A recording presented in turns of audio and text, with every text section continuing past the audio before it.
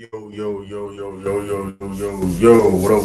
It's your boy, the King TV, back again with another live stream. Back at it again. Back at it again. What up, Greg? What up? Salute. Sorry for a little lateness, man. Got a update on where I'm at right now. Gotta move to I don't know. Well, yeah, I ain't moving, but like I had to pack my stuff. So what up, Jared? What up? What up? Salute to you, Christopher D. Salute. Hey, I mean that right new to the channel. That's a stop button. Hey, listen, y'all too. Hey, if y'all did not know, hold up with a minute. Let me put some pimping in it.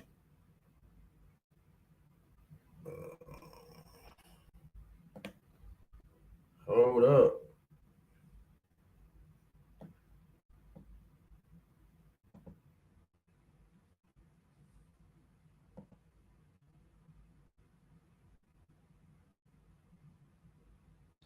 Hold up. Wait a minute. If y'all didn't know, I have memberships now.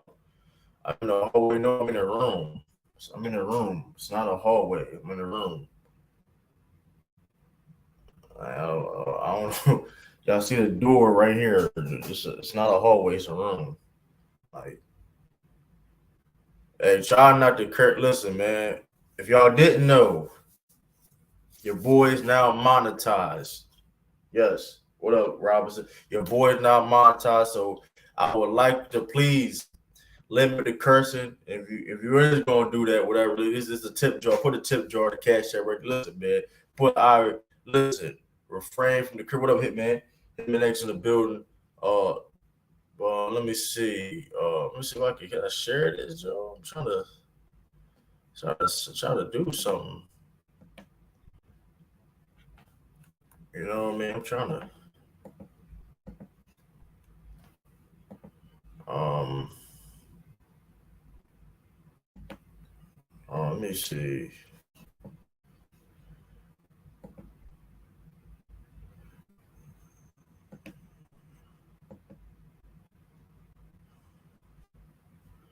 Um. Hey, salute wave check. Hey, that man said wave check. That's funny. Hey, Dante Reeves. Oh snap, Dante Reeves. Member. Shout out to new member to the channel. Appreciate that. I gotta check. Hold up. I gotta check. Matter of fact, hold up. I gotta check. What membership you got? Hold up. I got still do little updates on it though. Just like add things and whatever. But I appreciate you, Dante, with that, man. Hey, appreciate that, Tiffany Ned, Tiffany Ned, and Dante. I appreciate that. Uh, hit me next with the super chat. Appreciate that. Um, but yeah, man, your boy monetized now. You know, your boy is monetized. So God is good, right? You know what I mean? God is good. Uh, I'm trying to see the membership link. I'm trying to. What up, brother? Oh, brother on the building. Hey, hit me next with another uh sign up for the membership. Salute. Oh man, I'm trying to share the. I don't know. I had the link, yo. Beg my pardon. I had to.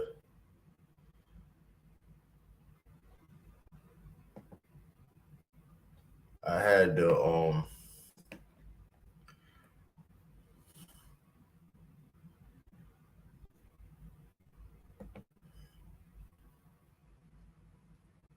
Beg my pardon. I had all the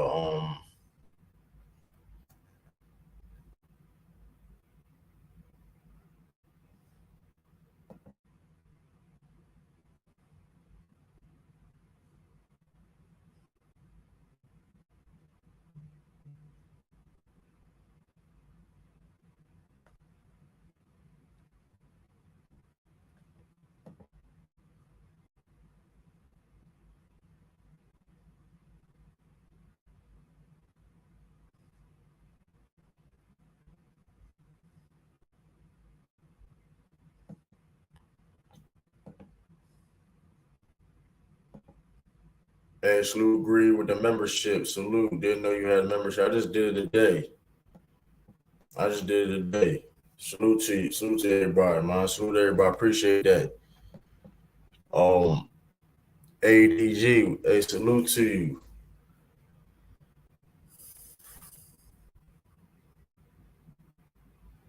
But yeah, man. Uh,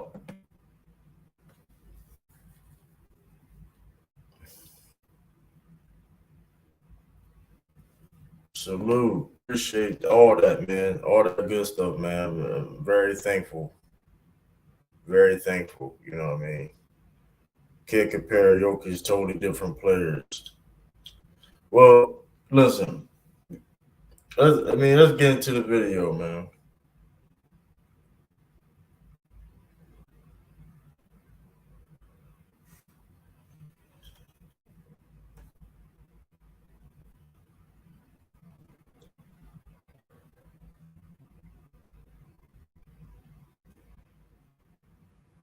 Hey, salute, brother, with the $10. Hey, listen. Yeah, let's get. I mean, you see the title of the video, man. Is we're gonna talk about other things too, right? We're gonna talk about other things too, but is Dwight Howard better than Nikola Jokic? Well, the reason why Jerry, you can't compare it. Well, Dwight Howard compared himself. Dwight Howard said his prime is better than Jokic you see today, and I forgot what I mean. I forgot why he brought it up. Um, exactly, but that's what he said. But in my opinion, um, even though Dwight Howard was great at his time, he was one of the best players in the league when he was his time. He was one of the best defensive players of all time, rebounders and all that. But that being said, I mean Dwight Hall of Famer, all that he's not. I'm not going to put him over Jokic now. Jokic you see today is better than any form of Dwight Howard. So I mean, I just got to be honest. Got to be real. Got to be honest. You know what I mean? So, um, uh,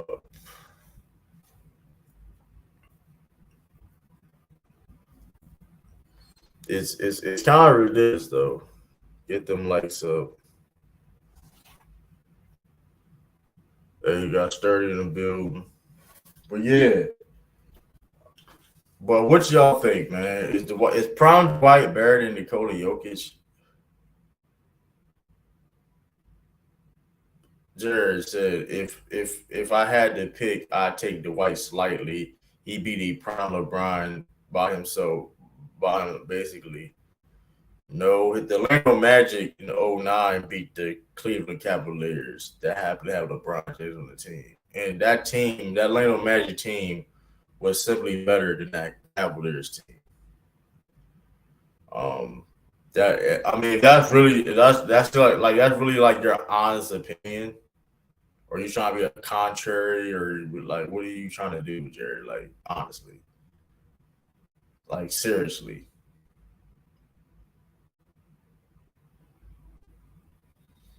Which one's difficult? Which one's more difficult? Floor raising. That's an interesting question.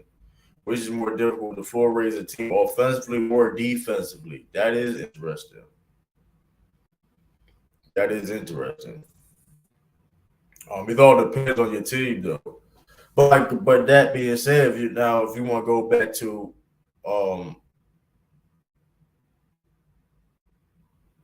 right, and Nuggets and Jokic never played with no type of superstar either.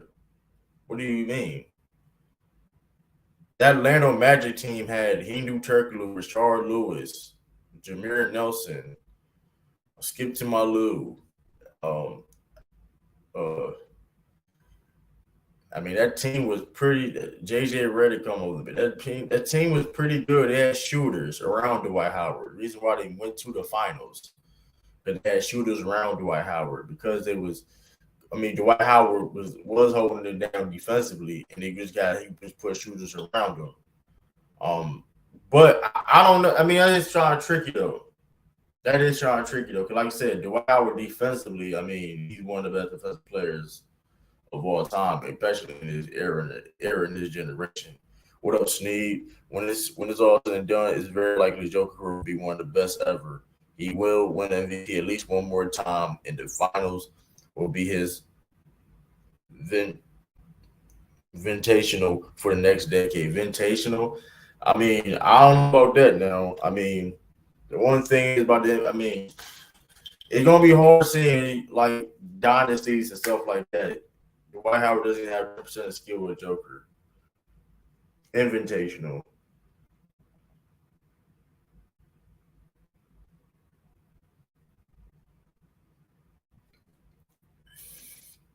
I know what you're saying. He would win the finals. I don't know. I mean, listen. We'll see.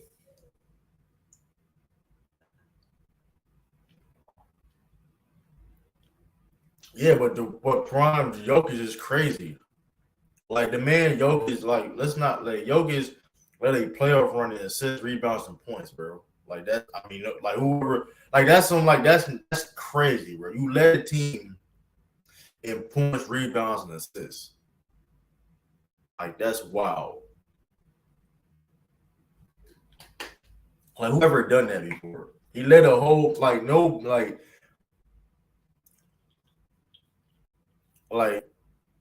let's not Dwight Howard, great that he was, never did that. Dwight Howard's never he was top three, maybe he was top three, top five in the world at one point in time, but he was never the best player, even conversation of best player in the world. Dwight Howard was never in that conversation. He was top three, top five, but he was never in the conversation of being the best player in the world, in my opinion. That '09 year was crazy. I mean, he had some years where he was like MVP runners and stuff like that. But like I said, who has Dwight over you? Dwight said, Hitman, Dwight said he would take a prime himself in his prime over Jokic now.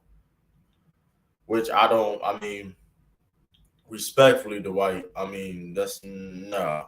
I'm taking Jokic today, any day of the week. And before anybody can say, well, Jokic is a liability defensively, and I mean, well, which is not true. I think we got to, and that's the thing too. People, if because I know people want to say, well, Jokic is a liability defensively, which is not true. Jokic is a decent defender. Now in certain situations, like okay, if you're asking him to guard in space and guard on the perimeter, that's not his strong suit, which is not a big strong suit. So like using that is not even a fair angle. Is cocaine legal in Taiwan? Maybe, I don't know. But I mean, what up, the champion? Um, yeah. Um,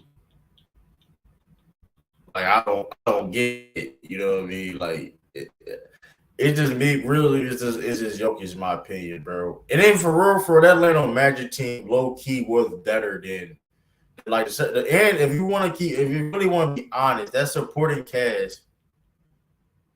The question really is how much does defense factor in? Jokic gets roasted on D often by other stars. No, he don't.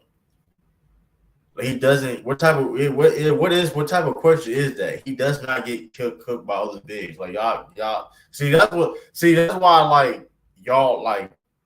See that's the problem. Y'all got to stop lying. Like it's not. The question is really how much you don't do it. Like, come on, bro. I don't even understand that. Like, what do you mean don't do it? I'm just like, but that's the BS what we talking about. Like, Jokic is not elite defender, no. But I mean, the Miami Heat didn't score. Miami Heat didn't even score 100 points like the whole finals.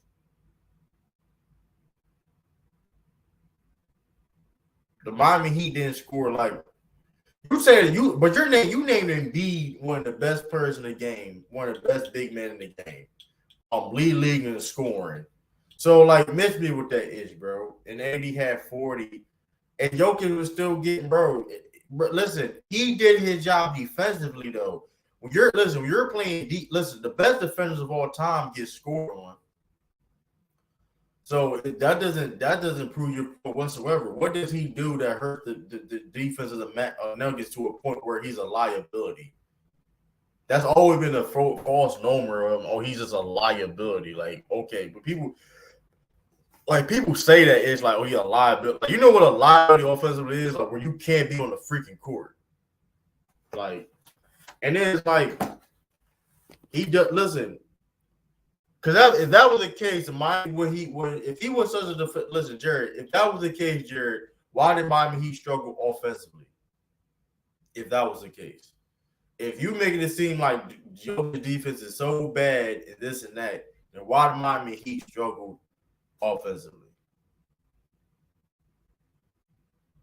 Oh yeah, we're gonna talk about Victor Wembany's debut. We're gonna get into that too. Also, what Joker is above average defensively. I mean, yeah, I mean, listen, because of the scheme, like you said, Jokic, when you like, if you know the Nuggets how they play defense, Jokic is always in top coverage.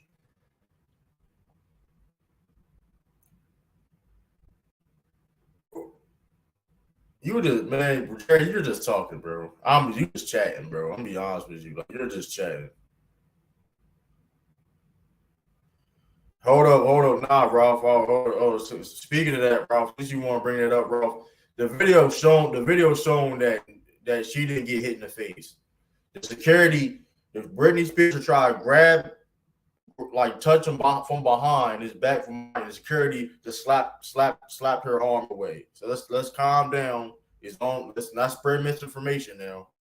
If you're joking, this whatever, cool, whatever, but we're not gonna spread information. We can't do that, bro.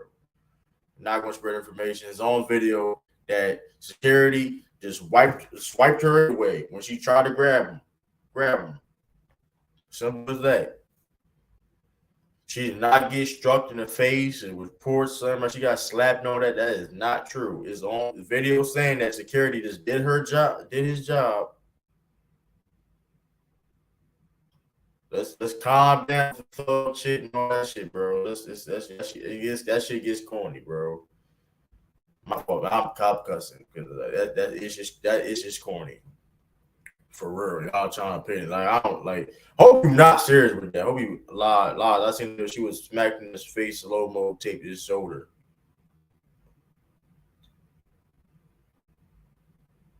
It was intent, but that wasn't okay. Okay, well, it could have hit it. Listen, now seeing that video, okay, but that was. Are you really thinking that was intentional? How? Like, come on, like, chill, Ralph. Come on, Ralph. Like that's sad, bro. That's sad, bro. Like, nah, that's really sad, bro. Like, are you really serious?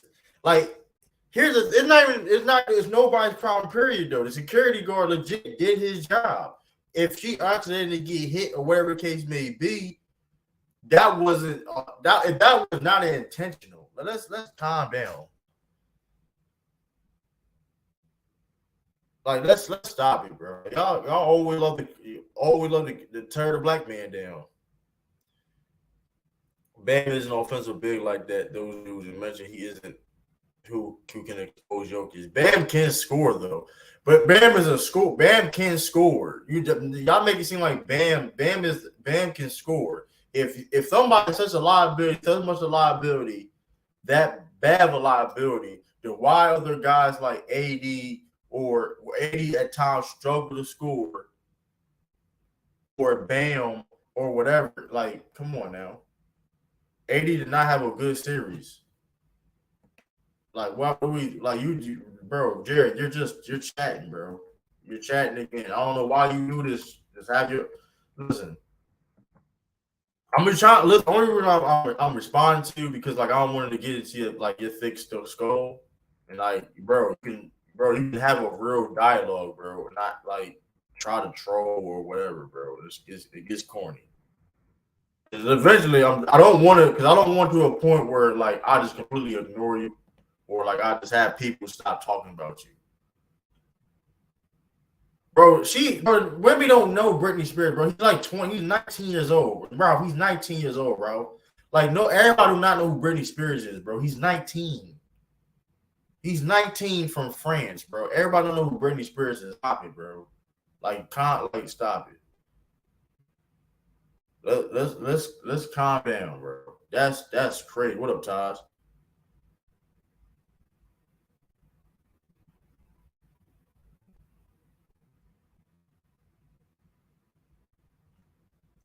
I mean, because she didn't know who she was. Like he honestly didn't know who she was. Like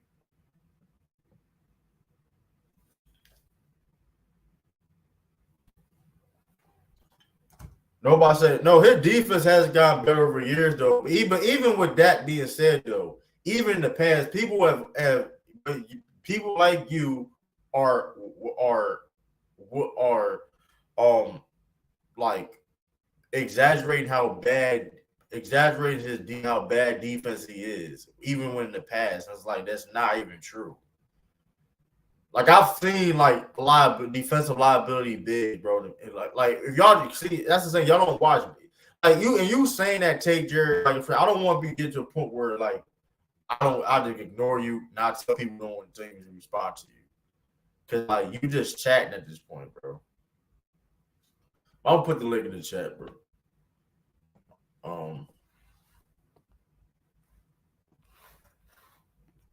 Like you, bro, you're legit just chatting right now.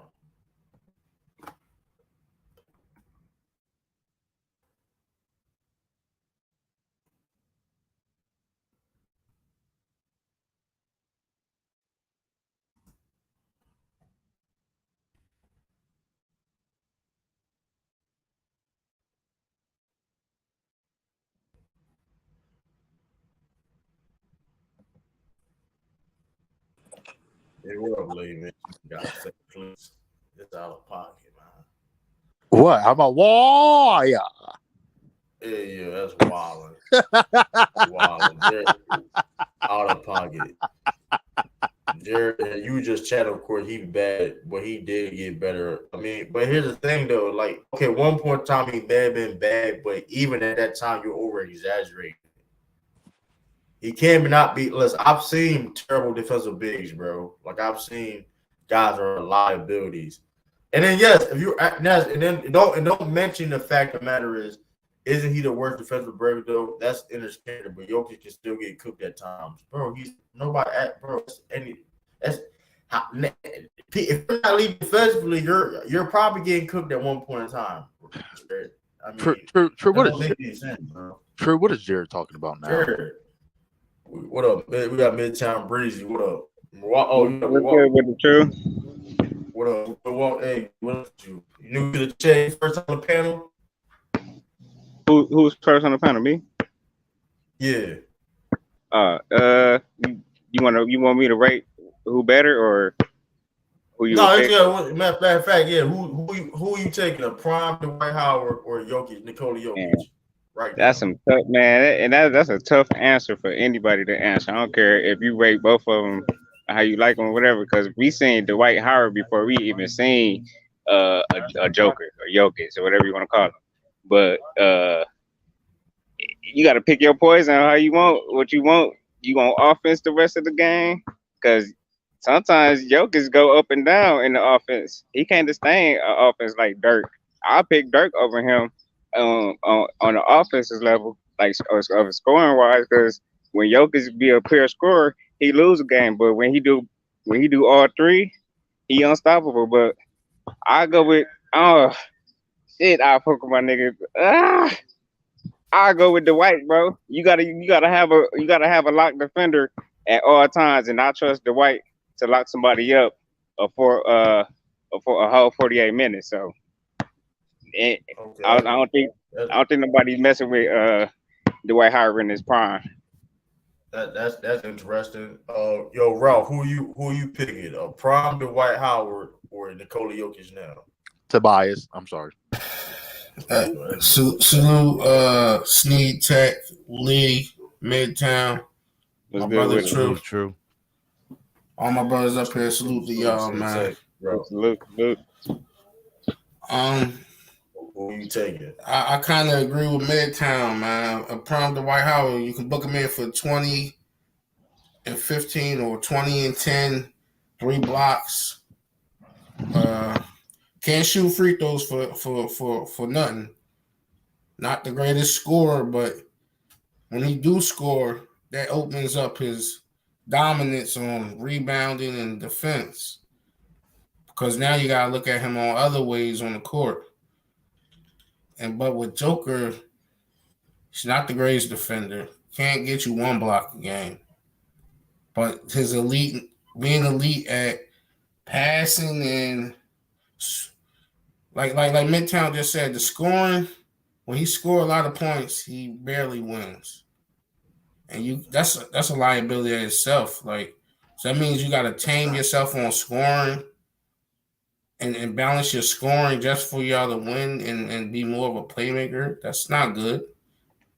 We've seen Dwight Howard put up monstrous scoring numbers and not have the best rebounding numbers or blocks or best defensive games, and they still won. So a prime Dwight Howard, what's that, 3 or 4 time defensive player of the year? That's my equivalent to MVP. And I'm picking Dwight. And let me put some more little static on there to help you Hey, out. hold on. That year, let me just say something like I'll this. let you go back. All right, my bad. What else, Tech, man? What up? Yeah. What's going on, bro? Who you picking? Prime Dwight Howard or Nikola Jokic now? Nikola Jokic now. Nikola Jokic now. He's a champion. Dwight Howard is not in his prime, was not the reason the Magic could win a championship. When he was the guy on a team, he wasn't enough. He had like 3 of the league's top 10 3-point shooters.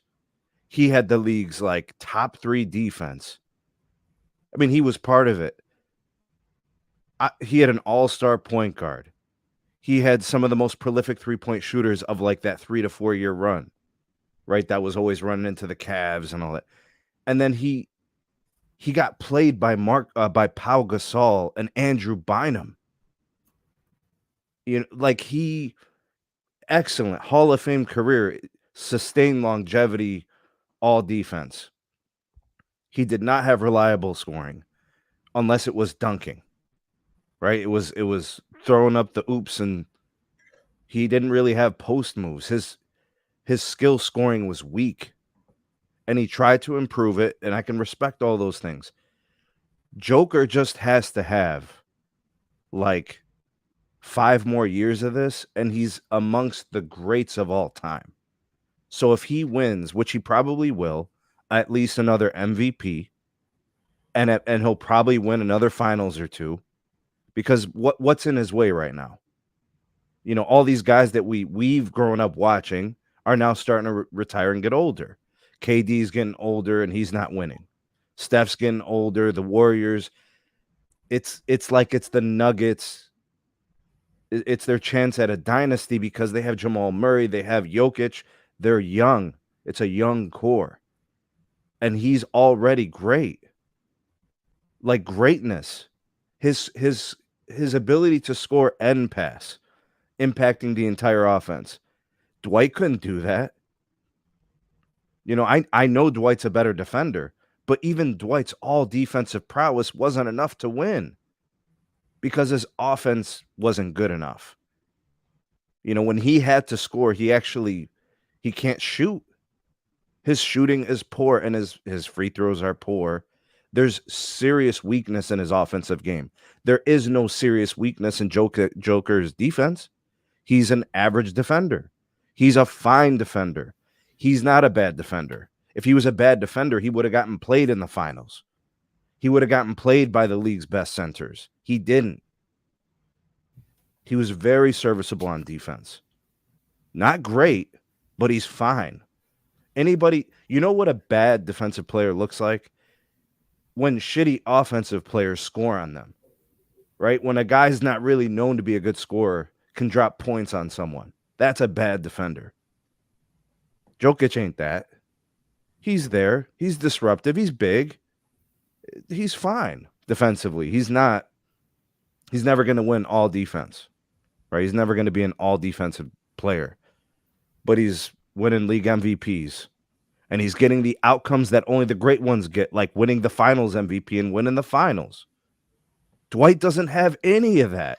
I can remember one year for sure where Dwight was having such a good year. He was in the MVP conversation, but I think he came up short to like LeBron and Derrick Rose or something like that. I think it was in that era, right? He came in like second or third. Great player, but just didn't have the skill to be like where Joker is going. Joker has to continue to play at this level in order for us to kind of talk about him in the pantheon of greats. But from a skill standpoint, very few guys can do what Joker can do. So you call 27 and 15 in the playoff not elite scoring? If he has to shoot against a guy like Andrew Bynum or Pau Gasol, he couldn't score. But you're asking him to do what these decades of centers are doing. They were back to the basket and dunking back then. I don't care how you get your points. Points are points. Right. I get what you're saying. Points are points. But in the finals, in the playoffs, when you got to play against the elites, he got exposed. Joker didn't get exposed in the finals. Yeah, Dwight Howard did. And Ralph, and I got to go back to your point when you talk about his scoring, like his scoring is inconsistent. Yes, I mean, you may see a game where Jokic may have like a 22, 13 assists and type of game, right? Oh no, that wasn't my point. I didn't say he was inconsistent. I said when he has to score above his average, when he have to, like when he's a champion scoring. Okay, but he's a champion.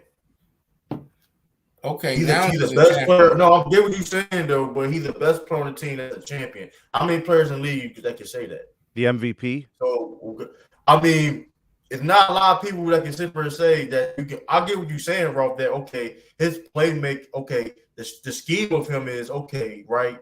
To force him to score, right? Because he's a better passer than a facilitator than a scorer. I understand that, but he is still an elite scorer.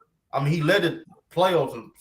No, that wasn't my point either. My point is he's a I'm just saying, but I'm saying though, but that's not a bad thing. That's not. I mean, if that's a negative, then I'd rather have that than Dwight being not able to shoot free throws or have limited having a post game, because that's why he struggled against Paul Gasol. No. Is it Ralph that's talk? Is it Ralph that's talking with you true right now? Yes. Yeah, that's Ralph that's talking. Yeah. You know what was really hard to watch, Ralph? It was hard watching teams foul Dwight on purpose and him missing 7-8 free throws in a row. Yep, the hack-a-shack. That was hard. That was hard to watch because it was like they're exploiting him. You can't exploit Joker. There's very little weakness in Joker's game. Very little. People question his toughness, and then he goes and wins the MVP again and wins the finals and is the best player on the court, hands down. Not even close. Sturdy said 09 Lakers. I mean, yeah, that 09 Lakers team is better than that Heat team. I'll give you if you want to see if compare the final. But that being said, though, like if you Bam can guard Dwight Howard. If hypothetically, let's say if you put that Magic team against the Heat team this year, Bam could guard Dwight Howard. I don't think so. I think he'd be in foul trouble. Why not? If Paul Gasol and Bynum can give him problems defensively, they were throwing bodies 2 7-footers at him. And Bam, it's not like they was one-on-one. You can exploit. I mean, your stars, you can exploit his defense. I mean, he was his power forward. Right, make him work. No, Hito Turkoglu was more like a small forward. I think they did Rashard Lewis a power forward, right? Played small forward. Rashard Lewis was a power forward, but like, yeah, well, come on. But that's what I'm saying, though. Like, Dwight had better talent, and Dwight had better talent around him. Dwight had all-stars around him. He had elite three-point shooters. You can say Jamal Murray better than everybody on that Magic team. I'm cool with that, but besides everybody, but Jameer Nelson was an all-star. But he was hurt. I mean, he was hurt, but. Besides, he was hurt though. Remember, That's because the East ain't have that many elite guards back then. Yeah, but that being said, though, that Orlando Magic team overall had better talent. So you telling me you switched Jameer Nelson with Jamal Murray? You had Rashard Lewis. Like, come on now. Like, you want to hear something crazy about that Magic team? That Magic team almost swept the Cavs.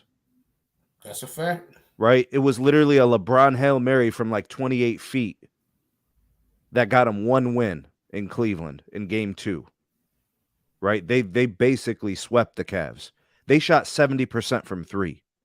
70 in those 5 games. That shows you how elite their shooting was. Michael Petrius was hitting shots off the damn bench. It was crazy. And they had size on every position, except for Jameer Nelson. And it was like him and Mo Williams, so it didn't even matter. Hitman X said recency bias. It's not recent. Hold on. You saying that he's a bad defender. A bad defender in my book is somebody that's a liability. Jokic is that? No, he's not. I'm not saying that he can shut people down or either lock people up, or he can do this, whatever case may be. But y'all stop saying the narrative saying that he listen, if that was the case, then why did Miami Heat struggle to score points? Well, true. If that was the case, wouldn't the other team's coach be sending all the plays at that player? Exactly. They would be trying to exploit that, but they don't because they can't. I'm not saying you get, and I'm not saying you can't score on Jokic. I'm not saying that you can't. Of course, you could score on him, but you can't exploit him. You can't make him a non-factor. Exactly. Like Anthony Davis had 26 points, but which is good. Hey, he has 20. He averaged almost 27 points a game against Jokic. That being said, did anywhere in that series Jokic look like a liability? No. Is Dwight Howard all-time great defender? Nicholas corrected me. My bad. It was 2 games. That's right. Is he an all-time great defender? No, but he doesn't have to be. No, I said Dwight Howard. Dwight Howard. Oh, Dwight. Yeah, he's an all-time great defender. Y'all rank centers. Where do he fall in all-time great center defender? He top 15. He top 15. Maybe number 10 at the highest. If you want to debate that, I'll be debating. What's up? What about you, bro? Where you rank his defense and centers? Dwight? Yeah. Oh, you said defense centers? Like he's top. I mean, defensively, he's got to be. I mean, you can only count a few guys that might be better defensively, right? Dwight has he's got a high block average. He's got a bunch of Defensive Player of the Year awards, all defensive, many seasons. It's defensive rebounding counts. I mean, he's one of the top defensive centers I've ever seen. Okay, because he's a better defender all around than Shaq. Thank you. Yeah. You know, he's a better. Someone said something that I've been saying. Shaq couldn't even lead the dotted line.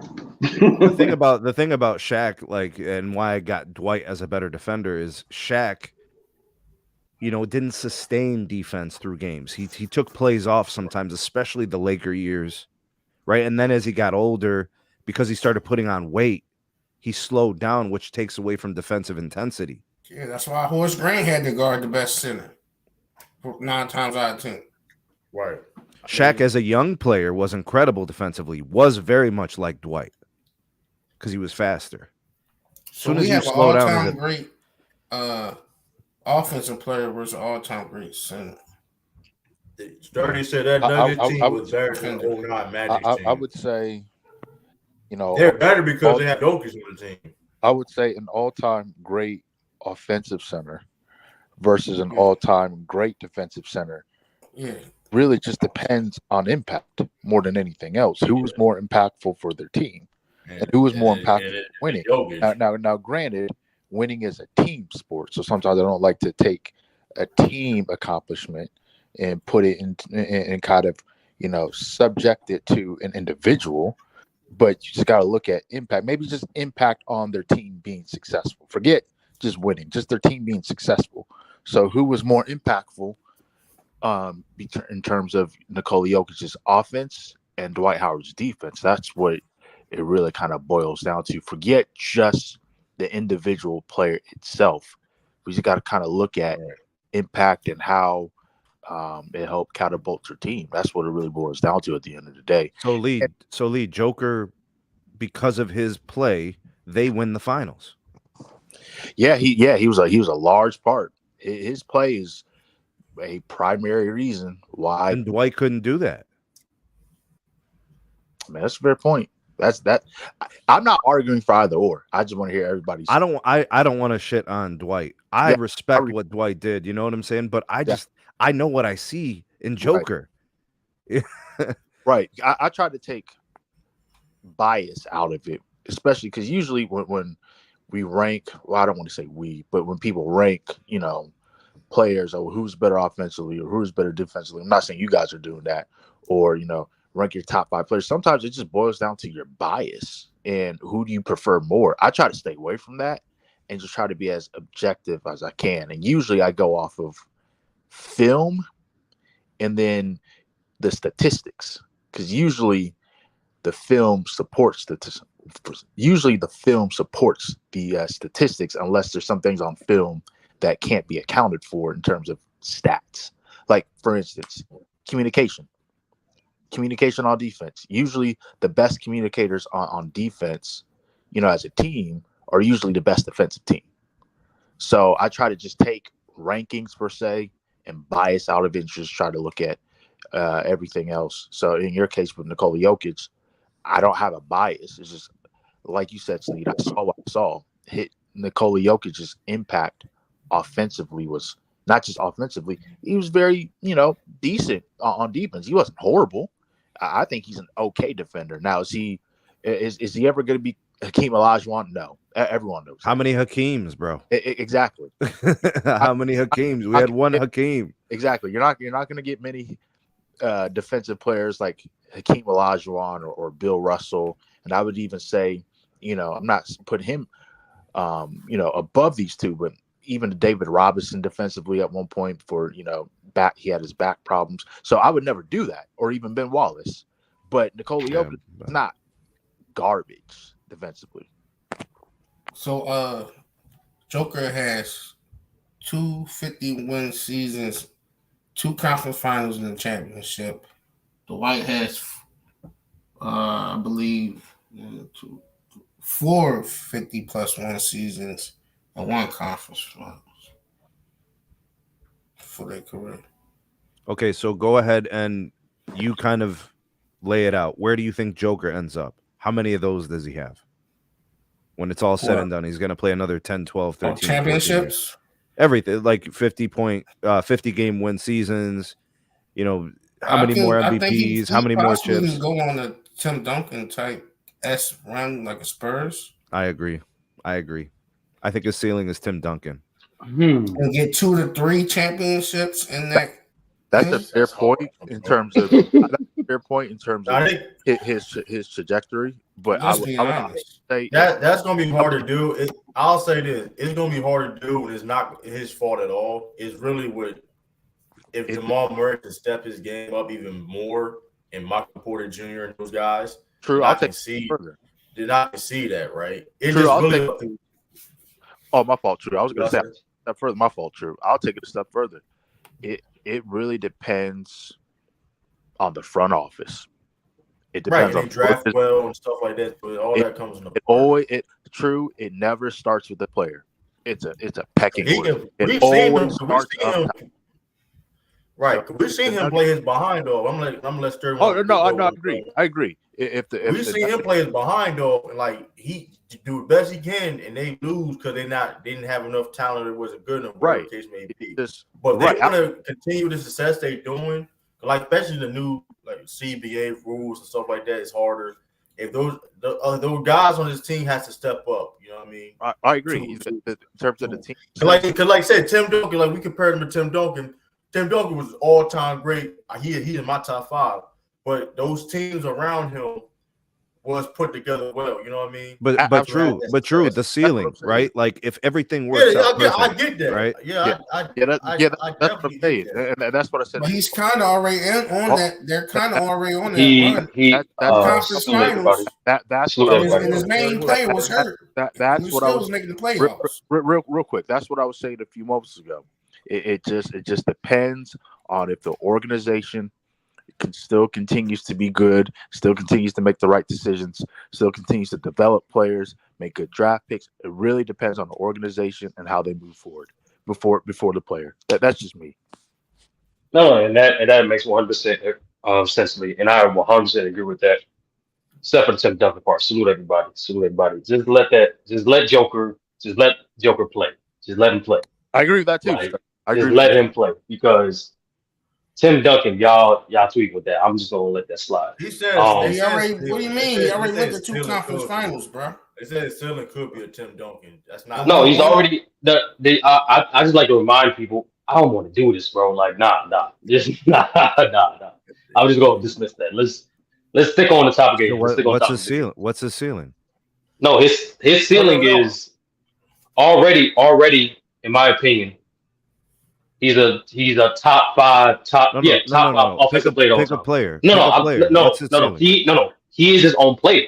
So in terms of what his trajectory in terms of ranking, he can finish in the top 15 all time. Probably even more so, maybe bottom 10. But in terms of he is his own player, he is a unicorn.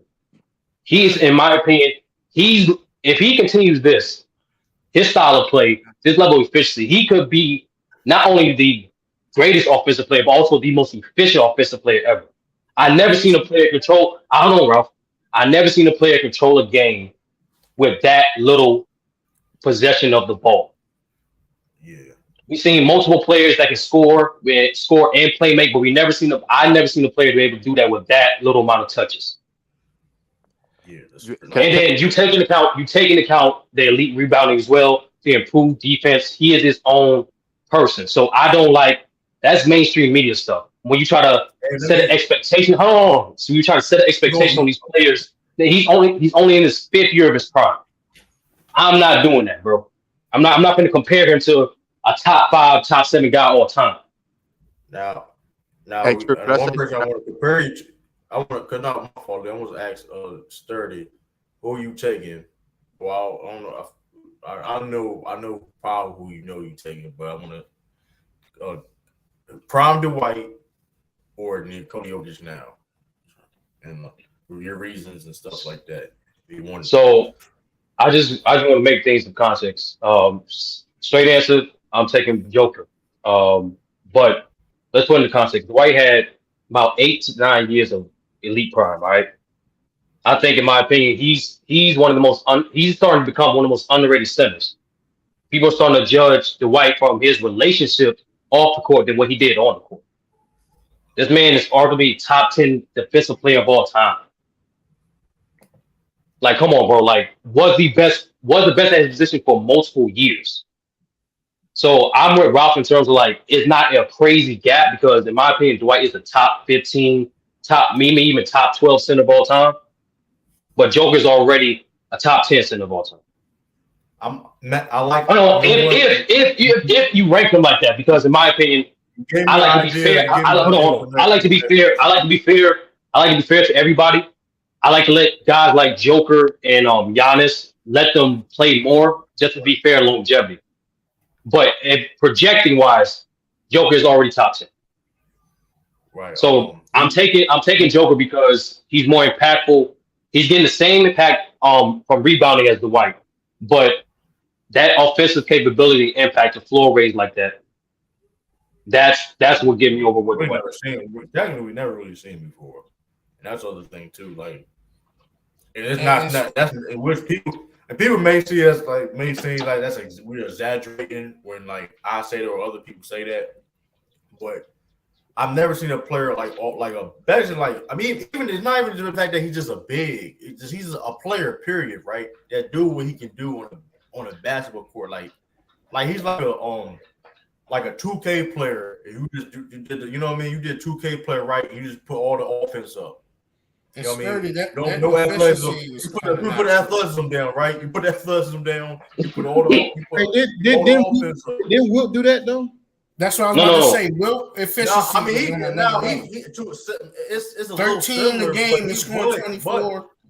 So Ralph. That's why I said he projected top 10. Will's top 5. That's why I'm saying. No, you say you never seen nothing like that. No. On efficiency. Hold on. Slow down. Hold up. But here's the thing. Jokic also can shoot the 3 ball, and he also was a good free throw shooter. Like, yeah, but it wasn't offensively. Right, it wasn't no 3-point shooter, and he was shooting out. Will couldn't shoot no threes. Come on, I get that. Will couldn't shoot no threes, man. Come on now.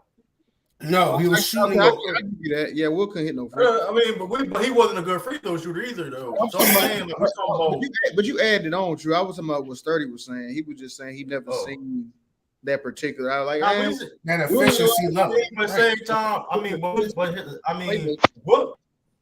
Now, Wilt maybe you could say similar, maybe close, but we're talking about a dude that Jokic like. I mean, when it comes to offense, there's nothing lacking at all, right? When it comes to pure offense, anything, the definition of offense, like there's nothing that he lacks at. There's nothing that was never really lacking. Free throw shooting, and you act like that cost him the game, though. It cost him some. It did cost him some games. We're not gonna go into it, bro. I mean, it is because we can do that with even the best of best. Roll Champ even joked about it, Ralph. Like, I don't know why you arguing. He's better. No, it's not arguing. I'm saying. Listen. I don't know why. Listen, right now. Why are you being defensive, Ralph? I'm nobody saying Jokic is gonna be better than Will Chamberlain.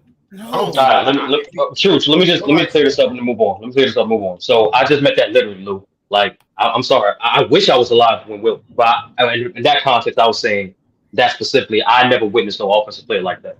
Yeah, but you can't use that as your parameter because you ain't watched Jordan play. No, I would just add in, bro. I was just keeping the push. That's all. Watch Jordan play, man. Like I said a lot of stuff too, Lou. True, you 24. You ain't see Jordan play. Yeah, you're going to subtract age, subtract numbers on my age now. Subtract numbers on my age. I saw Jordan. I saw Jordan on the Wizards, man. I'm trolling. I saw age. That's my age. So, I mean, I'm just. But what up, Sean? Hey, send manifest is Luke. He said it was here first, and I got you, Sean and Mac Dell. Shoot, Luke. Who are you taking, a prompt or Nikola Jokic now? No, Dwight. I got Jokic better than Dwight. In every way. I got Jokic. Prime Dwight. Yeah, in prime as well. I got Jokic over him in every way.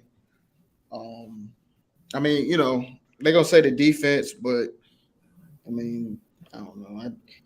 I think that Jokic's defense is underrated. No, I'm gonna say it's actually disrespected.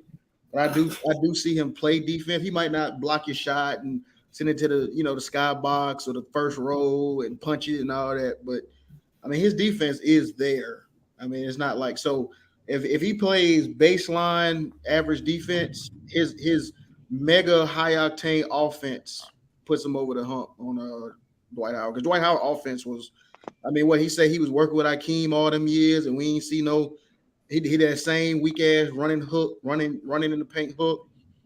He was more efficient than him though. Because he was all. I mean, it was all dunks though. It wasn't like he was efficient because he created his own shot. He was just getting a lot of spin-offs. Hey, I'm gonna use what y'all use with Shaq. You get it in the hole. Shaq was different. No, Shaq was Shaq. Now you got Shaq. Look at the field goal. Yeah, Shaq was running through like 3 or 4 bodies and just. And we talking about efficient. The White was only taking shots. So you got Dwight like a mug. So you got Dwight over. Field goals. Yeah, he had Dwight. He picked Dwight over though. What I mean, for his prime. But see, I mean, it's hard for me. I don't do it because you hate Jokic, so that's why it's. No, I don't, bro. Stop it. Well, yes, you do, bro. No, I don't, bro. I'm sorry. I go right. All right, Rob. You gotta be like, come on, Rob. Like you, you're allowed in your opinion, though. I've never heard you say anything positive about Jokic, so it's like it's hard for me to. I would say anybody gets Jokic. You probably say, bro. I literally play with him in 2K more than any team. What that mean, Ralph? What that mean, Ralph? Crazy. Ralph, I just do for one laugh. I mean, but no, I don't hate that, man. I think he's an awesome player, man. Pagan, he is not. No, he is not below average on D. That's what I'm saying, bro. That man, like, I gotta stop. Honestly, that's what. Hey, I'm gonna say to them, Sean, Jokic be seeing them constantly motivated, man. I'm telling y'all, he be seeing these lies. Play better defense than Luka. Hey, you know how they do. You know how they do. Black quarterbacks saying they can't read and all that. It's the same for white boys in the NBA. They say they ain't got no defense, bro. Think about that. Who the last white boy that made all defense? Mike Miller or AK-47, someone like that. Caruso made it, yeah. But that's because Caruso can't do shit else. That's Caruso can't even shoot. My bad. You gotta be good. He all right. He got better. He got better. He like, but I'm better Caruso though. I ain't gonna lie though. But hey, Sean, the topic at hand. By the way, too, this is not no random. Dwight Howard says himself. That's why. I mean, yeah, I know. Dwight Howard said he better than Jokic. Yeah, his prime. He said prime was better than Jokic. Well, I'm so tired of that trolling ass. Take dead serious though.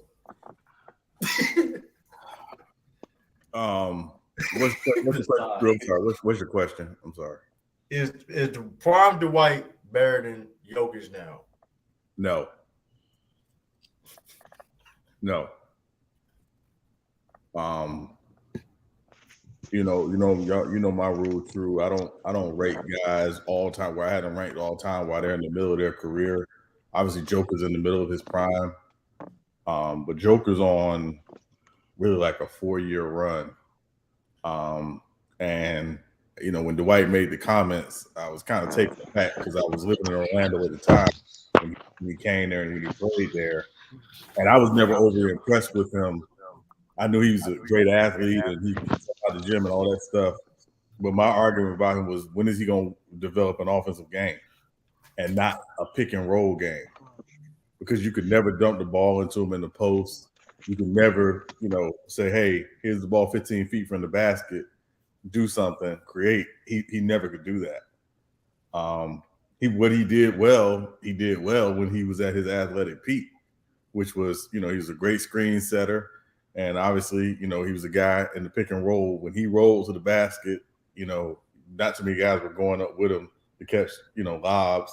He did have a little running hook, which he got from Patrick Ewing, because that was the Magic's big man coach at the time. But the work he allegedly did with Olajuwon never took hold, as Lou said. To me, he's I don't think Dwight's a top 10 center of all time. I think he is probably in that 12 range. But his peak season was, I think, 2011. He averaged 23 and 14 in 2011. Only had 4 seasons where he averaged just over 20 points a game. Did lead the league in rebounding, obviously, a few times, and obviously won Defensive Player of the Year. But is he better than Pete Jokic? Not at all. Not at all. Hey, same with you, Mac Duff. Who are you taking? Prime, Dwight, or your Jokic down? Better not sit around. What'd you say, Ralph? I missed it. What'd you say?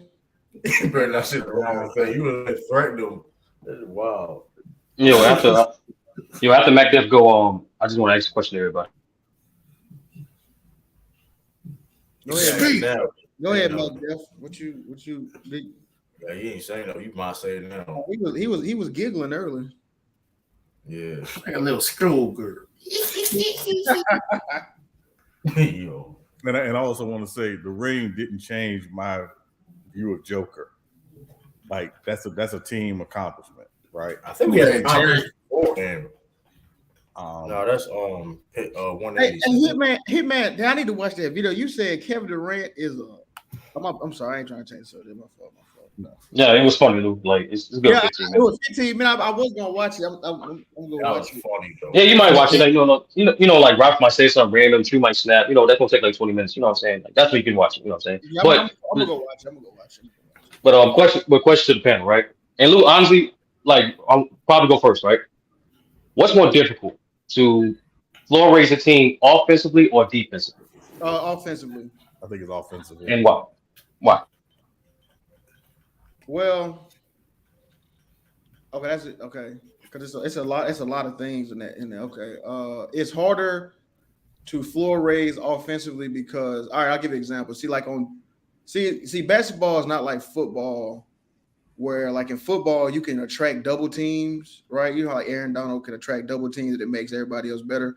See, with Jokic, he has to like he can score at will, damn near, right? And just having his own game that he can create and facilitate, that's way harder than just being like a Rudy Gobert and just kind of chilling in the paint and just rip. I think I say that all the time because you're commanding the offense. I think that's way harder than being a rim protector. Or I'm sorry, that's not what you asked. You said a floor raiser defensively. I'm gonna have to say offensively is harder because offensively is harder. That's just my take on it. That's a good question. Let me try to articulate. Let me think on it. I stand on what I said. I'm gonna try to give. It's a good one. Yeah, it's a good one. Go, Sean. Examples. I think it's offensively sturdy, just because of how, and I use the term difficult. How difficult it is to design and scheme an offense around your players' talents. It's we're defensively, and I'm saying particularly in today's NBA, we know generally everybody's going to switch, everybody's going to, hedge defensively. We generally know what it's going to be, but offensively, because of your skills, because offenses are generally built around skill sets. Good offenses, let me rephrase, are built around skill sets. Some guys will try to force guys into an offense that doesn't fit a skill set. I think it's offensively, and that's not to take away from the defensive end at all. We know how important the defensive end is, and having great defenders. But today's NBA, I just think it's just the offensive end has a little more value in that space. Yeah. Who else want to go? I got my answer though. I'll say, Sean.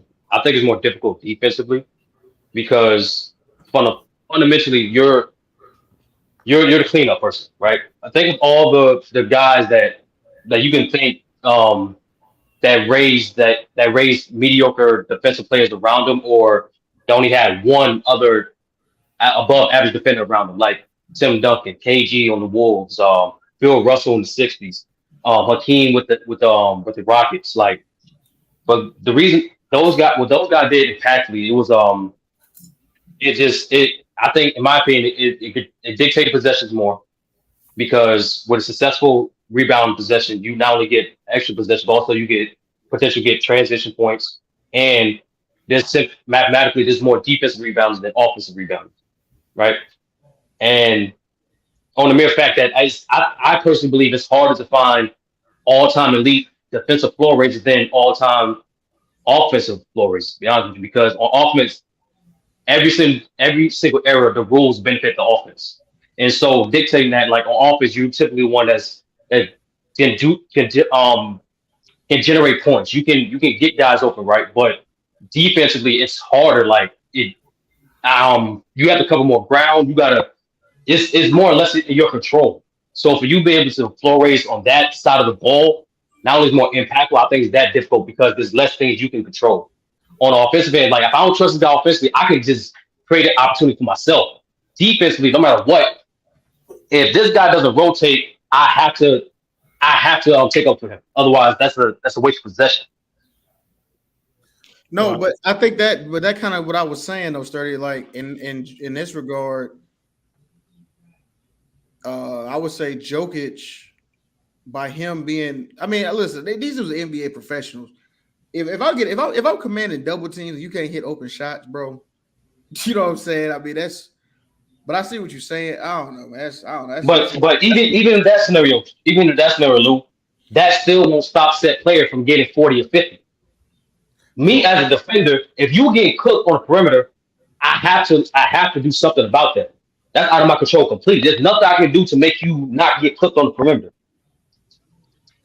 So I know it's kind of a hard question. Yeah, so it's a little bit of a difficult question, Sturdy, to be honest with you. for a couple reasons, but like I know, like, and again, obviously I played many years ago, so the rules and the way we played then is very different than now.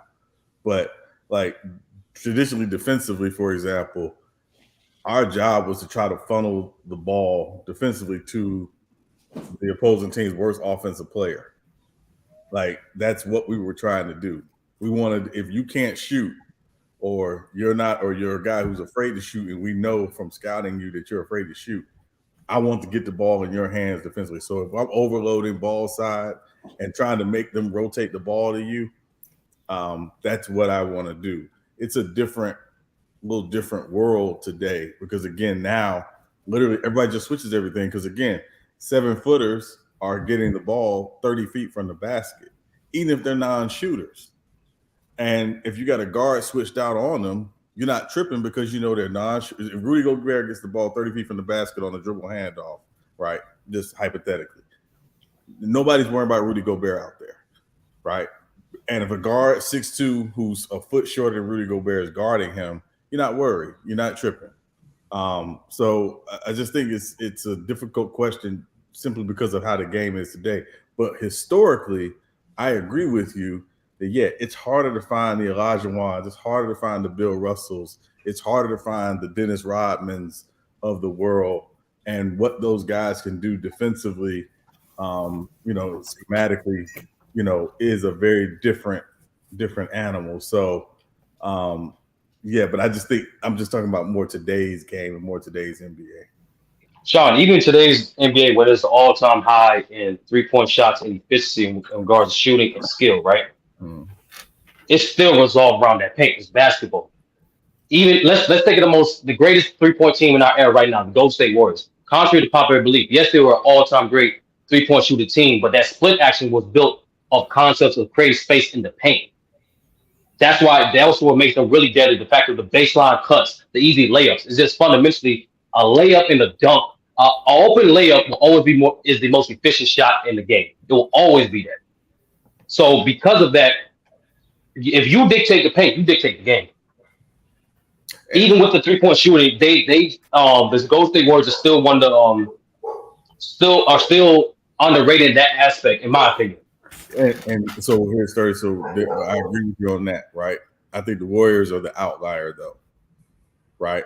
Because they're also the team that still, as well as they shoot the three and as well as they run a lot of those pin downs and they're getting those backdoor layups and dunks, they're still a team that shoots the mid range. They still, like, if you notice Steph, Clay, and Wiggins, and even going back when KD was there, when Harrison Barnes were there, all those guys were really good, and Sean Livingston, all those guys were good mid-range shooters as well, and they encouraged you to shoot. They didn't analytic the mid-range game out of what they were doing offensively.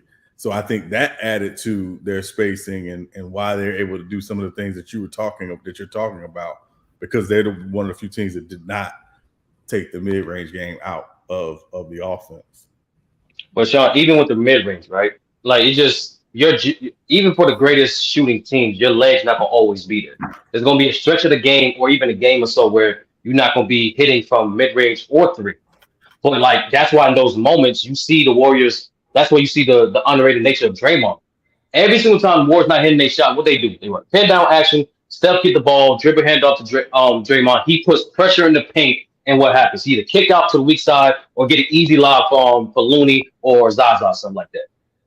And you're like, dang, we had this Warriors on road. They haven't scored in 3 minutes, but then Draymond did that because that's the easiest shot. And you're putting the most pressure on the defense on the paint. Right. No, I mean, listen, I think if you're a team that shoots the ball like the Warriors or any good shooting team, the ball touches the paint somehow, some way, whether it's in the post or it's dribble kick, whatever it is, like, the ball's touching the paint. So I'm not disagreeing with that. I'm just saying with the Warriors, to me, are the outlier. I'm just looking at the totality of how the league plays. And and I think, again, what's made them different from a lot of teams, the difference with them in Houston against a few years ago, Sturdy. Houston wouldn't take a mid-range jumper. That's why they lost. That's why they lost. But you could also say, Sean, right? it's look at the last champions. Look at all the champions, like last 5 years. All of them were great, either concept wise and attacking the paint, or they had elite finishers. This year's Nuggets, what they known for: 5-out, backline, go cut you to death on these pin downs and screens. Yeah. Aaron Gordon was remained active the entire playoff run. Right. He only could do one thing: elite offensively. Then you fast forward to last year, like I said, to the Warriors, like we agreed on. We already touched upon that. The year before that, the Bucks. The year before that, the Lakers. The year before that, we're speaking from an offensive standpoint, McDuff. Like all those guys that had either elite finishers or had offensive concepts that revolved around the paint, or that benefited from counters that led to the easy back layups at the rim. So I'm saying even the most elite teams depend upon that paint, no matter how well you shoot. And shooting is necessary, absolutely. But I just think that's just the nature of the game. It's like it's some of the football. You can't no matter how many rules they benefit the passing game, you have to run football. You gotta run football. Yeah. Oh no, absolutely. No disagreement. Yeah, no, absolutely. We still talking about the Dwight Howard? No. Jokic? Yeah. So we need to answer that first. Yes, that question on man. Who you taking? Prime? I would take. Jokic.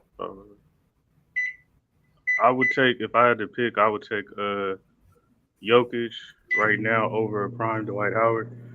I think his impact offensively and for any team to that stretch, because he didn't have his core players and he was still winning MVPs. Jokic was still tops in the league in scoring and rebounding, leading his team to the playoffs. So he showed without a strong core, he can still get his team to the playoffs and be contenders depending on what happens in the playoffs. But I think he even won a first round series without Jamal Murray. He beat the Trailblazers. So I'm taking Jokic right now, based on his impact and offensively. The question I do kind of oppose to y'all, offensively, even as a center, where do we put Jokic at right now? He's offensive, or even all the time, like offensively. Top five. Offensive center. Top five. Yep, top five. For me, McDuff is really like who I got at 5? What about all time then? No. Oh yeah, so I probably got Akeem at 5. So yeah, probably got Akeem at 5. The obvious 3 are Kareem, Shaq, Wilt, right? Then I put Joker. Then I got Akeem. Yeah, that sounds right. Yeah, because he's climbing up there. Yeah, I would say I probably have him 4. I have Shaq 5 in the offensive centers. And for me, it's really close between Shaq and Moses Malone offensively. Yeah, I mean, I think where's his offensive weakness? Like, can anybody tell me what his offensive weakness is? Cool. Joker. Oh, Rob, you said it last stream, bro. Go ahead and say it, Rob. What, his post game? What are you talking about? How his scoring got a cap? Yeah. What do you say? That's what you're talking about, Scotty? How his scoring has a cap to it? Huh? What? Yeah, elaborate on that, Rob. Elaborate on that. What do you say? Well, when his teammates don't score a lot of points and don't do their job, and he has to take on the scoring load and has to score way above his averages, he loses 9 times out of 10. So his scoring has. You don't think his impact scoring wise? No, it's very. It goes both ways. It's impactful enough that he has to have a catch when you go beyond the score. That's odd. I understand if you got to pick something. Or the team takes it out. I mean, that's you don't win the game. What? I mean, I'm be real. You made it up. What you mean? Is Ralph breaking up for anybody else? Or That's a fact. You breaking up. I think it's you good now? I think you grow good now. What do you say? So basically you saying his scoring is his weakness? No, it kind of hinders the team when he scores way above his average because they don't win. When his teammates are not. When he averaged more points in the playoffs than he did in the regular season, and they won the championship. Yeah, this season, but when he was scoring 50s and high 40s, did he win the game? That's enough. I mean, what's the numbers? What's the win percentage? Okay, let me ask you this. Then what is the win percentage since you had this? What is the win percentage when he averaged over 40 or more points a game? I swore he was 0-4, but I can go back and look at it right now. Hold on real quick. Y'all continue your conversation. I mean, it's an odd way to. You trying to tell me he win that one game putting up 40? Yeah, but Mac, Depp continues to lose, bro. Like weakness. You said what you say? No, you left off at weakness, and then we cut you off.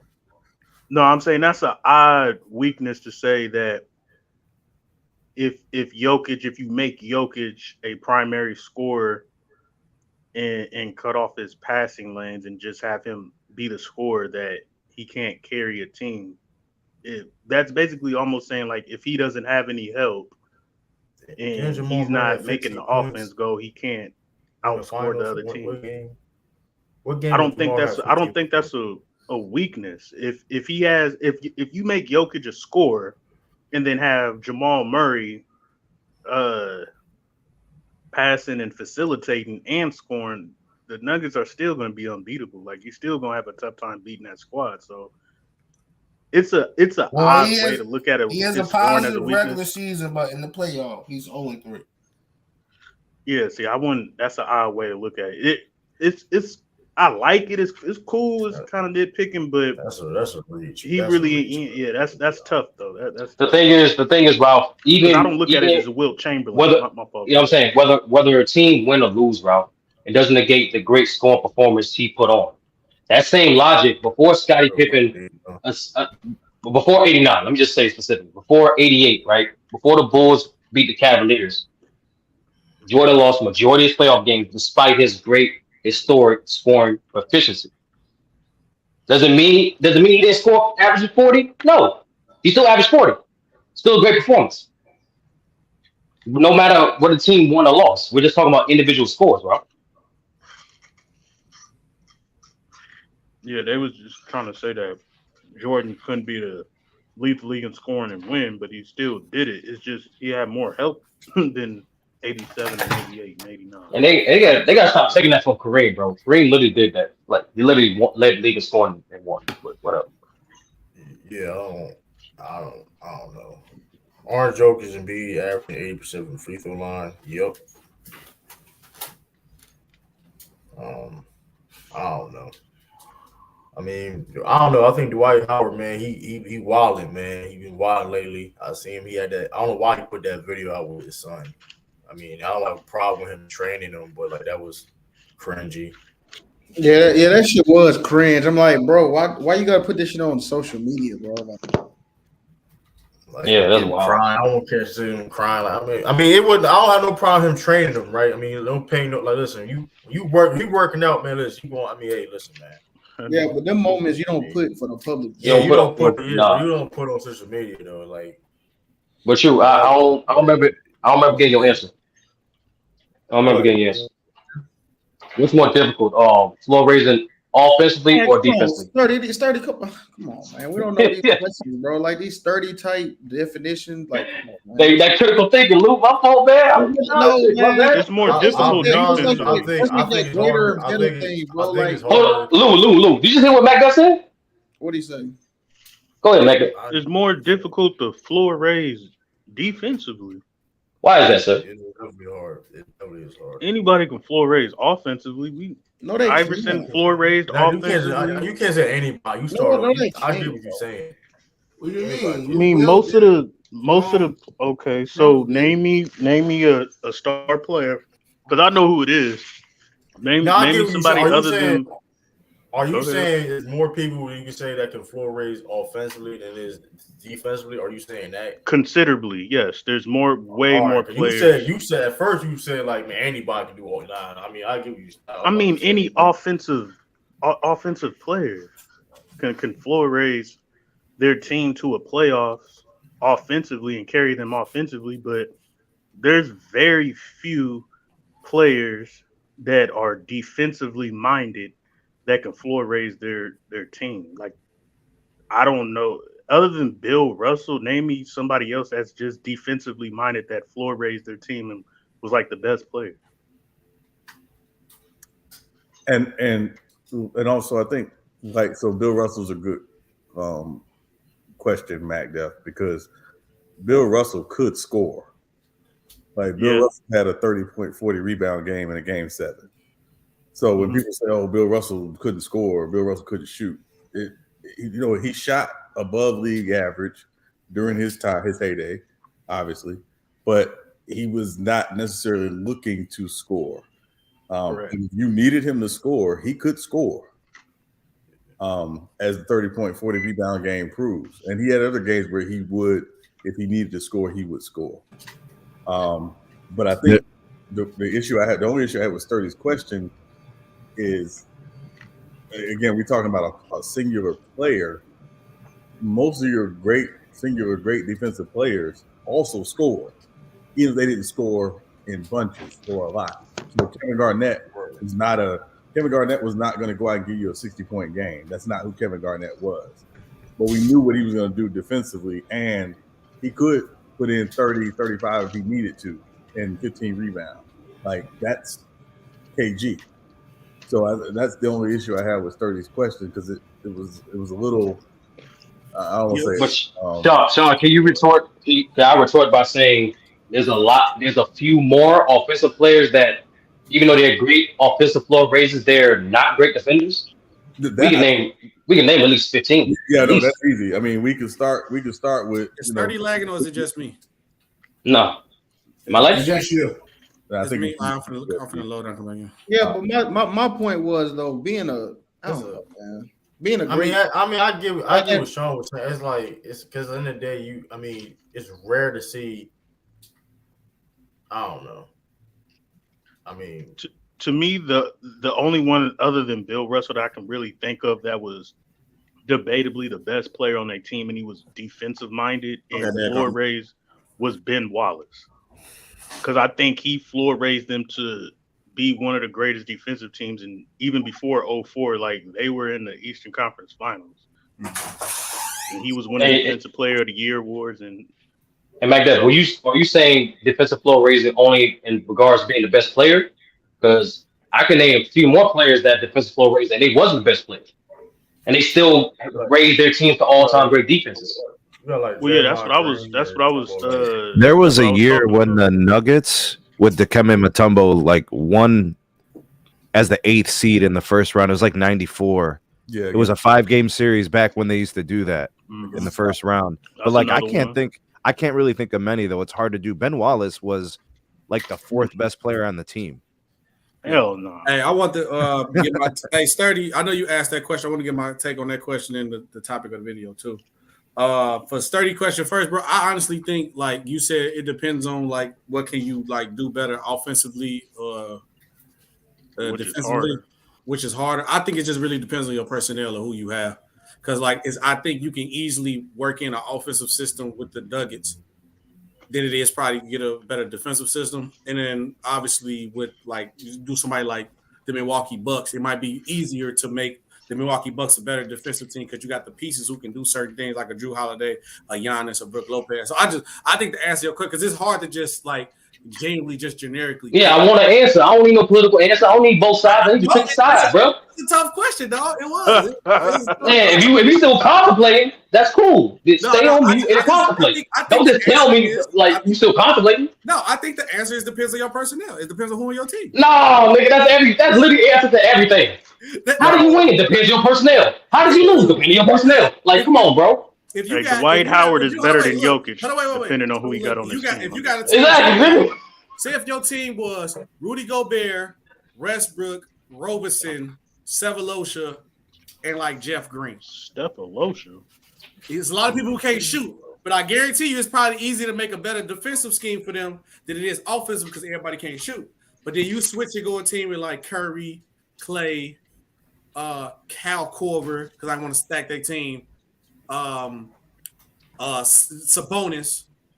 So SB, I think you switching up the question a little bit. What was the question? Say the question. Okay, what's more difficult to floor? What's more difficult to floor raise? You gotta open up the sturdy dictionary for floor raise, by the way. Offensively or defensively? What's more difficult? I think it depends on your personnel. I get multiple examples. Yeah, this see, 30's asking the team cap versus team Iron Man question. There's no simple answer. No, man. Y'all trying to political your way out of it, man. Come on, man. Because it's not really enough evidence. It was Terrence Howard or Don Cheadle, bro. Which one? Like, I mean, Don Cheadle. But like, bro, the point is this, man. Like, come on, man. Y'all don't put. I don't care what y'all choose, but don't politic out it. Don't like it could be either one. Nah, dog. Good. It really Hold on, SB. Real quick. Because when we asked everyone earlier, who's better, who you taking, Joke or Dwight, everyone had definitive answer. No one said what Bizzle's situation. No, I said not the same thing. At the end of the day, the name of the game is put the ball in the hoop. So. Yeah. But okay, I mean, defense wins championships. The MVP years of Nash was it easier to floor raise their offense or defense? I think defense. It was easier or difficult? Hold on, True. We've seen the best defensive teams not win shit. True. I mean, we've seen that. Like right, but you also see teams have a top 10, top 15 defense win the championship. We also seen the best offensive team not win. I thought we were talking about individual. The Mavericks. Yeah, that's what we're talking about. That's what I thought. The Mavericks a couple years ago. But look at that though, True. So you can be, your defense can be middle of the pack and still win, but all them teams still got a high level offense. Right, but you can't. Right, but here's the thing. I mean, we've seen teams with a number one defense and a middle of the pack offense not do shit. Yeah, but there's less. But out of the teams that won, we see more teams. You can go like an NBA history. You look at the majority of teams that had a defense that had maybe a subpar or maybe even trash offense. Believe it or not, that won championships. I mean, that's not how many though. Trash. All right, so you got 8 to the Pistons. Okay, 8 of the Celtics, all the Pistons, all of them, all 3 of them. I acknowledge the fact though that they be middle of the pack regular season. Was not good offensively. But they changed during the playoffs though, because sometimes these teams be middle of the pack during the regular season. Then the playoffs come, they be a top. No, I'm including both. Okay, bro, those are not bad offensive teams that you named. Yeah, they're not. No, the majority of 60 Celtics, they were bad offensively. Go back their rank. Go back and look at their rank. Believe it or not, none of the Piston teams that won were elite offensive teams. They just won. I don't know what. Yeah, but they weren't bad. They weren't bad. Yeah, they weren't bad. I agree. But what do you? Let's define. Hold on. Isaiah Thomas could score. Joe Dumars could score. That's a fact. But we're talking about the team. We're talking about the team. He could. We got a new. They're part of the team. Cook. Here we go. Look, you stupid. Cook, Sneed. What's up, Sneed? Welcome to the panel. What's up, bro? So I appreciate it. No, so it's AI. No, Sturdy. So it's AI part, but the 76 is still AI is the elite scorer, but his team was still not elite offensively. And the team constantly more than just a few scores. That is true. Sturdy's got points, right? You got to look for the exceptions to find bad defensive teams getting to the championship and winning, right? Like no, we were just going through the history. We wasn't even done. Now, that was the easy ones. Let's look at the Cavs, right? 2016 Cavs, average defense, that play defense in the playoffs. Mm-hmm. Right, average during the regular season, very middle of the pack, but then put it all together for the playoff run. Right, but this is what I'm saying. You can't just be good on offense and have a trash defense. That's not what I said. You're not going to That's win. not what I said. True. What I'm saying is your defense can be middle of the pack, lower tier. It's not a lot of middle of the pack defense. It is. You can't. It's harder. It's harder to have a trash. Oh, that's easier. Let's go and with a number one defense. If you got a number one defense and your offense is trash, you're not going to see as much success. But here's the thing: I'm not saying. Oh, go ahead. But it's barely any teams that won championships that are middle of the pack defensively. That's a fact. Yeah. It's That's true. The Lakers, the 3P Lakers, their defense wasn't okay. It's still not. No, their defense was elite. No, majority. Right, no, their defense was elite. In the playoff, they turn around, but you can get that one. But that's one team. Here we go. That's one team. Lou, how far you want to go back? You want to go modern era, all time? What you want to do? It's 75. It's 76 years, Lou. It's 76 years. So here's what you got to do, right? You got to take the total number of championships, and then you got to start counting how many had bad defenses and still won. Bro. How many had? Oh no, we said middle of pack defenses and still won. So middle pack will be doing like what? Actually, 15, 13. But you probably find no more than 10. You probably find no more than 10. I guarantee you. No, there's what that's 30, everybody. I'm asking how far they want to go back. All time or I think you can only find 10. What is we consider middle of the pack though? What do we 15, what is like 17, like 15, 1 through 15. The median, hold on. The median number of teams that's in the league. We can't just do 15. Yeah, so whatever the median number of teams is in the league at the time. If it's 26 in the league. If they're ranked in the teens, we count it as middle of the pack, right? Yeah, bro, are we really going to the 40s? Yeah, if it's 13, yeah. Just go back to the last 10, 20 years. That'll be good enough. Oh, 20? That's why I keep asking you, how far will we go back? Let's do the last 20 years. Here's why it's going to work. Because the NBA 2000s. basically Let's go runs the 2000s. same way. Crazy. Let's go 2000. You gonna find damn near everybody between 1 and 15, man. Damn, bro, I was in 6. I mean, they ain't top 10. The only team that comes to mind immediately is, I believe, the 2001 Lakers. Who was the year before. But Sean, go ahead, Sturdy. I'm sorry. No, but saying the thing is, Sean, they were second in the defense in playoffs. I'm counting both. That's what FB asks. No, I'm saying in the regular season. Yeah, we got to count the regular season, bro. They were like 23rd. No, in the regular season 23rd, but in the playoffs they were second. That's what I'm saying.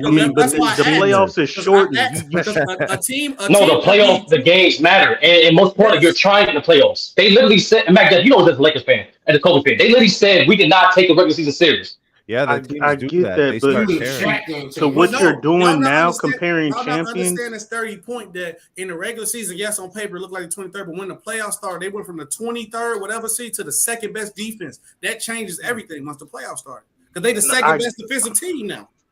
I get that, but I don't think you can add the playoffs defense into this. 99. Won a championship. No, I'm combining both. Season was middle of the pack. No, I'm combining both so we get a more accurate assessment. Right. Okay. That's cool. So you're going to compare 23rd, the 21st to all of a sudden they're second and average it out? Yeah. You got 16. Okay, so they're 12th then. 21 plus. They not middle of the pack no more. Yeah. That's the point. Because we can't pick the champions and then not go off the playoffs. That's the then everybody's going to be middle of the pack or top. But look, salute Sneed, my brother Sneed. Salute the True the King. Salute Ralph, Mac, Def, Sturdy, SB, Sean. What's happening? But look though, I bet you I agree 100% with Sturdy though. I bet we can't count no more than 10 teams ever in NBA history that probably was in the middle of the pack or worse in defense than won championships. We can't find that many. Oh, not worse. Yeah, if they middle of the pack better, but middle of the pack worse. I only think of two, which is the Lakers, what Sean said, and the Golden State. I think they was like 17th or 18th in 2018 or something. And them niggas were top 3, top 4, in playoff, bro. I don't know what You to can't put all the stock into the regular season like that, and it's a big dramatic jump in the playoffs. Yo, take it from someone who lives in Cleveland. I want to say this about the Cavs 2016, and actually all the Cavs years with LeBron on the second run. Nobody gave a damn about defense until the playoffs. Right. Nobody gave it. They would say all the time, "We'll turn it on in the playoffs." They used to say that publicly, and they did. We'll turn it on. That's what they do, and that's what I'm saying. Like, if we counted the champions, why can't we count everything they did in the playoffs to that point? Like, that's the point of this. You have to. You have to.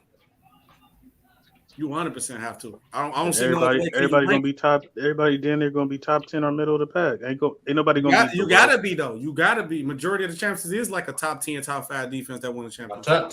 Number 10 the playoff is trash. You 10 defense in the playoff. Yeah, but again, that is trash. True. I think the question is again, like, it's going into the playoffs. Obviously, to Sneed's point, like, generally when you look at most teams, you're going to base often how they play defensively on the regular season to how you believe they're going to play in the playoffs. Now, again, there are some outliers like the Cavs that would turn it on defensively, in the playoffs. The Lakers that did it, but generally speaking, going to the playoffs, you're often saying, "Hey, listen, this team played this way defensively. This is kind of what for 82 games. This is what we're expecting them to do in the playoffs." And obviously, they're not going to be, the 23rd ranked playoff team defensively because it's not 23 teams in the playoffs. It's 16. So, so certainly we're going to look at that a little differently. I think the question is, and going back, I think to True's original question, and True, please correct me if I'm wrong, but I think your original question was about whether or not a team below the median, whether in the playoffs or in the regular season, ultimately wins championships. Was that not your question? Yeah, like there's not team, like you have to be at least in that top 15 range defensively to win a championship. You have to be. Including playoffs. If you think you're gonna be like 15 or if you think you're gonna be trash defensively and win a championship and have a great offense, that's not gonna happen. No, that's true. Hey, True, you got a super chat. I know about Hey, Sean. So far. Sean. Yeah. I know who you finna pick off that, Sean. I know. Start, bench, cut. Put it on the screen, True. Put it on the screen, True. Franchise. Who has the best career for their franchise? Start, bench, cut. Damian as a Trailblazer, Carmelo as a Nugget, Dominique Wilkins on the Hawks. I know who Sean. This is easy. Start me, bench Damian, cut Melo, easy. That's crazy. Who had the best career out of them? Though, who started? I'm starting. No, I just said Neat. I say I'm starting Neat, benching Dame, cutting Melo, easy. That's cat. I flip-flop Dame and Melo though, but I started Neat for sure. I'm not saying that Damian Lillard is better than Dominique, but if we just go for what he did with Portland in the playoffs, I'm starting Dame for what he did with the Blazers. Then I'll bench Dominique for the Hawks and then cut Melo. I mean, Dominique never made it to an Eastern Conference Finals. Look who Dominique had to go through. Look who Dame had to go through. Sean. I know who Sean. Go ahead, Sean. You really think you know who I'm gonna cut? I know you. No, I am. Go ahead. No. Wait, so you don't think I'm capping? I'm going to write it down. I'm going to write it down. All right, write it down before I say it. But back up, Dominique was losing to the Celtics, the Pistons, and the Bulls, and Dame lost to the Pelicans. I wrote down who you cutting. Go ahead. All right, I'm cutting Melo. I thought I was going to be the only one. Yeah. I'm cutting. It's not hard. It's not hard. I thought I was going to be the only one. That is hard. Melo, you starting Neek, ain't you? I started Melo over Actually, I'm starting Dame. I'm benching Neek. Start Dame, bench Neek. Okay. For me, Dame does not have a better career than Melo Nuggets, bro. Let's see. Oh, wow. Number one, out of all three, Melo played the least for that franchise than the other three. At least time. Don't matter. He still was going to Western Conference Finals, and he did it one time. And playing against the best of the best every all right, and Dame did the same thing. And Dominique did it too. Dame did the same thing. No, he had Bro, ain't none of them compared to those people. Chill out. Hold up. You know what He's Melo playing did, all-time though? great people. Only Chill out. all-time great people he played was KD. Ralph, He played, like, what are we talking about, bro? Ralph, who do you hold on? Who do you think had more help? Against people in the Hold on. Who do you think had more help, Ralph? Christopher, that was a good question, dog. What? Dame, look. Nah, Carmelo Anthony. Carmelo Anthony had a squad in Who's Denver. better than LaMarcus Aldridge? Yep. Iverson. Allen Iverson for a couple years. What? Yeah, that's not Allen Iverson for a couple years. But I would say He that's had not Iverson for 2 years. He had Chauncey for 3 years. A year and a half. No, he had Iverson for 2 full years. But you just asked who was better between Aldridge and Iverson. Well, but that team had good players. It had Kenyon Martin. It had Birdman. They were in their primes. Young J.R. Smith. Marcus Camby. Iverson was still a very good player. Actually, the problem with Melo in Denver is he destroyed the team. Right. He wrecked the team. That team should have been winning chips. Nah, I don't think I would put that on. I don't think he wrecked the team. I would say this, Sneak. The only issue in Denver to me was Melo and George Karl could never get on the same page. George Karl's notoriously hard on his stars. Okay, so let me ask you this, bro. No. Would Melo's career have played out better if he would have been coached and listened to George Karl? Listen, I absolutely believe that. I absolutely believe that. But I also believe that part of Melo's issue was, particularly early on, was he was immature. He came in the league at 19. And I think he was just immature. He needed to grow up. And I'm saying this, and this is no disrespect to Melo. I think because of the draft class that Melo was in, that people want to elevate him at the level of LeBron and Wade, and he was never going to be that guy because he was never going to do the things that winning required. You know what I thought was the bigger problem with Melo even? Not only did he mess up the whole situation in Denver, he demanded to be traded by the trade deadline that season that he was traded to New York. Mm-hmm. And they depleted the entire roster in New York to get him there. Entire roster. Yeah. He literally disabled his entire chances. He should have just went as a free agent in the summer and went to New York with all those guys, especially what was his name? What was the Italian guy name, bro? The three-point shooter. Gallinari was in his prime. He was coming into his own. They had a roster. All that got traded to the Nuggets for him to leave. Give him credit for being an elite scorer. Like saying that's all he did, but he was a decent rebounder. No, I'm not saying that he wasn't, Ralph. I think the issue elite at that. I wouldn't say he was an elite. What do you mean? I proved y'all wrong before, and I'm gonna say it again. Y'all call Scottie Pippen a great rebounder, but he goes on pace with him. You making stuff up. No, I didn't. No, I'm not. Hey, Sturdy, didn't I prove the facts? The car facts? Didn't I pull them up? I'm talking to yourself now you on mute, Sturdy. Nobody said he wasn't a great scorer and he wasn't a decent rebounder. He was a decent rebounder. The problem for Melo was when it came time to do things that the team needed him to do to win, he didn't do it. He wouldn't do it. It's more than just scoring and can you grab a rebound every now and again, right? That was the problem with Melo. You could kind of say the same thing with Dame. Well, no, I wouldn't say that with Dame. I'm saying if you look at the talent that was around him, if he just took his game to another level and did the little things, the things that aren't going to be glamorized and aren't going to show up on the stat sheet, they would have beat that Lakers team. Because I thought they had more talent top to bottom than that Lakers team. I know you won't. I know you won't. Sean, I was with you. I was with you before the Lakers part. I was with you before the Lakers part.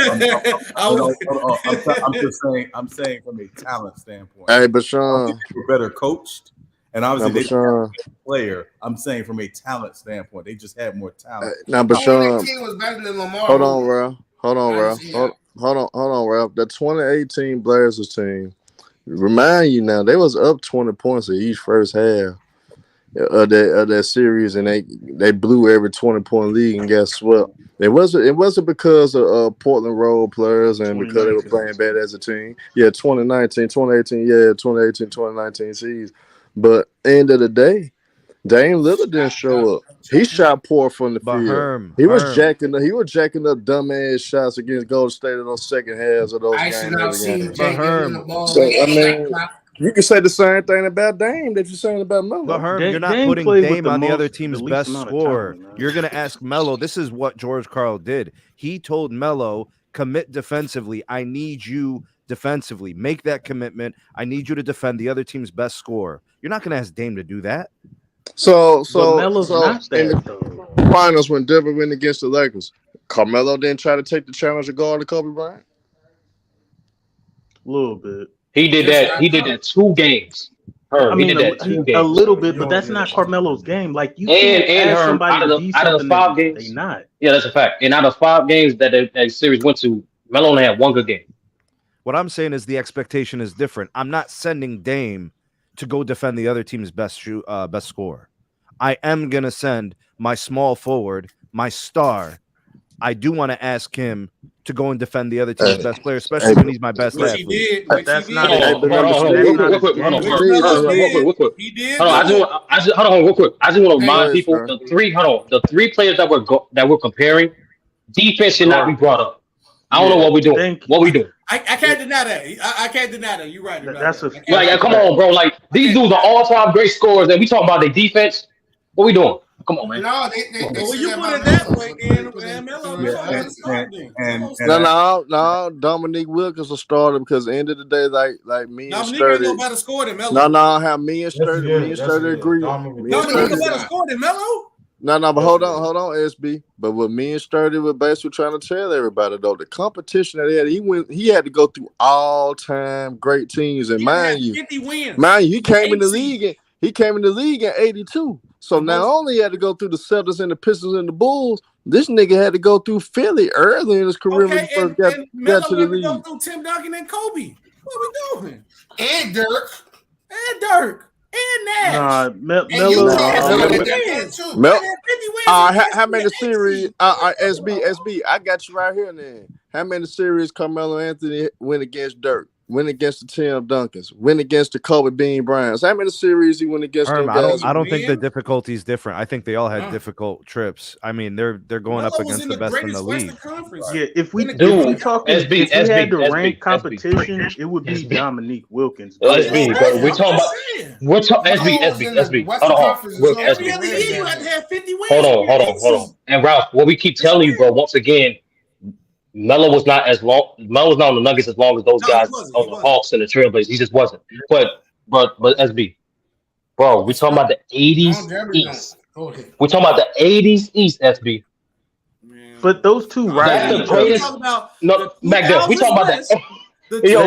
I know those two rival each other. Like SB got a point if you want to say the 2000s West is better than Yes, Mac, you know, Mac, don't do this, Mac. Yes. No, I'm not doing nothing. I'm just talking. I'm just talking about. Win 50 games to be in the competitive as hell. But ain't the 86 Celtics considered one of the top 3 teams of all time? Yeah, but all 3 of these guys have all-time teams in front of them.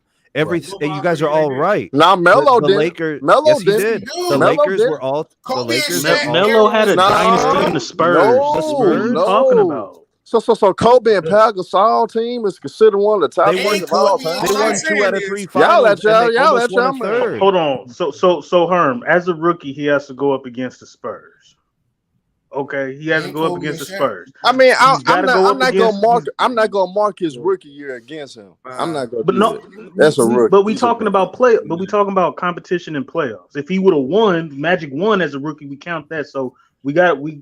I mean, he was.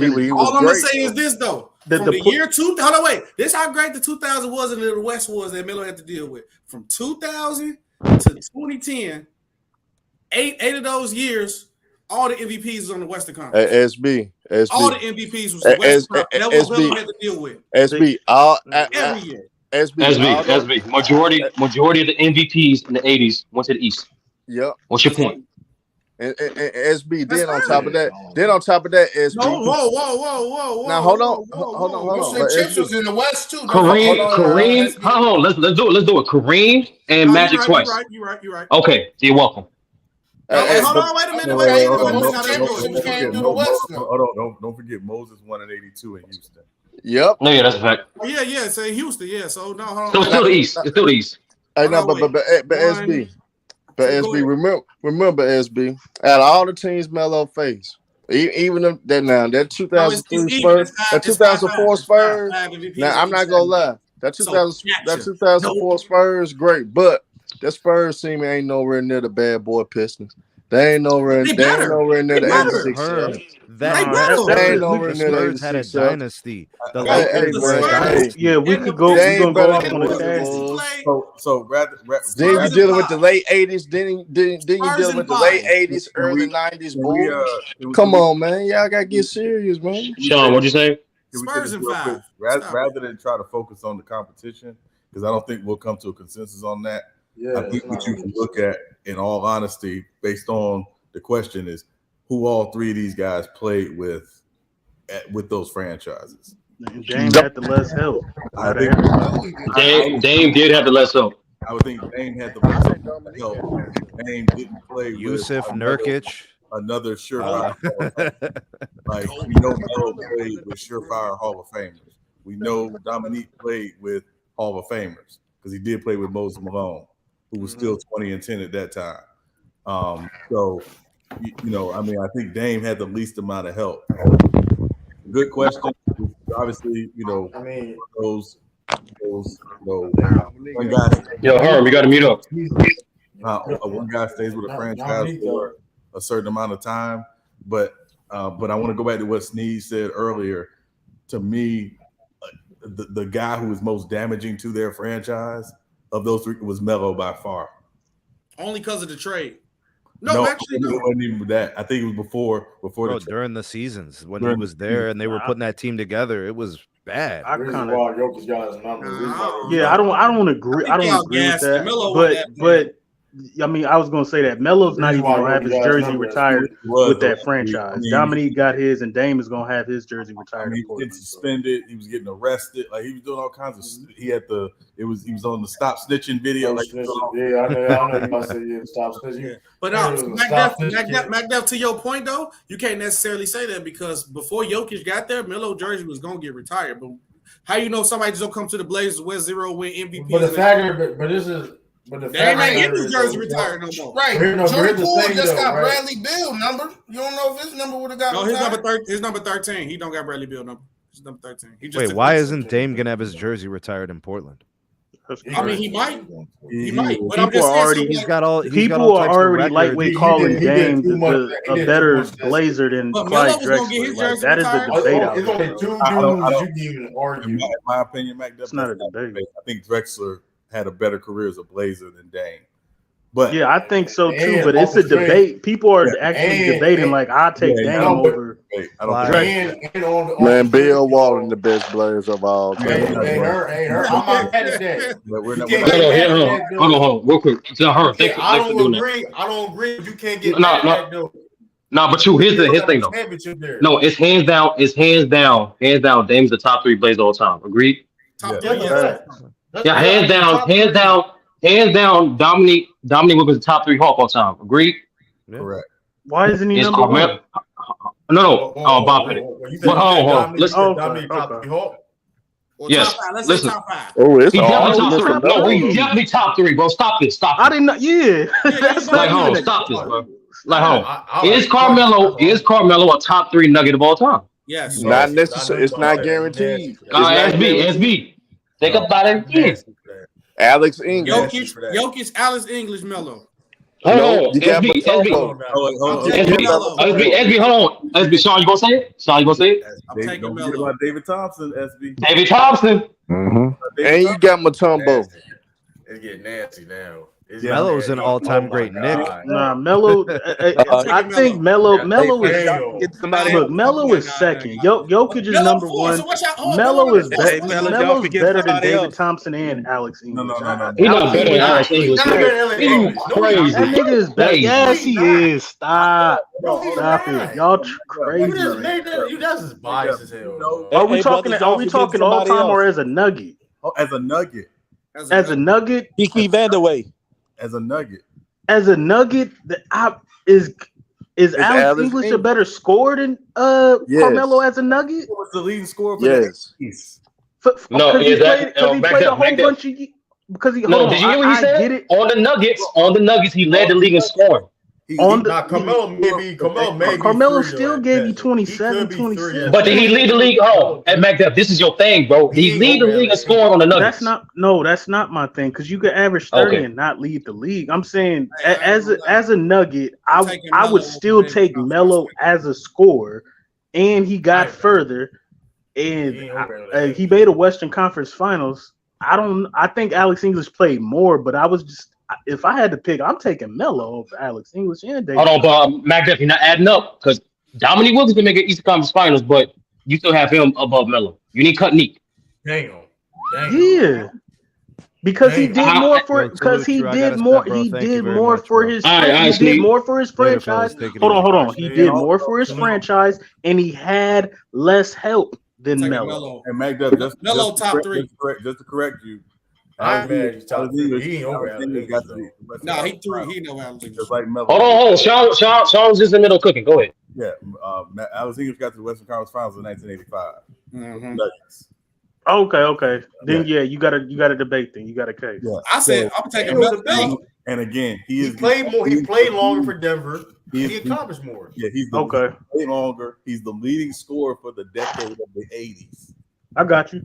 Yeah, he's all time leading for Denver. Right? He's all time scorer for Denver. But I think that's a debate. But if Alex English is 2, then Melo's definitely number 3. I think Melo. Nah, he's top. Melo could be top 3. I'm not mad. I wouldn't put him over David Thompson. I'm putting him over David Thompson. I don't know. They time in Denver is about close to the same. I think Melo was number 2, but I'll respect Alex English. It's tough. It's tough though. I mean, but because what, Sean? Why you got David Thompson over Melo? I mean, they about played the same amount of time now, about the same amount. Well, I mean, so with David Thompson, the reason why I put David Thompson over Melo is, and it's really splitting hairs. SB, to me, it's more cultural impact because hold on, SB, because there's a guy that you love and you know very well that played for your Chicago Bulls who grew up admiring and patterning his game after David Thompson.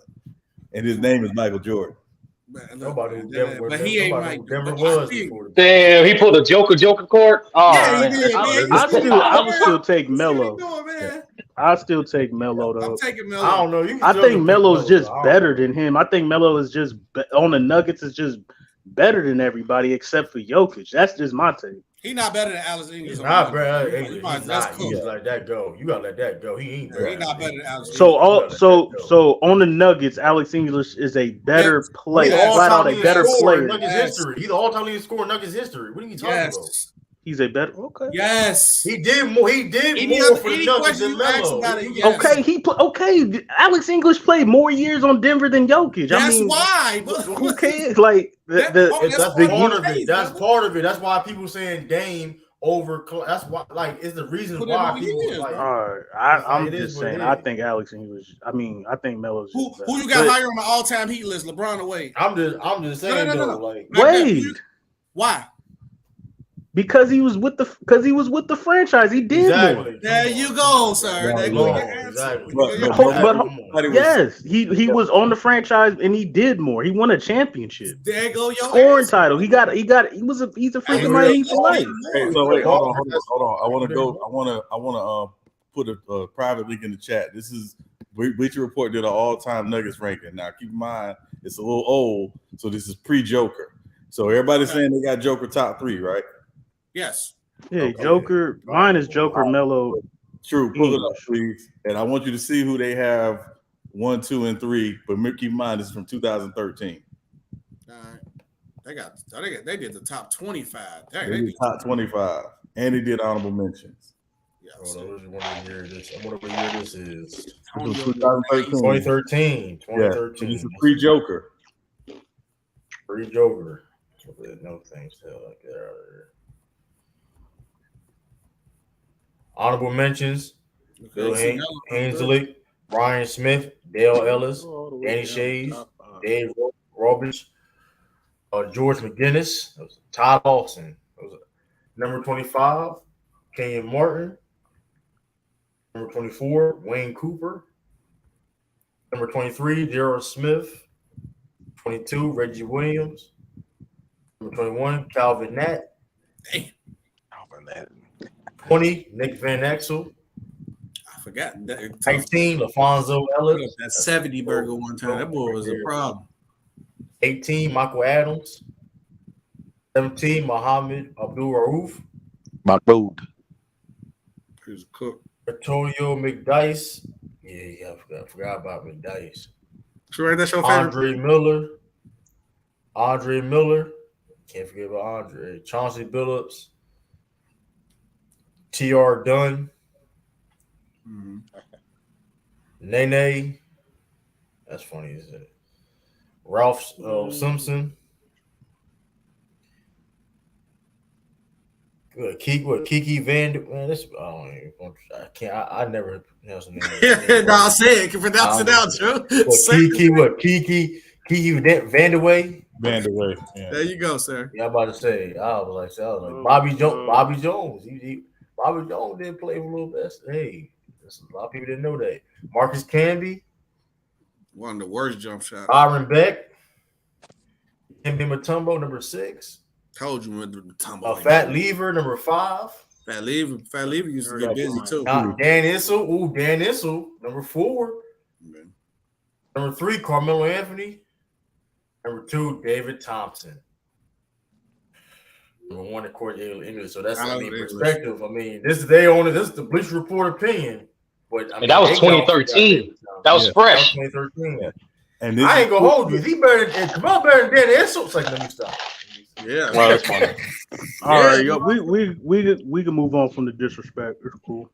That ain't disrespect. That was his opinion. Listen, David Thompson was very influential. It's a disrespectful opinion. It was very. He was listen. That was a random article from 2013 from a Bleacher horrible Report. Bleacher Report. It had the same opinion. I'm not mad. I don't listen. I got Carmelo at me personally. I got Carmelo at number 3. I got Carmelo at 3 too. That's only because you saw Melo. But if you have David Thompson over, I can't get mad. I can't get mad. I mean, David Thompson was very influential in Denver. Cultural impact and his Neek over Melo or Dame. You had Jordan's side and Neek side. Jordan's jersey, Neek jersey with the Reebok pump. That's a fact. Yeah. I think they all three was in Atlanta, top 3 for their franchise. I just think Dame had less help. Carmelo had the most help, and Dominique had help. He just went up against Melo had the toughest competition.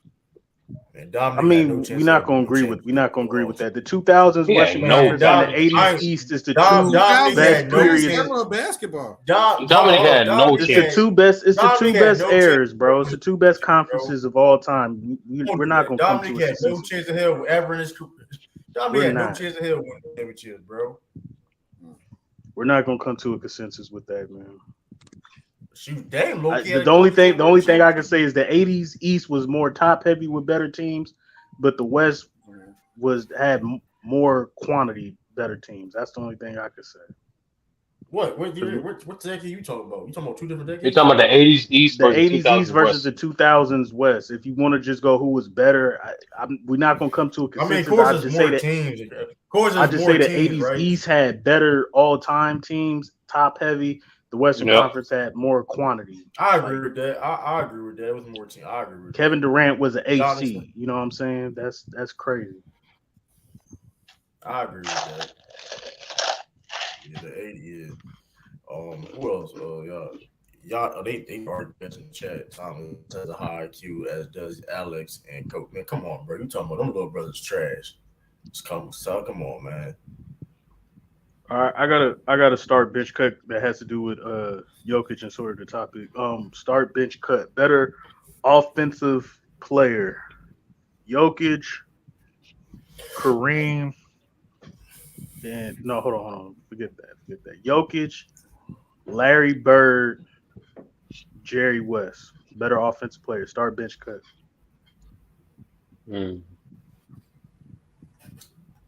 Because people want to put Jokic top 5. I'm starting Larry Bird. Who's you said? Larry Bird, Jokic, or who? Jerry West. I'm starting Larry Bird. I'm benching Jokic. I'm cutting Jerry West. Give that man his money, Jerry West, too, by the way. Y'all get that reference. I mean, Who you got, Sturdy?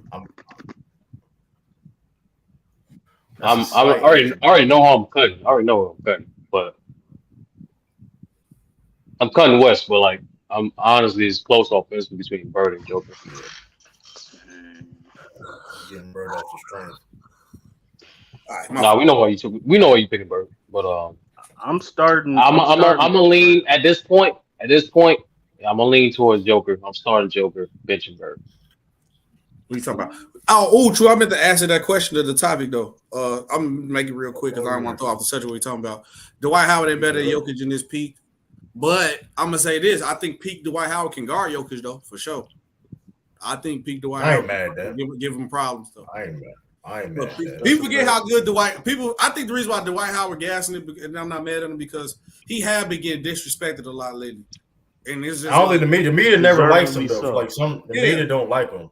Because I started with Shaq carried that. I ain't gonna hold you, Shaq. Really, I be honest with you. I really think it's like political. Like you have, I don't think some of the greats like him, and then you add in the media, and you add that together. There's like it's a lot of politics. Shaq played a major part of pushing that too, though. I ain't gonna lie. I'm not saying like Dwight Howard ain't no jerk, but soft. That Superman name, Shaq really only got to beat him over a Superman name. He, Shaq. Right. Maybe Dwight also maybe Dwight also did a little bit to himself, but at the same time, there was like, I mean, the hate, he do get like a lot of unwarranted. Like we're talking about his game.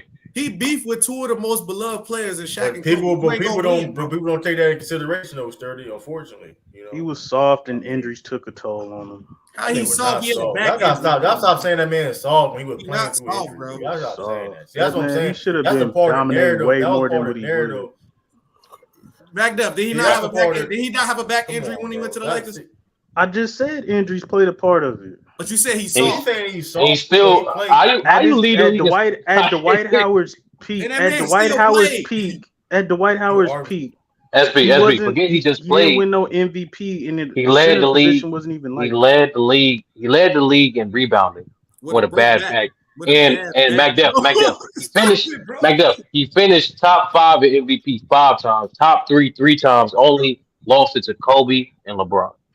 Yeah. What we talking? If we talking career wise, right now, I think Dwight might still be ahead of Jokic because he kind of put in a little more work, but it's like literally neck and neck. It's just off a respect factor that he played longer than Jokic's peak. Really only been like 3-4 years. I just think Dwight Howard could have been better. That's just me. I mean, how better could he get? As dope as he was, like he could have been. How better could he get? He got hurt. He got hurt. He did get hurt. So that's what I said. Okay, but playing injuries played a part of it. But I'm talking about in his prime, in his peak, he could have been better. Hey, but the one thing though that you can't mess with, like you listen, you can have a torn knee or whatever the case may be, but your back messed up, bro. Bro. Just keep it a buck. They only hate him because he beefed with Shaq and Kobe. Keep it a buck. You can't beef with two of the most beloved stars, bro, and think you're gonna be safe. And you a jerk too. And you a jerk too. Oh no, you ain't winning, dog. It's hard to say. Injuries played a part. He had a. How long was Dwight Howard's prime? Like 8 years. But he was young as hell. You got to say he was young as hell though. Like he got hurt. Yeah, remember he came out of high school. 8 years. What you mean? Yeah, I would say his prime for me ended probably like after his second year in Houston. Yep. Because he just never recovered from the back. Like, and to me, tell the difference, man. The mistake he made, which you can't fault him, was he had the back surgery. He rushed back to play, and it was a terrible mistake because he never ever got anywhere near back to that athletic level he was in Orlando. I don't think what it is, Sean. Howard is no, real talk. Sean, he had an interview about that. He legitimately said he wanted to get that persona off him. He said he rushed back because he wanted to prove to people that he wasn't quote unquote soft. Right. So that stupid ass mentality cost him the second half of his career.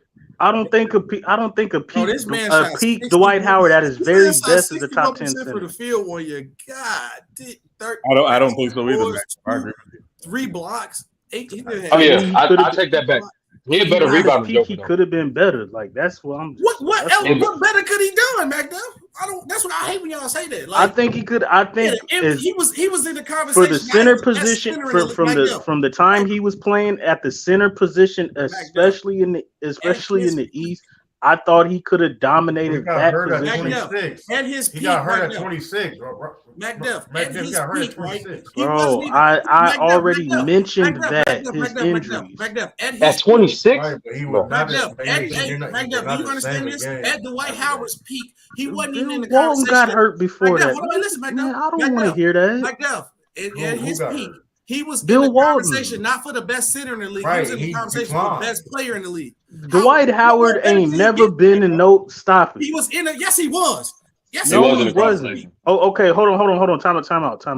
It was top. When was when he finished top 3 MVP vote? What year did he finish? He was a top 5 player. What year did he finish top 3? He was top 3. What year did he finish top 3? What year? Bro, he was top 3 in the league, bro.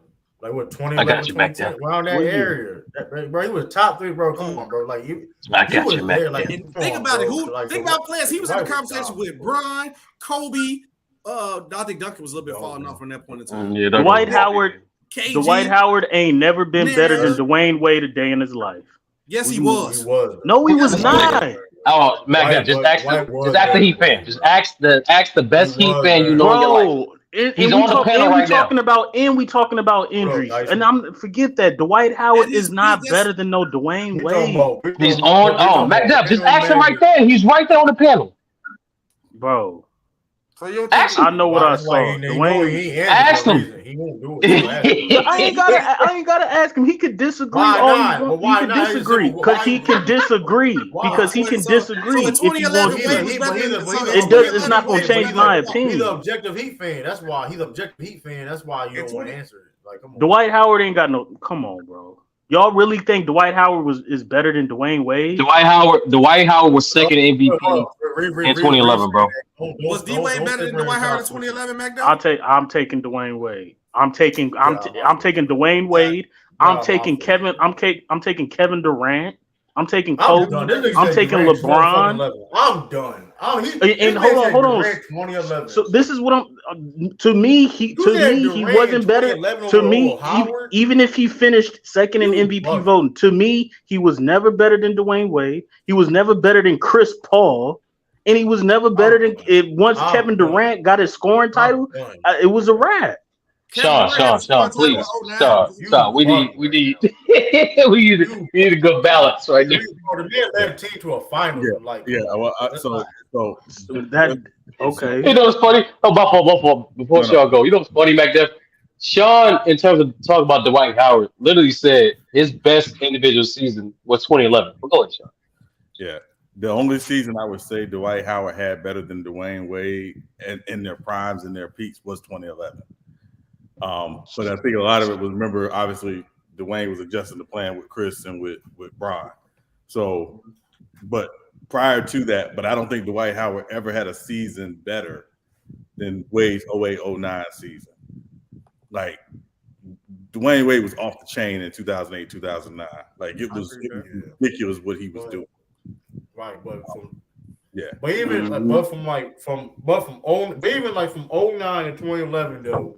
From 09 to 2011, people were saying Dwight was top 3 in the league. They were saying that 08. They were saying Kobe. Now 08, 09, Sean, I'm not gonna lie, man. 9-10 Dwight. Hold up, y'all. That's what I'm saying. And that during that time period, I'm saying it's close to what he's saying. I'm still giving it away, but like. I'm not saying he wasn't in the conversation, but to me, he wasn't better than those blocks, players. Rebounds, and shooting percentage. He shot 61%. That man shot 61%. He was a center. You tweaking for Chris Paul though. You tweaking with Chris Paul. He shot 55% from the free throw line. Like, okay. Yeah, I mean, like Wade, just to give you Wade in 08, 09, he was 30. 7.5 assists, 5 rebounds, 2.2 steals, 3 blocks a game. Like he was led the league in scoring. Yeah, like he was it's the best. Dwight led the league in rebounds and blocks. A lot of people in that season that Sean talking about, a lot of people said that Dwayne Wade should have got a league MVP for LeBron in that season. A lot of people saying that now. A lot of people are saying that. To me, it real. Go ahead. But the point is, though, regardless of like Dwight, the point is, I think everybody we trying to argue is that he wasn't the conversation. Like we can't act like Dwight wasn't like I remember people were saying he was top 3. Like during that time period we're talking about, people were saying he was top 3 in the world. Like only people. I agree with the conversations, but to me, he didn't garner those. I was like, they ain't accounting for the defense. I don't know what you listen, bro. To me, from like from 06 to about 2010, it was Kobe, Wade, and LeBron top 3. Like have Wade ever led any of those Heat teams and being the first best offensive team in the league at any point in time? No, I don't think so. Dwight Howard had led his team in his prime multiple. They was the first team on defense multiple times. He was the lead catalyst of that. Multiple times. No, he was the reason why. Let's not bullshit. He was the reason. Keep it a buck. Yeah, his team was the best defensive team in the league because of him. He had Hito Turkey out here looking like correct. But to me, it was Wade, Kobe, and LeBron they was top 3 running for years from like 06 to 09 to 2010. Those were the top 3 dogs. Chris Paul and then. But you did say 2011 Dwight wasn't better. You did say that. I'm still I'm still taking Dwayne Wade. I don't care that he played with Braun and Bosh. I'm still taking that Durant, the 2011 thing. That Durant was disrespectful. Chris Paul, you just drunk. I get that. So when he started his scoring streak, leading the league in scoring, that's disrespectful. He led the league in scoring the year before that. If that's the case, you said Durant was better the year before that because he averaged. I'm saying after 2010, what Kevin Durant did with OKC, leading the league in scoring, he averaged 30 the year before. Yes, But you said he was not. Okay, so if you had to pick, so you're telling me if you had to pick a team, you're gonna take Dwight Howard over KD? Yes. Dwight. At 2011. Yes. Stop. 2011. Yes. At 2011, nigga. Stop. KD wasn't even talked about like that in 2011. KD, y'all, he wasn't talked about. What are y'all talking about? He was not no top 5 in 2011. Why are you lying? He wasn't. In my opinion, if I had to take Dwight Howard or Kevin Durant after his scoring title and what he did, I'm taking KD. Well, yeah, hold on. Back up. I don't, bro. Dwight Howard was soft. He could have been better to me. That's all I'm saying. What you're really saying is, KD was better than Derrick Rose in 2011. In 2011.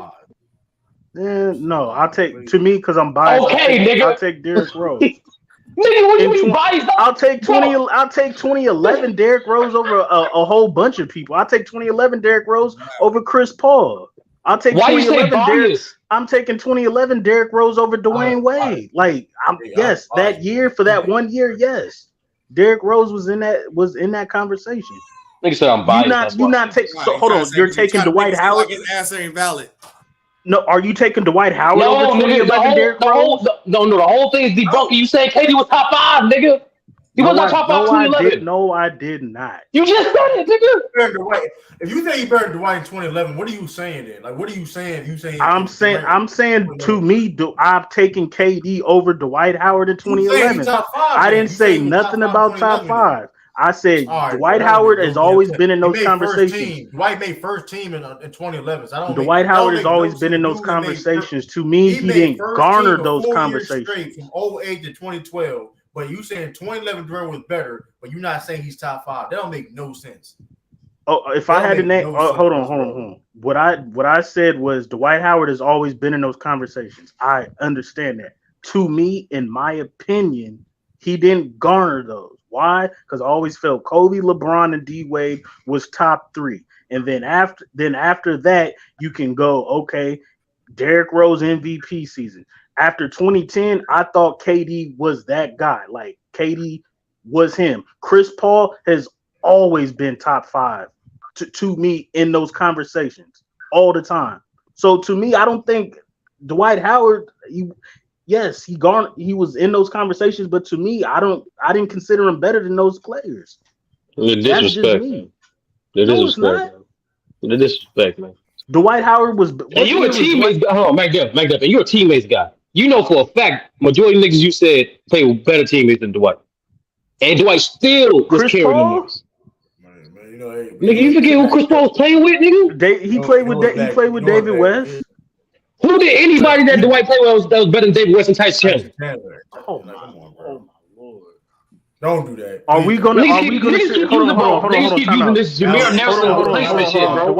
The Orlando Magic. I swear to God, you say Rashard Lewis. I swear to God, the Orlando Magic supporting cast in 09 and 2010 was better than the supporting cast that Chris Paul had.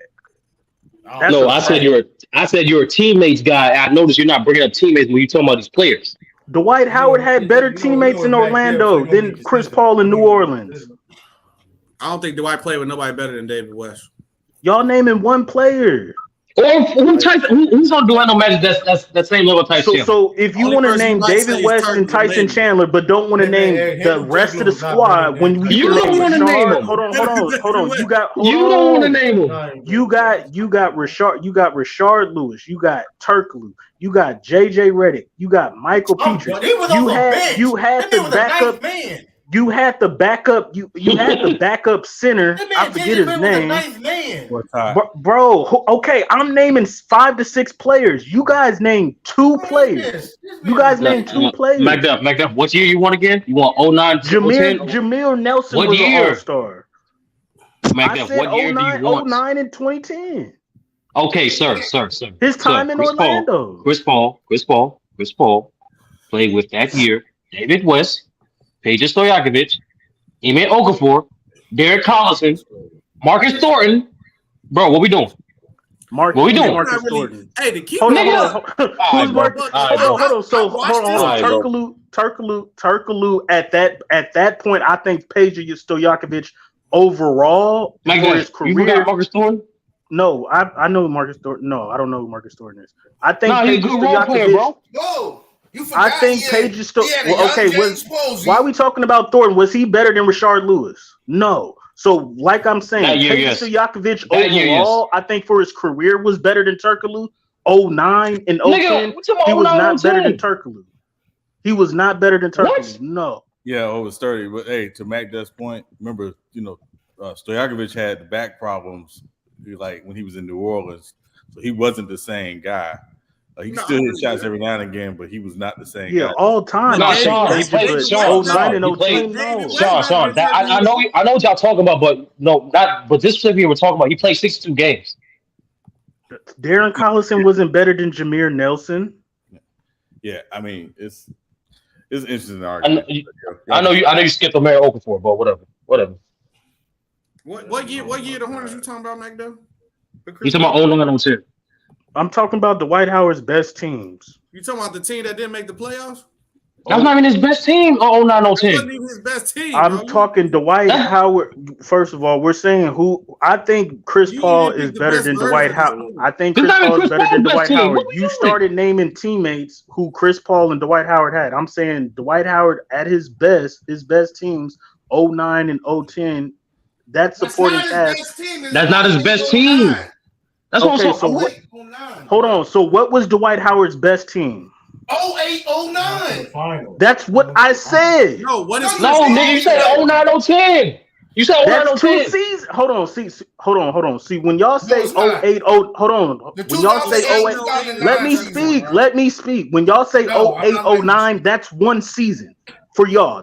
Okay, I get it. When I say 09 and 010, that's 2 seasons. What I'm saying, because those 2 seasons, we had a squad. I can see the Okay, Mike Depp. I can see the miscommunication. And that's 2 years, not 1 season. Okay. I'm naming 2 seasons where he had squads. Can we compare that to Chris Paul's best teams then, instead of just limiting him to his worst teams?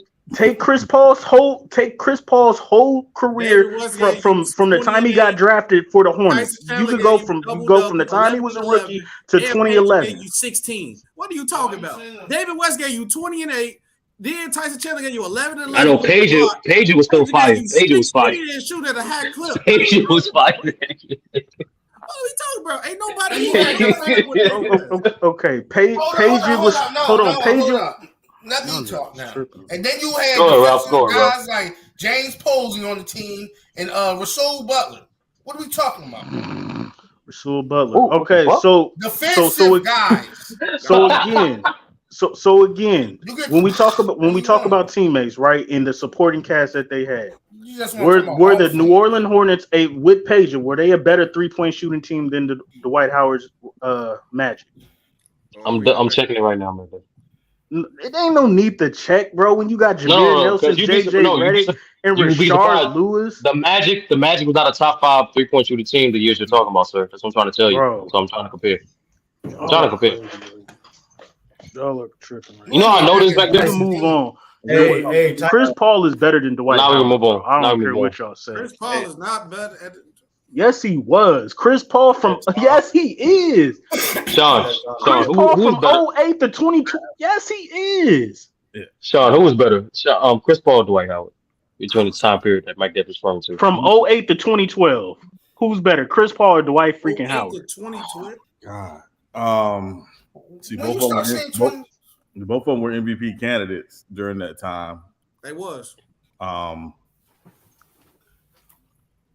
mean, it's hard. I don't know. I mean, because it's close. I ain't gonna do that. Sean Dwight, the only one came out with hardware. He had defensive player of the year and even though the disrespect to Dwight, like the accolades crazy. I get, y'all want to run numbers and accolades. I'm saying, who the freak was better? Like that, you always run the numbers, the accolades, nigga. This is what I'm talking about. I'm gonna be petty now. Who led their team to the finals?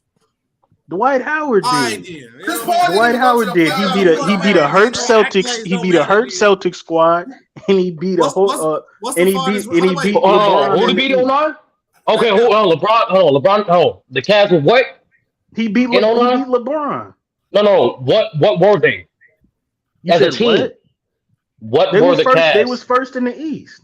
No. They was first in the league. Hey, and then McDuff, you know Chris Paul. Hold on. We do not look at LeBron's first stint in Cleveland like he had a squad, no matter what. That was LeBron. I ain't say all that. Cavaliers. I ain't say all that. I ain't doing that, bro. What I am saying is Chris Paul.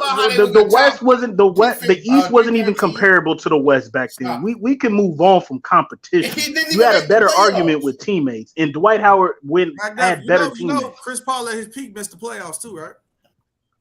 Yeah, in the West, yes, I understand that. Oh, okay. But don't that don't make sense when they're less version. No, because don't go ahead and say the 2000s is the best conference of all time, and then say Chris Paul missed the playoffs in the toughest conference all time. Like that doesn't make sense. No, 2000 is not a conference like that. But when you talk the whole entire 2000 Western Conference, that's what we talk about. The year he missed the playoffs, he had 36 wins back there. In the Western Conference, yes. What's the point? No, he had 36 wins, bro. That's the point. He had 36 wins. You think he had 20-something wins in the So my whole point. You named teammates. I think Dwight Howard had better teammates than Chris Paul. So that kind of makes my point. He didn't make the playoffs in the toughest conference, debatably all time. No, nigga, he had 36 wins, and he didn't have the teammates. He didn't have the teammates. Hold on, let's go to that. He didn't have no superstar. He barely had an all-star. Who did Dwight have, nigga? Okay, was Jameer Nelson an all-star? Jameer Nelson was a replacement. He was a replacement. I understand. Was Jameer Nelson an all-star? We're not going to super over Jameer. I'm asking. I'm asking. True. Was Jameer Nelson an all-star or not? Hey, with that note, we go on, man. Niggas got JJ Redick messed up. Niggas got Heater Turkoglu messed up. Y'all got Rashard Lewis messed up right about now. That's not even the best JJ Redick. Y'all are That's not even the best version of JJ Redick. So what are we talking about? Michael Peters, Jameer Nelson, Courtney Lee. Courtney Lee was better than Michael Collinson. Y'all tripping. Courtney Lee was bald. This man said Michael Collinson. Who the hell is that? Darren Collison, whatever that nigga name is, Darren Collison. He wasn't better than Courtney Lee or Jameer Nelson. Don't do that. Stop it, bro. You said young Courtney. I think that's crazy. That's crazy.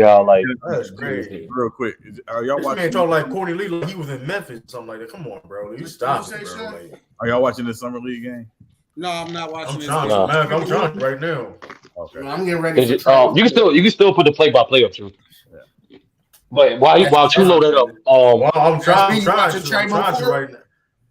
While you try to figure that out. Turk, didn't you also make an All-Star team? I don't think I can put it up. For real. I'm trying to right now. At 8:00 or 7:30 on your time. Well, I got to watch my boy. They try to put my boy on trial. I'm at the Wi-Fi. Hey, I was at the trial in Philly. Oh, in Philly, yeah. And he had Vince Carter. It's gonna go down though. I'm done. Oh, we can move on. We can move on, bro. This man said old ass Vince Carter, bro. Let's stop this shit, bro. Like, come on, man. Y'all, I don't know. I'm taking Chris Paul. You stay capping, McDuff, man. You stay be capping. That shit sad, man. Y'all think he had a better teammate? Y'all named Sean, hey, yeah. Are you caught up with They getting ethered is what it is. You caught up with Secret Invasion? I'm watching it tonight. Yeah, I haven't watched it yet. I'm watching it tonight. Yeah. Nah. Hey, listen, y'all. Listen, y'all. Damn, I'm good. It should be good now, right? No, it's coming. It's going in and out. I have membership. Oh, wow, I put the membership link. If y'all see on the restrictions, I do have memberships. You know what I mean? So, hey, listen, you look at the tiers and stuff like that. If y'all want to join a member, appreciate it all. But we got with Tiffany, Ned, Dante, Hitman X so far. Man, let me double check. I think I got more people that's You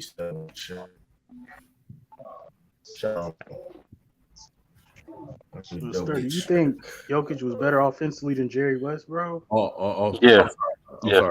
What are you talking about? That's not even like a thought. Yeah, Sean didn't even answer that. Sean didn't even answer that.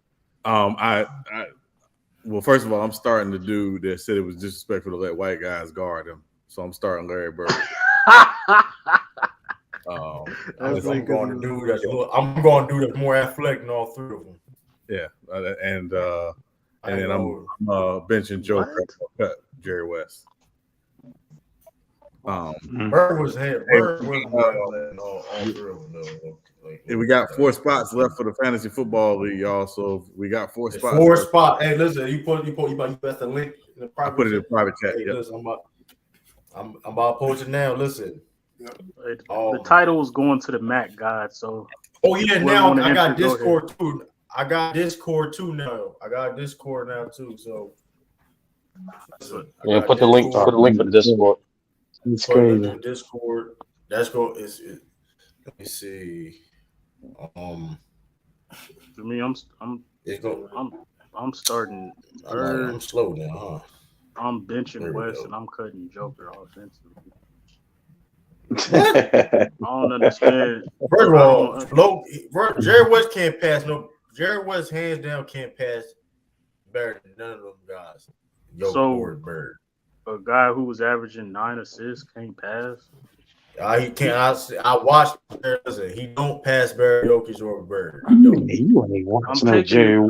If you want to say he's more flashier, I know. If you want to say Jokic is more flashier, okay. But we just talking about offense. He can't pass. I'm talking about a better passer. Jerry West had the assist numbers, but he's not a better passer, in my opinion, than Bird or Jokic. Okay. And they better floor raisers when it comes to offense. Sean, what is man, you gotta stop using that word, yo. It's 2 words.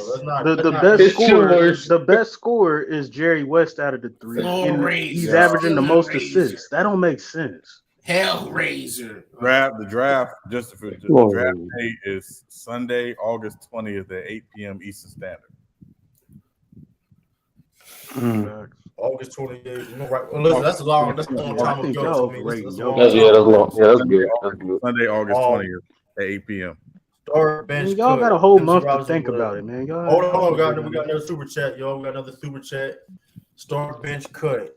MC Drazen, Petrovic, JJ Redick, or Kyle Snyder. Come on. That's very easy.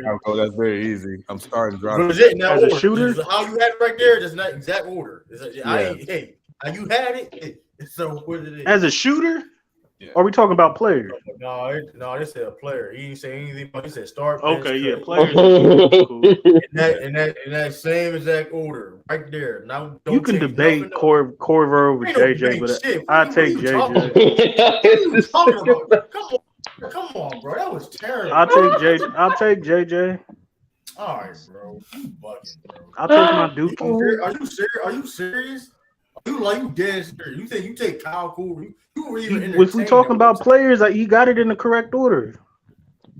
He ain't saying anything. Come on, bro. He ain't saying anything about shooting jumpers. I'm still taking JJ Redick with Kyle Kuzma. You're talking about a guy who only played five. Kyle Korver is a better shooter. I'm not taking JJ Redick over Kyle Korver because Kyle Korver had a team that won 60+ games. They ran through him through their offense. So I'm taking Kyle. I thought y'all ran through him. Yes, the Hawks ran through him. SB. What? Hey, he was the best player. He made the All-Star team for a reason. It's debatable. You the replacement. Come on, another reserve. Hey, look. All I know, he had the jersey on. He was an All-Star. Kyle Korver is a better shooter. We're gonna start talking about the All-Star. The only reason why Kyle Kuzma was an All-Star. No, all seriousness, I'm taking Kyle Korver because he's been more impactful on a different type of teams besides JJ Redick. Kyle Korver impactful on the Hawks and the Bulls. What teams JJ Redick was really super impactful on? 76ers, Clippers, and Orlando. I give you the. You can break a fatal blow. That's crazy. What year was the Sixers we talked about? I don't know. He was just a role player, Cal. He wasn't. No, he was not. He was not, man. He got all these niggas were role players except Paige. Paige was like borderline. Nah, Petrovic wasn't on the Blazers. He's borderline. Not the Jets. Nah, Petrovic wasn't a role player with the New Jersey Nets. Yeah, he was. Paige was clearly better, but like, come on, bro. You said Kyle. You go Petrovic. I take JJ over Korver, but that's tough. You go either or. That man talk trash like you like 5 different languages. Yeah, Petrovic. Man, this man Petrovic had a short career, bro. I'm not doing that, bro. It's longevity. Come on, hold on. Listen, we're not gonna hold on. We ain't doing that, bro. Like, we know if you picking a player.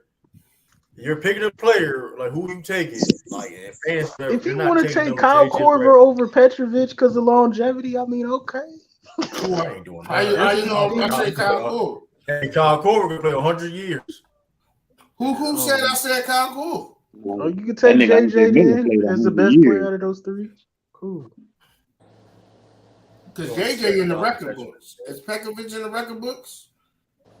He's one of the greatest players of all time. So, he scored 40 on Jordan. That's his. In his middle of his career. I mean, the man, like, listen, like when he got to the Nets, like, became a starter. He averaged 20 and 22 points a game. I mean, he was a beast. Look, this is a shooting splits too. Look at the shooting splits too, y'all. Yeah, and overseas. First year as a starter. His first year as a starter, he shot 50% from the field, 44% from three, 20.6 points per game. In his last season, that's a crazy start being scored, bro. 22.3 points per game, 51% from the field, almost 45% from three. So it's like, dude was a problem. Man, I'm not doing that 3 threes and 2 threes a game, bro. Petrovic overseas is better than both of them before he even came to the NBA. If I look at them stats, truth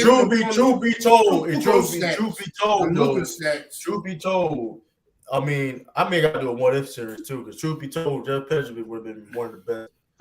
I mean, people talk about Reggie Miller a lot, but I mean, those stats better be on per, Mac. Man, you can't put championships. I don't care. You can't put him and Reggie Miller in the same conversation. He was better, in my opinion. Why y'all hate on Reggie so much, yo? Man, come on, that's crazy. Come on, bro. Reggie was cool. Nobody hating on Reggie. I think everybody on Reggie Miller. People respect Reggie Miller. Bro, Petrovic is not nowhere close to Reggie Miller. Man, stop it. Bro. All right, bro. Listen, I understand the career wise. If you look at the 2 years he played with the Nets, bro. You look like, just to be clear, Drazen was better. Not to me. Reggie couldn't dribble. Okay. If Reggie wasn't coming off a screen, Reggie wasn't doing nothing. He couldn't dribble. And still led his team to the final. Which is fine. Couldn't dribble and still led his team to the final. Nobody denied. Hold on. We're just talking about player for player. Hold on, Mingo. It's debatable whether or not he led that team to the finals because Jalen Rose was actually their best player. Y'all hate Reggie. I don't know about that. I don't know about that. Petrovic was more. I say Petrovic was more skilled. Petrovic was more skilled than Reggie Miller, but as a just overall player, scored clutch moments. What are you talking about? Look at the number. Look at the number I just ran. Take Reggie. I'm taking Reggie too. That's just me though. You literally just heard. Hold up. So the number of the production that he just did the last 2 years he played, that production y'all I just read did not matter whatsoever. Yeah, they do matter. I just said Petrovic is more skilled than Reggie Miller. I admit that. I'm just saying, shooting wise, he's on par with Reggie as well, especially in those days. I'm just saying though, like I mean, he was just as good. Just as an overall, but as an overall player, I would take Reggie Miller. The problem is. Taking Reggie Miller because you're taking Reggie Miller because of career. But I'm saying if he would have kept on playing, he would have been one of the best shooting guards in the 90s. This is what it is. He would have. Magda, when you say overall, hold on, Magda. When you say overall, what do you mean by that? As an overall player, I'm taking Reggie Miller on my squad than Petrovic. You said that was nice. I think. What did Reggie Miller do? Why you keep, hold on. It's not about why you keep putting overall and Reggie Miller in the same sentence? No, I'm not talking about like defense and passing and all that stuff. That's why I asked you about overall. I'm not talking about offensive attributes. If with everything that Petrovic does, that's more skill wise with ball handling and a little bit more of a post game than Reggie ever had. I'm taking Reggie Miller as the player because I think he does more for the entire offense. You can say Reggie's not a passer and facilitator, but Reggie could come off screens and throw passes. Reggie could come off screens and shoot. Reggie could come off screens and cut to the basket. I think the offensive impact is better than what Petrovic did. That's to me. Shooting wise, Reggie Miller to me was a better shooter, but Petrovic was on par with Reggie Miller. But I think Reggie Miller was a better shooter, even at Petrovic's peak. I'm taking Reggie Miller as a shooter. I'm taking Reggie Miller. He's a better shooter, and he's better off ball, and he can play, and he can pass and play make. Not great, but still, he can get the job done. I'm taking Reggie. Y'all tripping. Hello. Y'all are tripping. Damn, he couldn't rebound for shit though. Nah, it just messed up. Is the way you said it, bro. I'm gonna be honest with you, man. The overall thing is just what boggles me. I mean, I get clutch. No, I meant overall, like who's the better player? Who's the better player? Who am I taking? I didn't mean it as attributes. That's what I'm saying. I didn't mean it like Scottie Pippen overall, all around. If I would have said all around, then okay. But if I'm saying overall, that means like as is. I'm taking Reggie over Petrovic. Bro, can we move on, please? Is Petrovic a top 10 shooter all time? He's in the conversation. I think he's definitely in the conversation. Yeah. I think the problem with Drazen is obviously because his career was cut short because of the car accident. So I mean but if you and again I had the pleasure of watching him. This dude was the truth and would go at anybody. He didn't care. Yeah, he was dumb nice. I'm not gonna lie. Reggie talked about him. He was the first trash. He was the first 2K player. Yeah. Hey, Mac Denver, wild invitation. But listen, I mean, I'm thinking about doing a what if series though, man. I'm thinking about doing a what if series. It's gonna be hard though. But what if? Like if certain things, sports history. What if? Like what if Derek like Mingle? Like what if Derrick Rose did get injured? What if Grant Hill did get injured? Stuff like that. I got it. What if Brandon Roy didn't get injured? I got it. What if Bill Russell didn't get traded to the Celtics and play with Bob Pettit with the Hawks? You know what I mean? Stuff like that. He had to throw that in there. Look at him. He had to throw that in there. What if? I'm just saying that's real though, because like picture Bob Pettit with Bill Russell, bro. Like how unfair that is. You get what I'm saying? I'll give you another one. What if Houston had traded Ralph Sampson in '84 to Portland for number 2 and took Jordan? Okay. Exactly. Like it's a lot of them. You know what I mean? Oh, you talking about? What if that was a fumble against the Raiders and the Patriots? What if that was a fumble? You know what I mean? No, Brady literally said it was a fumble. What if we had no decision? There's no what if. That was a fumble. We can move on. What if it was?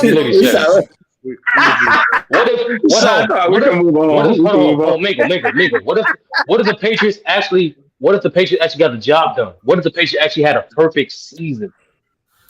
That's what it said. 2007, and that was a good season, though. I thought about that. That was a hell of a season, though. I thought about that one, though. I thought about that one, though. Yeah. What if Mo Lewis doesn't hit Drew Bledsoe? Right. You know, but you know what's crazy though? Thinking about that perfect season, it kind of could have been a blessing in disguise. Man, that season was crazy. No, I don't know something. No, hold on. Don't do that. Of course. Hold on.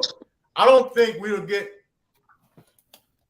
we get more complacent if we'd have won that Super Bowl. We probably would have got the other Super Bowl. Nigga, did you say complacent with Bill Belichick? Yeah. You just say complacent with Bill Belichick? But players though. Nigga, you think Bill Belichick care about players' feelings, nigga? But you got to change stuff up. Wait a minute. I'm saying, but 30 though, you got to change stuff up. I mean, I don't know, man. Let me ask y'all this: do y'all think that was disguise, man? Do y'all think that was blessing in disguise? Like the hell? I lost $50 on that game. Nigga. You think what, Mingle? I said, do y'all think when he played with Tom Brady in the Patriots, do y'all think that was one of Randy Moss's best seasons or his best season or no? That was the best season. That was the best season. I mean, he had a couple in Minnesota that was up there to me. Yeah, the Minnesota, I ain't gonna like that's up there with that. Like he was doing the Patriots, like he was just making look eat like he was just. Sean, I'm not gonna lie, that looked like that's not even a video game. That's not even a video game. I don't know what that was. Like, I don't know what that was. He was killing anybody, and he was doing against Revis. Like, when he put his hand up, that was automatic. Yeah. Patriots was his best season. His rookie season was his second best season. I don't know about that. No, I don't know about his rookie. I don't know about go look at his rookie season. I'm gonna give you this season or these 2 seasons in Minnesota. 2002, 2003. He had 106 and 111 catches, 1,300 yards in the first season, 1,600 in the second season. He only had 7 touchdowns in that 2002 season. He had 17 in that next season. Like he had some really good years in Minnesota. He actually had more catches in that season than he did in 2007. The only thing that puts 2007 up there is he broke the touchdown record, which actually should not be the touchdown record because Jerry Rice had 22 and 12 during the strike shortened season. Yeah, I'll take Moss. His rookie season had, I think, 17 touchdowns. I think he had a punt return as well. I don't know. It was his rookie season though, man. Like that was crazy. I mean, as a rookie to come out like that. Touchdowns. He led league in touchdowns. He had 17 touchdowns in his rookie year, but he didn't have a lot of. He only had 69 catches. Yeah, he was going. He was going. 2 best years receiving. He had 106 and 111 catches back to back season. I'm gonna take his rookie. I mean, yeah, that was a tough season. But he'll wait for his call though. But that New England, but the 98 catches. Almost 1,500 yards, 23 touchdowns. That was crazy though. Yeah, I don't know. You can debate it though. Like it all show you though that Randy Moss. True. How many catches? He had 98 in 2007, but he had 111 in 2003. Oh yeah, that's not close. He had more yards in 2003. He just didn't have. He had 17 touchdowns in 2003, But he had the 23. I ain't listen. I mean, his rookie season, he played with Chris Carter, so he was like the number one lightweight number 2 receiver though. As a rookie, people criticize him not being going in the slot and inside, though, but you can do what he can do, bro. You don't need it.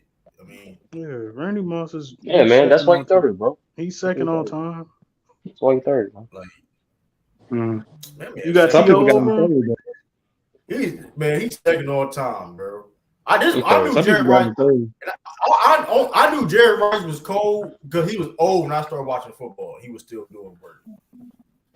He was like 40. He was like 40. Yeah, it's no debate who's the number 1 receiver. If y'all want to put T.O. over, that's why I knew. Moss, That's why I knew he was cold. But I was like, I see Jerry Rice on the Raiders. I'm like, yeah, that was cold.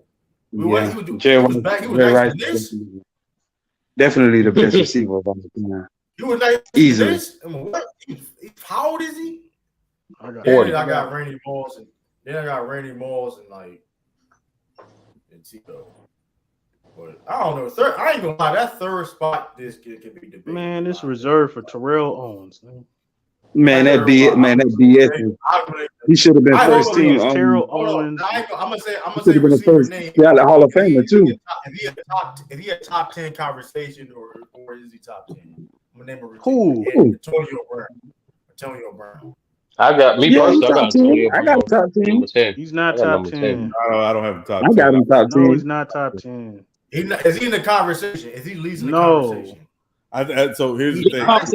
I think he's the best receiver of the 2010s.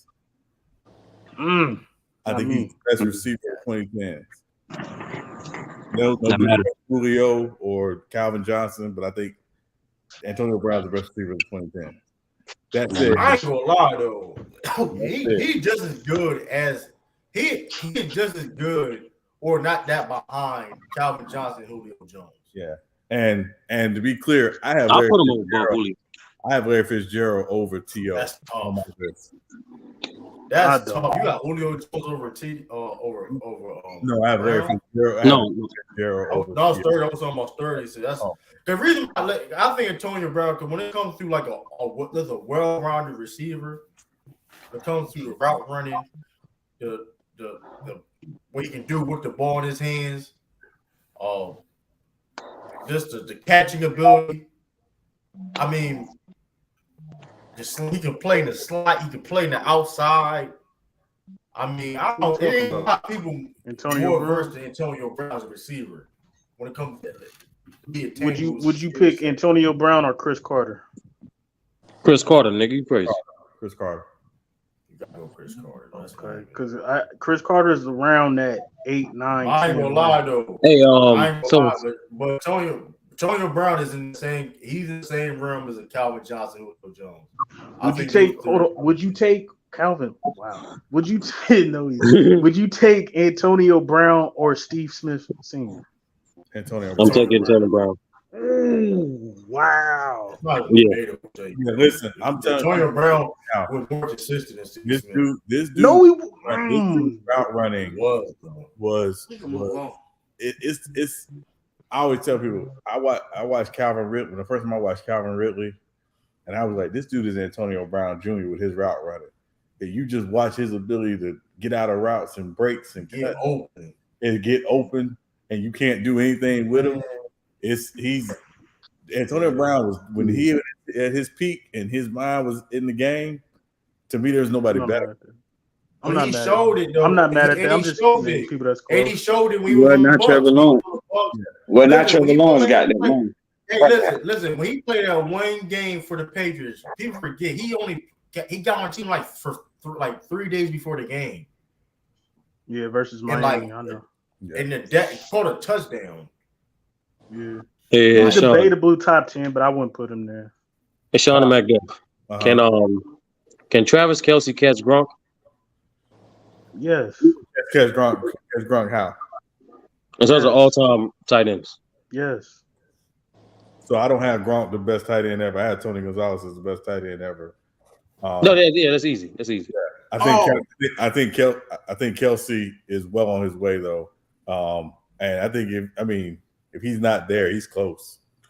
Hey, True. What's that capping you was doing on Antonio Gates? I heard. I meant to come back. You heard you was capping. Rob Gronkowski, Antonio Gates. Yes, Rob Gronkowski, Antonio Gates. Rob who? Oh yeah. Gronk. Yeah. Rob Antonio Gates ain't top 5. We can move on, man.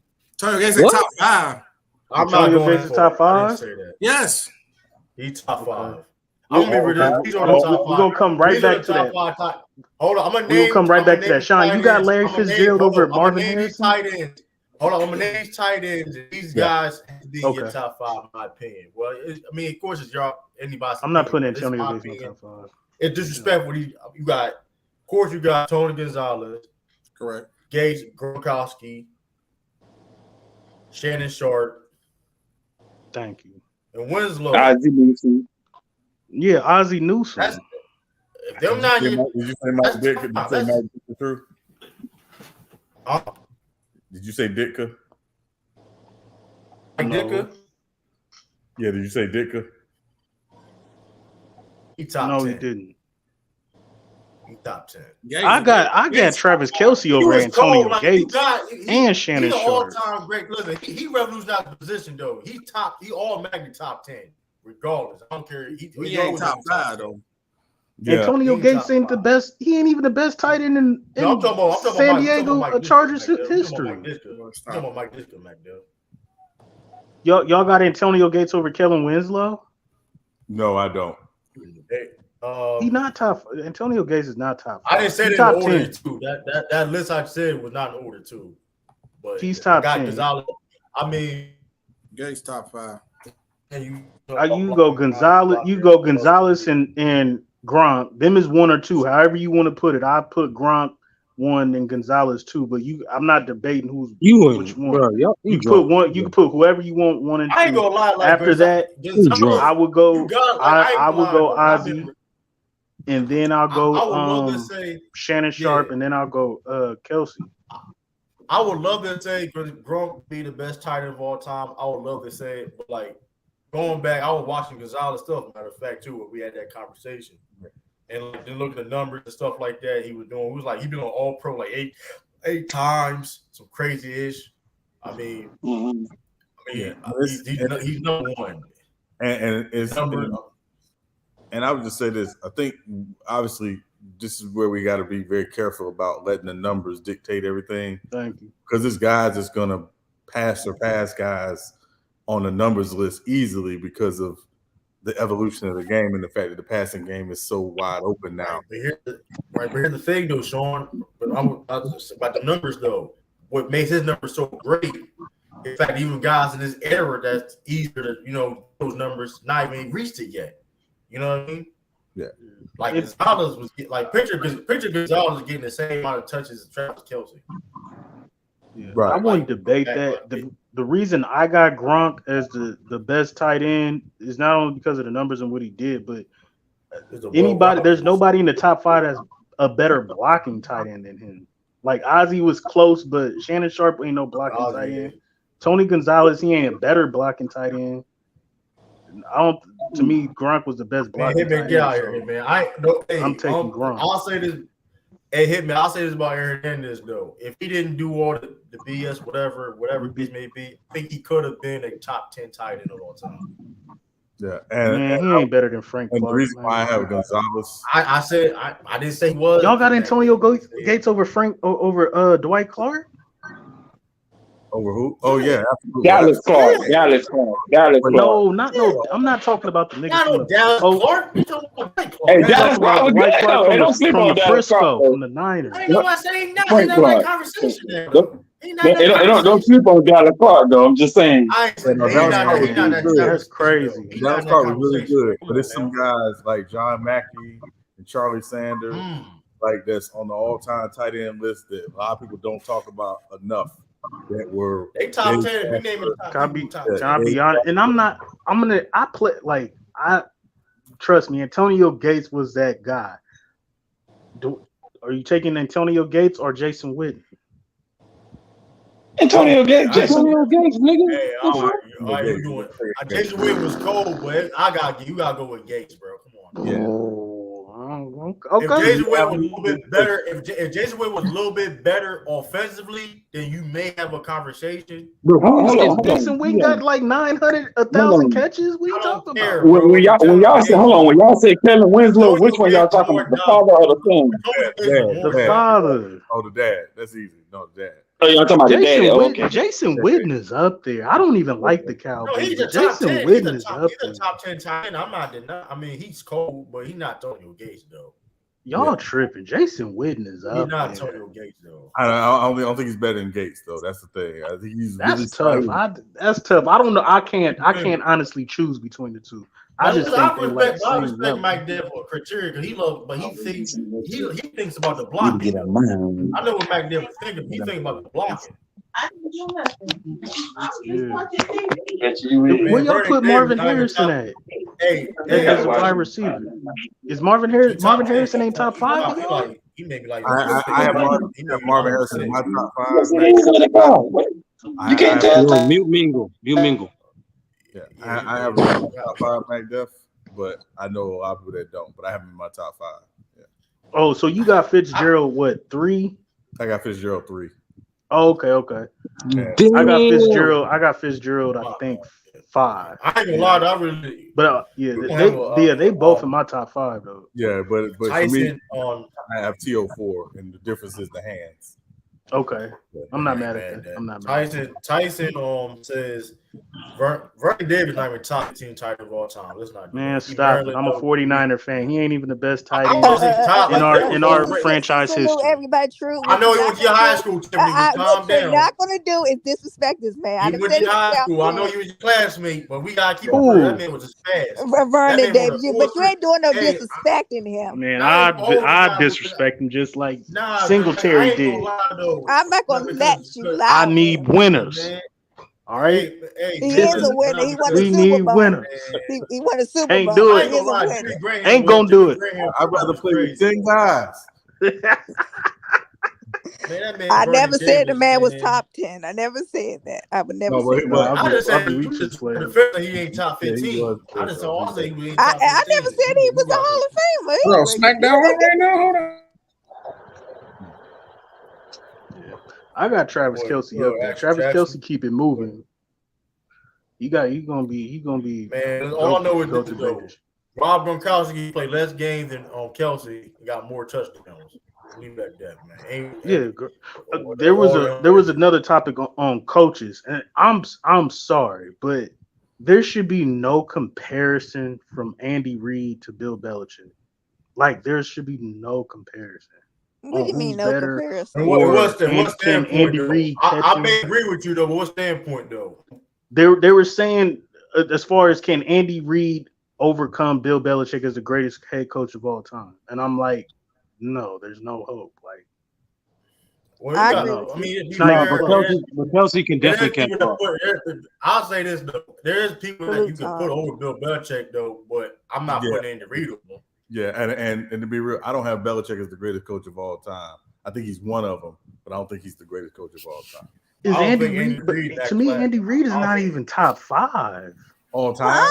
All time. No, I wouldn't put Andy Reid top 5 all time. No, yeah, that's what I'm saying. So to me, he's nowhere near. Y'all seen it? You know what? He's nowhere near that. Now, I seen a thread of somebody they trying to like elevate. Who you got? Walsh number 1. McDuff. I know you do.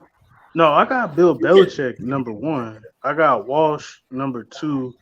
Vince Lombardi. I got 3. I got you, Rob. Salute to the super chat too, Ross. Yeah. Then Don Shula, and then the answer, but go ahead. Sweetness. Yeah, it's a very and good. Who was? It's obviously Walter. Thanks for the donation. Appreciate. That man hit me and said, "Mike Shanahan, make it out of here." Mac, where you got Joe? He overrated too. He overrated too, low key. Mike Shanahan low key overrated too. It ain't low key. No, Mike Shanahan ain't overrated. He just ain't top 5. Because before the Super Bowl, Andy Reid was better than Mike Shanahan. I think a lot of people would agree. Before the Super Bowl, Andy Reid was still better. Yes. You need to know who Mike Shanahan is before you start talking. I don't care. The problem is, I think that was consensus. But I think that was consensus, though. The problem You got Bill Parcells. Bill Parcells up there. He's top 10. I think he's in the conversation. Yeah, I think he's in the conversation. Yeah. I know I Joe think Gibbs Andy gonna Reid be in is the Andy Reid is conversation. top 10. I'll put him top 10, but I wouldn't put Bill Parcells over Joe Gibbs. I think Joe Gibbs is my greatest coach of all time for me. Can't get mad at that. Can't get mad. He's top 10 to me. Yeah, he's the Should only be top one, 5. the only one to win 3 Super Bowls and not have a Hall of Fame quarterback. Can you put him over? You gonna put him over Don Shula? Yeah. Ooh, that's tough. Super Bowl. I can't. If that's the reason why though, with the quarterback thing, He didn't have a Hall of Fame quarterback. Yeah, but Don Shula went undefeated. And he was an innovator because he invented the H-back position. For Lawrence Taylor, I feel. Yeah, so, he's up. To me, he's top. He's definitely top 10. I think he's cemented as top 10, and some people will have him top 5. Yeah. But yeah, I'm not mad at that. But but Mac Div, I did see people try to elevate Andy Reid. Now he is an all-time great coach. Don't get twisted. Right, no, I'm not trying to elevate. I said that it was a conversation between on Nick Wright and what's his name, Chris Broussard on that. They were like, can Andy Reid surpass Bill Belichick? And everybody on the panel, Nick Wright, wasn't it? Mac Def was and Chris Broussard. They were like, Andy Reid can. And I'm like, hey, he ain't nowhere close. Here's the thing, they're just a bunch of racist bias. Well, I think the problem is the problem. I'm sorry, actually. No, Patrick Mahomes do his thing. The problem is, Mac Def, is that Andy Reid has largely gotten the most out of different quarterbacks, right? And every quarterback that's played for him has usually had their career peak with him. Correct. All the way through, going back to Donovan. So I think that's why people elevate, especially since it's such a quarterback-driven league. I think that's why people elevate Andy Reid as much now because of what the league is today. Where Belichick, his success is tied to Tom Brady. So I think that's where the conversation becomes interesting. And I think it is a little more of a conversation. But if you're just talking about overall career accomplishments, obviously it's Bill Belichick. But just because of where the league is today, that's why it's a conversation. And they were talking about it as head coaches. Like I look at Bill Belichick when he was with the Giants as a defensive coordinator as well. And I see the imprint that he did on that. So. That's but yeah. Do we also look at the nuances how they coach? Like, for example, even though Bill Belichick's success is tied with Brady, the defense is the reason why that team was a dynasty.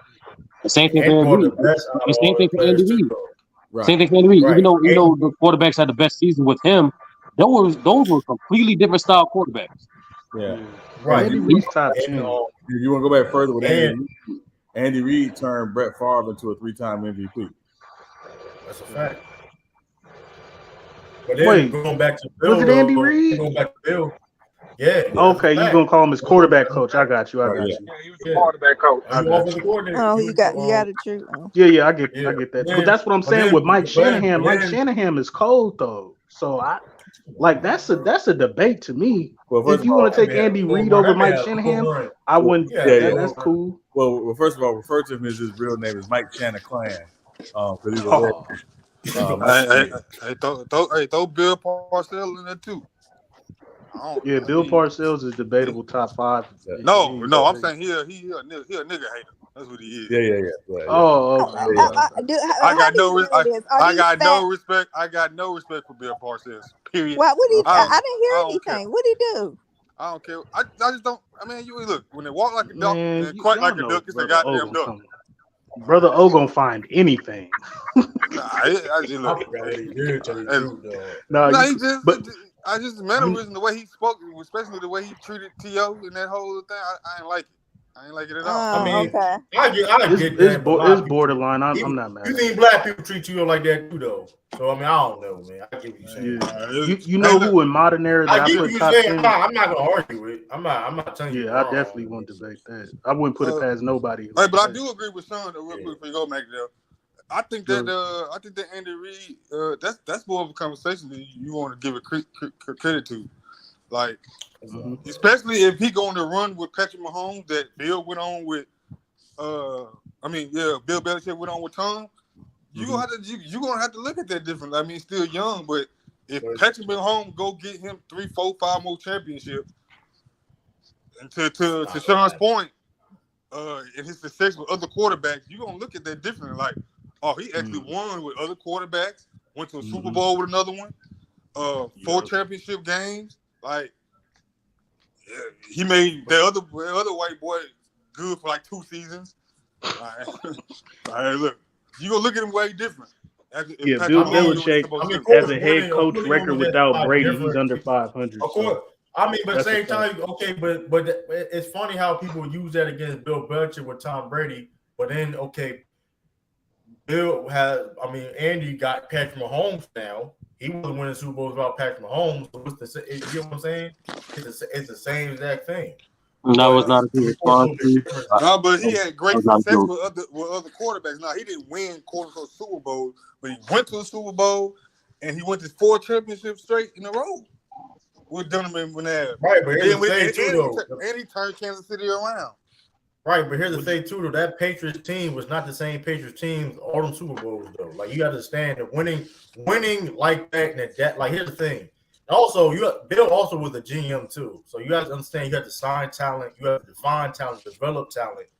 Which, besides the quarterback position, which I'm not going to argue, Andy Reid is by best of all time with that. It comes to development talent across the board, different positions.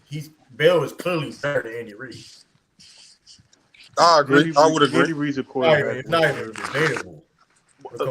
Another guy who's in modern era coaching right now that I think is top 10 debatably, but I will put him in my top 10. I got Mike Tomlin. I knew you were going to say that. 16 seasons, never having a losing season. I ain't mad at it. I'm not mad at it at all. I have he may not be it though, but I can't get mad at it though. In the world for Mike Tomlin, but he's not a top 10 coach of all time yet. He made his top 15. Nah. I think it would help if he get another Super Bowl though. It would be massive. It would be massive. At my at my 6, let's say I put Andy Reid. Let's say I put Andy Reid 6, Joe Gibbs 7. But I'm saying that I already got my top 5 locked. Joe Gibbs better. You need to stop this.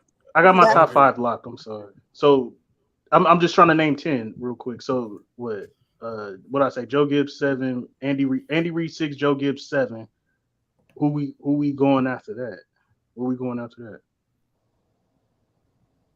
You got Mike Shanahan. You got Shula.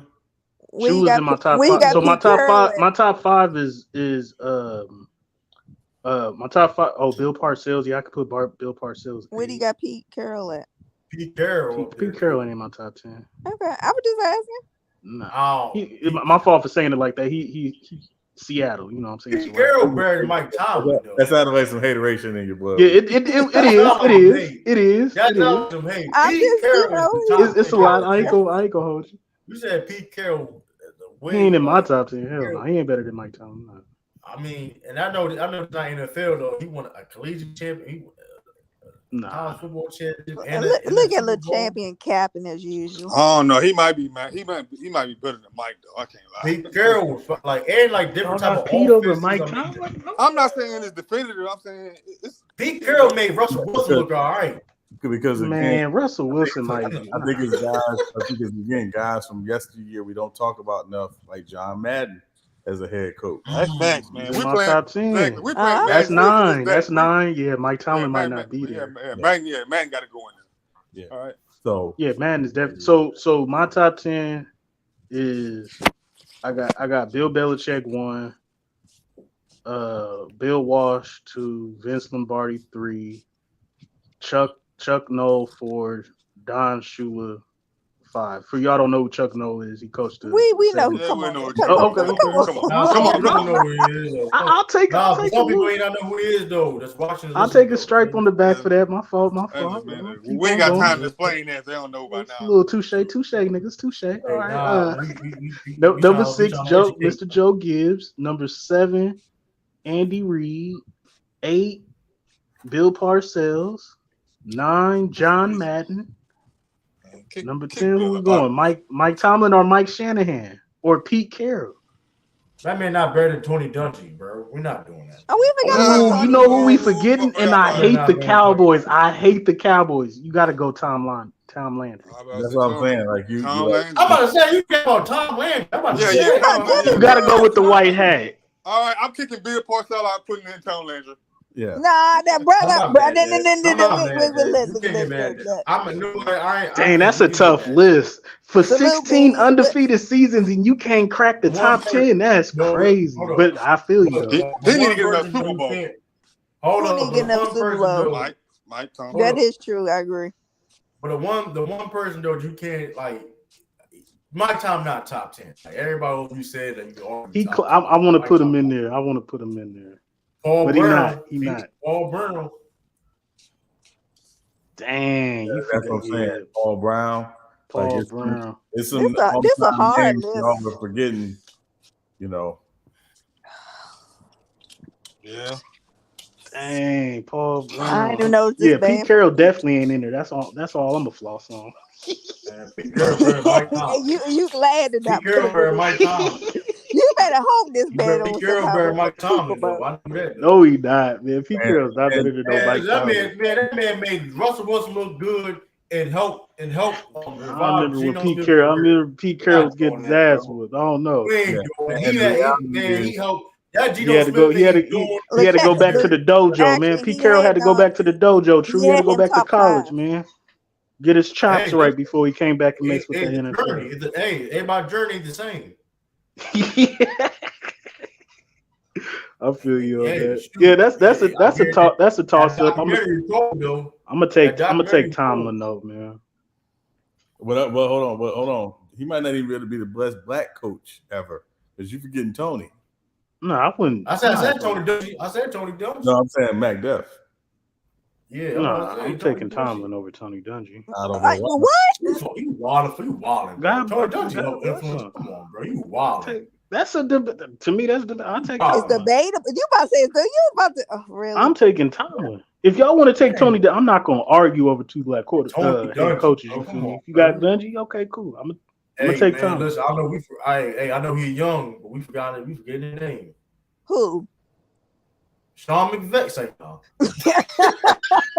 Sean McVay. I ain't doing that.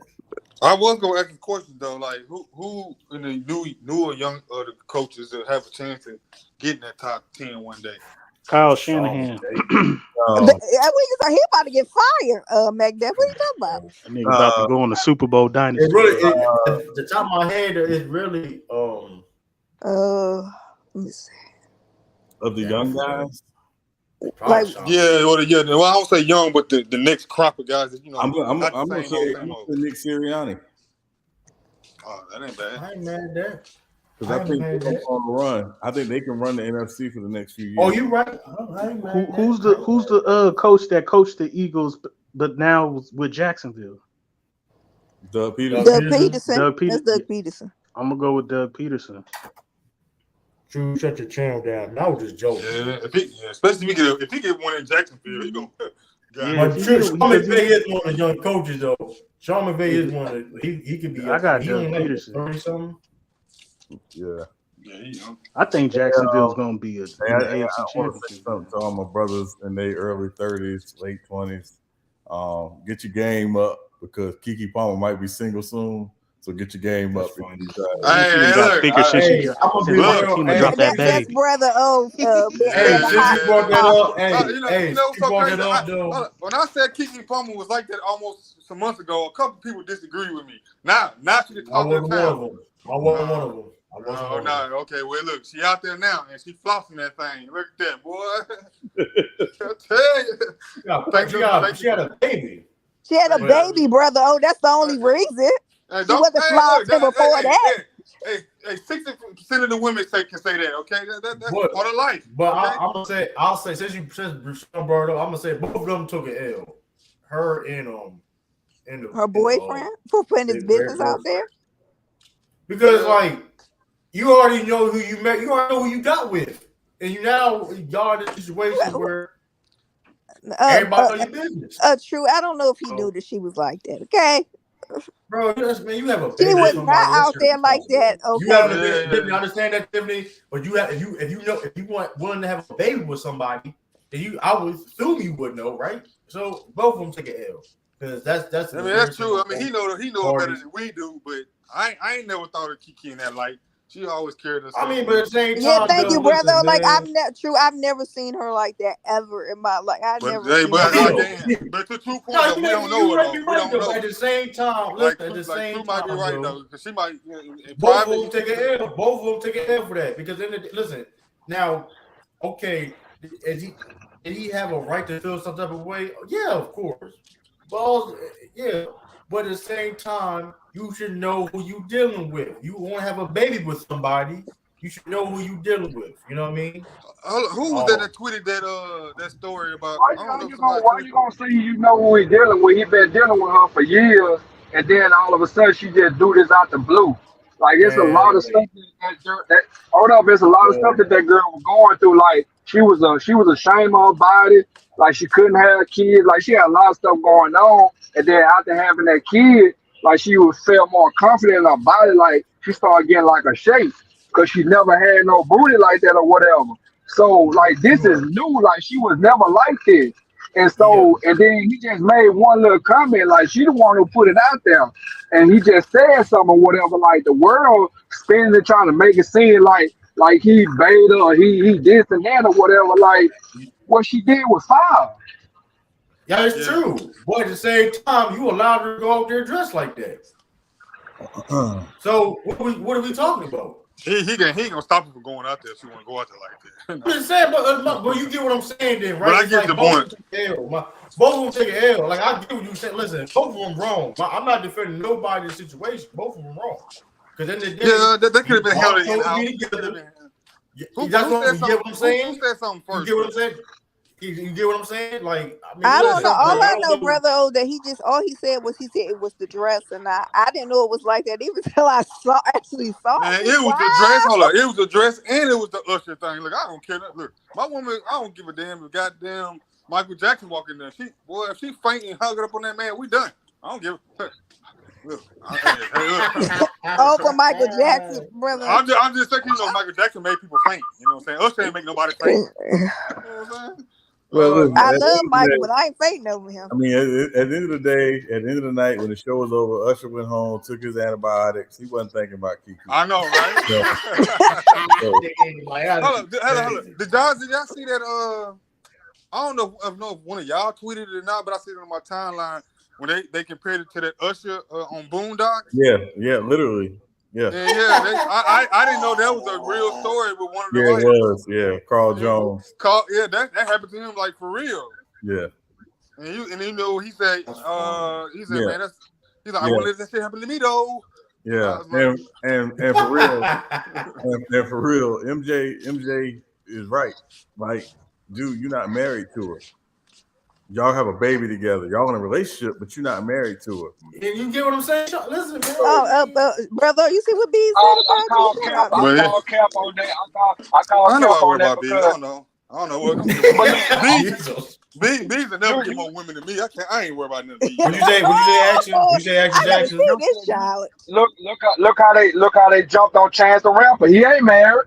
He in a committed relationship. They was in a committed, like you gotta like these Kiki was with that dude for some years, bro. That's a committed relationship. Don't try to throw the marriage title on now when you know it's like inclusive relationships be like that, bro. Especially like in that industry. That's disrespect. You ain't gotta be married to say somebody disrespecting you. That's crazy. In Action, I'm saying this from the perspective, just from a biblical perspective. If she ain't your wife, she don't belong to you. That's all I'm saying. So regardless of committed relationship or not, if she ain't your wife, she don't belong to you. What y'all decide y'all gonna do within your relationship, that's a whole different thing. My only issue with what he did was not that he felt some type of way about it. Why you put it on social media? That to me is that's what true. Have a conversation, because if y'all that committed to each other, y'all should be able to have a real conversation. Be like, hey, I don't think that was a good look. Yeah, I'm with both sides. She had 7.3 likes on that. What are you talking about? 7.3 million likes. She put it out there. Hold on. She put it out there for her because of what somebody just said about how she's feeling very confident about her body now because she dealt with body shaming issues prior to having. That was me. I said that. Okay, so that's why she put it out there. She's like, listen, I'm feeling confident. I'm feeling great. But also, not to mention, he put pictures out there of her when she was half naked on social media. So you can't have it both ways, bro. You can't have it both ways. Yeah, you show your woman like that. Yeah, you show your woman like that. When she do it, how's the problem? Yeah, for one, she wasn't half naked. She had a whole bodysuit on, and they was together. Hold on, no. He had another picture of her when she ain't had no top on. She was just covering up her breast. Like she had no top on, period. What y'all talking about? We talking about your girl Kiki. And Action, stop being third. This not you, Action up here. LeChavin, stop being third. Man, I only did that because she reminded him of Chili. Yeah, that's what I'm talking about. Action Jackson. And that TLC movie, bro. In the comments, the other Action Jackson. In the flashback. You lost your chance, Tiffany. Action Jackson trying to get that Kiki now. He can call that Kiki. I don't give a damn what chance we had. He never had a chance. Don't come with me with that.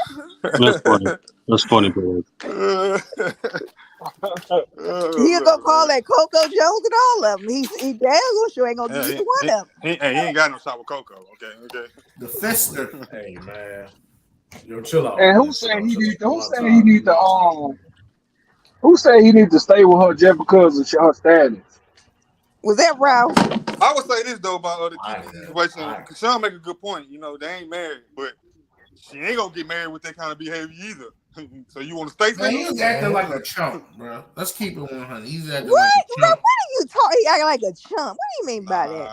I ain't know. I can't say that. I can't say that. He took an L though. It's an L. I'm saying like that. He could have handled that in house. He could have told, "Hey, look, man, don't disrespect me like that no more." First of all, she's in the industry. You know what that tells, bro. What does that tell, Ralph? Say it. Tell me. What does it say? Man, don't. This is not a normal job, bro. You don't do normal things. We can move on. Yeah, I don't want to get that deep into it. I don't want to get that deep into it. Horrible football takes y'all having. Yeah, let's get back to football because we about to go down another rabbit hole. I don't feel like doing that right now. Yeah, because you about to horrible football takes y'all. Horrible football takes. Sir, who is your team? You talk about horrible football takes. Cowboys, baby. Oh hell no! Hello, we said Tom Landry. We gave him a shout out. We made him like number 10. And that's bull crap. Jimmy Johnson. I did say Jimmy Johnson. Nobody wanted to. I said, what do y'all? I said Jimmy Johnson. Nobody wanted to rank him. Yeah, Jimmy Johnson. He not top 10 though. That's who everybody go to. Jimmy. Yeah, but part of the whole all-time coaching thing is longevity. Jimmy only coached in the NFL like 8 years. It's longevity. Thank your owner for that. Yeah, and the Dolphins was a disaster. And I'm not saying it was all on Jimmy. It was a disaster with the Dolphins. Trash. Yeah, it was. Thank Jerry Jones for that. Getting rid of the man. Yeah, he messed it up for us. He messed it up for us. We could have had about 5 of them things. We could have had about 5 of them things in the 90s. Well, I mean, the worst thing that ever happened to the Cowboys was y'all winning the Super Bowl with Barry Switzer. Because now your owner think he can win with any coach he picked. Yeah, that was a bad year. He fired Tom Landry and played with Jimmy Johnson. But man, listen. And then, like I said, when with Harris, I ain't gonna lie to you. The only time I liked the Cowboys was when Terrell Long was there. I ain't really like him then. Forget Jason Witten. Listen. He overrated. Yeah, I said it. Right. Jason Witten is overrated. Who overrated? Jason Witten. We're not doing that. Man, we doing that. We're doing that. You need to cut it out. That man won the best overall tight ends ever, man. You cut it out. I guess. He won the best. He ain't in my top 5. He in your top 5? No, he ain't in my top 5, but he about number 7. Oh, 7? 7? I don't know about 7 either. I don't know about 7 either. I ain't saying not, but he's not 7 though. That's the problem. Who? Okay, go think. I heard some of y'all crazy lists or whatever, but now y'all just looking at passing tight end, complete tight end. No, I'm not. I agree with you.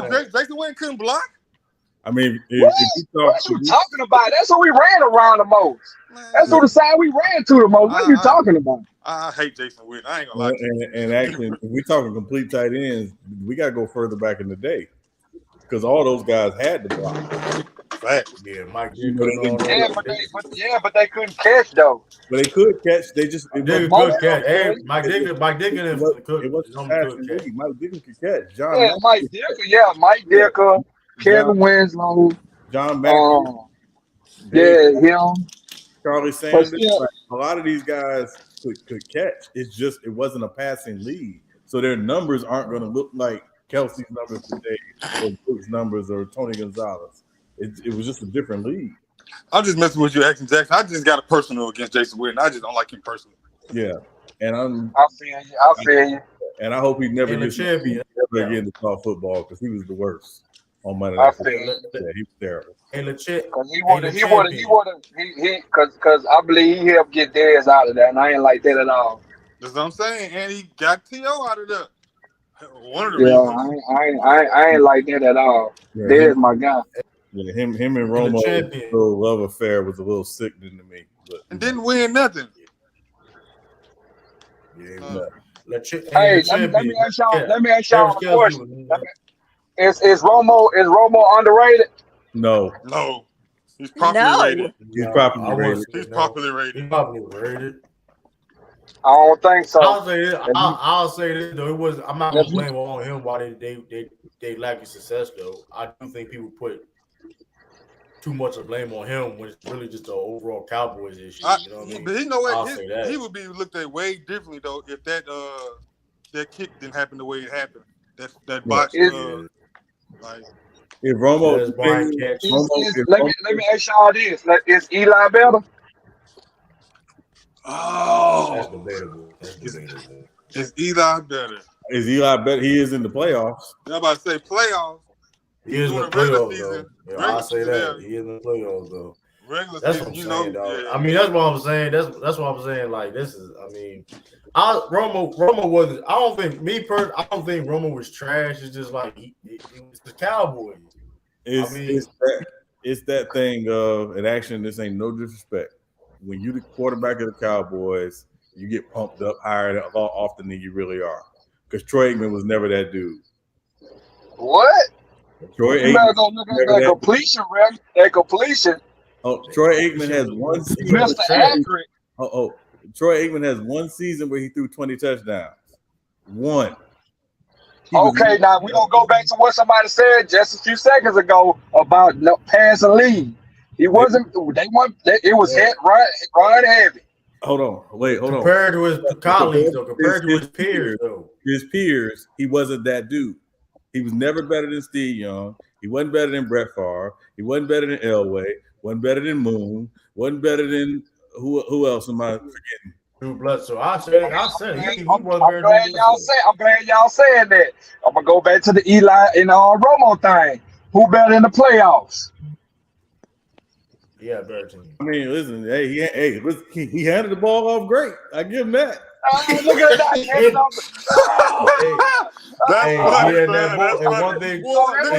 that ball off and third down, and he had that ball off at third down. Look at that jet sweep to the left, right? Look at that jet sweep. Hey, listen. So why Michael Irvin was consistently a top 3 receiver before he got injured? Before he got injured. Because he good. What you mean? Like that girl said, I'm good. But you got the all-time lead rusher though. That had one-on-one coverage. But you got the all-time lead rusher though. Emmitt Smith was the number one. Hold on. Emmitt Smith was the number one offensive tackle of that team. Let's not do that, bro. Yeah, and also, action. If we're being honest, there's guys who have way better numbers than Michael Irvin. Is Michael Irvin played for the Cowboys? Yeah. Michael Irvin No, see, did for the that's well, hold on. Michael no, Irvin, he was clutch with though. That's hold what on.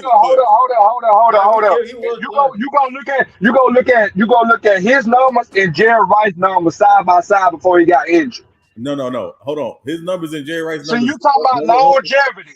Their numbers was right there. Action. They numbers don't compare like that. Yes, they do. Before the man got hurt, Jerry Rice got longevity, man. Hold on. Before he got hurt. Hold on. You say Jerry Rice? There's a receiver. Yes, him and Jerry Rice was him, Jerry Rice, and maybe who was else in that conversation? He wasn't better than Sterling Sharp before that. Sterling Sharp was the main. He wasn't better than Sterling Sharp. Yeah, Sterling Sharp. It was them three. That was the three. That was the big three. But there were from about 88 to about 88 to about 97. Them was the three. Chris? Okay. Chris? Hey, he was better than Chris. So Michael Irvin only has one season where he caught more than 100 balls, and 2 seasons where he caught 90 or more balls. Don't sound like top 3 to me. He's got one season where he caught double-digit touchdowns. One season. He got 2 seasons of smoking that cocaine, though. I tell you that, boy. Oh man. Oh my bad. Okay, my bad. Low blow. It don't compare. Man, you need to cut it out, man. On TV though, man. It don't compare. It's the cowboy thing. How's the cowboy thing? There's a guy. Hold on. I'm gonna just tell you. Play with a cowboy. You elevate. I'm gonna put up these two numbers, okay? These career receiving numbers.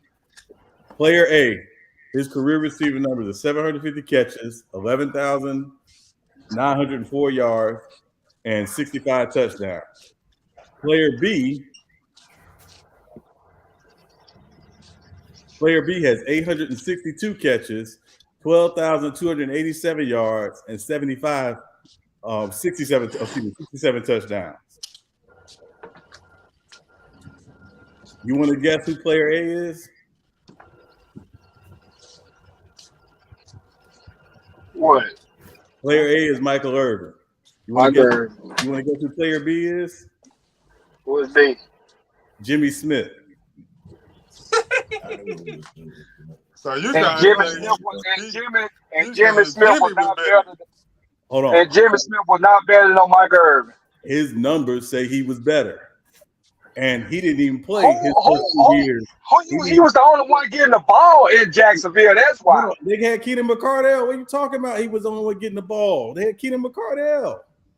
You acting like the Cowboys that have Taylor D. You have to worry about Emmy getting the ball 30 times a game. Sean, can you tell me how many receiving yards Michael Irvin has? Because I'm trying to compare. But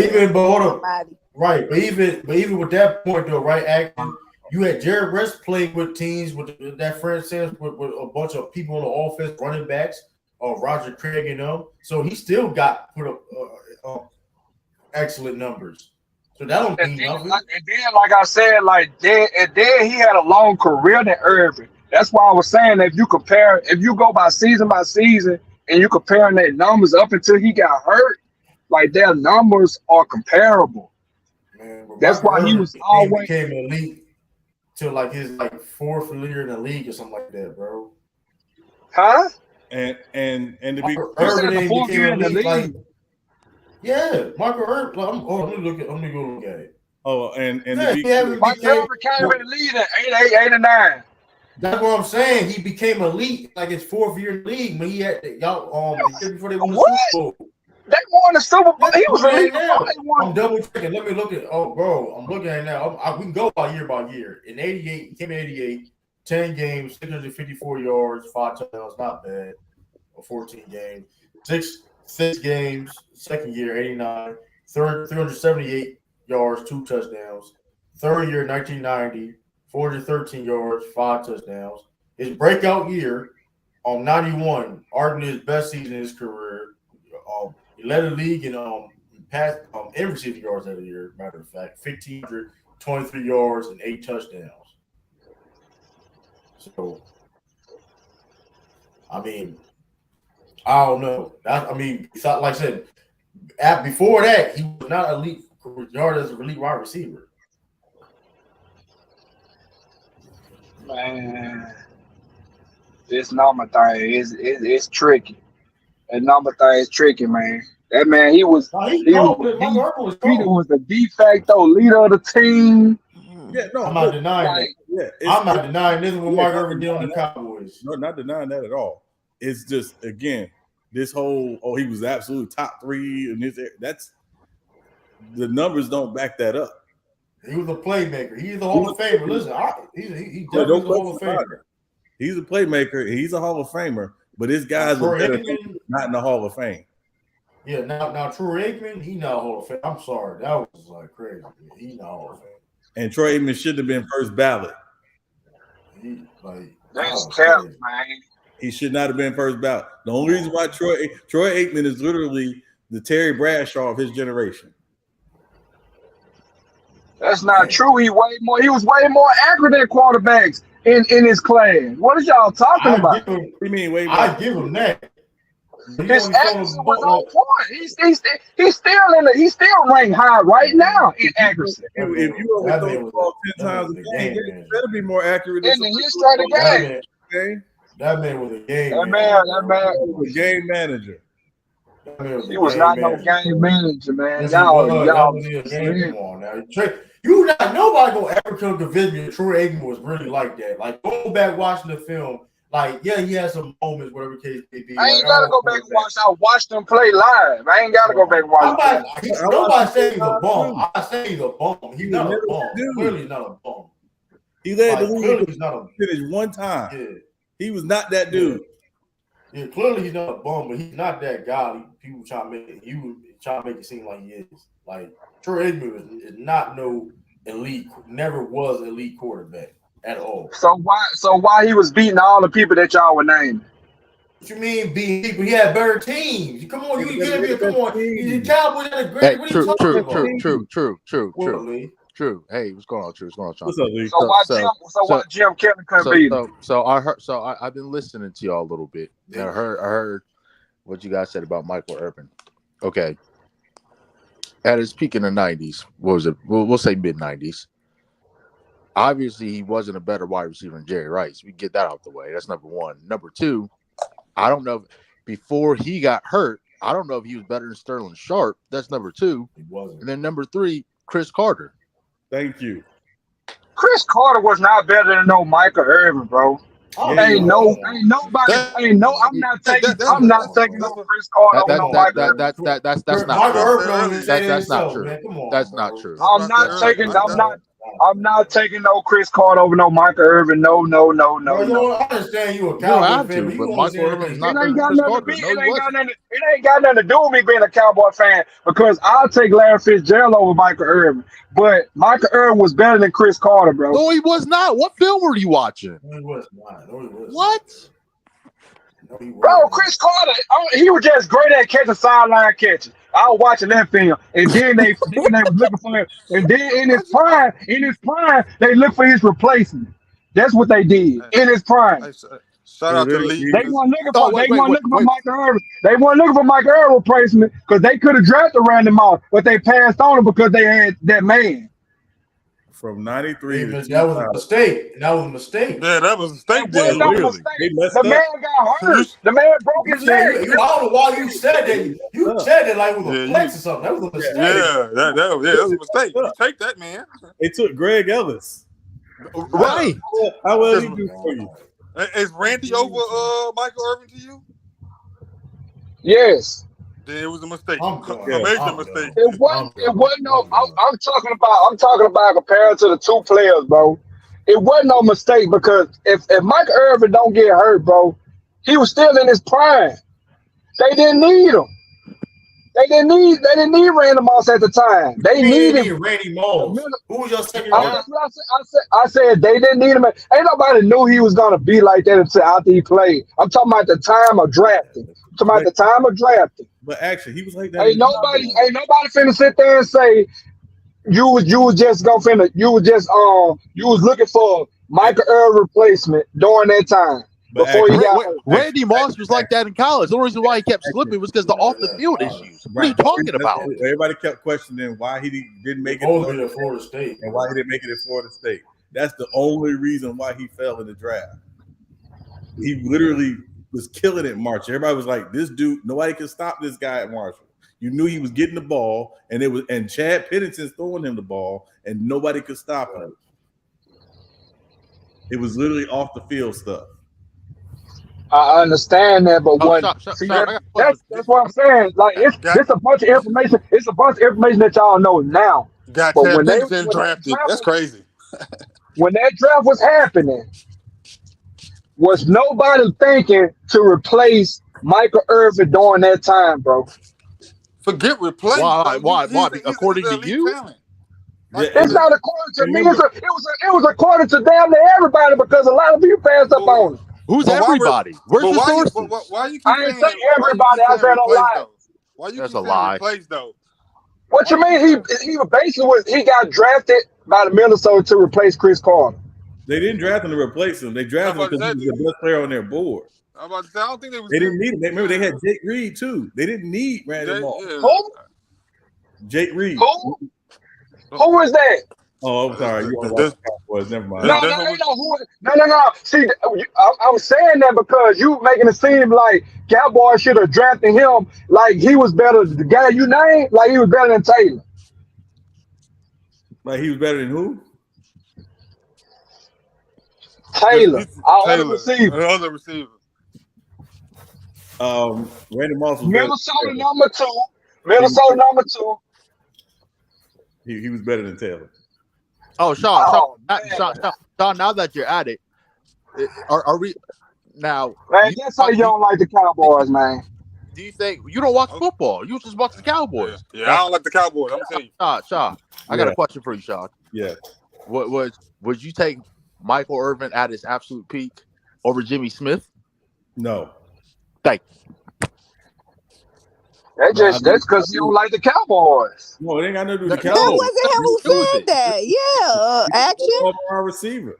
Ain't nobody doing that but the people on this panel. Ain't nobody that's owning the team doing that. I literally just nobody owning the team doing that. Read their blind resumes, and Jimmy Smith, who didn't play his first 2 years in the NFL, who was actually on the Dallas Cowboys his first 2 years in the NFL, didn't play. Goes to Jacksonville. Salute Lakers and Fives. Has 100 plus more catches, more touchdowns, and over 1,000 more receiving yards than Michael Irvin. Oh, over career, right? Yeah, and who didn't play his first 2 years? I got another one for you, Sean. That's his fault. That ain't I got one for you too, Lee, but I might be biased with this one. He didn't play his first 2 years. Sean, true. I got another one for you. Stay with you, Tiff and the brother O. Are you taking Marvin? Are you taking Michael Irvin over these receivers? I'm just gonna name five. Just five. Number 1, Larry Fitzgerald. No. Okay. No. Number 2, Marvin Harrison. No. Yes. What? No. Number 3. Y'all don't care they had Pay Manning, huh? Okay. We're what done. is that? They had to catch the ball. You listen to any receiver, they say quarterback matters. You listen to any receiver, they say quarterback matters. I have three more. Number 3, Isaac Bruce. Yes. Anyway, number 4, Torrey Holt. No. Yes. No, definitely not. Come on. No. And then number 5. Oh my gosh. That's sad. Now, would you take him? Would you take Michael Irvin over Terrell Owens? No. Of course not. Hell, that's been hell no. How you going? That's the best type. To me, that's the best receiver in the league ever. What? I ain't gonna lie to you. I might take him over Hope though. I am Michael Irvin. I might take him over Hope. I ain't gonna front with you. You said what, brother? I'm sorry. No, so I might take Michael Irvin over Hope.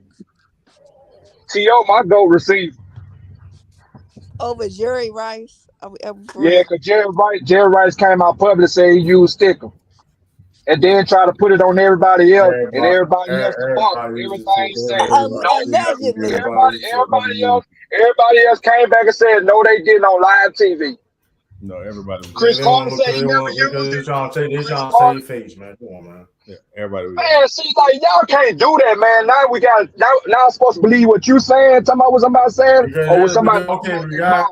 Because here's the thing, because the reality situation is those same people still call him the greatest wide receiver of all time. So, I mean, what are we talking about? To me, T.O. better, Moss, then Jerry. Just me. Jerry is number. Oh my God! Okay, we can move on. Just move on. Just wrong. Anyway, Grant Williams got traded to the Mavericks. The signing trade was 3-team deal. So they got, I think, two second round. Yeah, it's 2 or 3. One of them. Hey, true. Be careful. He might say Grant Williams is better than Charles Barkley. Be careful. I never say that, but y'all acting like T.O. was a dog everywhere he went. He was great. He was my favorite. He wasn't no top dog. He wasn't no top dog though. He was a dog though. There's a reason why he was a top dog everywhere he went. There's a reason why. No, I'm talking about a receiver list. He's not. There's a reason why when the NFL did the greatest 100 players of all time, a couple years back, they voted Jerry Rice number 1 in a landslide. That shit was years not ago. T.O. I ain't gonna lie, that shit was a while ago. I love T.O. Like to me, T.O.'s the second greatest wide receiver of all time. He's just not better than Jerry Rice. I say he's my number 1. Well, you're wrong. Everyone got traded. You know, the 49ers drafted T.O. when they had Jerry Rice. You know, they didn't draft him to replace Jerry Rice. They drafted him when they had Jerry Rice. So, you know, I mean, hey, you know, I guess teams don't need to draft great receivers. You know, hey, it's just what it is. Okay. That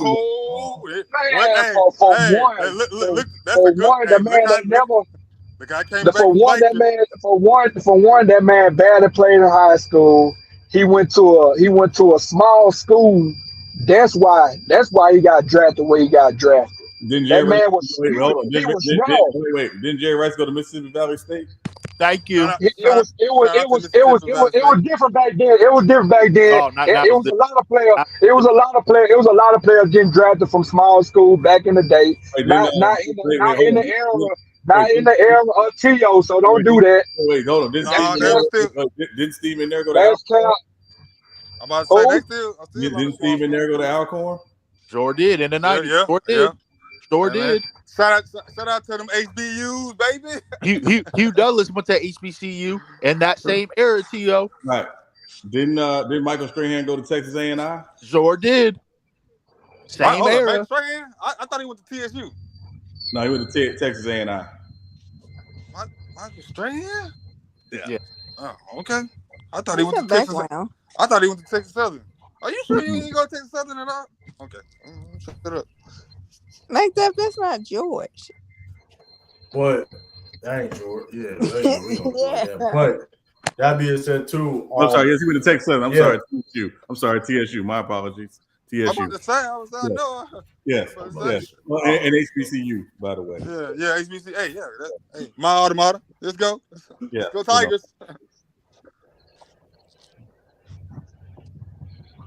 Boy. Did you guys talk about PW Wallace? It's like nah. It's like that.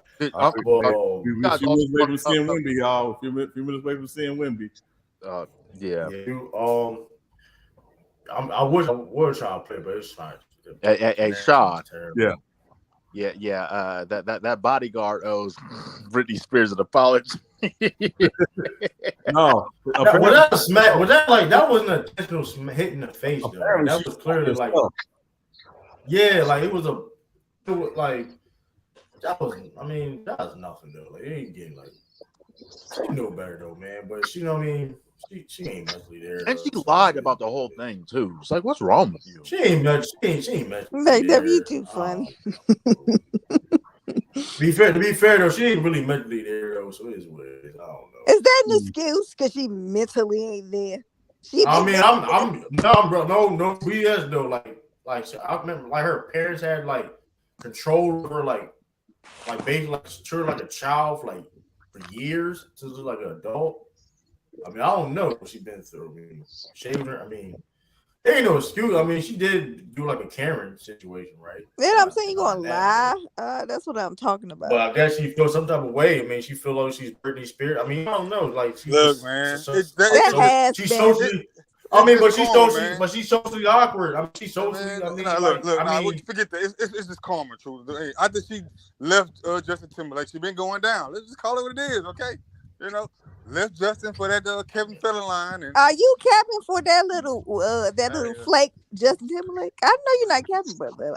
Are you up here capping for? Yeah, are you up here capping for Britney Spears? Brother O. Hey. Yeah, brother, love ain't no Timberlake. You know, her favorite artist love him. Hey, brother O. Love Timberlake. Hey, brother O. Yep.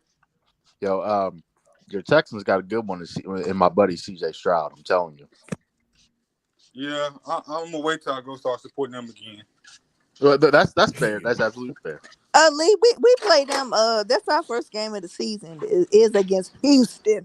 Unfortunately, wait. What do you mean we? Tiff, you mean the Commanders?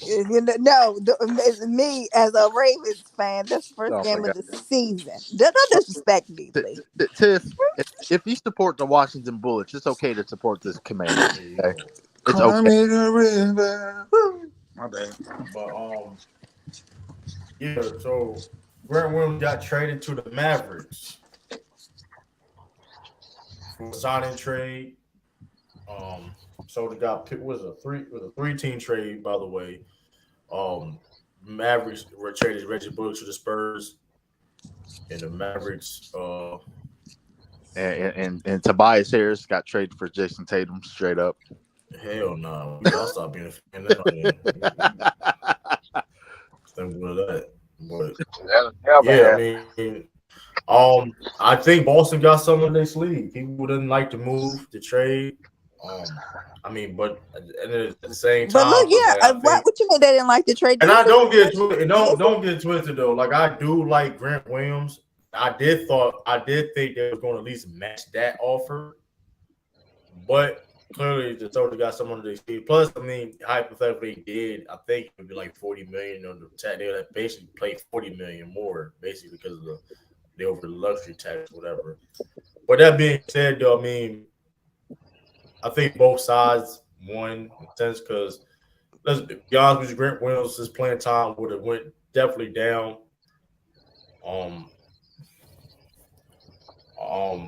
Definitely went down because of the Porzingis and stuff like that. Plus, I mean, I don't know. I mean, I think he can play a certain role on the Mavericks. True. Can I address MC Robinson?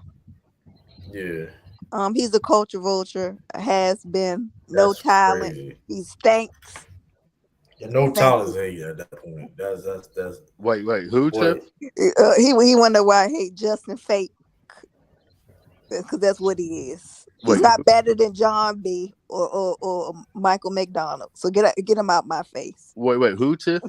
Than Justin Timberlake. Wow, to John B. though, but I mean, what? Hey, Tiff, you got to get that head out your heart. You don't know who John B. is, True. You don't know. I know John B. Come on, John B. better Justin Timberlake. Real talk. John B. was nice, but he better Justin Timberlake. Hold on, real talk, Drew. Real talk. I'm going to real talk. I'm just being real. Justin Timberlake does not have a better album in his catalog than John B.'s Cool Relax album. That's a fact. I mean, Justin Timberlake ain't got a better album than Justin Bieber. Okay, I said. The brother. I think you need to behave yourself with this one. I'm not. You lost me on that one.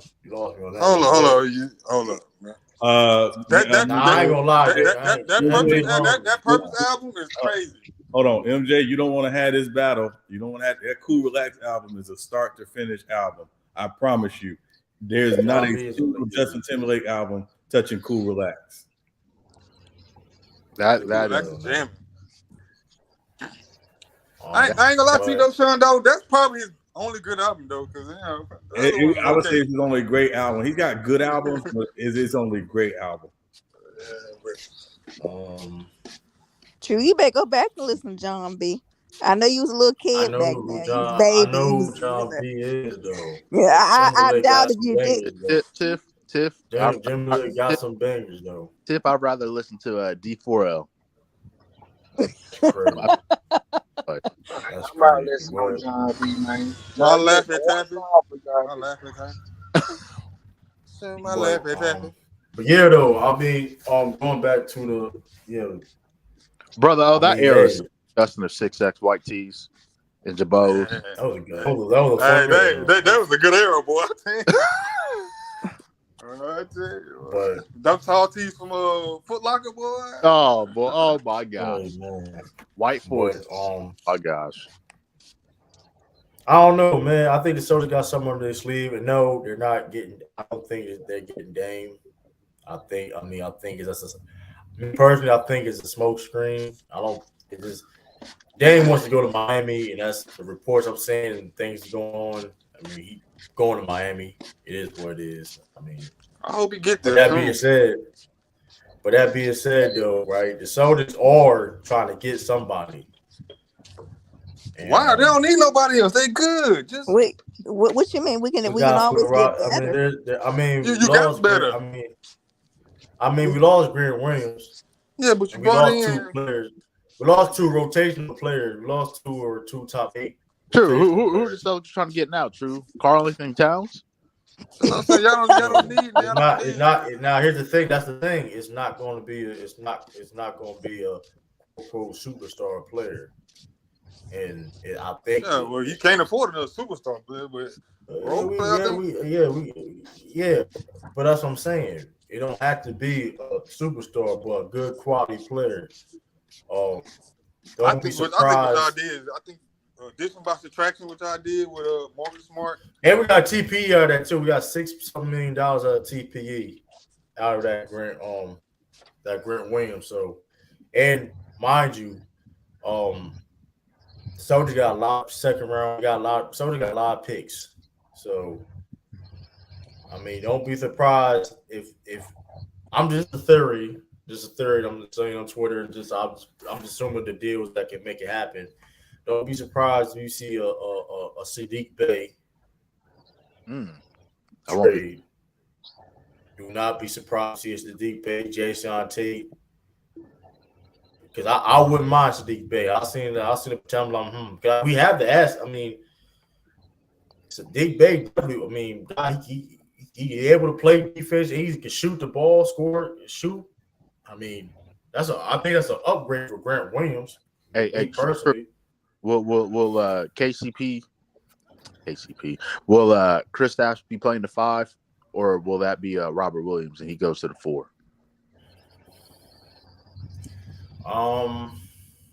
It really don't matter. Tell you too how they're gonna play defense, because I don't think the Celtics are gonna do a lot of switching defense this upcoming year. I think it's going. That's why you notice the personnel change, right? It's not necessarily because of. I mean, it's unfortunate we traded Marcus Smart. It's unfortunate we traded, and I wish we could have kept him. It's just the percentage, but like when we traded Grant Williams, that basically was a sign of okay, things are definitely going to. The change is coming. You know what I mean? When it comes to the scheming and stuff like that. And what Grant Williams was known for was his versatility and switching to the defense, right?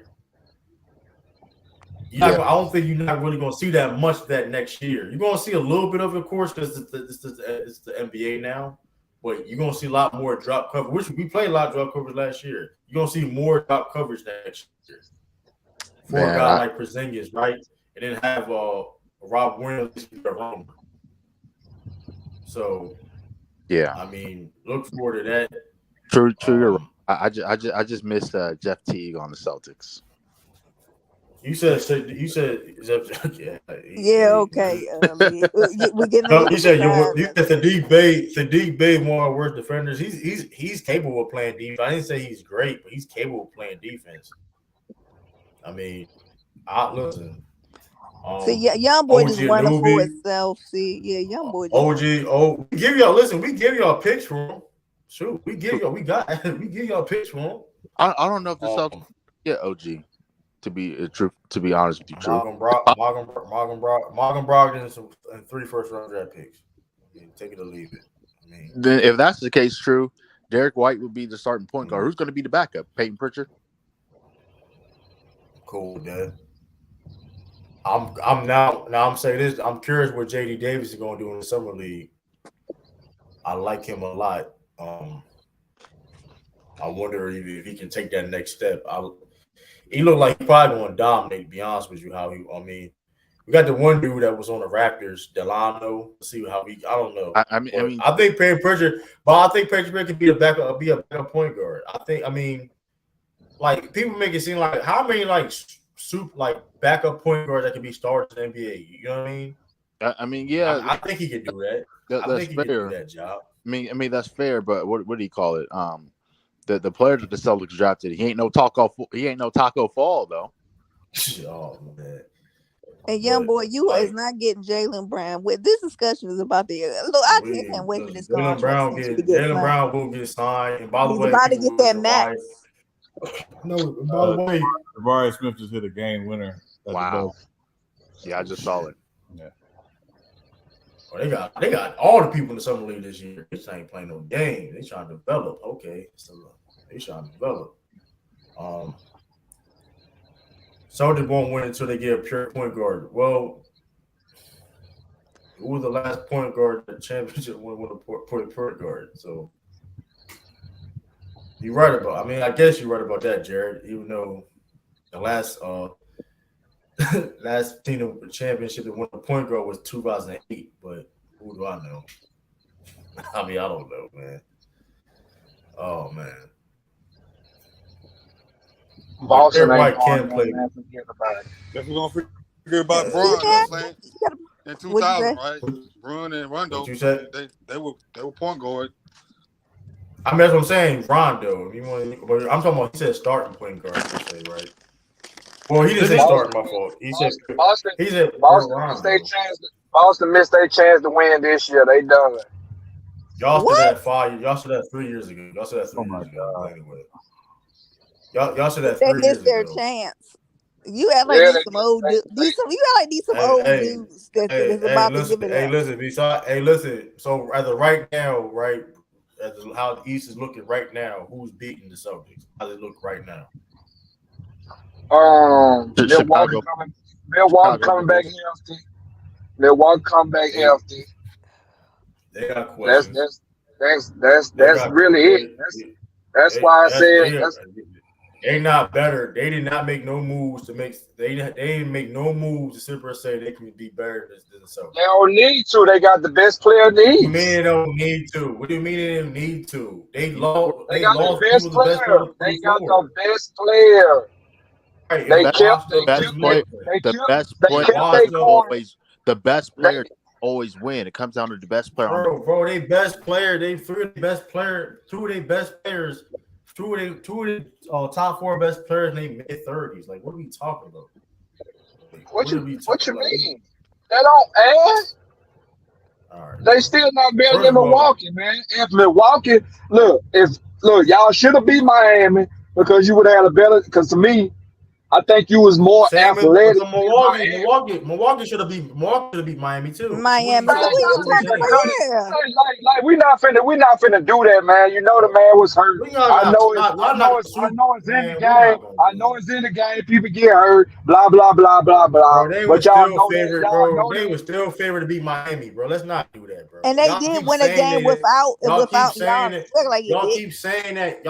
I hate when y'all keep doing that when they were still favored to beat Miami. They were still, even when they were down 3-1, they were still favored to win the series. I guess the Raptors would still beat Golden State if KD and Clay didn't get hurt either, huh? That's totally different situation. Totally different nothing, man. It is totally different situation because in the day, that Miami Heat going into the playoffs that Miami Heat team kept going into the playoffs was underwhelming. And y'all would have, even without Giannis, have more talent than that Miami Heat team on paper, whatever. and whatever the case may be, and y'all got outplayed and lost. Bucks lost in 5 games. I don't care. Did Giannis miss 2 games? Absolutely, but he missed 2 games because first he probably could have came back. Games. I mean, missed 2 games. He missed 2. He missed 3. That man played. That got hurt in game game 1. He got hurt in game 1. He got hurt in game first quarter. They got outplayed. They was losing in. They was losing that game. He was getting out. Come on, bro. They was getting, regardless he was on the court, they were getting outplayed. They were getting outplayed. Doesn't matter when he got hurt. He was getting out. The Bucks was getting outplayed the whole series. Just like the Suns was outplaying. We saw that happen. Man, listen, that's cool. All I'm saying is people talking about what the Soldiers y'all beat the Soldiers, but act like the Miami didn't beat nobody else to get you got worse defensively. That's not necessarily true. That's not necessarily true. That's not necessarily true. We may have lost defense in the perimeter, but we also gained defense in the interior. You do realize Porzingis is one of the best interior defenders in the league. Help defense, not no ball on ball. Pick and roll defense, whatever the case may be. He's one of the best in the league when it comes to the pick and roll. Right. And you put him next to Robert Williams. Action, like you gotta remember, he's Jason Tatum, Jaylen Brown, Derek White, guys that are able to defend. All league defense, all those guys can defend. Okay, you put them 2 side by side. They better than Giannis and Brook Lopez. Bro, Porzingis is better than everybody. Right for real, as of right now, Porzingis is better than everybody on that Bucks team that's not named Giannis. What are we talking about? He's the 3rd best. He is not better than Lopez. All right, bro. Ain't no, you know that, bro. Okay, well, I give this as a toss-up. I give this as a toss-up. I give you that. It's a toss-up. And if Dame goes, I'm not saying we're going to the four. I'm not saying we're going to. You think Miami can't beat? You can't think Miami can't beat the Bucks if Dame definitely? They already beat them with Dame. What if Dame gets there? Right, but would you have that? I'm not saying. Listen, and I'm not saying that we're going to wipe the floor with the Bucks, but Soldiers got Porzingis for a reason. I want y'all to know that. Like, it's not that was a chess move that Brad Stevens did to get Porzingis. I want y'all to know that. Like, Porzingis does a lot of things that even, let's say, Miami goes to Dame, what I think is going to happen. Miami makes a deal to get Dame, whatever. You look with the Bucks probably going with their coach, their new coach from the Adrian Griffin. He came from, he was assistant for Nick Nurse. I expect them to play some probably zone defense over there in Milwaukee, maybe. We'll see. I'm just assuming, right? Porzingis is going to be there to counter all that. I want y'all to know that that's a chess move. I'm not saying guaranteeing that it's automatically done for the Celtics. No, they got to go there and execute. But a guy that can 7-3, that can score in the post, score in the mid-range, and the 3-point line. I mean, listen. Oh, you just lost to an AC, bro. Like the Bucks did. Like the Bucks did, exactly. They were number 1 seed in the first round. Without their star player. Okay, and Jason Tatum messed his ankle 7. Who cares? And they still lost, right? It doesn't matter. Exactly. Like, That's so they still lost, but they still lost. They lost. But we don't make excuses for what happened in Game 7. Well, the whole is not about making excuses. Y'all know what would have happened. We know what would have happened. When Giannis was on that floor, bro, if you go back and look at that series, bro, they were getting out-coached and outplayed based on the majority of that whole series. So what are we talking about? Regardless of the injury, wherever the case may be, majority of that series, they got out-coached, outplayed. And like the Miami shoot at like a historic level. They shot like 40% from 3 or some crazy ish like that, right? Like what's and you think it would have continued? You think it would have continued like that if Giannis was on the floor those 2.5? Because that's how they lose. But that's how they lost before. I've seen that team lose like that before. Because they allow threes. They allow people hit open threes, what do you expect? Only thing here's the thing. Miami Heat was not a 3-point shooting team in the regular season. So Bucks thought, hey, we're gonna allow Miami to shoot. Guess what? They were hitting their shots. And they made Bucks pay. And the Bucks didn't make no adjustments at all, really, in that whole series. And that's why they lost. Like, let's be real. They did not get better. The Bucks did not get better whatsoever. They lost a backup point guard for one. They lost a backup point guard. They have a whole new coaching staff. Their scheme is going to be different. Their best players have gotten older. Like, Giannis is still young. What's talking about their best? Giannis is still young. And Jason Tatum, Jaylen Brown, Chris Porzingis is still young. So what we talking?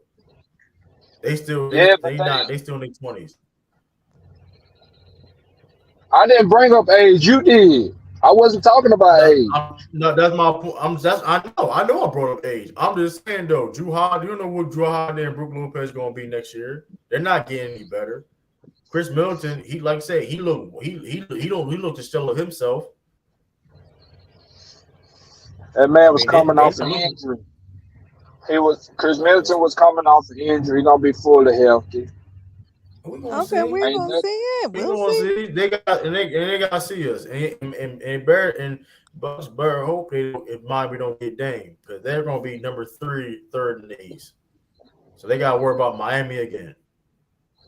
They ain't got to worry about no Miami because they ain't gonna make them worse. What? You said that? Come on.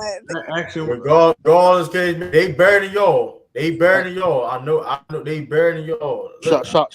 What were you I'm not no Milwaukee Bucks fan, but Dame is not gonna make Dame is not gonna make them a better overall team. They're gonna look better on paper, but collectively, they not gonna. No. It's actually the perfect fit because it allows Jimmy Butler to be what he actually is, which is a guy who should be off the ball more, and Bam can do what Bam does. So it's actually a perfect fit. Agree, so we can move on. Hey, but here's the thing too.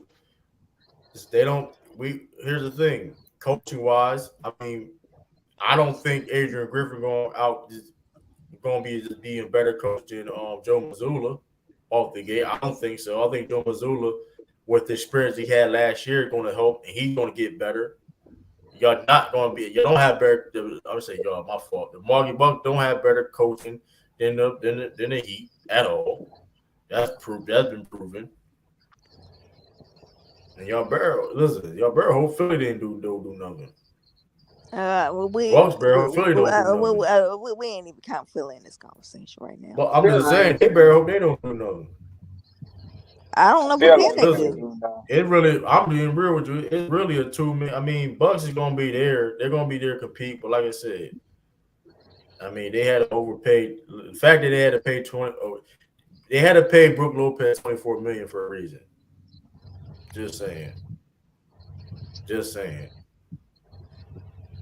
What you mean? Just saying he better than your big man?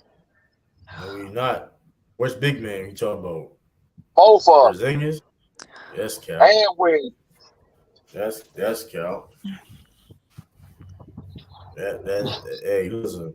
Really, you take a shot at little Al Horford is going to be on the bench, probably. We're gonna see. It don't even matter. It's like we're gonna see. It'll be nice and fresh. And like I said, and I'm gonna action. Celtics gonna make another move too. I want y'all to know that. Celtics gonna make another move. And if it's shit, listen, y'all. Hey, Celtics gonna make another move. If somehow we get a OG. Man, listen. Like who? Jason Tatum ain't finna listen to nobody. He think he Kobe. He think he Kobe. He ain't finna listen to nobody. That boy, Jason Tatum. That boy think he Kobe. That boy admires Kobe. He respects. He do not think he's Kobe. That man don't act nothing like Kobe. Why y'all be lying? Just because that's what his favorite player. Like he doesn't act like that's just a narrative that's been like on his jacket. Just because like that's his favorite player. He doesn't act nothing like Kobe though. Like his game ain't like Kobe's. He trusts his teammates better than Kobe do, so I can't say he's like Kobe at all. Oh man, that's not what I'm trying to say. This game. That's a fact though. If you want, you can't compare it to when I listen just reality situation. Jay Tatum trusts his teammates better than Kobe, like 10 times. Like, you know what I mean? Ask all you got. Ask true is words. Y'all just want to rebut everything I'm saying. It's cool. Jared, all you got to ask is like why I say dumbass takes. But I mean, listen. Giannis had the chip, but I couldn't tell you had a chip last year. That don't matter, bro. Like you won a chip. Okay, what you gonna do the next year and year after that? Boston ain't winning that, man. They said I heard that so many times, and it's like we back in the mix again. I heard that so many times, man. Listen. Yeah, y'all good enough. Man, listen, it took Jokic. Listen, man. It took Jokic 8 years to get a championship. Listen, they said, listen. Funny thing is, do you know the funny thing is though? They said Jokic couldn't be the guy winning the championship. They said Giannis couldn't be the guy winning the championship. I think Jason Tatum about 35, one point, believe it or not, y'all just gave question LeBron could be a guy winning the championship. Even Kobe at one point in time. So it's like, listen, at the end of the day, man, it's a narrative. Listen, understand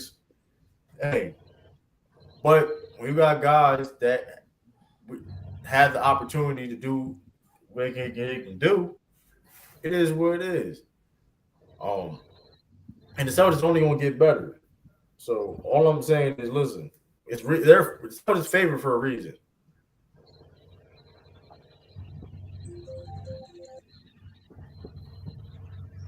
The ring is not an ultimate trump card. What are you talking about? Then why the Bucks lost against Miami then? And let's not act like Miami had people that was hurt too.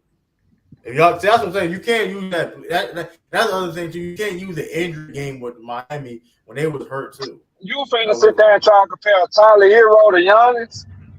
Tyler Hero one of the best scorers on the team. So yes, technically, if you want to be honest, like Tyler Hero was probably like you need to cut it out. Tyler Hero was like the second best career scorer. What are you talking about? He is over fucking rated. Regardless of how you feel overrated, I mean he scores. He's a bucket. Oh man, that's all. He ain't no Giannis. They don't even need to be in the same city. I'm never saying it was a Giannis, but we're talking about Portland. Then they lost Victor Oladipo. That was the only injury they had. He like their second best perimeter defender on the team.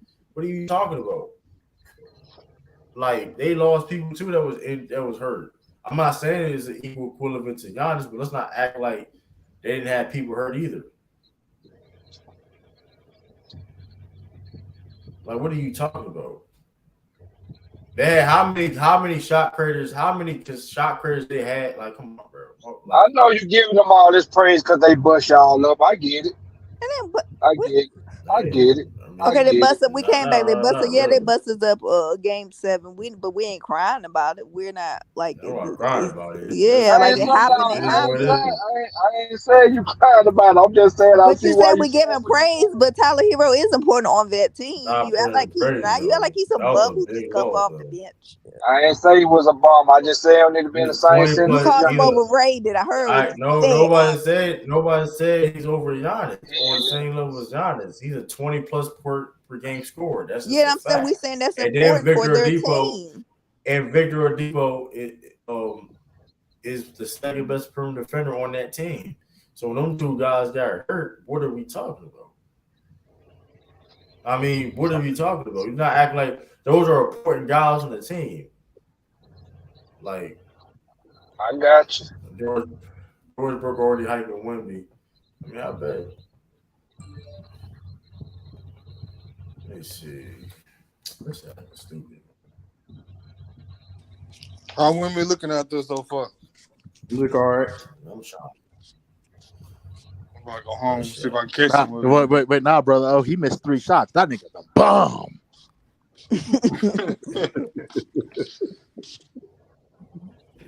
Nah, that's seriously, yeah, he's looking all right. Not bad. Couple points. You got an and one. You got an and one. Nice little swing pass on a penetration. Wemby ceiling gonna be KG. You said KG. Yeah, that's his ceiling. No, he can go higher than KG. That's his ceiling. Nah, I disagree. He has so much. He's so skilled, but again, we just gotta wait and see. Yeah, I'm not put. I don't like league. Yeah, like you right. You don't want to put no names. Who he going to be? Like I don't like to do that. I would just like to see what you're gonna become. Let you become your own self. That's not how this works. Everybody get compared to somebody. I know everybody get compared, actually, but we're not putting no pressure on them. That's how it works for me. I wait. I can't put no pressure on him. I'm on a podcast talking. He ain't paying no attention to me. He playing right now. I'm saying you say KG. You're the one who said KG. I just said. I mean, that's still Hall of Fame. I'm just saying. Okay. I just said that's his ceiling. No, that's it. That's right. And I said, right. And I said I disagree. I'm not saying the trend. I'm not saying the. I'm not saying him in that top 10 range. I'm not saying that. Hey, Juan Capri. I ain't watching the. That's fine, and I just disagree. Yeah. I just gotta wait and see. That's fine. At least you can answer Juan Capri questions. My bad. I was just responding to the lady on this. Like that's to me. That's his ceiling. He still be a Hall of Famer, but he ain't gonna be that elite status like top 10. I mean, top 15. That's fine. But in terms of just that's the ceiling, I just disagree. That's all. I just disagree. I got you. I think the biggest thing for him is once he figures out what he does well in the NBA game and he excels at it, the sky's the limit. It's just going to take a minute for him to figure that out.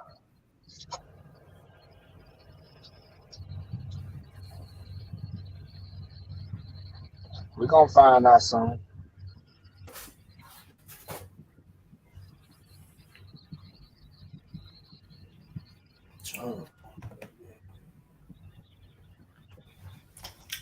Yeah, but Sean, instead of Wimpy, I'd rather have Dion Waiters though. Oh yeah, all day, yeah, all day.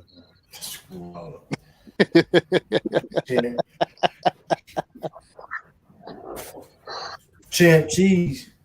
Oh yeah, Sean, and don't forget Hassan Whiteside too. Yeah, that bum can't show his face in Miami.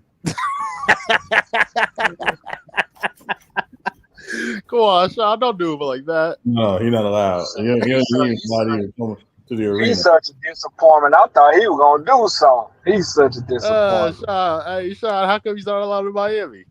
Mm-mm. What did you do, Sean? He's the second worst contract in the history of the Heat.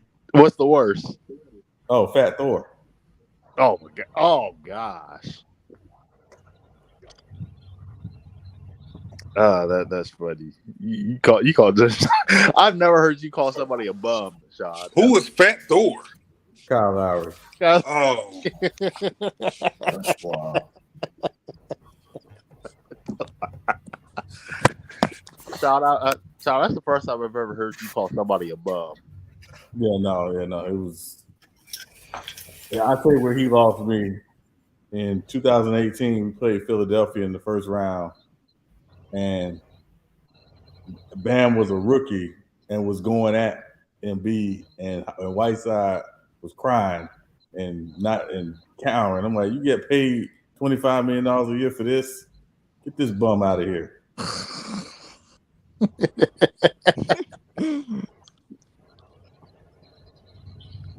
That's funny.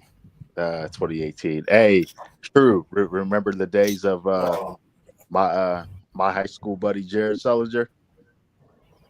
That's wild. I know. All that talent. Granted, he had back problems, but still. Yeah. It didn't help he had weight problems. Well, Sean, you are petty today. No, I'm just saying. Robin Harris said he got a weight problem. Good way to eat. Okay, That's true too. I kind of left that part out on purpose because he's a friend of mine from high school, so I kind of left that out. But yeah, you know. Y'all think Golden State done? Yes. They done, but I don't think they're a championship team. I think I'm leaning like 75. They done in that aspect. I mean, let me clarify. They done in the aspect of not being a championship. But true. All right, but I already told you this truth. They got the point guard now. What? The hurt God? Man, that man not even point Moses. Oh, brother, your brother laughing. You know that's his favorite player, Chris Paul. He done. That's not my favorite player. I just y'all would be disrespectful. We don't be disrespectful to Chris Paul. I heard a rumor that Chris Paul going to start too. If they do that, they definitely deserve everything. I ain't gonna hold them. They don't give a fuck. They don't care about nothing. They should have kept going young. They could have kept going young, man. With who? Jordan Poole? Yes, Jordan Poole. They want to get rid of Jordan Poole though. Let Draymond Green go. Let him go. Find you another defender. Pay somebody. True. I honestly believe if you're above 6'9", the Warriors don't like you. I'm just convinced at this point. They have nobody roster over 6'9" right now. I'm so serious. The last guy they had on the roster was above 6'9" was Baldwin. He was 6'10". They traded him along with Jordan Poole. Yeah. How tall is what you call it? The center now. Looney 6'9". Looney 6'9". And I take that with a grain of salt. He's probably not even 6'9", to be honest with you.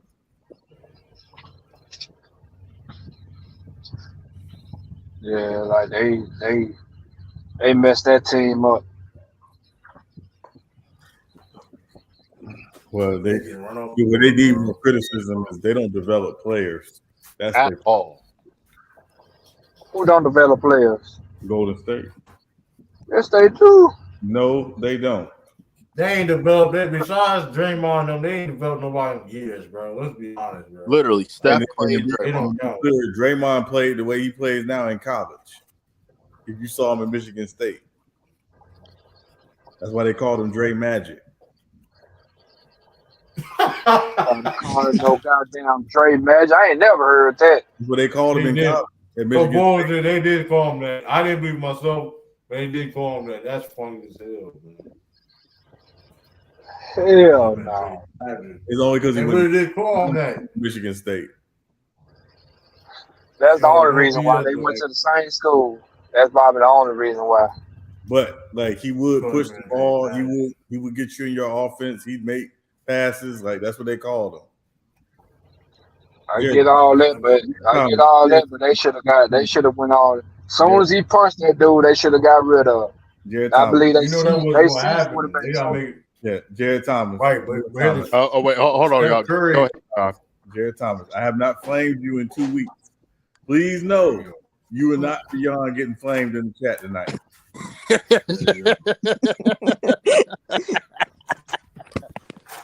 They don't have they have not developed a single first round pick since 2016. That's a fact. Oh wow, Shada, I see why you went out Jared like that. He said you're smoking crack.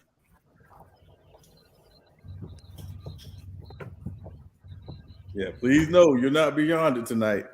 There's no verses. This is Rakim versus Vanilla Ice. Guess who's Vanilla Ice? Oh man. Man. We could have been a little more respectful. You gotta call him Vanilla Ice. Here's the thing, like I was thinking like Ice JJ Fish. And plus, like you may got Kevon Looney. Okay, if you want to count people like the Kevon Looney's and the Jordan Poole, which they just traded, and they didn't fully develop him at all. I mean, who else? I mean, maybe Wiggins to an extent, but they just asked him to play differently and play with more motor, which is cool, I guess. They haven't really developed like that at all. Mind you, they've been in the core for how long? And who Boston developed? Jaylen Brown still can't dribble. Sir, wait, we go ahead, True. That's a serious question though. What you mean? Yes, that's a serious question. He can't dribble. No, I'm saying like you said development though. Like okay, I understand. You like they haven't developed him. Work on, but you mean Southern didn't develop? But I mean, truth be told, Southern's one of the best franchises in development. So what are you talking about? Robert Williams? No, I wouldn't say that. Robert Williams wasn't developed? What are we talking about? No. Jaylen Brown, Jason Tatum. What are you talking about? Grant Williams. I mean, wait a second. Who has the Bucks? They've been playing 6 years. Who has the Bucks developed outside of Giannis over the last 6 years? That's still in the league. Him and Chris Middleton. Who else? Nobody. That's about it. I can name a whole bunch of players that y'all didn't develop. I remember one of them. Well, two of them. I ain't no Bucks fan. Why you keep? I don't care about that. I mean, hey, you take shots at Celtics. I was like, okay, what about the Bucks? There's a lot of teams. There's a lot of teams. There's a lot of teams. If you really look at it, there's about 4 to 6, maybe 6 to 8 teams that develop well. Just like the NFL, just like the MLB, it's pretty much the same thing. Only the top of the top teams or the best organizations really develop good players for the most part. Warriors are good. They're an exception because they're a good organization. They just don't develop players well at all. But there's a lot of teams you can say that about.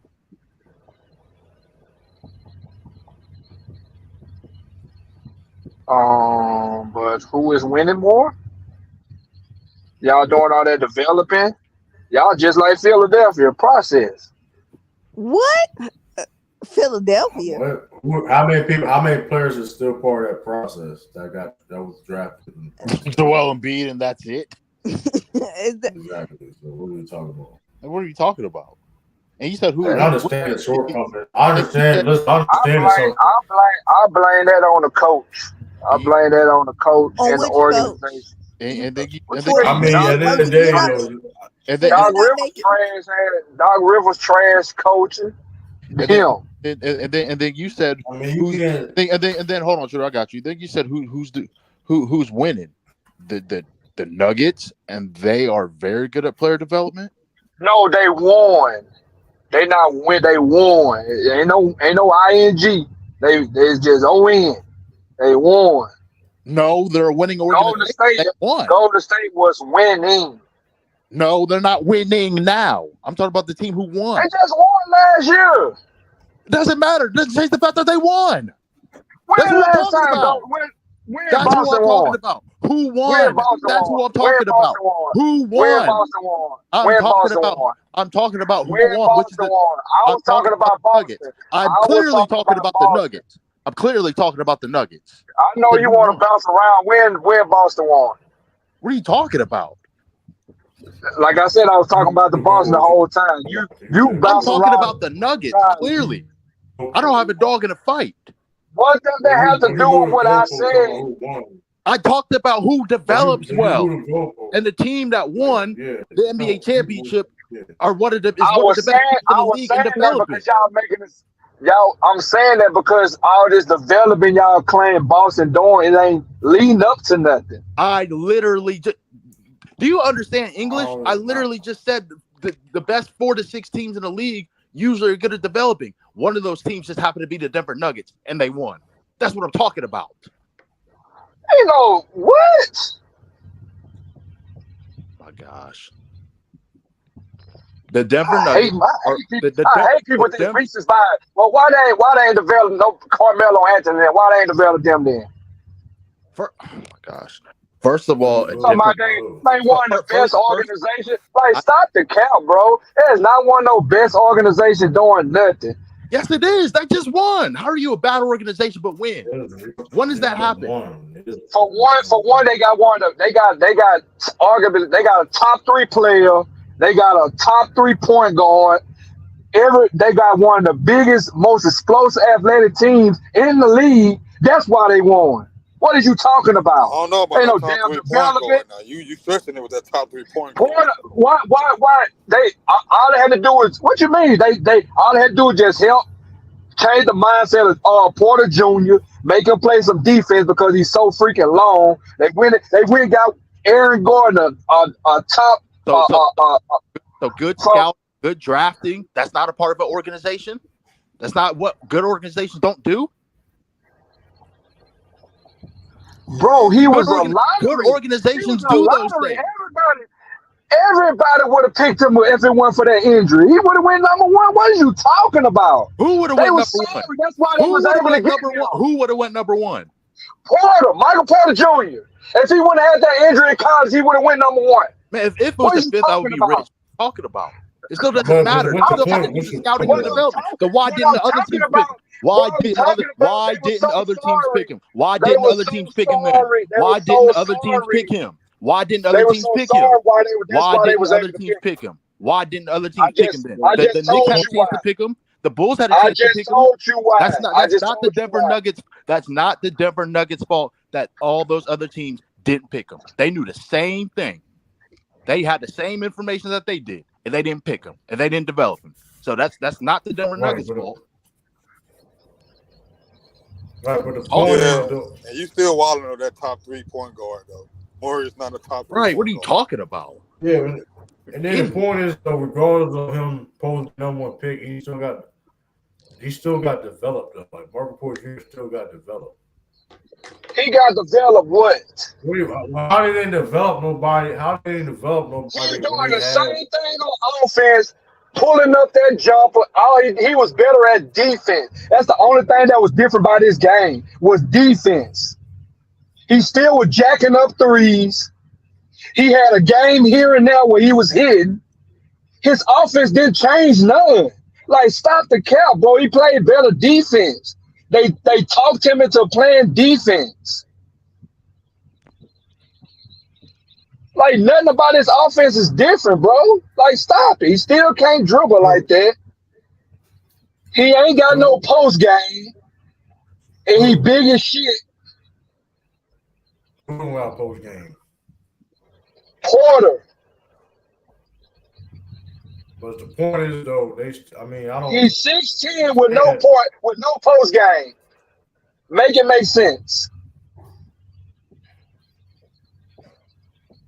I mean, the point is though, they still develop. So I mean, who did they develop? Jamal Murray. Murray was a beast. I would give him credit for developing Joker because at one point, you remember they had to pick between him and Joker and the other boy from the second round drafting. Bro. Yeah. So they took a red mind, and when they drafted Michael Porter Jr., they took that was a risk because they were saying that he may not even ever play in the league. So how bad the back injury was. And then they did develop Jamal Murray because Jamal Murray wasn't a point guard coming out of Kentucky. He was a 2 guard. Right. Just like all the guards come out of Kentucky balling. It's not necessarily true. Most of them.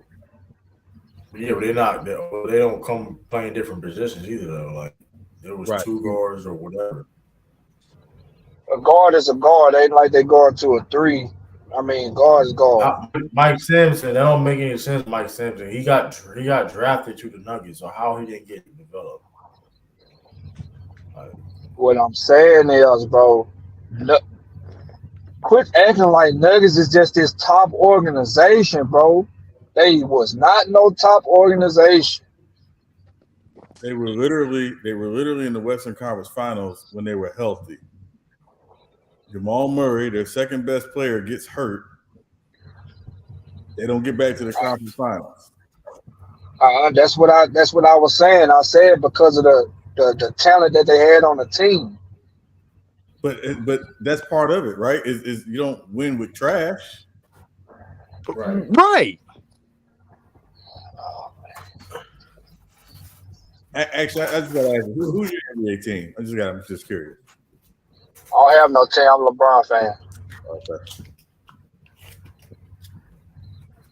I just watch basketball. I don't know. I don't know that. Y'all one of y'all got to pick a new name. Fight forward.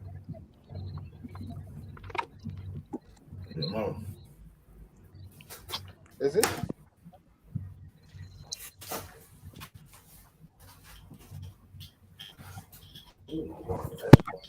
That is the top organization. Ooh. And sometimes being a top organization ain't always about winning rings. Thank you. Consistency. Utah was a top organization for many, many years.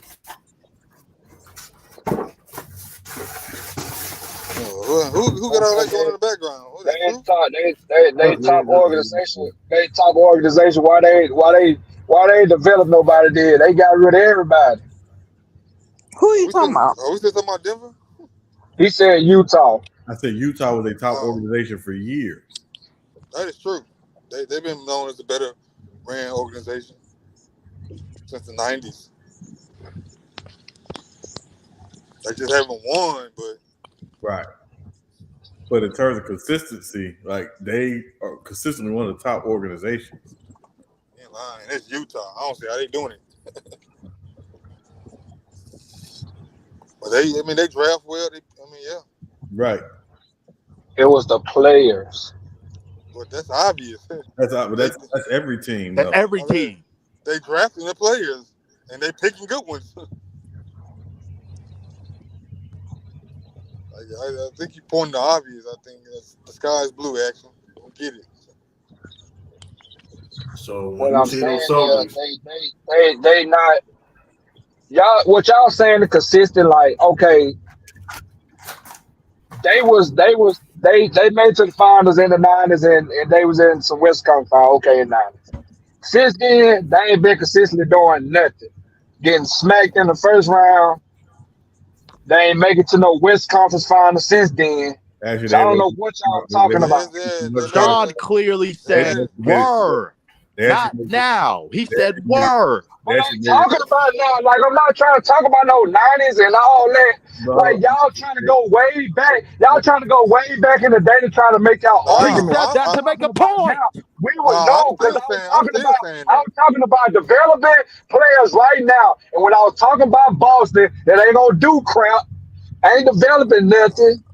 I'm still saying that the Utah Jazz is so they didn't do anything. He said to make a point. What are you talking about? The point that I was making was that the teams y'all was yelling out, they're developing this, and that, and I compared it to Philly in the process, and I said wasn't nothing happening, wasn't no winning going on. That's when y'all went down this long list, and now want to go all the way back to the 90s talking about a franchise doing X, Y, and Z. Here's the thing, though. The point is, though, win for it to be good to you. Yeah. Yes, like Miami. So a franchise they developing people. Miami is winning. Okay, no matter what. Miami winning when they lost. Miami winning when they lost. Miami winning when they lost. But I say Miami ain't won that since Braun. I clearly mentioned conference finals, but y'all want to gloss over that. Okay, y'all want to gloss over the finals a couple years ago. Utah. Yeah, so why? So you didn't say that about the Celtics. Utah was in what? Utah was in what? We said I said the Utah was just in the Western Conference Finals. Hey, what? They was in the Western Conference Finals. It was Western Conference Finals against the Clippers. With Darren Williams. Darren Williams. My bad.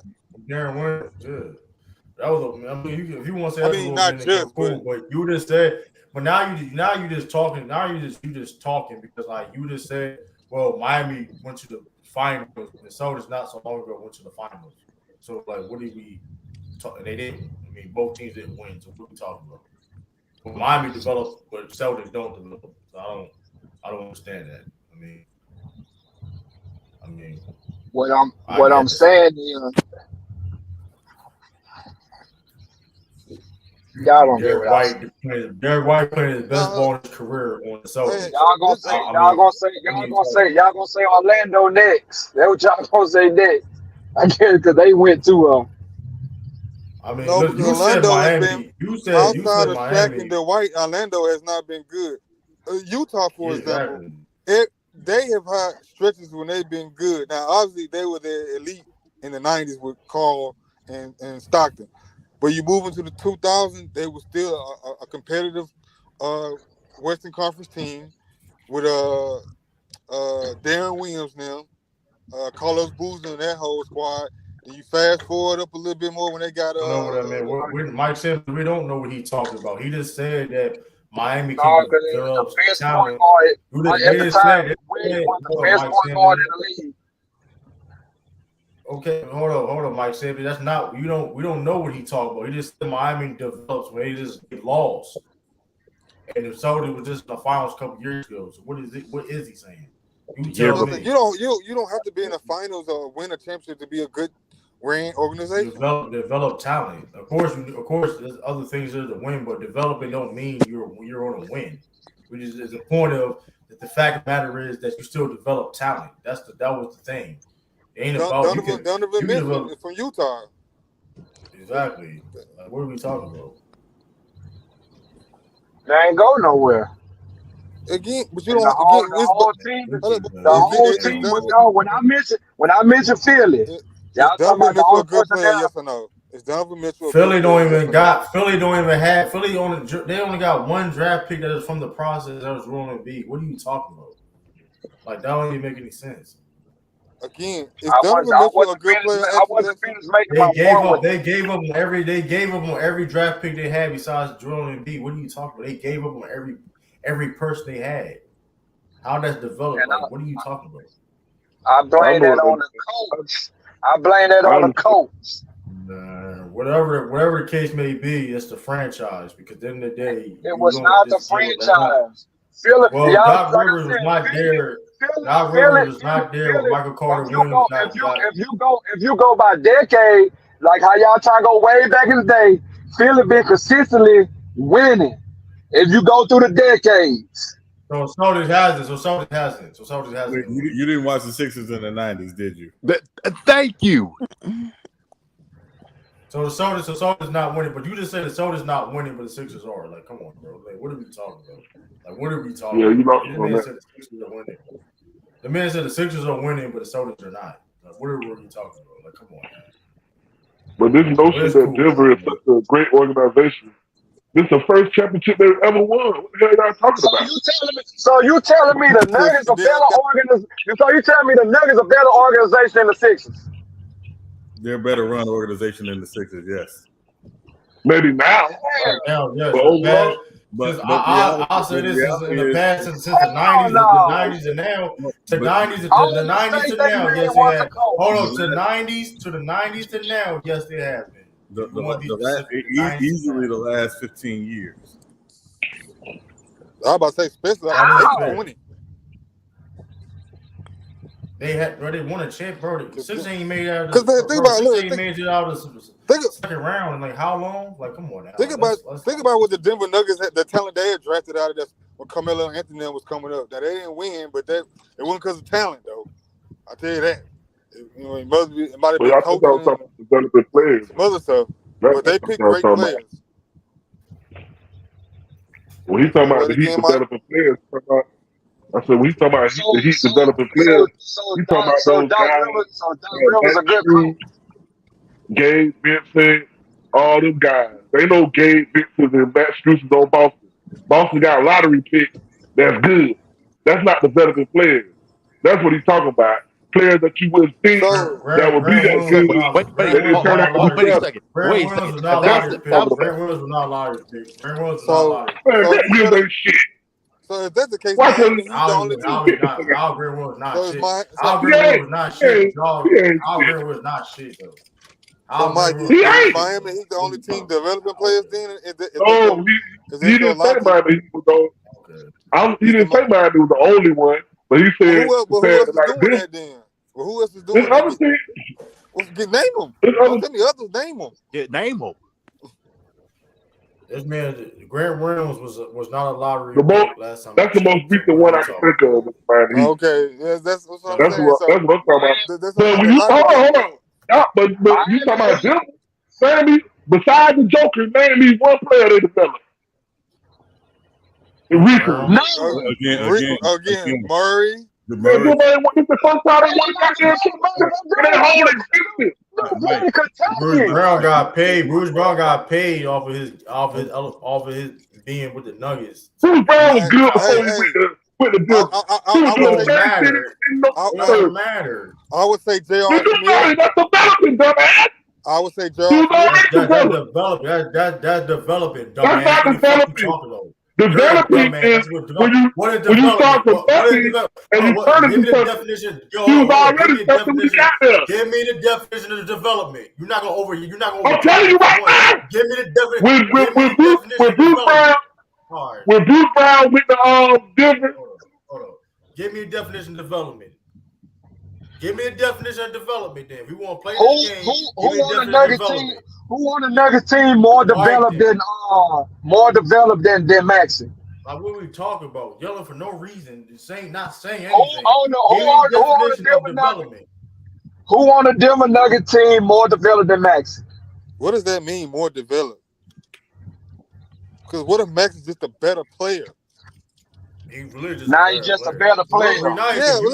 Because I can develop you, but again, somebody got to be better. He might just be the better player. The thing is this though. He for they don't mean we don't. So coming out the draft, he was projected to be better than Michael Porter Jr.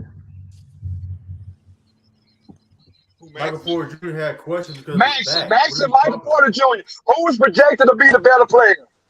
Again, Michael Porter Jr. came in with injuries. But you're forgetting Michael Porter Jr. had questions because of his back injury. People didn't know. And then you got to remember, he just hurt his back.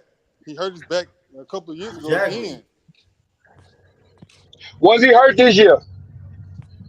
Jared, that's he was pretty healthy this year, and he won a championship on that team. Like he was an important piece to winning the championship on that team. What was different about his offense? Look, I can't tell you because I ain't paying attention to him before he got to the pro. Now you ain't paying attention to him. What was different about Max's offense? What was different about Max? I didn't pay attention to Max either. Well, why are you talking then? I have not been in the conversation. I'm bringing up legitimate things to compare because y'all talking about all this developing. Them two players that's not the star player on the team that you know were bound to be great or good. That had to be developed. You know Murray was gonna be good. You know Joker was gonna be good. You know Embiid was gonna be good. You know Embiid was gonna be good. You know Ben Simmons was gonna be good. Hold on. That don't matter though. It doesn't matter if you know it was gonna be good or not. You still got to develop talent. What are you talking about? I don't know anything about sports. That don't make any sense. Just real quick, how many games in I'm going to the lesser tier players. That's what I'm doing that for a reason. Actually, we can move on then. Goalposts. Huh? How many games did Michael Porter Jr. play in college? And who? In college. How many games did he play?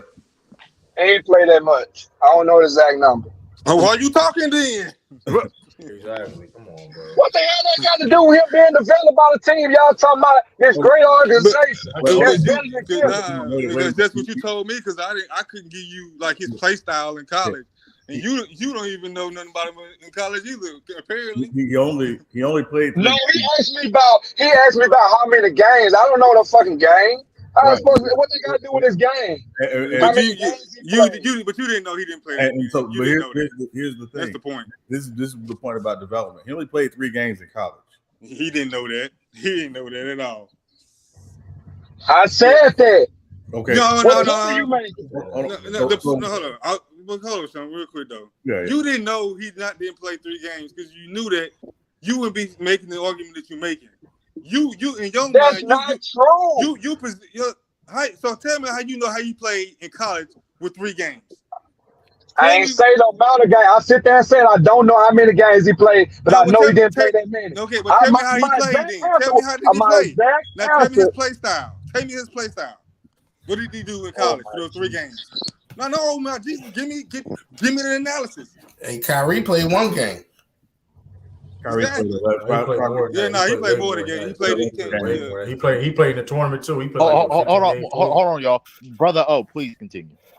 No, that's all I got. Because I mean, because he asked me about how he played in college.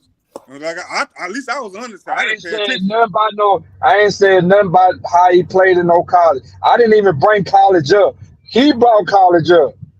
The reason why I'm asking, the reason why I asked the question. Yes, you did. You did say it, but no, I didn't. I didn't say anything about college. He asked me a question. You literally asked me what his play style in college. You just I did. I did not say that, bro. Yes, you did. No, I did. Oh my God! I did. Yes, you did. You asked me personally. So why you tell me what I'm talking? So why did you tell me why am I talking for? I did not say that. The other guy said that. I didn't say it. Why did you ask me? I'm not why did you tell? Why did you tell me? Why did you tell me? Why am I talking then? Because I answered the question. Ask anybody else that I bring up college. You brought. No. Ask anybody else. Actually, you asked him what was his play style in college. You did say. You asked me. I did. Let's stop talking because now you at this point you know we can rewind this. You know we can rewind this. Hey, hello. I don't even bet, so I'm not gonna bet you no money. But we can rewind this. We can rewind this. We can rewind it. Hold up. Let's rewind it. And if you ask me those two questions, either one of us got to send $100 to True right now. Put it on the table, and I get it ready to send the truth. If you didn't ask me what was his playing style, put it on the floor, brother, and Maxie, because you asked me 2 times. You asked me about him, and then you asked me about Maxie. I ain't saying nothing. I don't even know where Maxie went to college. But why you asking me the question then? I was talking about I ain't saying nothing about no college. Are you gonna put the 100 to True or not? So, because we can stop the talking, we can run out and we can figure it out. Because I know you actually, that's why. All you gotta do is find the tape. Because I didn't ask. I ain't say. I ain't even bring up college. All right, at Ralph, rewind the tape and see. It wasn't that long ago. Like you literally asked me, what was this play style in college, and you asked me what was. I ain't said nothing about no play style in no college. I did not say that, bro. This is sad. Cause you once I said I don't because. If you remember, I said I don't know because I didn't pay attention. They don't want to play it back. I'll play it back. Hey, brother O, True. Yeah. Brother O, True. I'm gonna find it. I'll be right back. Yeah, I know because why I just made that in my mind. I just answered that question. And so why did you tell me why am I talking then? Because you literally said once I said I don't know, you said, well, why are you talking then? Ask anybody else that I bring up college.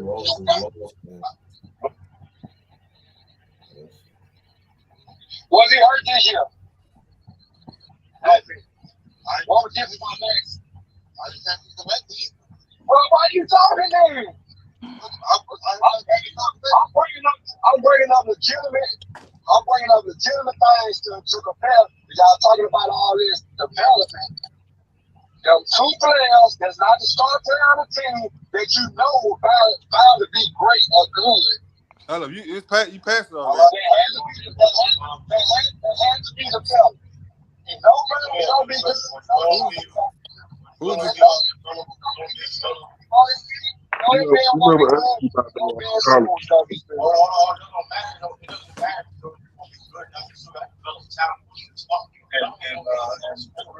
Can we go back because you asked me what was their play style before they got to the pros? I'm going to the lesser tier players. I'm sorry that part. Go. Who's playing this? I'm playing it. You hear it? So go back. Go back to when you asked me about what was their play style before. In college, you too far. I don't know exactly. Exactly. He brought up college. Who is that? Miami Dane. No, that again. Go before that because before that. But the reason he asked you that because we brought it because you asked what were they play. So why did you ask what were their games like before they got to the pro? So go back. So you get to go back further enough. Bro, I went back 6 minutes. I'm going to the lesser tier players. Go back to. So you want me to go back further than this? No, this 6 minutes. Hold up, time out. when you said when you told me, why am I talking for? Right before that, because you asked me the two questions. You asked me about him and you asked me about Max. So go back to that because you was just right there at it. What the hell they got to do with him being the team about the team? Y'all talking about his So just go right back when you told me why you. Hey, the verdict is in. What happened, Ralph? What's the verdict about? Because I stop can't. playing that. Let's get on my nerves, man. What I say? What I said? So per se, you didn't say exactly that, but you was shit. You threw the insinuation because you were saying. Not insinuation. I ain't say bro. shit about college. Wait, you let him finish action. I ain't miss college, like I said. I ain't miss no damn college. Miami bought up college. Okay, that's exactly what he said. Talking about. I know what the hell I said. He said, was he projected before the NBA? That's meaning in college. What? No, not that part, Ralph. No, where exactly what he said, though, Ralph? Hold on. Is that the part Ralph, is that when he was talking about projection, is that before or after because he asked me what was this? He asked me what was his play style before he got to the NBA. I said, I was in that same question. Oh my! Yes, you did. No, I did. So hold on. So where did Talking about where did Murray? I mean, where did Maxey and the other dude play it before they got to the NBA? I mean, I don't know. Were they in the G League or something? Oh my Jesus! That's the reason why Sean came back and asked the question about when he came back and said how many games did he play in college, and you said I don't know. That's why I came back and made that smart remark. Hold on, let me finish it. That's why I came back and made that smart remark because at least I said, well, I don't know how they played before they got to the NBA, so I can't tell you what. Yeah, that's what I was getting into. Because I said this is the reason why I said that I watched that draft. I know I remember the stuff that was coming out about dude. Say we can move on, bro. Yeah, the chat is saying that. Thank you, Ralph. All right, we can move on. Please. I mean, niggas hate to be wrong, yo. People hate to be wrong. How's Wemby? I hate to be wrong, and the man just said I didn't say it. And y'all still want to say I said it. We can move on. Yeah, we can move on. Like, I ain't bring up no damn college. I brought up them being drafted. That was it. I ain't bringing up damn college. So hold on, but how you going to? My point was, how you going to tell me about their play style if you I didn't watch started them? at the. So how again? So let's go back to it. Then. I'm saying what was their play style? I'm saying watching basketball. I'm saying watching basketball. What did you watch them at? What did you watch them at before they got to their respective teams? What were you watching them play at? And brother, that's why I say he was insinuating. What that got now? I'm insinuating. If y'all said I'm insinuating, which is it? Again, brother. Were they playing basketball on the How the hell you gonna tell me were they playing basketball in the? How you gonna tell me what I'm saying when I said what I said? I ain't insinuating nothing. Brother, okay, where else do they play basketball if they didn't play in college? Tell me, were they in the back door? You can't judge anything if they don't play in college, bro. I know. What the hell? I know for a fact. I know for a fact. Year one Maxey don't look like this year Maxey. I know year one. Well, Porter ain't playing because he was hurt. Porter ain't playing year one because he was hurt. So now you saying year one. So now you moved it to year one. Okay. No.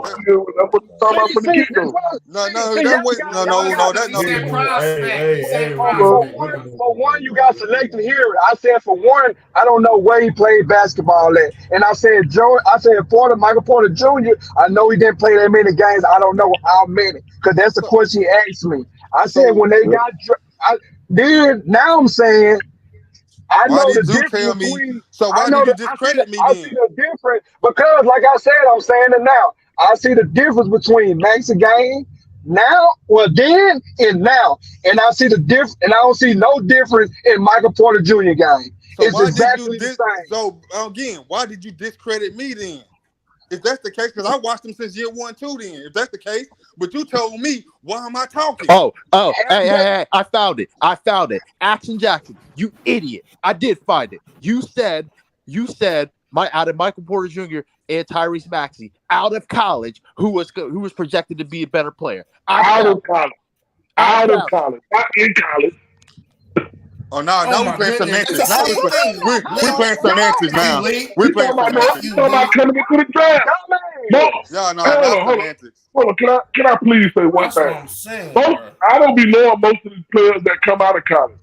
The only thing we be mostly knowing about is what the people be talking about, what they did in college. So he's asking you, coming out of college, which person was hired, was ranked higher. No, hold on, Mike. Let me ask you something, Mike. Now, if that's the case, then why are you asking people or talking about their play style if you didn't watch it? Because he's talking about when Michael Porter Jr. No, he's talking about when he first got the league. When he first got the league, he played the same way he played. He's talking about from the whole year. He's talking about from the time he did the league till now, he still played the same way. But then, would you want to mention college? Then just say from year 1 on. He mentioned college for a reason, and that's why I answered the question the way I answered it. I said, "Well, I don't know, because I said, look, hold on."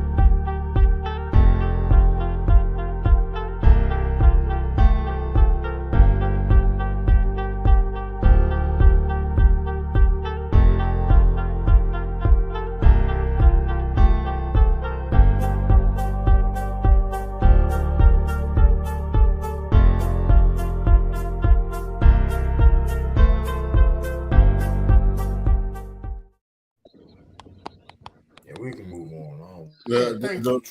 Can I just say this real quick? One reason why I asked the question about the number of games in college was because I think if you play 3 games in college and that's all you play, it's a good chance if you got drafted somewhere, they understood there was going to be some development with your game. And they had a responsibility to develop you. That's all. I agree with you 100%. And has his game been developed? Well, if you look at his rookie year, he didn't play. You said what? No, his rookie year. He didn't play. Meaning, when I say his rookie year, I mean the first year he played, which is his rookie year. He averaged 9.3 points per game in 55 games. The next year, his second year that he played, he averages 19 points a game in 61 games played. 7 boards. He's gotten better. That's the point. He gotten better. Like he's never been a great defensive guy, so he never got more opportunity. That's all. He got more opportunity. I bet his minutes put up from. Okay. He's actually getting opportunity too. So he's playing well. But in that part of development. Exactly. You got to play well to get opportunity. Now when you see the game, when you see his game, it's still the same. He shoot them, pull up them, he jump and shoot. He don't play that great. He played a little better defense this year. But he'll take the ball off the dribble. He don't got no step back. He got the same game he had when he came in. And jump shoot. And that's it. And nothing new, nothing. What have you added to the game that you could obviously say he added to the game? Mike, I'm not disagreeing that his offensive game is about the same. And in terms of his what he was talking about. Hold on, Mike. But it doesn't mean that he doesn't do things better for that team that they've had to develop. He's won a championship with him. He does things that are better. They don't win. He's saying that he won a championship with him. He wasn't the Joker or Murray. Hold on. He won a championship with him. I ain't talking about you all. I'm talking about but you saying that like you said like that's some type of he's not Jerk or more, but he was still a vital part to the team. I bet you I take them off. I bet you they don't win. There's a lot of other players in the league that could have put in that slot. That's all I'm trying to say. It wasn't like but it he was wasn't no other players. It was him though. Important. But it wasn't no other players. It was him. And what is the average? Okay, now go look at Maxie on stat. Since you want to read out stat, go look at his production. Everybody's not going to agree to the role that he accepted on that team. Exactly. He didn't put anybody in that spot. Just be saying stuff, man. Go look at Max's stats. Ain't too many 6'10" guys you can put in that position. That's what partner made him well because he was 6'10" and can do what he can do. And you can't teach that. So that's all that is. They ain't developed him so great. But don't tell me that's what we started anybody saying. there. That was the whole argument. Y'all ain't like never developed somebody. So if you gonna talk about developing somebody, I can see you said the Joker. I did say the Joker. We said the Joker earlier. Okay, that's what I said. I said besides the Joker, and the fact who they developed so. And they talk about they such a great organization. It's the first championship they ever won in the history of their existence. Hold on, Mike. Shut up and let him talk. Could it be argued that the old Joker? Man, shut the fuck up, bitch. Man, y'all chill. I ain't calling about his name. He got a little problem. Hey, y'all chill. Couldn't it be argued? Y'all come here like he. Hold on. All right, Mike. All right, we're moving on, Mike. We're moving on. Could it be argued that Joker, who's a second-round pick, and Michael Porter Jr., who was the last pick of the lottery, that Jamal Murray, who was a late lottery pick, none of these guys were highly heralded based on where they were picked. Lottery? So lottery player? Okay. All right. Okay. I ain't just go argue with them. These are late lottery picks. It's not like these guys are the first and second picks of the draft. Right. Late lottery. And Joker was a second round pick. Joker was a second round pick. That's what I said besides the Joker. If you in the lottery, I don't care if it's a late lottery pick. Hold on. You still projected to be a decent player. So wait, hold on. That's what I'm saying. Decent player. But Jamal so what? Okay. So my point, as opposed to those guys you talking about, what was Max Strus projected to be? Or Gabe Vincent? Okay, Mike. Now Duncan Robinson. This is where the tape gets convoluted. That's what he's talking about. The difference is. This is a different. I'll give me some other teams that does. Miami is a different animal. They that's what they do. That's what they've done for 20 years. Is they find guys, I know that's my truth. And they're a different animal. They're in a whole class by themselves when it comes to that. So to compare other teams to them is not really fair to those teams. But it doesn't mean that teams who are not, because Denver's not a free agent destination. It's not a place where guys are like, hey, man, I'm going to go play for Denver. Exactly. Carmelo Anthony couldn't wait to get out of Denver. And Mike, I asked you earlier, give me another team. Why you couldn't get out of Denver? Because they're not that great organization that y'all like they are. That's right. They're not such a great organization like y'all Mike, it had nothing to do with the Denver organization because the Knicks were a dumpster fire. I just want you to give me another team besides Mike. Who was Carmelo Anthony coach when he came? Who was Carmelo coach when he came? Mike. George Carl, right? Mike. You didn't tell me George Carl? Mike. Come on, man. Mike. You got a reputation. All these old players, none of these old players like you. Mike. Can you hear me? Mike, can you hear me, brother?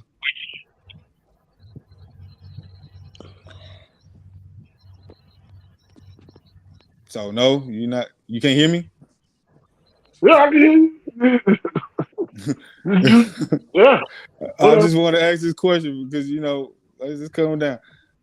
You keep throwing out the Miami, but again, I'm gonna ask you for the third time. Give me another team besides Miami that has done that, found the Mike Strus of the world. San Antonio. Who was the Mike Strus that said Tony Parker.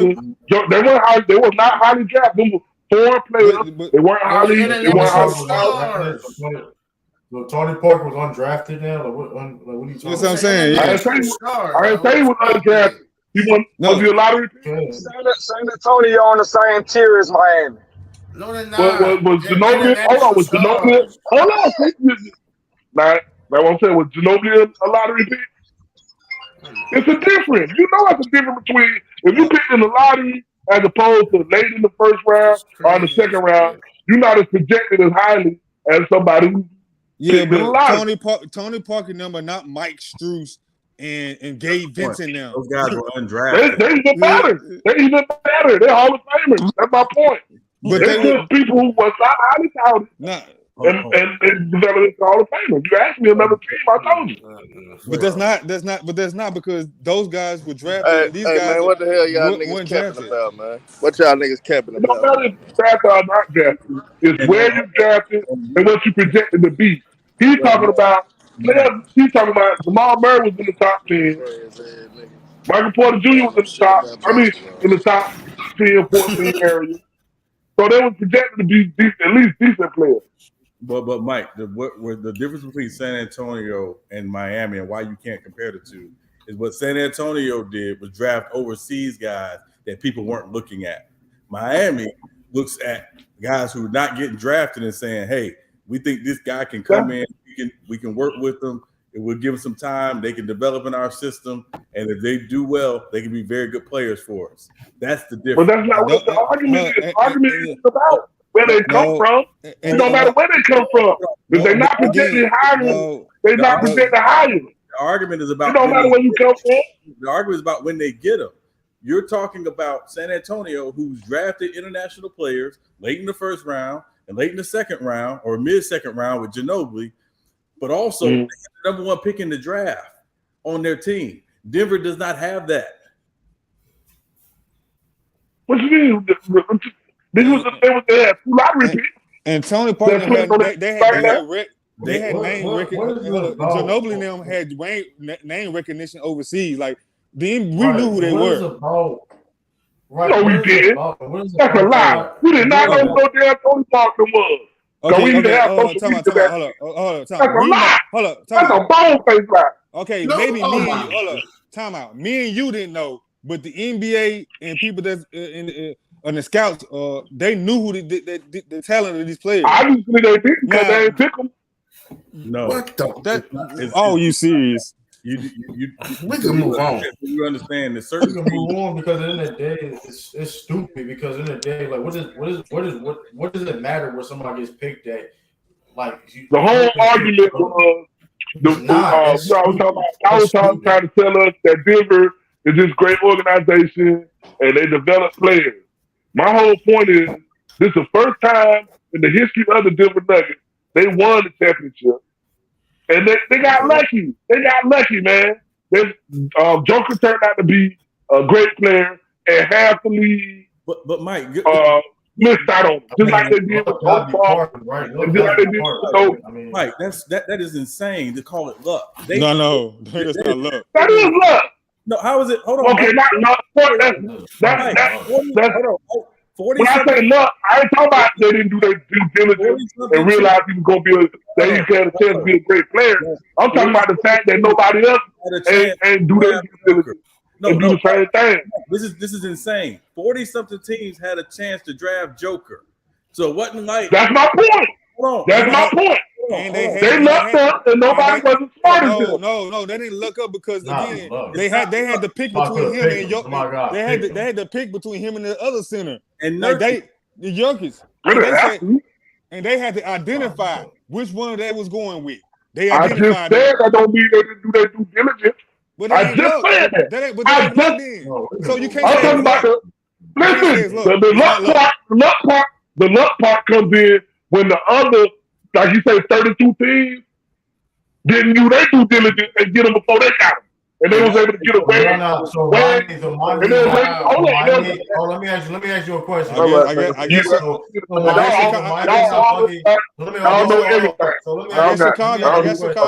Chicago got lucky too picking Michael Jordan. I guess because how they got lucky? Because they was lucky because Portland was Hold on. Did Miami get lucky getting undrafted players to step up in the Yes. That's not luck. It take a little bit of luck and a little bit of just like I said to win a championship, it take a little bit of luck. It take a little bit of the players being great and executing.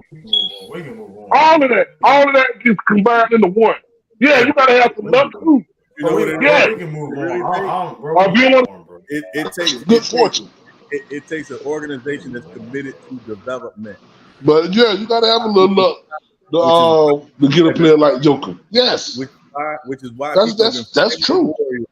No, which is why people have been flaming the Warriors for not developing these young guys they've drafted over the last few years with all of these picks. Wasting picks.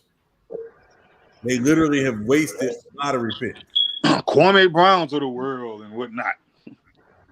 Just because you got picked in the lottery don't mean you're gonna be good. Clearly, we can see that. With that being said, Matter of fact, that shows you how good you is if you can find the talent that's not lottery picked. Right. That's the thing. And or it's not Holly somebody got hurt. Emmett Thompson's 200 got hurt in some league debut. Emmett Thompson for the Rockets? I mean, yeah, he got hurt. Yeah, I think he hurt his ankle. Got hurt. I can't be losing my players already now. You said Scoot too? Yeah. They probably hurt. They probably. Hey Lee, you good, brother? But Lee got hot. You good? I just had to walk off real quick. You gotta check up on the brother, man. Yeah. You said women just got dunked on? Yeah. But that's gonna happen. Come on, y'all. Let me cut the game on. True. Did you get my message? How you doing, Tip? I thought you already had a wrench, Lee. Yeah, I thought you had a wrench. See what these trans organizations doing.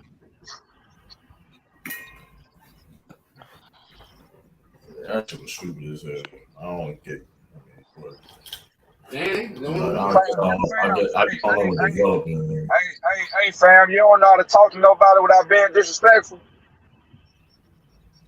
True, you got my message. What's something mentally retarded with you? True, you got my message. Like I talk to a man. I ain't talked to you crazy not one time, but you keep talking to me crazy. True, you got my message. I'm trying to see what your problem is. True, you got my message. Can you hear Just me? let it go, Action Jackson, man. We moving on, brother. Hey, we don't know who you talking about. Let's let it go. Hey. That man keep calling. I let it fly the first time, but he keep calling me out my name. I seen that new 2K. Don't like this internet shit, bro. Look. That's all it is. Bro, cut it out. What are you trying to shift up? I ain't disrespect nobody on this panel. I ain't disrespect nobody on this panel. I came on here to talk sports. That's it. So don't call me out my name, bro. I won't call you out church. What are you talking about? That's why I'm asking about. That man just called me out my name 3 times. That's what I'm talking about. Let's let it go, bro. It ain't that deep. Yeah, Rapton did. He's done worse. Hey, you not talking about me? No, I'm saying I'm making a comparison. Like, you know, it get heated on these panels. Think I'm about to say get heated, but we all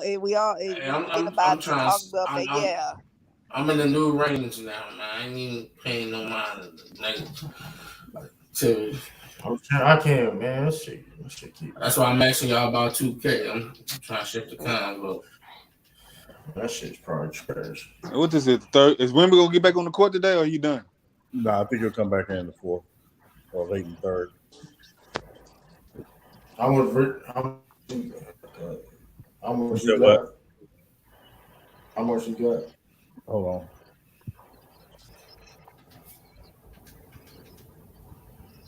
Dang, these games going later than usual. This should be the last game for the night, though. It's one that come on next. It's another game? You sure? Yeah, Lakers and Warriors. Or Clippers and Warriors. It says LA. I can't even see the other half of it. And there's one going on NBA TV right now. What's this? Kings and Hawks. Oh, okay. Yeah, that goes up into 12:30. I dog it.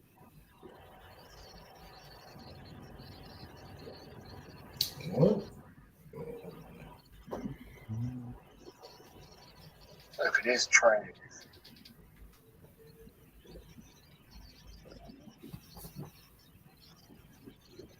Oh, they got the Brooklyn and Cleveland game on right now. Okay. It's going down to the wire. 97-100. I want to see the Soldiers play. I can't find the box score for the game. On that game. Hold on. Who playing? Yeah. San Antonio and Charlotte. Oh no, I know that. I know you're talking about the Celtics. Boston. We played Miami. Time. Dang, that shit. What, tomorrow or something?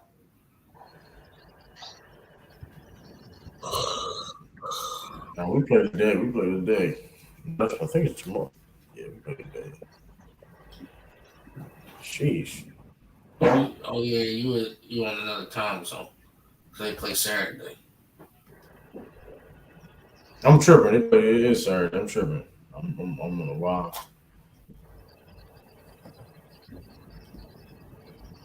Man, come on, young boy. We got to stop.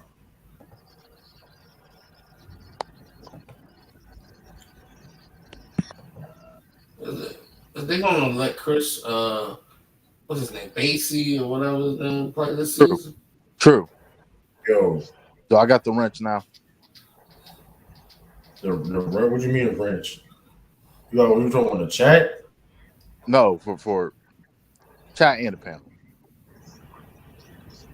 The only person that got the members join is me, of course, me, Tiffany, and Luke, and Taj. And Taj.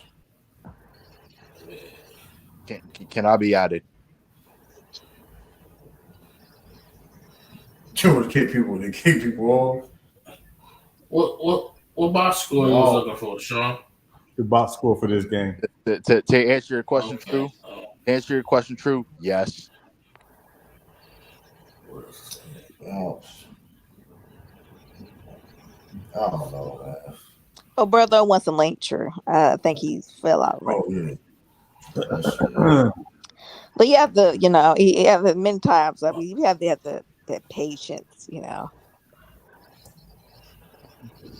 Because I'll let anybody come off. Yeah.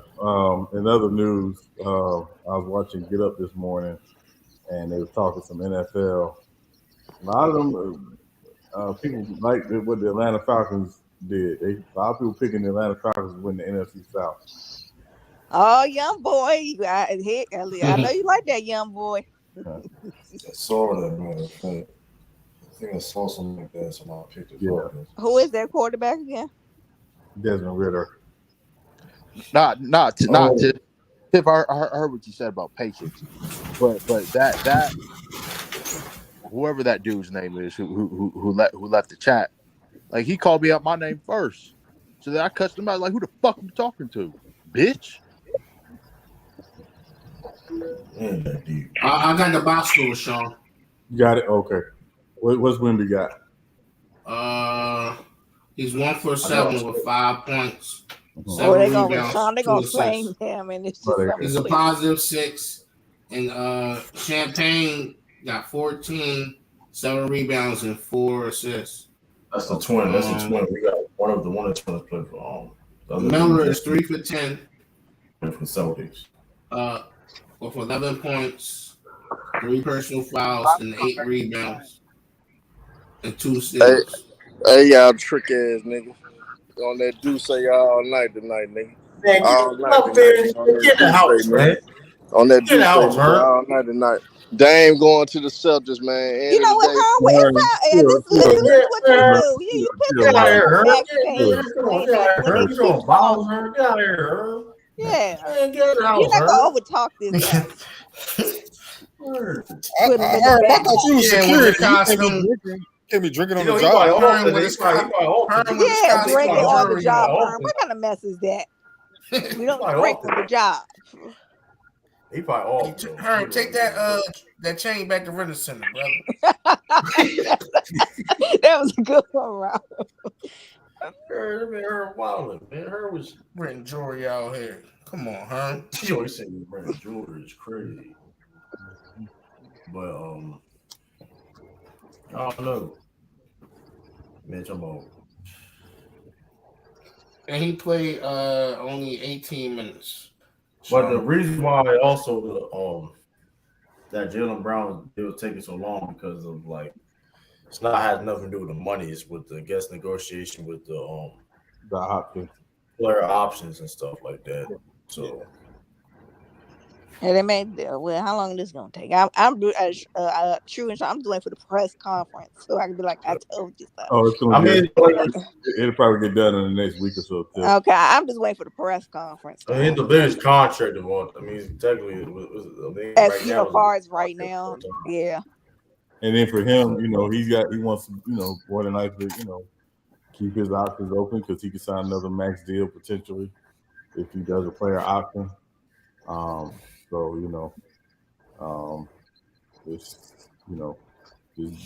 part of the negotiation. This is what happens, but it'll probably get done in the next week or so. It's the biggest deal in NBA history. So, I mean, shoot, ain't gonna be out overnight. Well, he got the biggest deal. As far as right now, Rob, we saying like right now, but other deals gonna come. For right now, yeah. But remember, Giannis can sign his extension in September, which that might become the biggest deal in NBA history. Yeah. So, that's 3 for 40. And Embiid, his contract coming up too. Yeah, that's what I'm saying. It's gonna be So this is just women back in the game. He ain't paying attention. Yeah, he ain't see that at all. Like he was going to set a cross screen and wasn't looking ball side. Did Chet beat him when they played? Didn't they play? Who, Chet? No. This is his first game. Man won. Okay. You got that little man backing you down, boxing you out like that.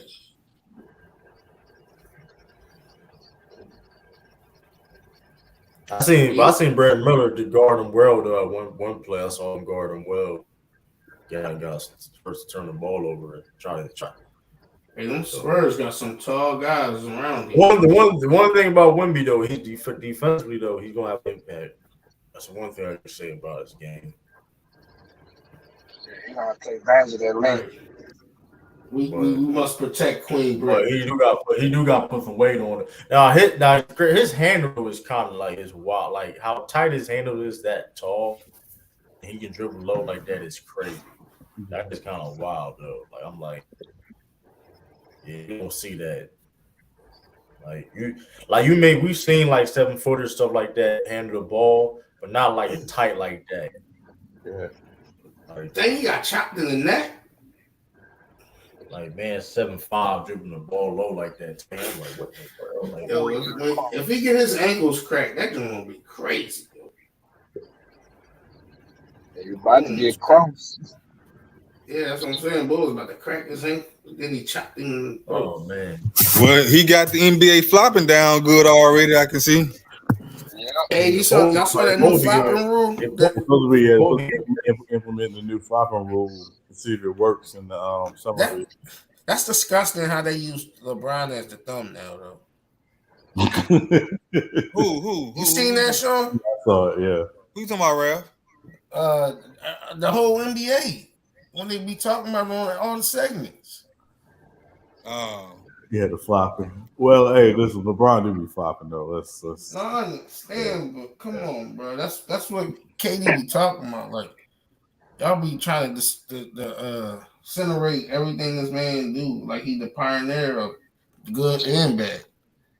Who you talking about, Ralph? Because Manu Ginobili started that flopping in the NBA. Man, he used to flop so hard, boy. Robert, don't bring up KD because he's getting on my nerves right now. I'm about to be ashamed of him. Cooking him for no reason. I'm about to kick him out and not claim his ass anymore. He's about to get dropped out of this list. Hey, LA, you got to get that Bron hate at your heart, LA. Boy, I tell you. Say something nice about Bron, LA. Can you do it? And the flopping started before Manu Ginobili, just to be clear. That's true. It just wasn't as prevalent. But yeah, man, no, he was on another level with that flopping, boy. Yeah. Look at them long arms. Use them long arms, boy. That's why. That's probably James Harden's favorite player, yo. I'm not gonna lie to you. Women move good on the perimeter, way better than I thought he did. Yeah, he can move. That's what I'm saying. Like that's why everybody's so excited because he got the ability to move side to side perimeter and get back and still protect the rim.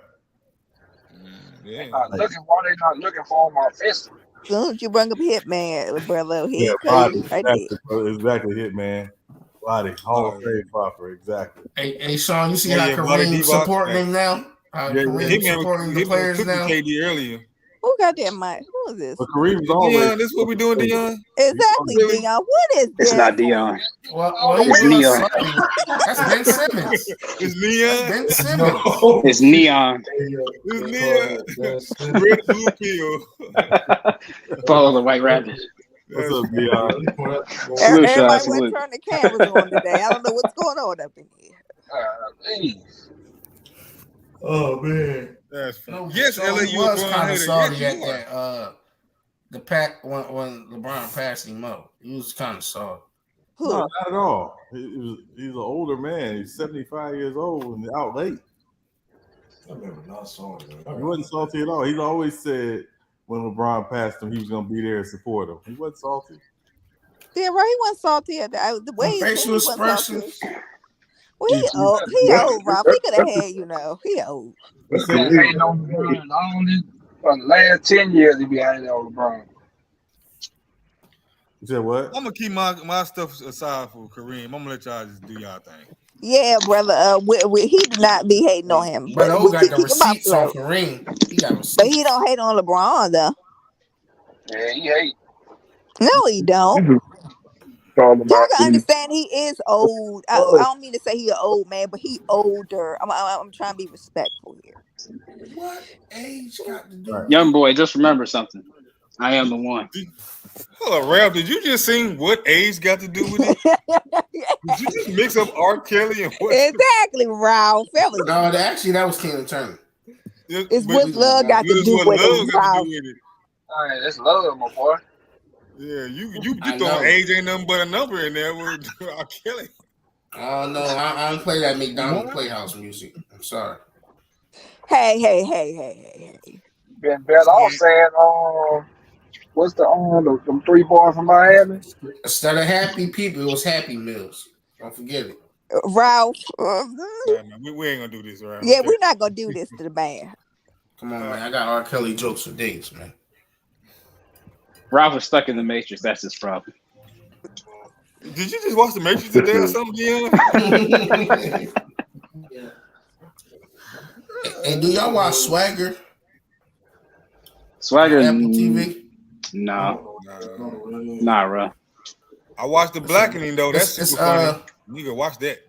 That's super funny. It's a basketball show that KD produced for Apple TV. It's actually good. Long as he not acting, Ralph. The kid is really like basically based off like KD. He brushed his hair, Ralph. His hair's done on the show. Hold up, come on. LA, you King Kawhi. What?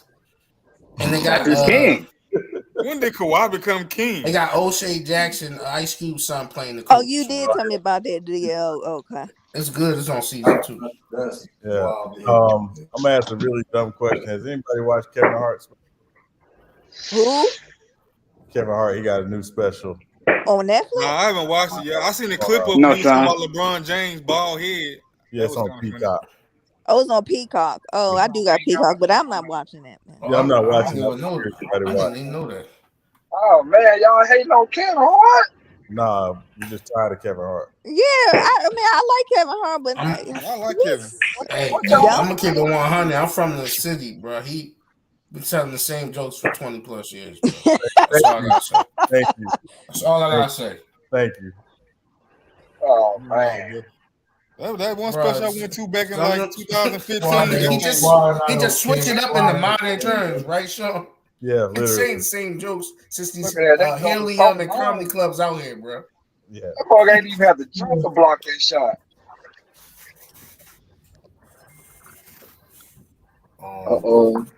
ISO.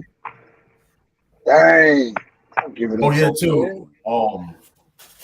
The base tomorrow. FYF, base Well, what time? tomorrow. No, what time is this? I thought they got Early canceled. morning. Now it's back on. No, not no. This is not man. Ain't no player choice shit. It's a mock shit. You know what I mean? Oh, debate y'all. tomorrow.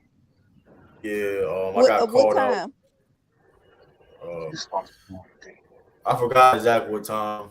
I think it's like 5. I'm not gonna be able to watch it. Never mind. 5 Eastern. Something. I don't even. I'm not gonna be home. Oh, you got him. Okay. What up, Lou? Know, but it's going Young Africa versus Big Ox Bob. We can move on. Man, this nigga. Hey, yo, since you monetize, you gotta make shirts. We can move on. Hey, this nigga Victor, man. Yeah. Nah, what it is, you seeing he's got to make the adjustment to the more physical game. And that's what's going to be the key. Oh my God. Nasty. Oh.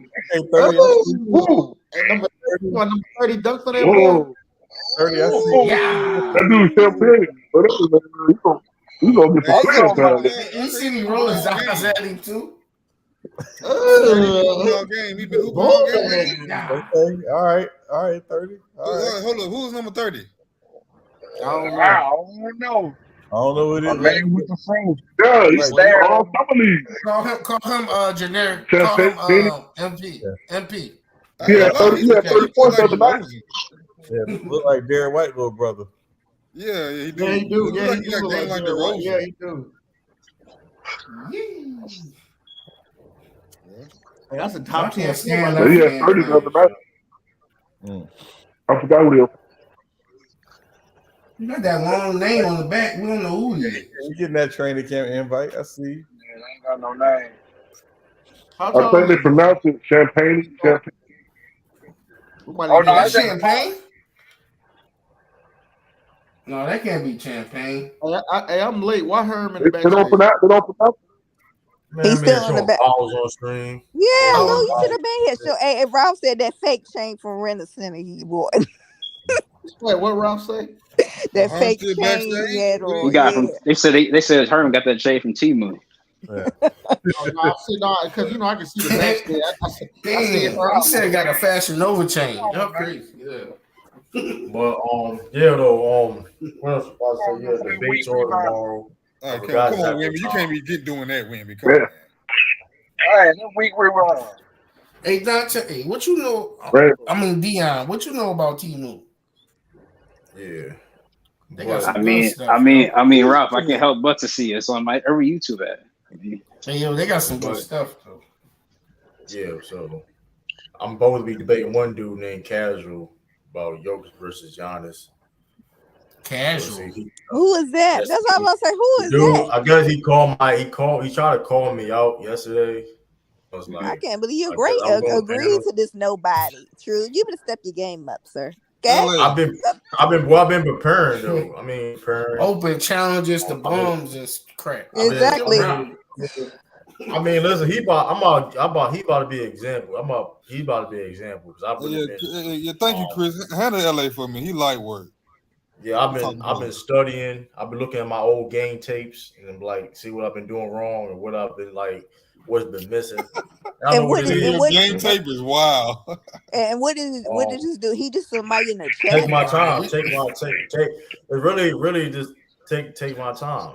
Tiffany asked a good question. Who is the opponent exactly? I mean, why you? What? What you say, Mike? I can't. Well, I had to Mike messed up. I said, well, I had to talk. Your mic messed up. I can't hear you. But, yeah, like, so I guess the dude, he wanted to debate whatever. I said, well, whatever it is, may be. What's up? Set it up. So y'all taking bums in the chat now. That's what it's Jokic versus Giannis. At my point, he's taking bums in the chat. Hey, don't turn. Listen, he knew what he was talking about. Hey, Mikey, too cool, new member in the chat. Salute to you. Salute to the new members. Salute, Mike. Apollo Creed had that problem. Took on the bum and lost. I mean, I took Pope. I won. So I mean, hey man, I gotta say this one quick thing though. That Putin dude, he trash. Yo. It's funny that what Ticket doing right now, but he went around acting like the godfather of the internet, talking about he been giving people chances to get their careers up. Come on, man. We got to. But let me. Man, you wouldn't even have a channel for let me address that because I seen that because the motherfuckers are fucking lame for that because like he keeps saying like, oh, all these dudes under Lamont. First of all, I'm not under nobody for one. Facts. Never been under nobody. I do what I have to do. I do me. Sometimes I go on stream. I stream maybe the same time sometimes with Lamont. I don't be barely. And here's the thing: this past year, you really haven't seen me on the streams like that over Lamont like that. If you do, it may be a little bit. And yes, I am a OG supporter of that channel. Yes, same thing over here. I was on the first live stream Lamont did. Vice versa over here. Never been under nobody. Never, you know what I mean? I'm not FYF True to King. This is True to King TV. Yes, you know what I mean? Like the Avengers, but you ain't it's like when you got superheroes teamed up and associated. It's not like I ain't under nobody. You know what I mean?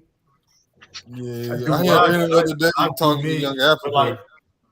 And how he disrespects Sturdy. But here's the thing: Young Africa is a fan of. I'm not. I don't want to sound like he's that. An independent contractor. Young Africa is a supporter. But I don't. It's not even just for me. Young Africa is a supporter of the channel. He go everywhere. Yeah, but that's what made me say what I just said because he was like, "I gave you a shot, Africa." You know what I'm saying? I gave you a platform. Like what? Like that don't make no sense. Lamont gave him. Nobody gave him anything. Young Africa was good enough to get you. Young Africa didn't get you just for no freaking reason. No, I mean he did. He had that show over on True. I knew, I knew he was gonna use that against him eventually. He had a show on. He gave him a show on. Yeah, it was. Remember, I was fucking with Herm and everybody. They got their shows canceled on TikTok. Oh yeah. It's like 5 of them. They all got shows over there. It's like Herm. Africa didn't have one. LB. Yeah, I know you. I know you. I ain't know Africa had a show. No, it's canceled now, but he had one like a few months ago. Did he get a season renewed? I know. That's why Herm is coming over here. Herm think he's gonna get a show on here. It ain't gonna happen. Young Africa. That was Ticket he was trying to copy PC. That's all he was trying to do at that time. Yeah, but like that, that's all he was doing. But that's corny as shit. That's corny as hell. Like, and that's the thing. You first of all, Ticket has a God complex. He wants people under him. And like, first of all, like, which is lame as shit. They're trying to then rub in somebody's face. Well, I made you and all that shit, bro. Listen, if I help anybody else ever and get somebody an opportunity, whatever case may be, no, you the one that went far as you could go. You know what I mean? I can't control. Yeah, that shit. Herb got his show renewed just to be like. Renewed? Yeah, Herb got renewed.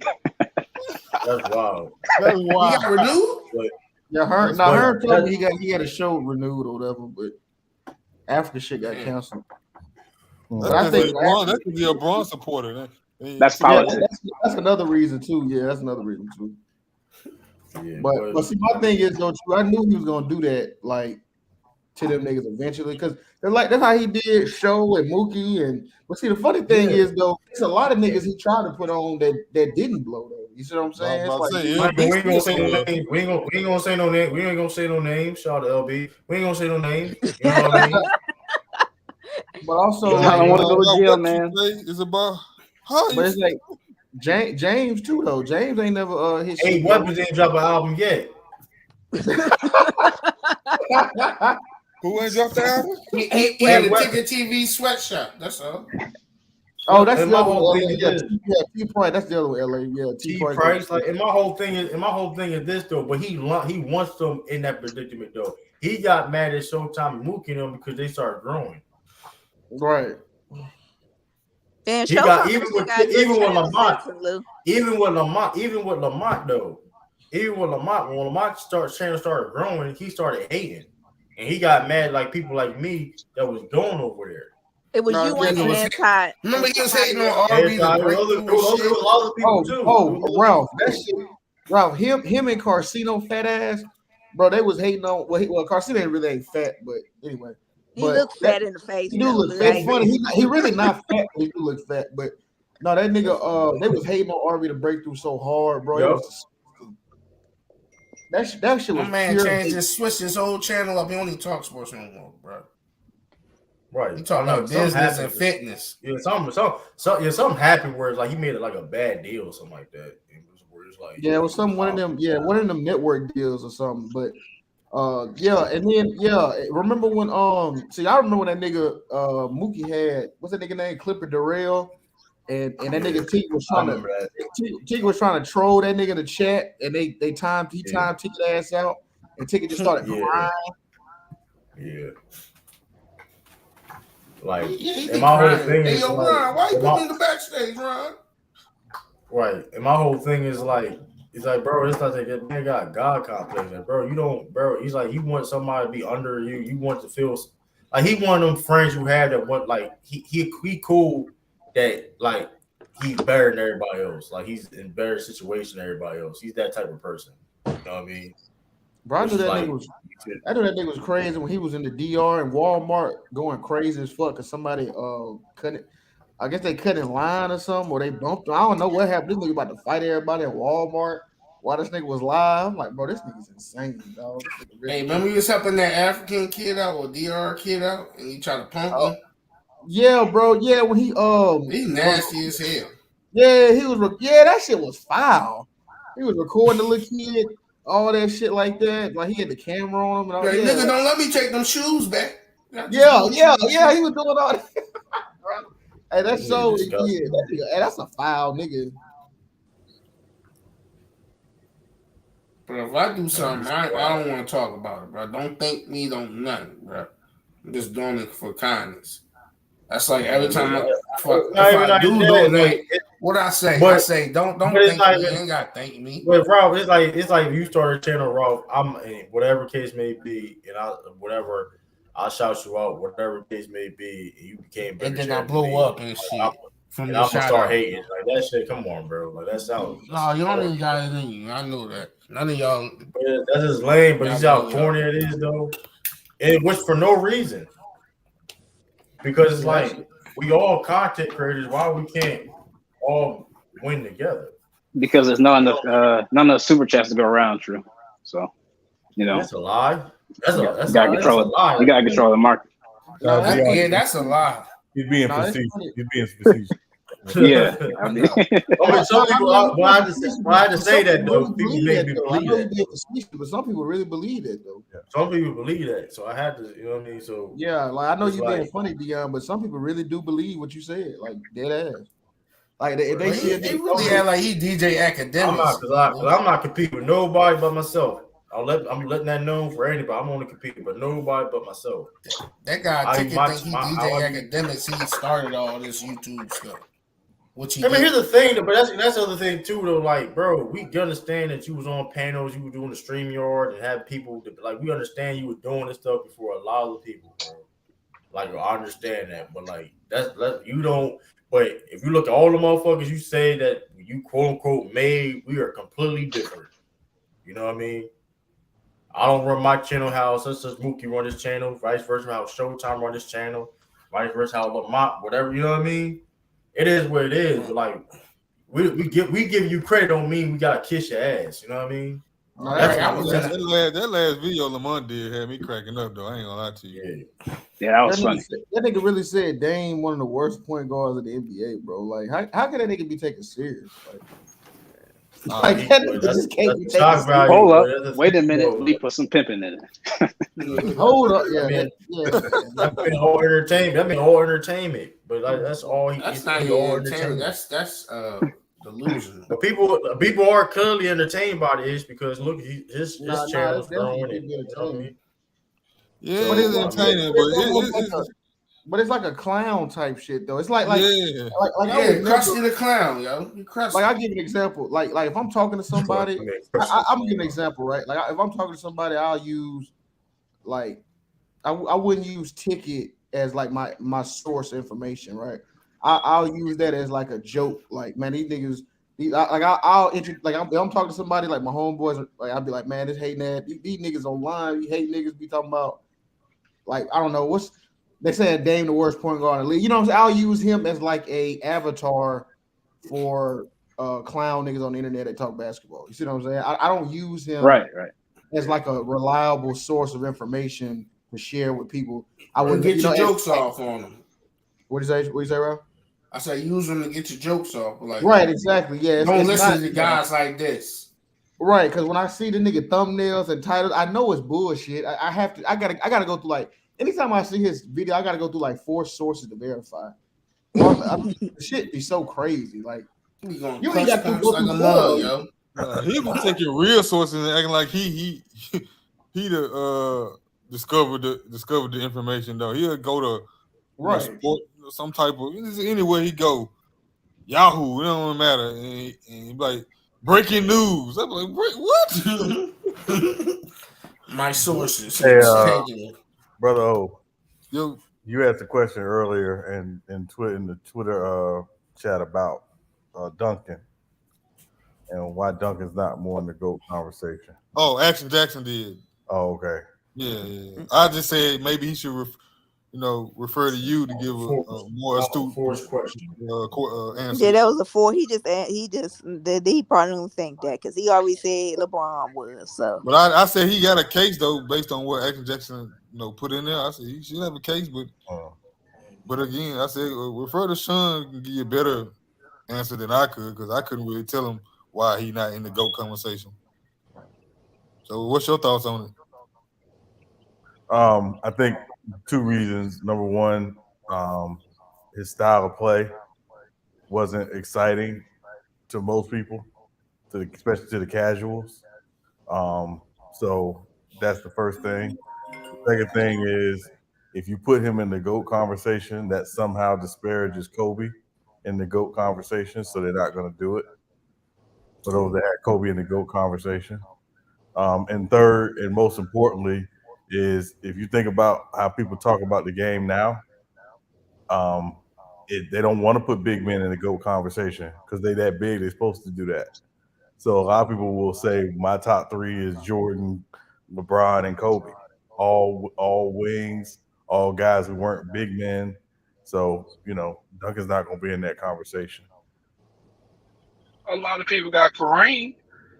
A lot of people who embrace the past have Kareem, but not everybody has Kareem in their GOAT conversation. There are people who came up in a certain age action that put Kobe over Kareem in the GOAT conversation.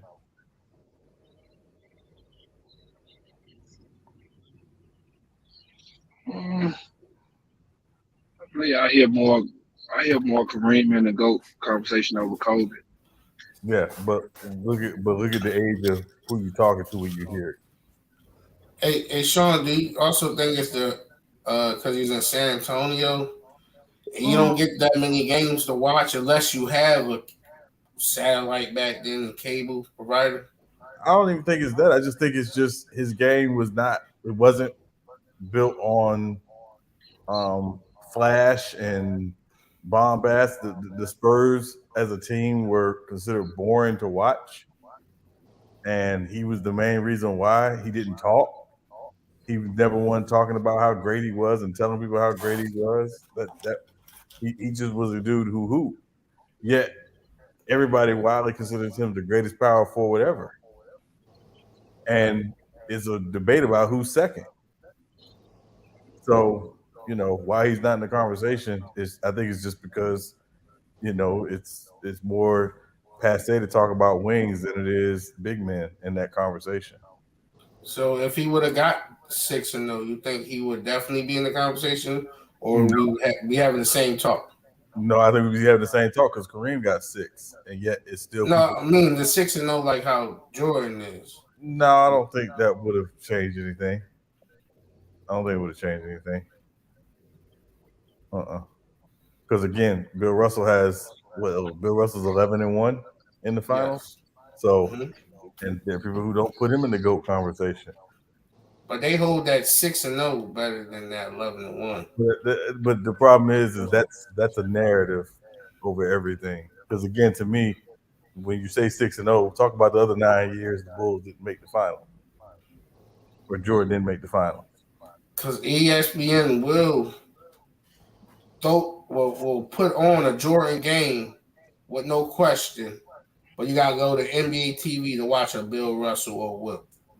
Right. I mean, like ESPN is really his outlet. Oh Lord, y'all see you can let him, man. It won't be letting from me. I mean, at the end of the day, though, I mean, like I said, Stop that Jehovah Witness ass shit, As man. it's true. I mean, what you're not gonna be doing is talking about somebody. 11 championships is better than 6 at the end of the day, though. So I mean, Tim Duncan won. Tim Duncan won. You said go ahead, True. What you say about Tim? I didn't hear you. What'd you say? No, I missed the over talk. True, go ahead, True. My bad.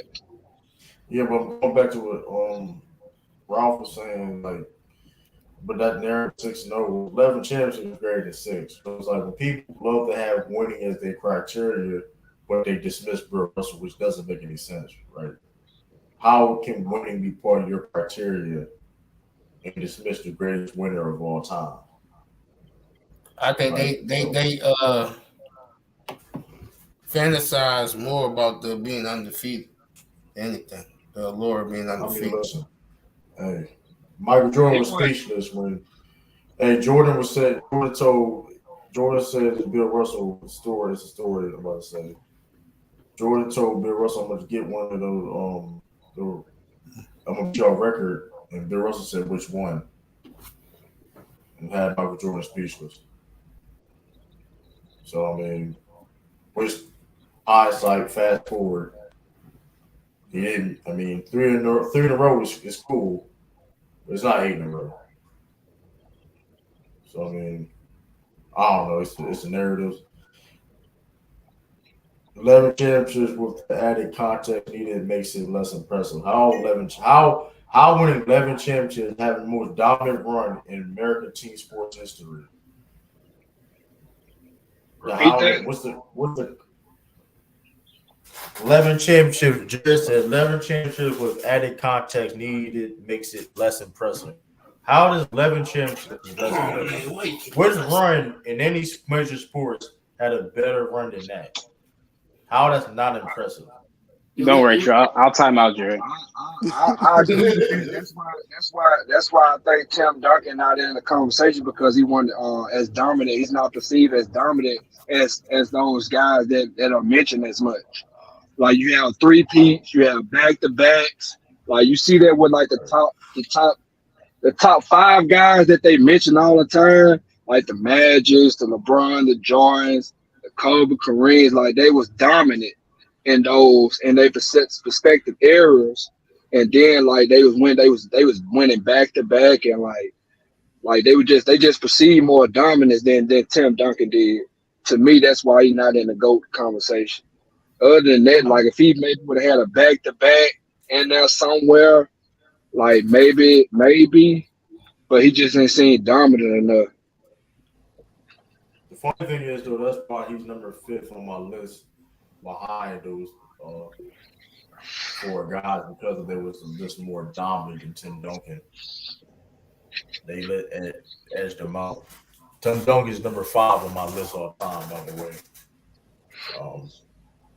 So only 17 Russell competed shooting 43% as a big man. Yada yada yada. Even though he was on stream earlier, and Sean even said that the average field goal percentage back then was league. He shot above league average, and he won a championship. Last year he won a championship with 14 teams. God, it was okay. So I know some people want to hear like I said, Kareem is a GOAT conversation, right? You know when he won his championship, how many teams in the league? 17. You know how much championship with Magic Johnson won? 22. What's going on, y'all? What's up, Billy? What up, so what are we talking about when it comes to like because listen, it's gonna be a time where the league gonna be like 40 teams, right? So we're gonna sit there and say, well, Steph Curry, I'm gonna focus on it. So 10 more teams. Yeah, there was a time where there was 8 teams. It'll be 40 more teams. There was a time where there was 8 teams. Don't be surprised. I understand that, but like the markets, like I don't see no big cities out here. I see maybe going back to Washington. I'm gonna tell you, Seattle can get one. I see Seattle and Vegas. That's it. That's not necessarily the case. Mexico.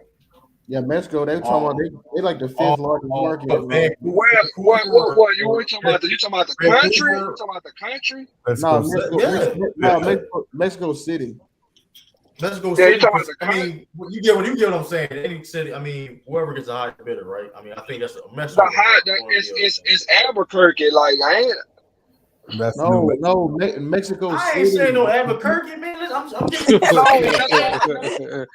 Bro, listen what I'm saying. Albuquerque is the biggest one in New Mexico. That's why I'm asking. You talking about American or you talking about the country? That's what I'm asking. I'm talking about the country. Mexico City. Oh, okay. So like a Toronto type deal. Canada is like I think like Vancouver, like Montreal. Right. You may see a team down in North Carolina. But let's not forget this. But let's not forget this though. I mean, a city can have another team. I mean, San Diego don't have a team, a basketball team. I was gonna say San Diego. I was like, they just lost their football team. No, they did, but yeah. So San Diego get a team. They can. Yeah. I'm saying you could like Houston can have another team, low key. Right. Chicago could add another team. Right. It don't have to be a whole new city. It could be a city. I mean, the money, because when the money keep going, how cool is going to keep getting, the more money, more people want to buy in, be owners and stuff like that. It's going to eventually happen. Now, is it going to happen like y'all must don't pay attention. And I mean, shit. Like, look at Texas. Look how many teams Texas got. Look how many. But actually, though, Austin, Texas will get a team. You know how many teams? Go ahead. Like y'all mentioned Chicago, right? That's not going to happen. That's why. Why you just? I'm telling you, this is why I'm saying that, because right now they don't even want to put up the money to fund the Bears, and that team is just as popular in that city as Chicago is. So I want to see them if they don't want to put no money behind the Bears, I don't see them bringing a whole nother organization to that city. They don't want to fund. They got two baseball teams, but if somebody's a billionaire and they want to be in Chicago, it's going to happen. Chicago got it's like one of the biggest homes of billionaires, and it's like top 10 in like America for like home for rich people. So it's it's really not totally unbelievable for Chicago. Shit, why you bullshitting? North Carolina could have another team. So why the Bears are threatening to leave the city? Why the Bears are threatening to leave the city? They're not really technically leaving like that. It's like down. It's not that far. They're not threatening to leave Chicago. The issue is the city and the organization can't agree on where the placement for the new stadium should go. The city wants to keep that where the stadium is now. They want to tear it down. They want to build a new stadium there. The Bears want to move out into the suburbs. That's the problem. That's why they can't agree. Yeah, that's nothing to do with. Yeah, so I mean, so AJ, you can't say you don't. I mean, like True said, they got two baseball teams. Right. I understand. Mind you, and we can't get one. bro. Listen, look, mind you, the NBA is all about expanding. Like we understand, like when you grew up watching basketball, bro. Like if you thought it was gonna be 30, who thought like in 1980 something was gonna be 30 teams in the NBA? Bro, think about it. Who thought OKC and Memphis would have a team? Right, exactly. You Nobody can have saw- another. You like, can have another team in Tennessee while you playing around. Yeah, real talk. Nobody saw the team. Nobody saw there being teams in Canada. Like it was really to the Cavaliers. We're talking about moving to Toronto. Everybody kept saying, "Okay, Toronto could be a viable market for an NBA." Oh, that's well. I was about to say Buffalo, but Buffalo's chasing Toronto. Georgia could have another team, bro. You know how many states could have another team if they really wanted to? Could add another team. Yep. Georgia Georgia could have another team. Yes, they could. What was the last time you said? Atlanta ain't that big. Sean said Florida. They could have Florida could add another team easily. Kentucky. What Tampa Bay? You could have it in Tampa. You could Kentucky. Yeah, that market ain't big enough. Sean, what about because they support the Baltimore team. I believe that Baltimore can have a basketball team. I ain't even think of that. Yeah, of course. Because they support the Ravens. They support them up here. Hey, y'all announcers will be the nastiest announcers. That's 2 points. It's 2 points. They get some of Baltimore to the games foul. They foul as hell to get some off of Baltimore. They gonna be promoting Mambo songs like a mother. That's DC. Don't get confused there. That's DC. See, here you go. Y'all just naming cities like Baltimore is not no sexy city to want to go. Every city we name it ain't about that. Action Jackson. They already got a baseball team. One at a time, please. One at a time, please. Majority of teams we said, bro, are being mentioned of possible teams to be part of expansions, bro. These are what you mean? Is OKC, is Oklahoma City a sexy city? Not at all. You might see a team go back to New Jersey. Yes, it is because for one, like all they fan base had was college, so it was easy to convince that community to. But all Baltimore got is the Ravens. All Baltimore got is the Ravens and Orioles. Yeah, thank you. But they support the hell out of them. Yeah, the Ravens and the Orioles doing just fine. And to Illa's point, think about North Carolina. That's a basketball state. Come on, man. Basketball. So they could very well put another NBA team in North Carolina. Easily. In Raleigh. Niggas are showing up to that game in Raleigh. Raleigh. What we talking about right now? My bad. I have to get a phone. Places where they get basketball. Our brother the champion.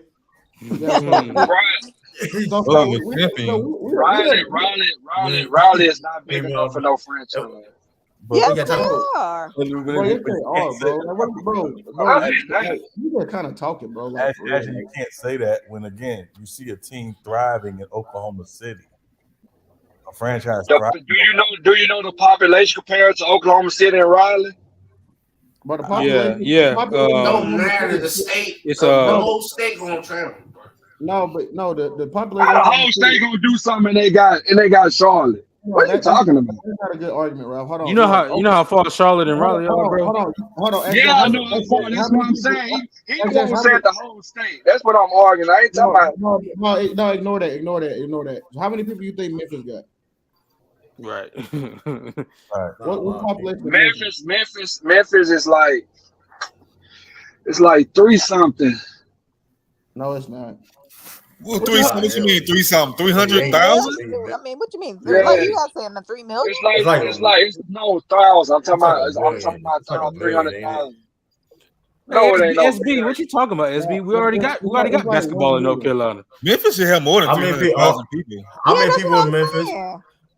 No, Memphis is like, it says 600, but the metro area is bigger, but the city is 680,000, but the metro is like, the metro area. So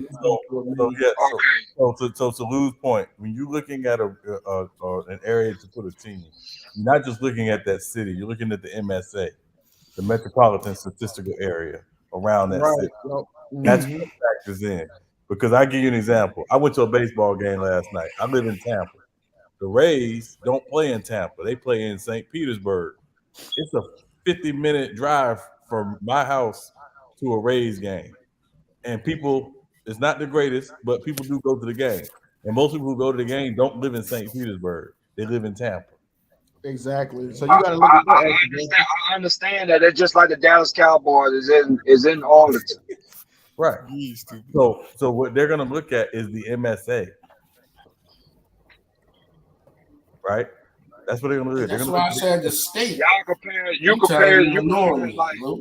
like Dallas got millions of people. That's why they got multiple organizations there. Houston got millions of people. There ain't no millions of people in those small.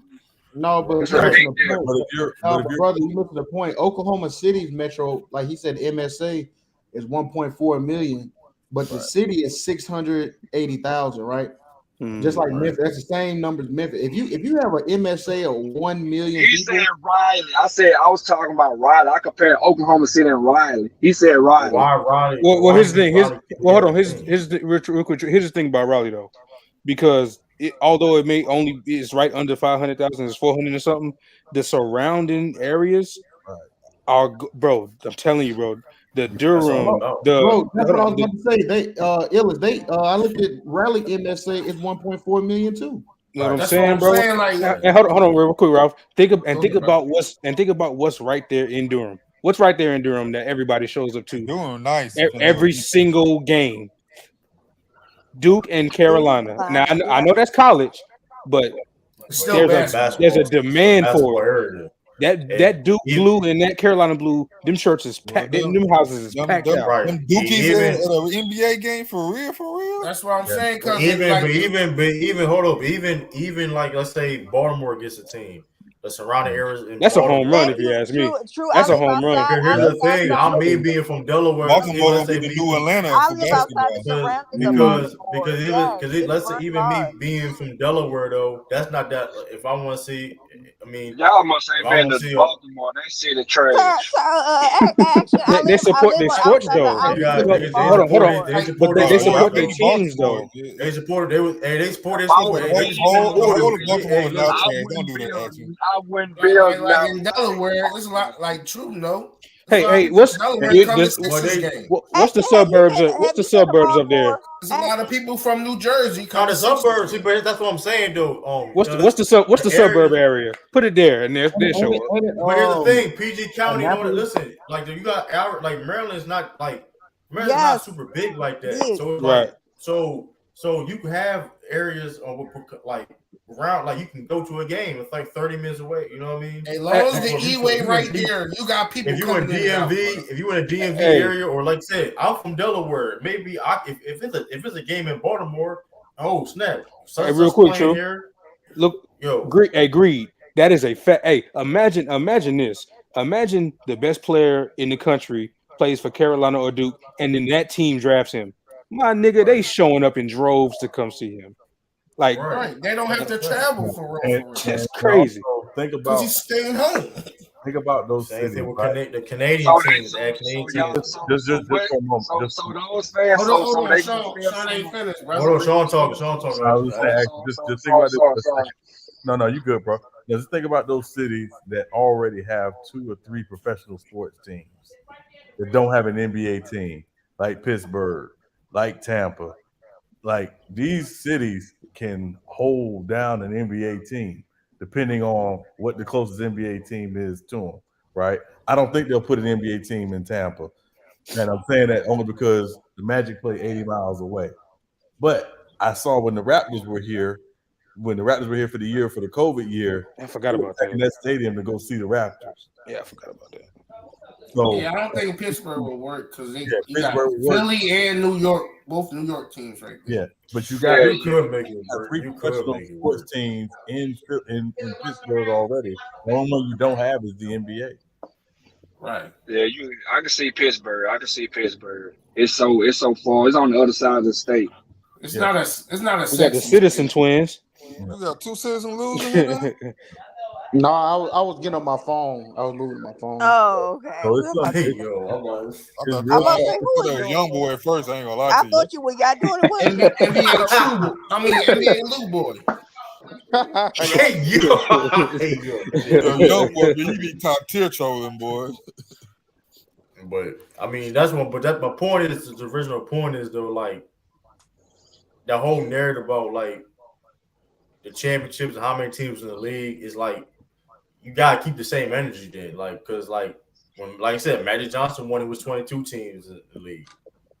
Yeah, so that was a good point, which made I could definitely see all the teams we named, and then if the sleeper, nobody's really understanding that a team can have two teams because like look, so we said what Seattle, Vegas, Chicago get another team, Tampa. You know, Vegas gambling ass could have two teams. So that's four. That's Philly four. That's messing four around right with there. another team because they moving Hey. the stadium downtown. Hey, you know what I just thought about? They still don't have that stadium.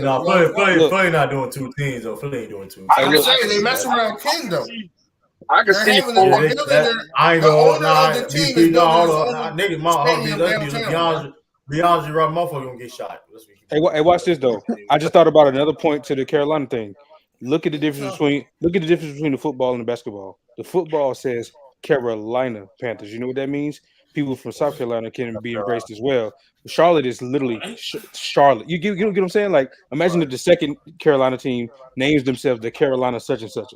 Hey, That's funny, more bro? inclusion. That's more inclusion. You know what's funny? That's why Tennessee hate. Okay. Exactly, because they're not the Tennessee Grizzlies. They the Memphis. Yeah, exactly. That's so why they don't claim them. They did like. Yeah, hey, exactly. you know what's funny? They did a poll, and they asked Tennessee people what team would they support, the Memphis Grizzlies or the Atlanta Braves, and it was like 80% Atlanta Braves. No, that's sick. I ain't gonna lie. Because look, that's why the Carolina Panthers are more viewed as for both states. South Carolina people claim them because it's not the Charlotte Panthers, it's the Carolina Panthers. And you know what? It's the same with the Titans though. It's like the people in Memphis rep the Titans. Right, y'all the Carolina Hurricanes, right? Yep, Hurricane. Yeah, so it's the same thing. So yeah, it's man. Listen, it can work. That's why I need a baseball. That's why I want a baseball team here, man. But, I mean, I get You what vote baseball, Illis? Huh? So, quick question about baseball because Chicago got two teams, but they differentiate between, the White Sox and the Cubs. The Cubs. North side, south side. Yeah, North side. Yep. North side. That's what I'm saying. But Carolina, you don't think they would do that? Like make a difference between North and South? Well, that's different states though. That's different tax bases. That's different. I ain't too well versed on the South Carolina. Only thing I know about South Carolina is Zion Williamson. But South Carolina don't have. But to keep it real, South Carolina don't have the tax base or the revenue or the industry to support. No. Or the literacy. God. I don't know if y'all knew that. Did y'all know that Disney World was supposed to be in South Carolina before Florida? But that's crazy. Yeah. Thank you for all. He said thank you. That's some bull. I wouldn't have had. No, but to keep it a bean though, like South Carolina, like economy would be like, I think it'd be like a different. It'd be way bigger than it is now. Yeah. So that's what I was getting at. True, they don't really have a big enough, you know what I'm saying, like an industry. Because, like, believe it or not, Memphis has pretty big industry. You got all the. But maybe you gotta make one there though. If you get a team there, whoever came in South Carolina, they don't work like that. I was throwing shit out. Yeah, South Carolina. The nigga said no quit. It's a waste of land. Yeah, true. They don't got the income and stuff. Yeah, they don't have it. They don't support that. Damn, man. They're just like don't let me get $1 billion. Don't let me be a multi-billionaire then. We gonna try. I just read your name. You're gonna lose your money then. You nasty, man. Lose $1 billion. What about Grant Williams is gone. What about Mississippi or? Mississippi, that's the poorest state in the country. Mississippi don't deserve no. No, you missing the point. No, Memphis is the capital of Mississippi. So okay, what about Arizona? Oh no, I'm tripping. Phoenix, duh, no shit. Yeah. Hold on, because it's a bunch of big states. New Mexico don't have the money. They broke. Idaho. Idaho don't have the population. They don't got potatoes no more. And they got it's a bunch of white people. Yeah, it's some states that nobody ever goes to. You can just forget they ain't never get no team. Montana. Ain't nobody North and South Dakota. Oh, come on, Sean. I want to live in Billings, Montana. Hold on, some of them states could cater to the rednecks. They can make it be like. Rednecks don't watch basketball. Like Yeah, they ain't gonna watch no pink. They watch football. No Negroes. No, that's facts. I'm sure. You know what they will watch? They'll watch that Iowa all girls team, the all white. Oh yeah. They'll watch that though. What about Wyoming? What about Wyoming? Baseball team. No, they don't got the Ain't nobody going to Wyoming. They got the worst wind ever. Don't Kanye be going to Wyoming? Yeah. No. What? Chicago, second city. Hold on, while we playing California. You know how dangerous it is to drive in Wyoming? 90 mile per hour winds at any time. While we playing around, California could easily have another one. Easily. I said San Diego. Alaska. Hawaii. No, Hawaii. Here's the phony Jackson. Hawaii could go up. Why don't call yourself a champion? Like, come on. Exactly. Yeah, what we supposed to do? Y'all gotta fight for the Action Jackson. I'm gonna fight 5 hours for a game every time. No. Oh, he got original. He got original. That's funny. That is funny. OJ. They're gonna have a team in Hawaii soon. That's gonna be. Just to show that and left. Exactly. Travel. That's too far. I don't know about that because Alaska. I tell you what, though, I would all these states y'all naming. I would actually consider putting a team in Hawaii. Hey, I might have cooked. I ain't gonna lie. Can't nobody travel that far like that. Well, how the travel would be though? Yeah, like, but see that. We talking about the fans though. You like these teams in Conus, they can just drive 8 hours, 10 hours to a game. You can't drive to Hawaii. Well, no, just get a yacht. I'm saying it's their team. Like, yeah, the home fans gonna show up though. No, but their population. Yeah, but you want to visit? Hawaii, not like that. No, Hawaii is separated by like a bunch of different islands. Like Honolulu. I got you. The capital, right? Yeah, it's hard to see Hawaii. You better hop on that. Better hop on that fair. Better hop on that fair. They would have to. They would have to figure out the transportation. But if they could, it could work.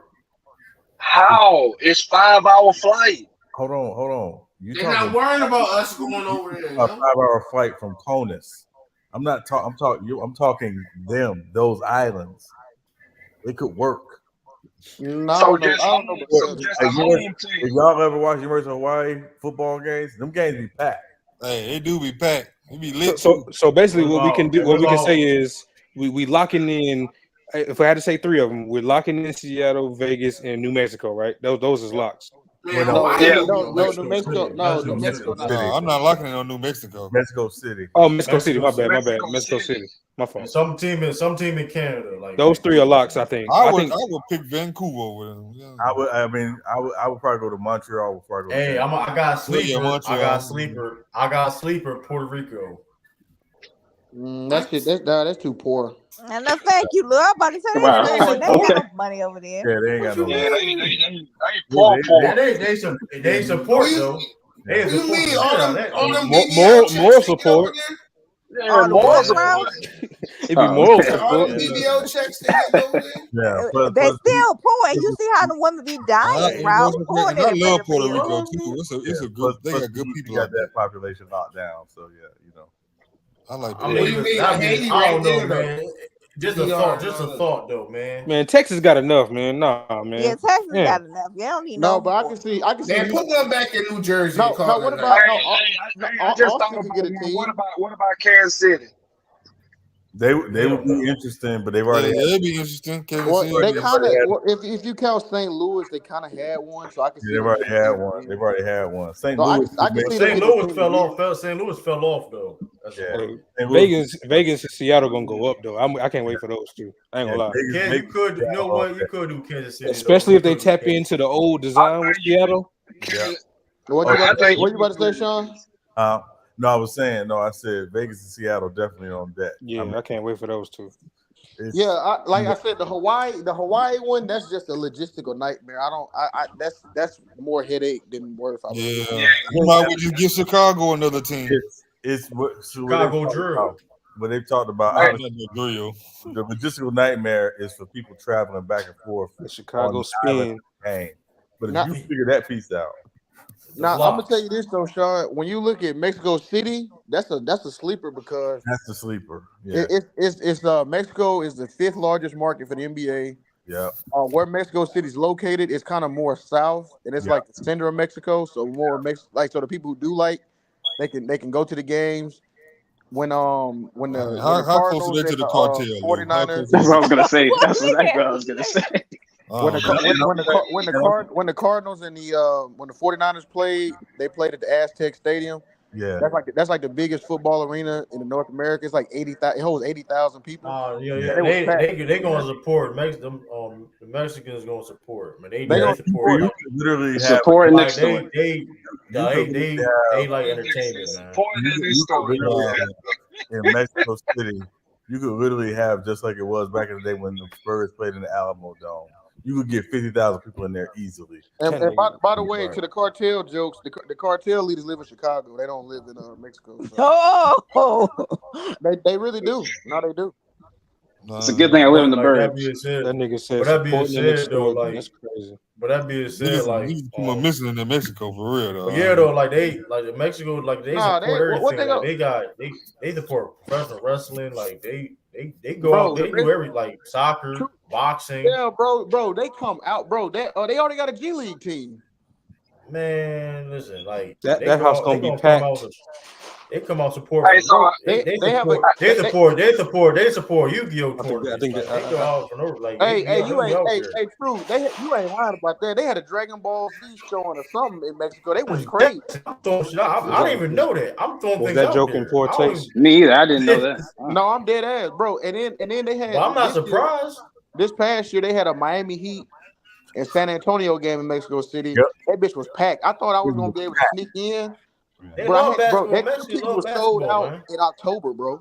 Yeah, they're gonna pack the house. And the game was in December. Love basketball, man. Yeah, see, it's a certain sector of Mexico. It's Oaxaca, Veracruz, Mexico City, like South Mexico. That's like where the darker skinned Mexicans live at. It'll be a house full of them. And to keep it real, they fuck with basketball and football. They fuck with it heavy. Yep. So that's what I'm saying. Like the thing about Mexico City, it's higher elevation than Denver, I believe. Mm-hmm. Like you know how high niggas gonna pass out on the court. It's higher. It's higher. So I don't know, but see, even with that though, it may be some logistical concerns with that as well. I'm not sure, but they do have. I don't think it'd be that bad though. Mexico City, like the only thing they really got worried about is like regular safety protocols when you go to Mexico. That's really it. Speaking of logistical concerns, I don't think people talking enough about that playing on the same day you come in stuff. I thought that was a bigger deal. They agree. I ain't heard nobody talk about that at all. Hey, listen, the players, crazy. The players agree to it. So it's I know, but that's nuts to me. Bro, they got their weed legal and they don't care. But they got finessed in every other category. Bro, you come into town on Monday morning, you playing that night. That's off of. But at the same time, you know what? They're doing that in-season tournament. They're doing that in-season tournament. So it's like that's probably why they're doing it. What they the night off before. They're shown with some of the studies they've done, like the teams that kind of started saying, "Hey, listen, we're not going to fly out right after a game. We'll let guys get rest in their own beds or in a bed to fly out that morning and then get to the next city you playing in that morning, play that night." The guys actually like it better because they're getting real rest. Okay. Like trying to get real rest on a plane. I guess the way it's written, it make it sound crazy, but when you say it like that, I guess that makes more sense. Then it's kind of like what Paul George said. Actually, it's like the lack of practicing and all of that is actually making them weaker. You know what I'm saying? He said the lack of practice. He said the lack of real practice and tough practices and actually going hard in those practices is actually making them weaker instead of but at the same time, saving their injuries. But I thought like doing a regular season though, like they don't really practice, of course, right? Go through. Yeah, but that's the point. That's what he's saying. Like, because at one point they did though. At one point there was real practices throughout the regular season too, and he was saying once that lowered down, he said, I mean, let's be real, the injuries are going up. So he said to go from 0 to 100 like that ain't good. Is what he said. No, I feel that, but yeah, why Tampa don't have a basketball team, Sean? It's never. I mean, to be real, the Magic because of the Magic. Oh, okay, I understand. It's only you got to please that mouse, right? Jacksonville could get a basketball team. You know that mouse got a hold on everything. Jacksonville would make more sense logistically, but I think Tampa's infrastructure. Pedophile mouse, you mean? Yeah, you can't mess with that mouse, man. Yeah, Tampa got a better, like you said, infrastructure, economy. The pedophile mouse, and already has a stadium here. Brother, I heard that comment. Yeah, nigga, Mickey Mouse, nigga. That's what we talking about. How's they gonna make that work? Like splitting it up between the West and the East, and they gonna put the two teams on the West. So basically, what Wait, you say do? that again, Action Jackson. I'm sorry. Like with them trying to add the two teams on the West first, like how they gonna split that up between the West and the East? Memphis and the Pelicans. What they do is you put the two teams in the West, and either Memphis or New Orleans will move to the East. Simple. Oh, okay. Yeah, because they should be anyway. Yeah, I'm cool with that. Yeah, my belief is it would be New Orleans just because New Orleans is more southern. I'm about to say, New Orleans is southern. It sure is. You got that right. Yeah, it's right by Atlanta. Yeah. 2-hour flight anyway. Yeah, it's literally Atlanta's like the East Coast. like a quick throw from Florida. So yeah.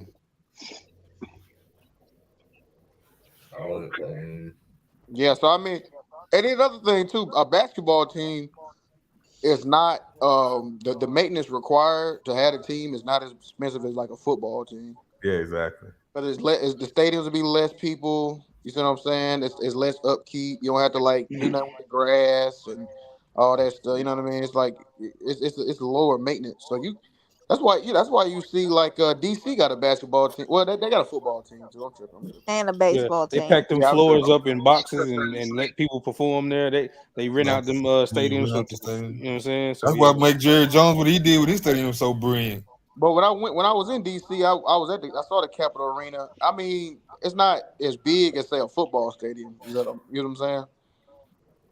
Yeah. That's why I was saying I wouldn't put them in Baltimore. Like, wait, action. People don't want to have concerts and stuff there. You know, hey, look, I go to Baltimore a lot now. I live in the outskirts of Baltimore. Action. Do you see how packed the M&T Bank be and the Orioles games be? They support their teams. Orioles and them Orioles garbage. They always be packed. They always support you. I get what you're saying, bro. The Orioles better than the Astros now? Yeah, that is true. They ain't better than the Braves. I know that's true. I can't wait to North Carolina to get a team so I can brag. This is why I want a baseball team, man. I mean, Houston smacking any one of them, so none of that matters. None of that matters. No. You know what matter? What don't matter? Houston smacking all. What you say? Look, everybody cheating. Hey, listen, though. Listen, I don't care. Listen, we got caught cheating. We still can't make it one another one. Put some respect on the Baltimore Orioles name, man. We're not putting no respect on no Baltimore. If we doing this, I'm gonna put some respect on the Washington Nationals name. It's time to sell. It's time to sell your Brown stock and focus on the youngers in the Rockets, bro. It's nice. Hey, Lou, at least they won a championship. Nah, bro, sell the Brown stock. They won a championship like in 10 years. Supporting you can't do that. You can't do that to us. We won in 2021. This is the owner thing, though. But I can do it. That's the truth because they won since 1983. But guess what though? But the Baltimore Orioles is 52-35 right now, man. Get out of here, man. Are you gonna win? Come on, man. That's the point, you little losers. And we trashed, and they just trashed again. We just beat the Twins. That's regular we just beat the season. Twins. Hey, Sean. Yeah, you killing. I was gonna tell you, me and my dad was in DC. He had the Braves jersey. I had that Jeter jersey I got. They looked at us like we was an anomaly. They were like, "What the hell?" They were like a Braves fan, a Yankee fan together. What the hell? Yeah, I went to the Rays Phillies game last night with my buddy who's a Phillies fan, and I had on Yankee stuff, and people was like, Yankees? I was like, yeah, and like, man, I'm telling you, man, when you wear that Yankees jersey outside, boy, that shit generates so much hate. Oh my god. it's just natural. It generate pure hate. It's fine. It's just like it is what it is, man. Listen, man. Championship. That's why they bought all their championship. They ain't buying it. They ain't buying it. They ain't buying this year. First of all, the only championship. They ain't buying this year. The only quote unquote championship we bought was 2009. The ones from the all homegrown. Hold on. Tampa Bay and Atlanta are the two best teams so far, at least record wise. Yeah, Tampa Bay. Oh man, hold on. Wow. Hey, brother, we coming for Atlanta. We coming for the Tampa. We coming for the Rays. Y'all ain't even our league, true. What's your record? What's your record, man? Better than y'all. What's your record? We got the best record in the league. Yeah, Braves got the best record. Hold on. What, in the National League? The whole MLB. Baseball. 59 wins. Yeah, you might want to leave that one alone, True. You might want to leave that one alone. Y'all know weak ass division. That weak ass Philly. Man, get out of here. That weak ass division. What you mean? Hold on. Don't do that. Weak ass division. A win is a win. Philly, I respect it though. True, we in the 3 winning streak this season. I don't want to hear that. Real talk. I respect it, but the Marlins got 51 wins. So they're not, the division ain't that weak. And the Phillies got 40. I don't know what this, Sean. You know this, Sean. You know that the AL East that's the division, man. Every team in the AL East is over 500. That's how good the AL East is. Here comes the fake. The Washington not. No, in the AL East. No, he said the E. No, that's the NL East, bro. Oh, my bad. No, that's the NL East. No, nobody's about the Nationals. They suck. They holding our division down. We need to get rid of their star ass. You don't need to get rid of that. Don't talk about disrespect the Nationals. We need to get their star ass. They're a young team, okay? Every time they lose, they trade everybody that's good. Every time they get somebody good, they trade. And real talk, the Mets is the disappointment because they spend all that money for that team. We bust their ass too, Sean. Yeah, so we gave him a $300 million ass beating. Yeah, exactly. But true, y'all don't want this work. True, y'all got to worry about. I ain't gonna lie, true. Y'all might not be better. Y'all beat in the series. Y'all beat in the series last time. We got a fun game. I know we did. True, I know. But Orioles is coming, man. Orioles is coming, man. They not. I ain't gonna care. They not bad though. They not a problem.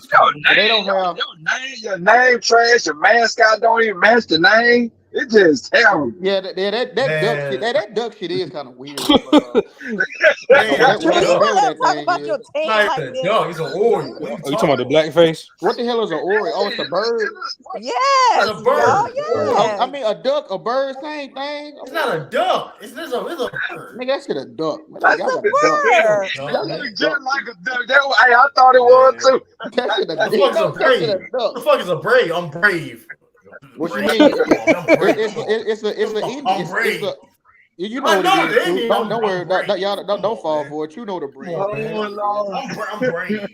You knew what it was when we had that. I know that we got 2 years ago. That colorway. Hold on. The colorway is better than the Braves. Now that's not cap. That orange and black. The orange and black. Nah. Why they put Britney Spears music on women getting dunked on? Bro, outside of the real talk, true. Outside of the Yankees, the Braves got like the coldest apparel. Hey, listen, you can wear that hat in LA. Hey, listen, you can wear an Orioles hat in LA and probably nothing will happen to you. That Atlanta. I ain't wearing no hat in LA. Damn, outside of the Yankee hat, the Atlanta Braves hat is the most like iconic. Snapback. I'm no saying you ain't get what I'm saying though. Nah, I ain't not true. I ain't following you on that one. I ain't wearing no hat in LA. I ain't wearing not now hat in LA. What game? I don't know, and I don't want to find out, nigga. I don't know.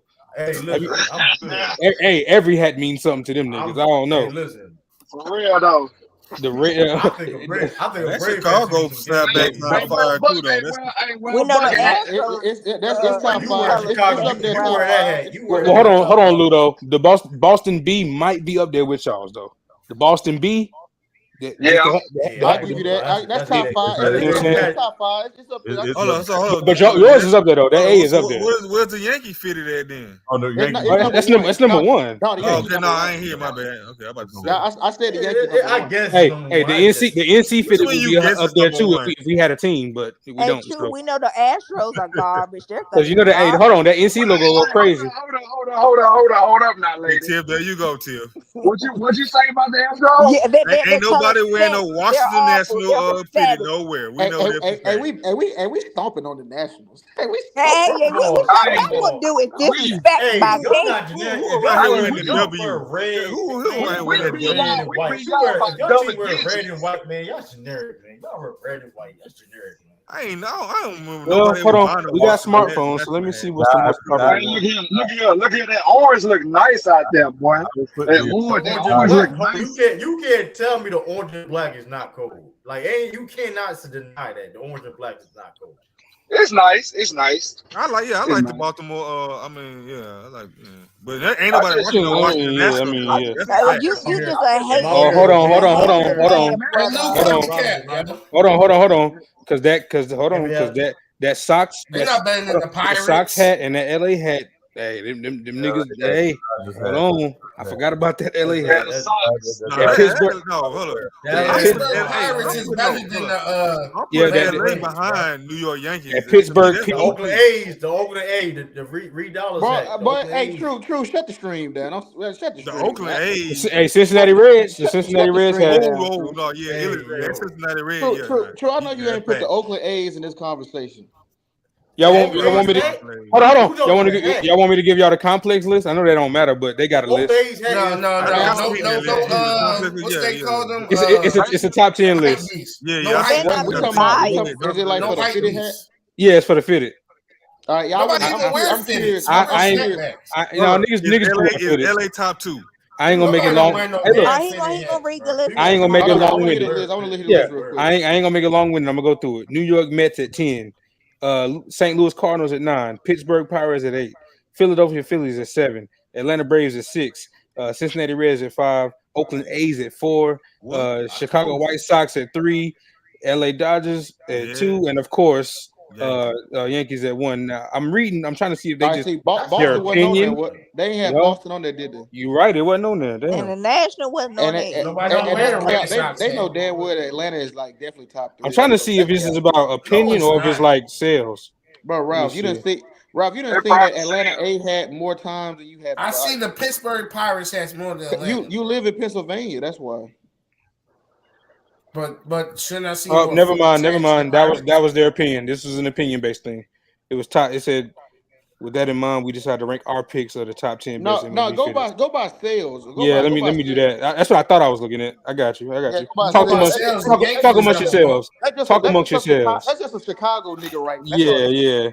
Talk amongst yourselves. I got y'all. Yankees and LA still be number 1 and 2 though. Yeah.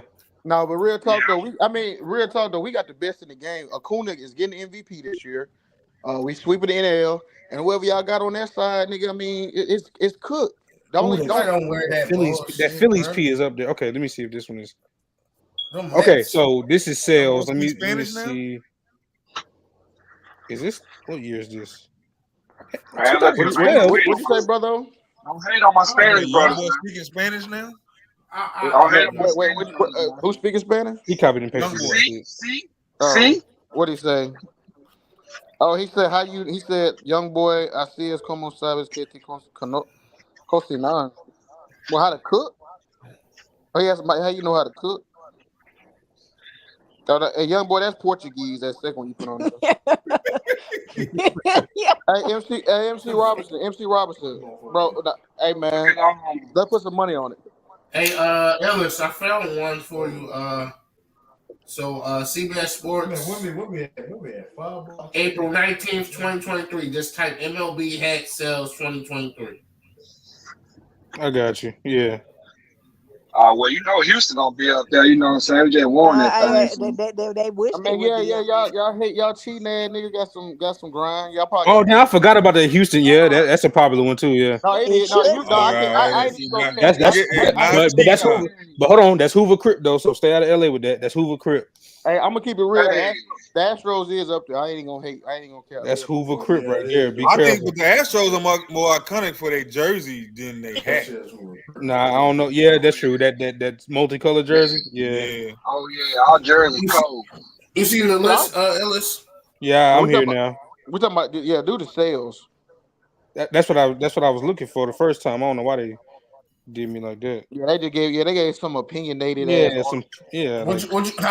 you spell sales? SALES or SELLS? SALES. No, sales like SAL. Come on, Ralph. Come on, brother. No, I'm saying, brother. We're gonna just blank that part out, okay? No, I'm talking about because in the algorithm depends on the way you spell things, bro. Oh, okay. But he spelled it. I'm sure he spelled it right. Bro, they keep. I spelled it right. I specifically typed in, you know what I'm saying, in terms of sales, but they keep giving me popular lists. I don't. What CBS? What did CBS need? Now they're trying to give me the best hat in by state and shit. Well, what I got it says. Oh, boom. Okay, I got something for you. I got one. This is from July 20. This is from 2020 though. Damn.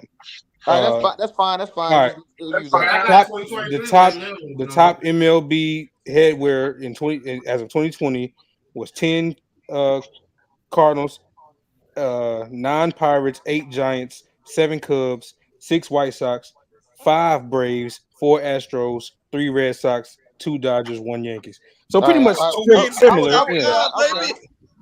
I'll take top 5. Hold on. Did you say the Nationals? Did you say the Nationals? I think it was. No, I didn't. I think the Nationals with Rob. That's what I think. Do y'all want to hear my list? The one I got. You said it's 2023, right? Oh yeah, go ahead. Yeah, the I got Yankees. Hold on, wait. Go from 10. Go from 10 to 1. Go from descending order. I don't think it's 10. No, whatever the highest one is, go to that. Start at the lowest and then go up, bro. Because we know Yankees won. We know that. Yeah, we know Yankees won. That's automatic. Them niggas wear that like hell. I got a Yankee. Wear that as church hats. I got Yankee shit, bro. Yeah. I ain't even the Yankees. But no, real talk. Jeter was my favorite. Man, I can't wait till that NC hat come. Come on, man. The way they do the list is by just sales. No, it don't matter because they got a team on here multiple times by the sales. Yeah, the list I put out is more accurate. Yeah, Illis data. And that's just 3 years ago, like 3 years ago. So I mean, I think it was lying. Similar. I believe the Nationals should be. Because you know how they come up with a special edition hat. Out here, we support our team. A W for no wins? Come on, get out of here, man. Oh wow, that's crazy. They won a championship. You gonna say it top line? I mean, are they the only niggas to win a championship and just be selling all their niggas that they gave away all their best players? Like the Marlins. Damn, like twice actually. Okay, because I looked at that national team and I said, damn, Trey Turner. I saw. I ain't gonna lie. When we lost Freeman, I thought we was gonna be trash. I ain't gonna care. Hey, Nat, why y'all was just talking about baseball hats instead of hats in general? Because we talking about the team. We talking about the teams. We talking about. Oh, okay. Hey, all I know is NC shooting to the top 5 if we ever get a team. I'm telling you that right now. You know the NFL got the worst hats though. Hey, you better be in the American League. I know that though. NC shooting to the top. I'm talking about the hat. I'm talking about the hats, nigga. True. Which league got more? Boy, that star look beautiful. Boy, what you talking about? What you say?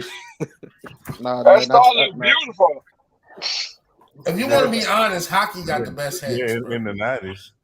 Hockey it's baseball, Rob. It's baseball. It's baseball. It's hockey baseball. and basketball got the best. It's baseball and basketball. Hockey got better. It's baseball and basketball. It's baseball and basketball. Baseball is not even in the convo. Oh, you tripping? Baseball got the best. Hockey over baseball is crazy. The only hockey team with that is the Blackhawks. That's the only. What basketball team is more iconic than the Oakland Raider hat? The Supersonics is. What? What do you mean? A Laker hat. Let's see. Huh? You sure about that? No, that Oakland hat. Nigga, you could get a '90s Spurs hat off and get the same aesthetic. Anybody worry about no damn I don't know, man. Raiders hat? That LA Raiders hat. You talking about LA? You talking about LA when they was in LA? That shit was kind of crazy. Yeah, I got you. That shit's still black and gray. It's just still black and gray, like the Spurs. Their hat. That 49ers hat, Cole. Yeah, well, it wasn't the Raiders hat, y'all. It was the gear. Everybody rocking their gear because of that black and silver. Yeah, but that hat still it's still raw. Played though. That hat was getting played though. I came front. Man, Lakers got a Sixers snapback. Man, I've been really rocking those Sixers snapback. I ain't gonna lie to you. Nah, you snuck them into that conversation. No, I didn't. The Charles, you tripping. Nigga, the '90s Hornets gear better than all that shit you talking about. Thanks. No, it's not. This Carter shit. That '90s Hornets starter jacket was Toronto Raptors are better than that. That starter's jacket for the Hornets was crazy, Cole. In the '80s, Phoenix Suns is better than the Hornets. Stop it. You said the '80s Phoenix Suns. Yes. The jersey, the '90s jerseys. I'm talking about the shorts and the hats. I got two pairs of shorts. Real talk. Them Detroit jerseys, them teal jerseys was fire. Hey, I don't know why niggas hate them. They brought them back last year. I hope they keep it. They brought it as a city jersey. They need to keep that. Yeah, I like that. I like that Memphis one too. That bitch wrong. That teal one, I like that. The Wizards jerseys. That was the original Vancouver jersey. Yeah, that Vancouver was. Yeah, that went hard. The Wizards jerseys went on. With the gold, with the Wizards jersey. I like them. I ain't gonna lie. That was like Live 09. I ain't like it at all. I liked it. The gold, that shit was tough. You like the ones that Gilbert and them used to wear? Yeah, them shit was tough to me. I don't care what nobody say. Yeah. Now the shittiest jerseys with them damn boxing practice jerseys that the Pacers was wearing with the gold shorts and the red top. Them shit's terrible. I know the worst 2000. The Hickory. The Hickory ones. Yeah. Miami got the worst jersey. Hey, whoa. First of all, when LeBron then went out, that Christmas looking jersey, what that all red and that all white, them jerseys are horrible. Hold on. The all red. Them jerseys horrible, bro. No, everybody. I don't know about that.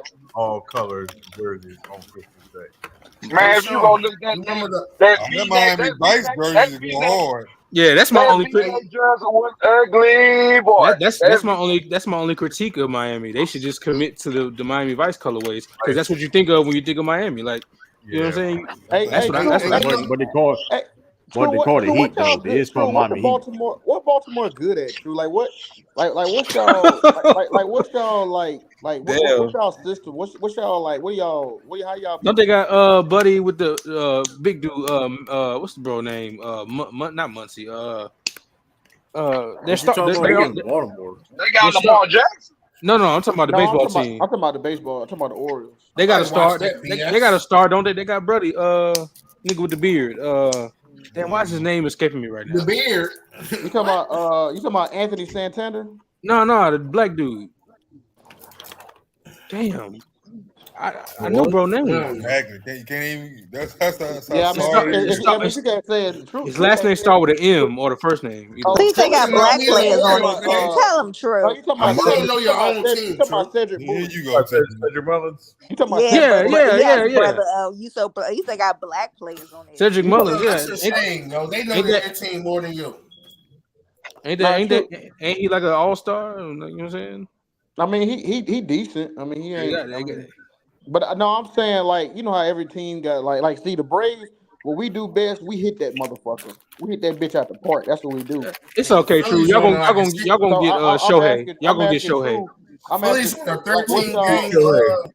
Roll wins. Who get Shohei? I'm just trying to get a nigga hope. Wait, what'd you say, Sean? What'd you say? Who gets Shohei? I said it's okay, True. Y'all gonna get Shohei. I said they sure ain't getting Shohei. Oh hell no, they ain't getting no Shohei. You talking about that Japanese? No, he ain't. I know. I'm just fucking. Man, hell no. He might go to the Nationals. Yankees. Man, we don't need him. Oh, he Yeah, going, all y'all right. gonna pay him off, Sean? No, listen, I'm giving him $60 million. Hey, if he go to New York, hey, some investigation got to happen. What the hell going on over there? Hey, listen, we've been saving money though. We ain't been spending money like that. I got you. No, but it's kind of actually like that's kind of like storybook. If a player like him end up on New York, like it's like, come on, bro. Yeah. Like damn, like. Oh, that's what I forget. Hey, Sean, before I forget. Did you see that Billboard got Outkast as the #1 rap group? Yeah, I saw it. How you feel about it? You might be a week or two too late. That's accurate. I think it's accurate. I didn't like some of the other people they had on the list because they didn't have Goody Mob on the list in the top 20.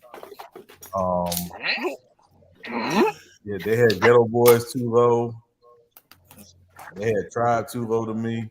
I mean, there was some people on the list. I'm like, I wouldn't have put them on the list, but yeah, it was all right, I guess. Who was number 2 then? If they had, I believe it was. Wu-Tang. I believe it was NWA. NWA, yeah. oh, okay. I thought it was Wu-Tang, then NWA. I thought Wu-Tang was 3, but Yeah, it's one of the two. It was them. That's the top 3 though. Oh, they must have, what they had? They must disrespect the Get Up Boys. Y'all saying they too low? So. Hey, Ellis, did you see the concert yet? No, I ain't watched it yet. Hey, speaking of too low though, Cam Whitmore at 20. That's laughable. I'm not gonna lie. Yeah, man. Hey, Cam Whitmore at 20 is laughable. People gonna regret that shit. I ain't gonna lie. Now he changed the Skynet. You the Terminator. Terminated. Hey, we got Big Ben Simmons. You been drinking tonight, Dion? You call him Ben Simmons? He went from Morpheus to Skynet. Yo, Brother, I am from the future. What was niggas thinking with that Cam What's Whitmore shit? Like, what y'all talking about? I'm confused, man. Terminator for Skynet. Oh. I'm trying to talk hoop though. Watch out. The one time I can fry the whole panel, we off baseball, man. That's crazy. Oh no, go ahead. Get back in your bag. Get back in your bag. Let them cook. Let them cook. I got it off. I'm good. Okay. You never know. No. You was rounding third. Go ahead and go home. Hey, I was rounding third. I'm waving you on, bro. Go ahead. Who else is coming up here? Ain't no telling we're gonna come back to baseball. Yeah, go ahead. Hey, this is a rare moment. I got my sunflower seeds. Go ahead, cook, nigga. Cook. Hey, Lou, have you ever been to Atlanta? Yeah, I've been to a Braves game. I've been to a Cubs game. I've been to a Tigers game. I've been to what was that one game I went to? Damn, I want a team so bad, man. I'm tired of dealing with the Greensboro Grasshoppers. I fuck with them, but damn, like, come on, man. Hey, Lou, why when I was about to go to a Phillies game? Hey, Greensboro Grasshoppers. Yeah, the Greensboro Grasshoppers. Yeah, that's all we got, bro.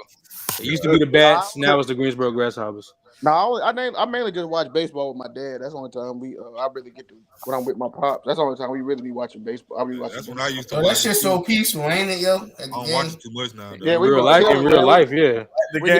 At the game, it's not peaceful because not yeah. That's a bad baseball word. game go hard. Well, when I went, it was when they had Jim Tomey and them guys.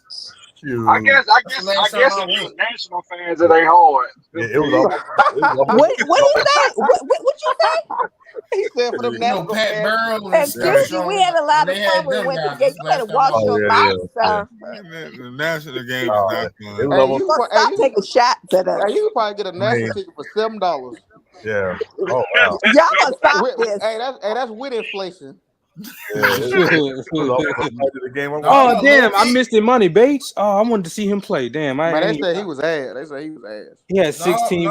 He had 16 points on 5 of 8. Well, I don't expect efficiency from these niggas yet. You know what I'm saying? So I ain't mad. Brandon Miller was like 5 for 15. Yeah, but he did a lot of other stuff though. Hey, Victor was looking garbage. First game, jitters. You know what I'm saying? That man garbage. He did a lot of other.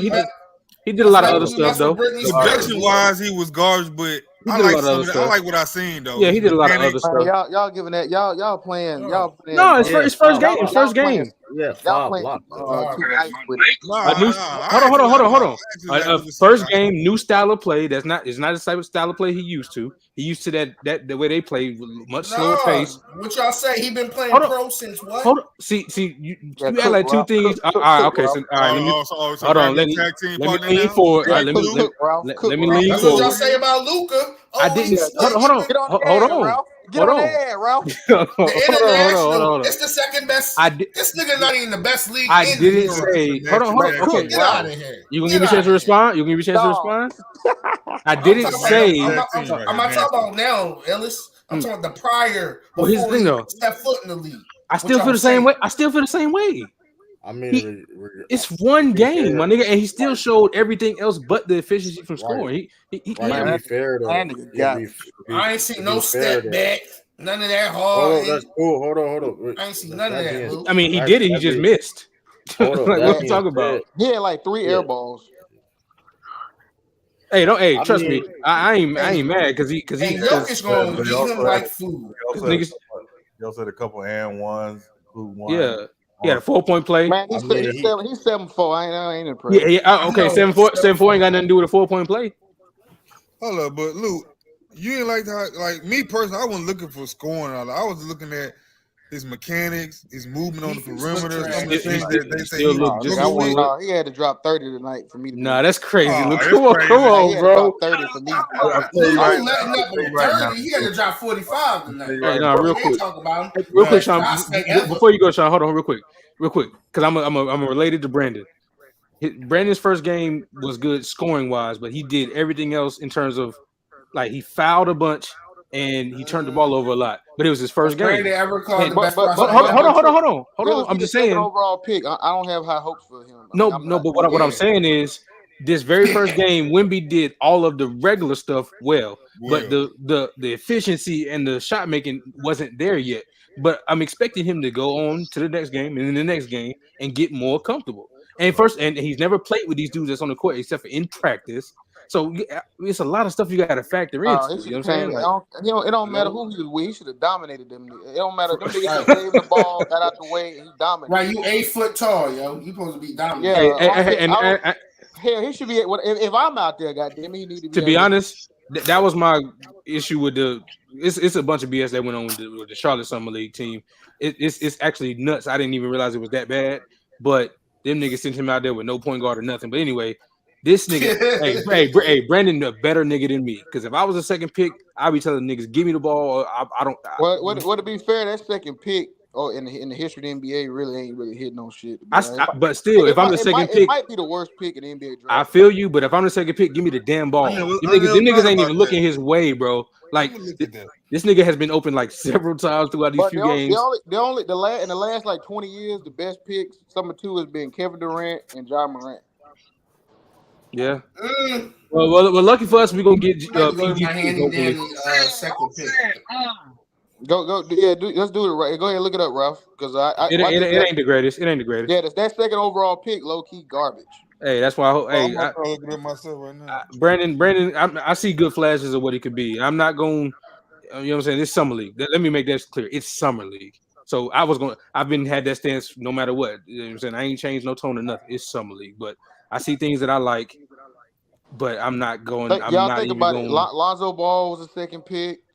That wasn't that bad till he got hurt because he was a really good second pick. He was gonna be good. Yeah. But Steve Francis is not garbage. What you know? What? What'd you say, Ralph? What'd you say? Steve Francis wasn't garbage. Bro. You had to go all the way to 91. That's 99. No, 99. Tyson Chandler wasn't garbage. Hey, don't bother saying our second pick. I did say 20 years, but okay, bro. Yeah, Kevin Durant was a. He already mentioned KD, bro. Those anomalies. I said KD and Ja the best in the last 20 years. What about Brandon? Brandon Ingram not garbage, bro. Okay, Brandon Ingram is tough. LaMarcus? Yeah. LaMarcus is tough. We don't know what. Wait, LaMarcus Aldridge was 2. I thought he was 2. Who went 1? Yes. Marcus Aldridge draft. It was Andre Bargnani. Damn, that one was the bust, but okay. Gianni was not a bust. How do y'all feel about Tyson Chandler? That's cool. Oh, That's cool. He's solid. He went number one though, didn't he? I mean, No, Tyson was number 2. Oh, he went 2. That's what I'm another. saying. Exactly. That's another. I mean, number. That's a solid pick. That's a solid pick. he's no Brandon Miller. I'll tell you that. What about Stroman? Hold on. Don't do that to Brandon because he ain't done nothing. Was ass. He ain't done nothing yet. Chandler better than Brandon. Brandon ain't done nothing yet. You know, no, I agree. That's what I said. He's no Brandon Miller. Oh, okay. Oh, you said it that way. Okay. That number 3 pick might be the one that's. I ain't gonna lie. The 90s. I wish we would have picked Bradley Beal. The I wish we would have got Bradley Beal. They got Steve Francis, Mike Bibby. I mean, this might not mean something to some of y'all, but Keith Van Horn was a good player to me. Marcus Camby, McDyess, Kid. I guess what I'm saying, that second pick is rarely a franchise. Gary Payton. I got the list of every single one of them since '99. I'm gonna go backwards. I did preface it when I started saying last 20. Yeah, that's why I'm gonna go back. I'm gonna go backwards till we get to 2000. I got you right now. Y'all in the 80s, the 90s. Watch this. Boom. Chet Holmgren. That's the last one. That's the last one from last year. We don't know yet, but I think he's good. Jalen Green. I think he's good as well. James Wiseman. The tape is to be seen. Yeah. Ja Morant, of course. Ouch. Marvin Bagley. Marvin Bagley, ass. Lonzo Ball was on track, but disabled. He disabled. Brandon Ingram, tough. D'Angelo Russell, cool, I guess. Average. Yeah. Jabari Parker, no. Yeah. Victor Oladipo, he was. Who was before Victor? It was Andrews. Parker. Who was before Victor? Yeah, damn. Michael Kildridge was in 20. That draft number 1 was 2013. 2013.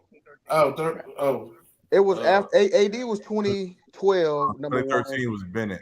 I'm skipping 12. I ain't gonna lie. You're right. Ooh, that's too nasty. All right, so I'm skipping 12. I don't want to. Michael Kidd Gilchrist. Come on, Michael Kidd Gilchrist. That boy was that jump shot. Derek Williams was ass. All right, Derek Williams.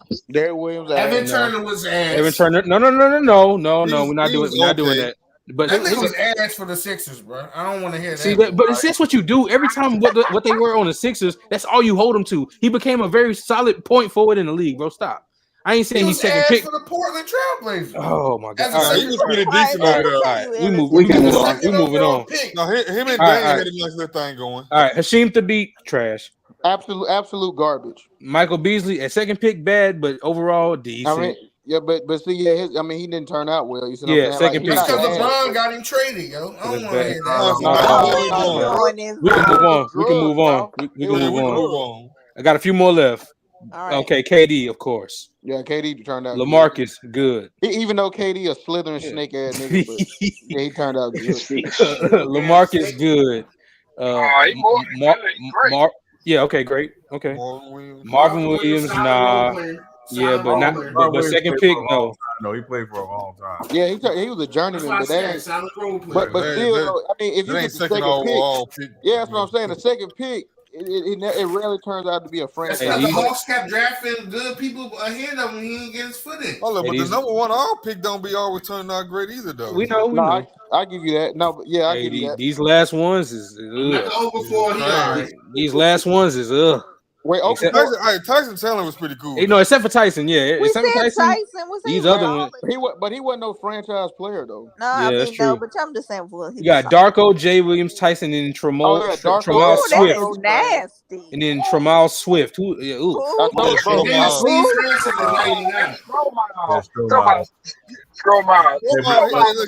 was okay though. He was. No, he was not. He was trash.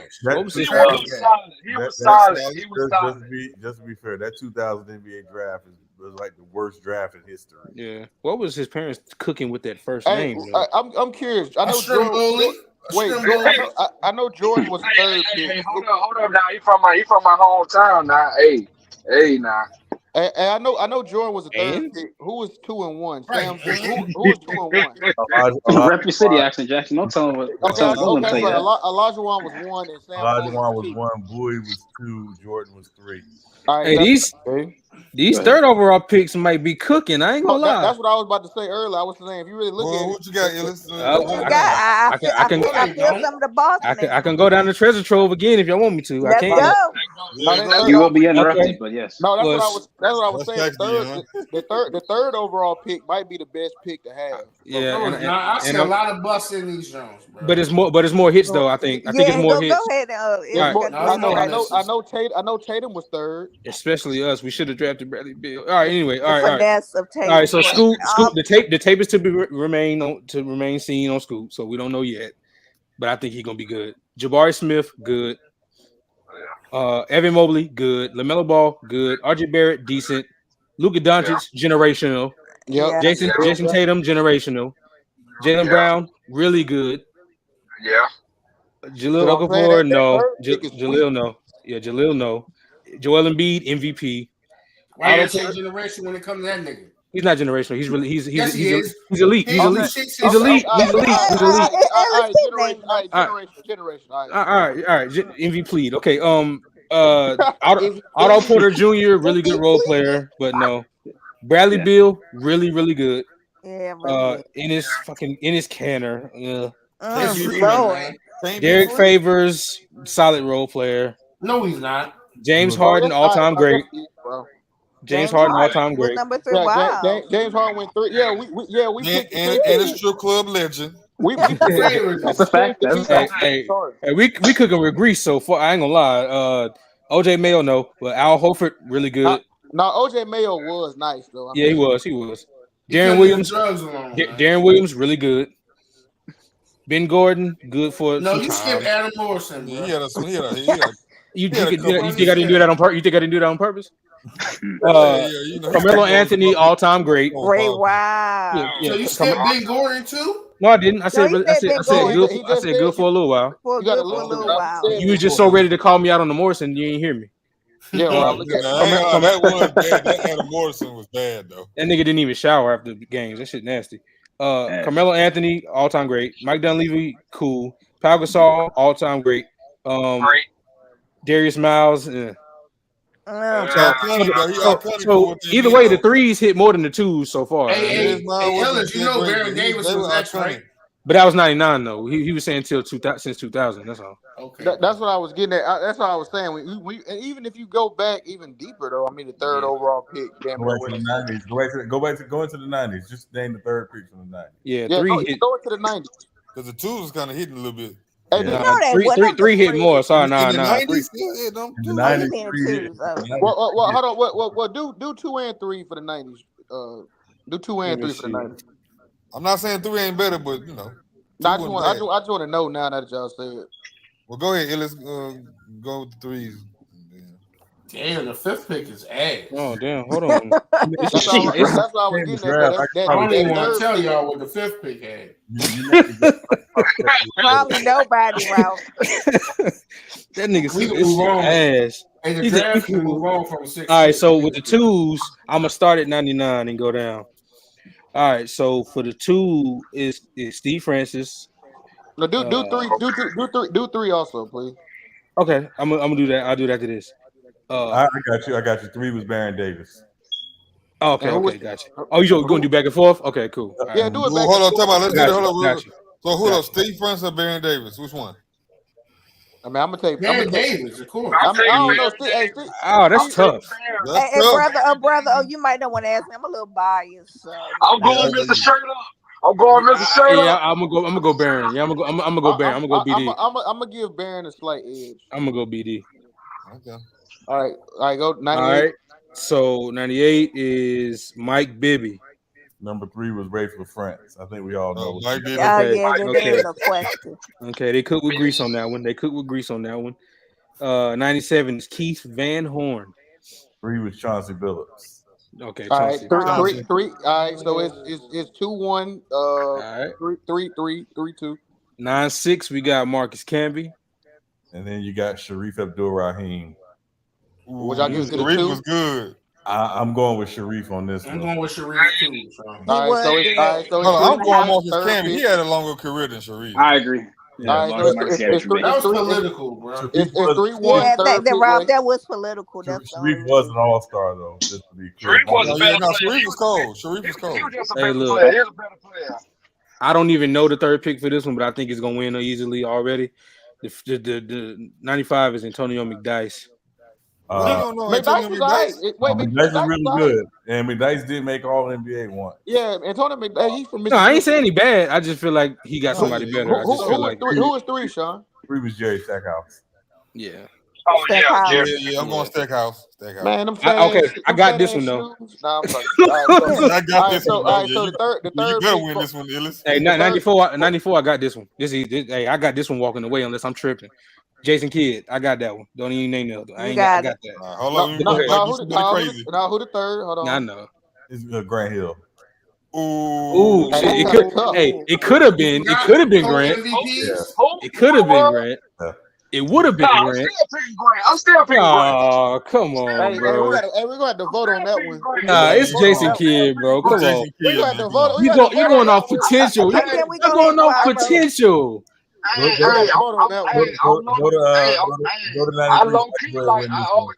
low key like the Grant more than Jordan. Hold on. What you say, Sean? Yeah, so go ahead and 93 so I can win. 93. Jay-Z said it infamously. You, Sean Bradley. So let's go. He was better than what that Jay-Z did. Who was 3, Sean? Anthony Hardaway. Yeah. Hey, the third pick sweeping. Hold on. 92 Mike got the last 3. 92. He got 92. Yeah, I was about to say I got this trump card. What about 91? Lonzo Mourning for 92. Who you got? Christian Georgetown Hoyt. All right. All right. So wait. What did we say? Grant Hill, Jason Kidd. Did we get that to the? Man, they gotta be Kidd, I think bro. we're gonna vote on it. Come on, man. We gotta vote. It's not unanimous, so we gotta. I know it's not. Y'all didn't vote on my pick. Oh yeah, that other one was split. That other one was split. Y'all never voted on it. I thought we agreed. Baron Davis. Not the Baron. No. It was the Was it Marcus Camby? Yeah, it was the Marcus Camby when Dion said Camby and Brother O said Camby. That wasn't. Yeah, you right. Because I said Camby. I did say Camby. Camby over who? Sharif. Nah, I said Sharif. I voted for Sharif too. Sean voted for Sharif. Okay, then we gave Sharif. Okay, then so it's 4-2 third pick because y'all the only one they got y'all. What was Jason Kidd? Did we say Jason Kidd or Grant Hill? That's what we're about to vote on, ain't Okay, I vote Jason. I vote Jason Kidd. Jason. I got Jason. I got Jason Kidd. All right, so okay, so that's all right. So it's 4-2 third pick way. All right, I don't think I'm gonna get 91. I know I'm gonna get 90, but 91 is Kenny Anderson. Kenny Anderson tough though. No, he tough. I'm just saying. Don't get 91 because 91 was Billy Owens. Okay, never mind. So I'm about to skip the last two then, unless my memory's bad. 90, I got Gary Payton. You winning that for sure. And 90, the third pick was Chris Jackson, aka Mahmoud Raoul. Oh yeah, but still Gary Payton. That's a good pick though. Gary on that one. All right, so the third pick win. Yeah. It was close though, because it ended up being close. Because damn, what was 94? 94 was Jason Kidd. No, I'm sorry, 95. Oh, 95, Antonio McDyess. What yeah, that's the one we was asking. Who was third? Jerry Stackhouse. Yeah, Stackhouse had that. We said, okay, then damn, then I was okay. Yeah, so third pick win. Okay. All right, bet. I ain't just for the shits and giggles. I got to look at that number one. We should have compared the 1 and the 2. We need to compare the 1s and the 3s. The way this. Oh yeah, true. Because them number 1 niggas be up and that's hold on. Are you sure the 3s won on that one? Yes, they did. Brother, did you go? Especially if you include the 2010s and up, or the 2000s and up. Shit, no, I'm talking about the 90s. They won. The 3s won. The 3s won. The 2s barely. The 2s only had three. The only 2s won was Jason Kidd. They got the last 3, and they got Gary Payton was the last one.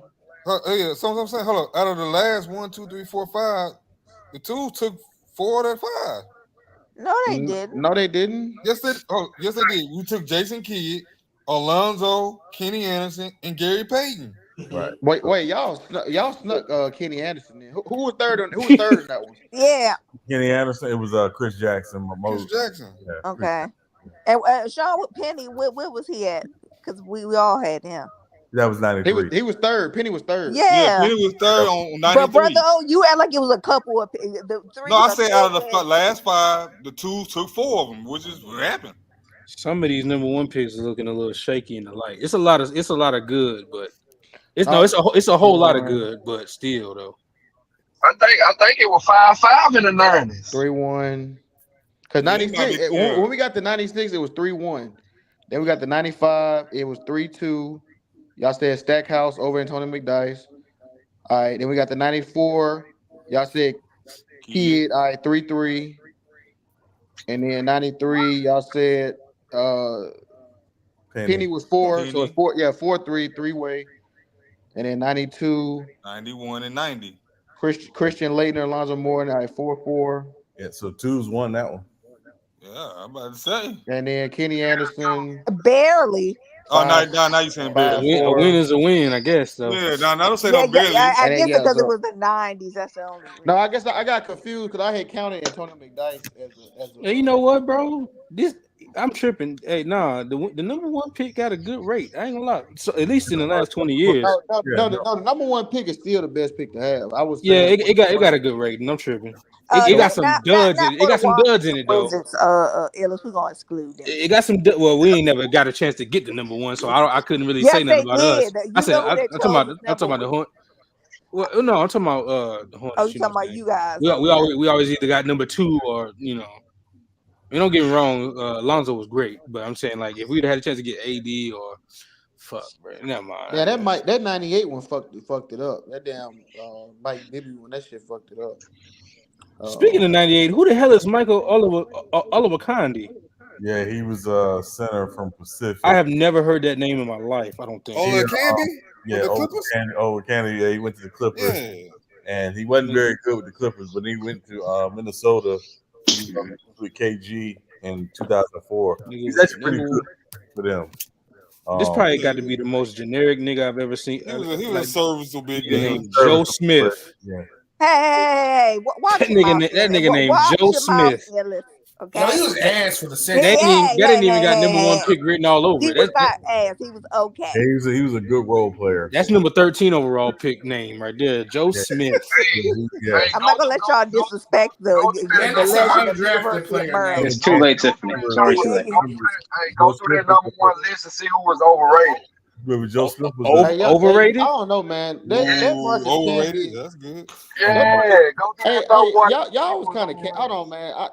We gotta revise. Hey, he said, "Get this count right." He said, "Get this count right." Hold on. That Marcus Camby Sharif one though. That shit shouldn't have went to the that.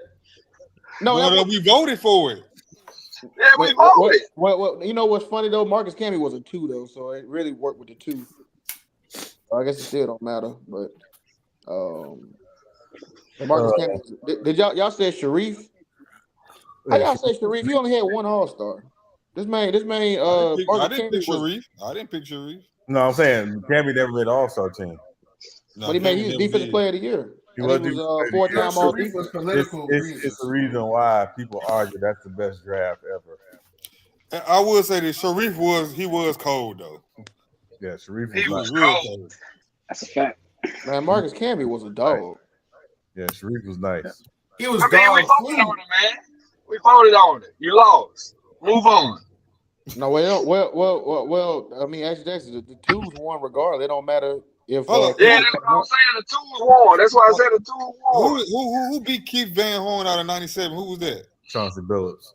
Yeah, Chauncey Billups beat him. Oh yeah, brother. You can't be arguing over that. No, I just didn't remember that. That's all. But Keith Van Horn was really good. He started off better than Chauncey Billups. Never nervous Purvis. Hey, Purvis. Yeah, never nervous Purvis. Man, niggas had to call me P. I ain't gonna lie. Anybody, I don't know. Purvis is crazy. He was cold in Louisville. He never panned out in the NBA. Don't have to call me P. Now street lights coming on Purvis. Come in now. It's dinner time.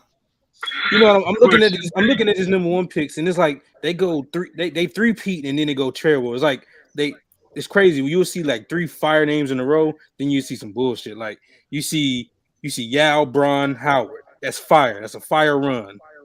And then Andrew Bogut, and then Bargnani, and then you will see Rose Griffin Wall. Kyrie, hold on. This was a good run. Hold on. This is a good run right here. Rose Griffin Wall Irvin. That's a fire run. I ain't gonna lie. That's a fire. No, it ain't. Yeah, Yes, it is. that is fire. That is a That's fire. a fire run. So why word that in number 1? Hey, hold up. See, this is why I hate when niggas' careers take a dive and we just ignore what they were.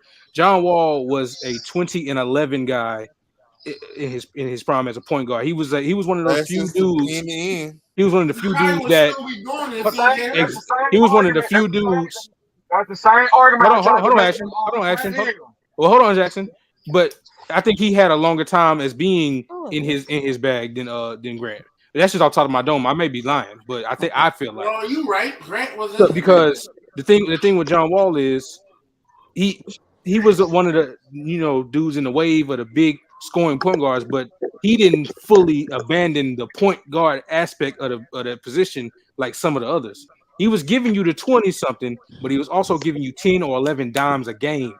He was truly playmaking. So niggas sleep on Wall because of the cliff, that he fell off of, but he was in his bag for a decent amount of time, and he had that Wizards team as the best player in the playoffs. Consistently. Okay.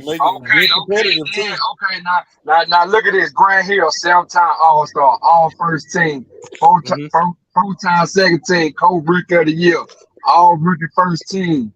Come on, man. Okay. Hey, matter of fact, this is why we got Lander basketball. Let me look it up.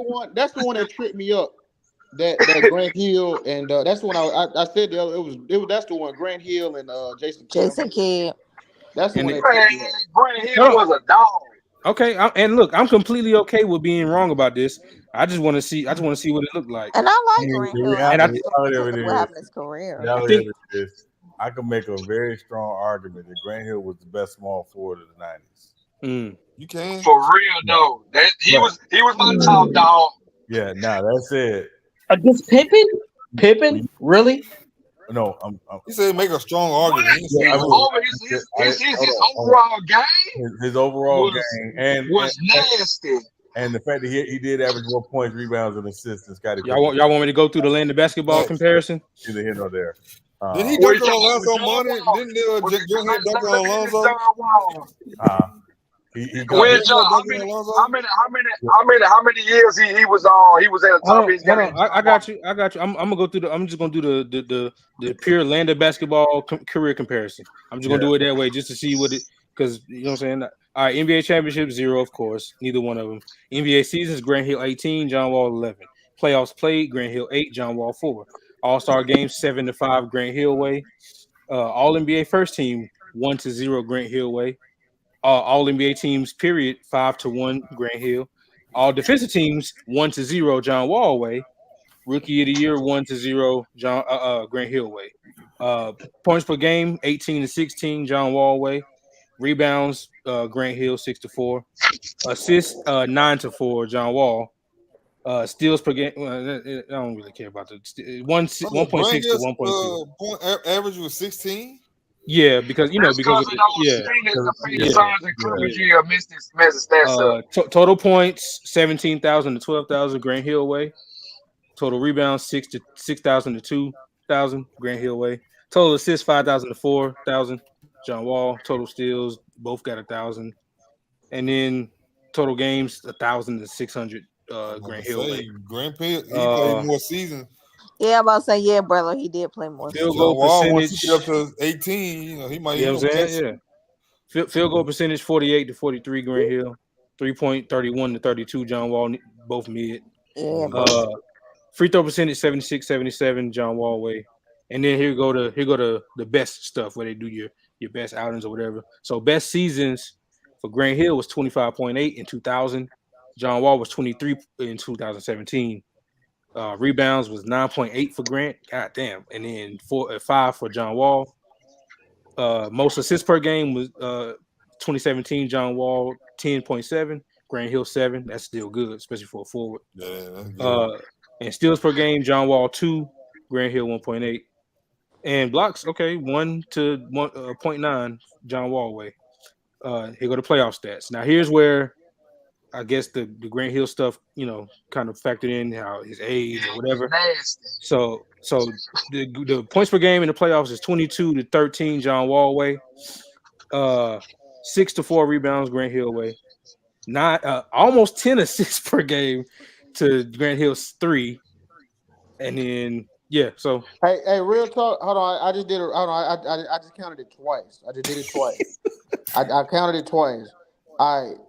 If we count Grant Hill as the better of him between Jason Kidd, the third overall pick wins 6-4. But we didn't count. And I got one more after you. I told you 5-5. That's why I said it was 5-5. He right. Yeah. If it's Jason Kidd, then it's a tie. Okay. And I got one more, and this is where I like this one too. Here are the best playoffs. So for John Wall, it's 27 a game in 2017. Grant Hill 23 in 97. I remember that year too. Wall was killing. 7 rebounds in 96 for Grant. Yes. Ball like Jason Kidd beat his wife. Yes.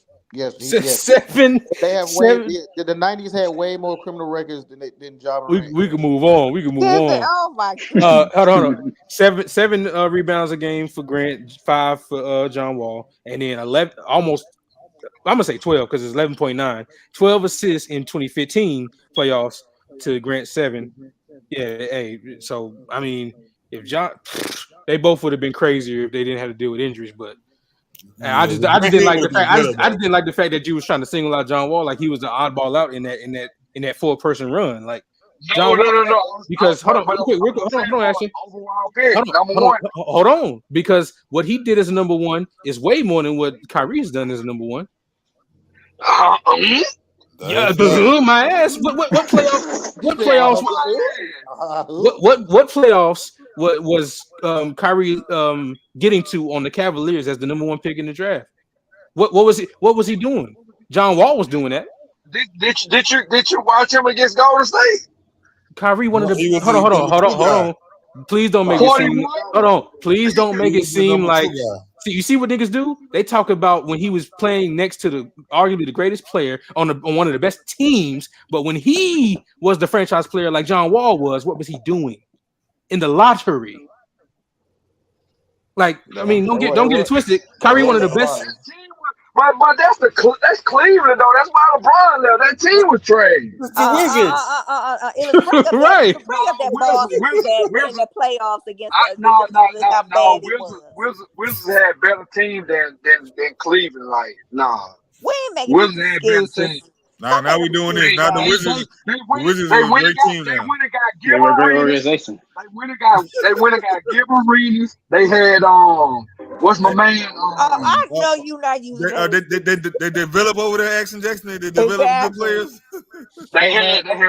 Hold on, let me go look at the standings. They had over there. They had Lou. They had That's crazy. You said what, brother? I was talking. I'm talking about the players that they had over there now, compared to what Cleveland been having over there before LeBron's name ever been mentioned. Just trash. What was the Wizards pick? Kwame Brown. So don't that was their number 1 pick. Well, they had Copper Chain. Okay, but right after they picked Kwame Brown, they went over there and said, "Okay, we're gonna go over there and get Gilbert Arenas from Golden State." Yeah, but he didn't get drafted there. Yeah, I didn't say he did. That's why I said they went over there and got him. Now, when did Cleveland go over and do something like that? To go get a player like Gilbert Arenas. That's what I was saying. Like, I mean, he had a way better. Hold on, I got you, buddy, old pal. Franchise history that makes them so much grander than other. Like, come on, man. Yeah, hey Tiff, would you mind time to ball his life out, please?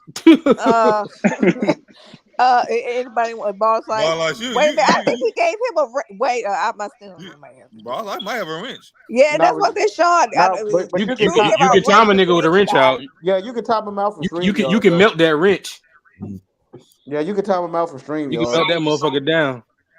So now that's nigga riding around that Nissan Optima. So y'all telling me that Wizards not so you tell me Washington not a better organization than Cleveland? Yeah, yes. No, they both Yeah. mid. No. I said they are. I said they are. But no, not. Action. I mean, yeah. Hold on. Yeah, okay, hold up. The Wizards are Washington awful is a little bit franchise. better ran franchise, but they still a bad franchise. Like what we talking about? If Kyrie and them would have won 6 more games, they could have been the 8th seed, but they weren't. You know what I'm saying? So I mean, like, they won 30. They won 33 games. Who was on the team? They went and got John Wall players. Who was on the team with Kyrie? Okay, hey, right. See, but once again, Didn't Tristan Thompson? Yeah, no. Tristan Thompson, Deion Waiters. They Gauskas was there, all-star. They got it's pretty good. It wasn't bad. Bottom line is we've seen the number 1 picks have to come into not so favorable situations and contribute to winning more. Kyrie just didn't do that. Is it fair? Is it fair? No, but he didn't. Well, but John Wall was. But who you want more on your team? And y'all know I'm a Kyrie guy, but me too. Even when Kyrie left, he still ain't done nothing. Kyrie's one of my top 4 favorite players of all time. Brother, exactly. You know I love Kyrie. He went to Boston in them playoffs. Kyrie is literally in my top 4 favorite players of all time. He made Luka miss the playoff. No, I'm just joking on that part, but and Kyrie one of my guys. Wall or Irving? Irving, man. But you missing Illis' point. No, my point though. Remember what I said? I said let's go through the one list and let's see who might have been overrated. And then when he went through that list, why you say they went and got Gilbert Arenas and Gilbert was there before John Wall, bro? Bro, he was saying the organization went and got a good player. All right, so here go to they got roster. to do with John Wall. No, it was like this. It went like this. They drafted Kwame, right? Then they went and got Gilbert. Hold on. Gilbert wasn't who he was. Hold on, Ralph. Let Action finish. Okay. Well, he asked me something, so I wanted to go search it, so I wanted to give it to him. Go ahead. All right, go ahead. Because I knew it was a lot of points being scored over there. I didn't know it was like this. There were 5 double-digit scores on that roster. Kyrie was averaging 20, Luol Deng was averaging 14, Tristan was averaging 11, Spencer Hawes was averaging 13, and Deion Waiters was averaging 15. Yeah, they weren't playing no defense though. Okay, fair. But then you go to Jerry Jack with 9, Verjao with 8, Andrew Bynum with 8, CJ Miles with 9. God damn, that's not impressive when you win 20-something games. Though. They won 30. They won 33, but that's what I'm saying. They could have won more. Go to John Wall team. Gauskas went on that team yet? No. Gauskas went to Miami and then he retired. Miami, yeah. Oh. And they got Andrew Wiggins after that 33-win season, right? Yeah. Okay. Yeah. All right, now I'm gonna go to the Wizards. Hold on, go ahead and talk amongst yourselves. All right, what I was saying again? What you had asked me about the Gilbert Arenas? Ralph didn't understand what you meant. I understood what you meant. You were just saying Cleveland didn't do what Washington did. They didn't go get a great player like Arenas to help their number 1 pick like Kyrie. They didn't get a Gilbert Arenas to help no damn John Wall. John was Kwame. No, he was just all right. Come on, bro. Remember, bro, that's like 10 years removed. We're not talking about John. We're not even talking about that. That's not the point. Gilbert Arenas Of course, they played together for like 1 or 2 seasons, but Gilbert was already there, bro. I understand that. What I'm saying is they were making moves to try to improve the team, and Cleveland wasn't. That's the whole point. That's my own point. That's my point. How are you gonna say that when he was just comparing the 2 players? No, you missed the crossover. Even though I was on here, I was listening the whole time. You missed the crossover. I got the Wizards. He was just saying they didn't help. All right, but what's their roster? No, I'm gonna slightly push back. They tried to help Kyrie, but it was through the draft. Yeah, you weren't a free agent destination team. It's Cleveland, y'all. Like they don't get free Yeah, agents. that's true. John Wall didn't get So no they free literally agent. You didn't get nobody out there. they John Wall literally ain't getting no free agent. We That's not even why. really on John Wall no more, Ralph. That's what we keep trying to tell you. We off that right now for real. He was building the case for Kyrie.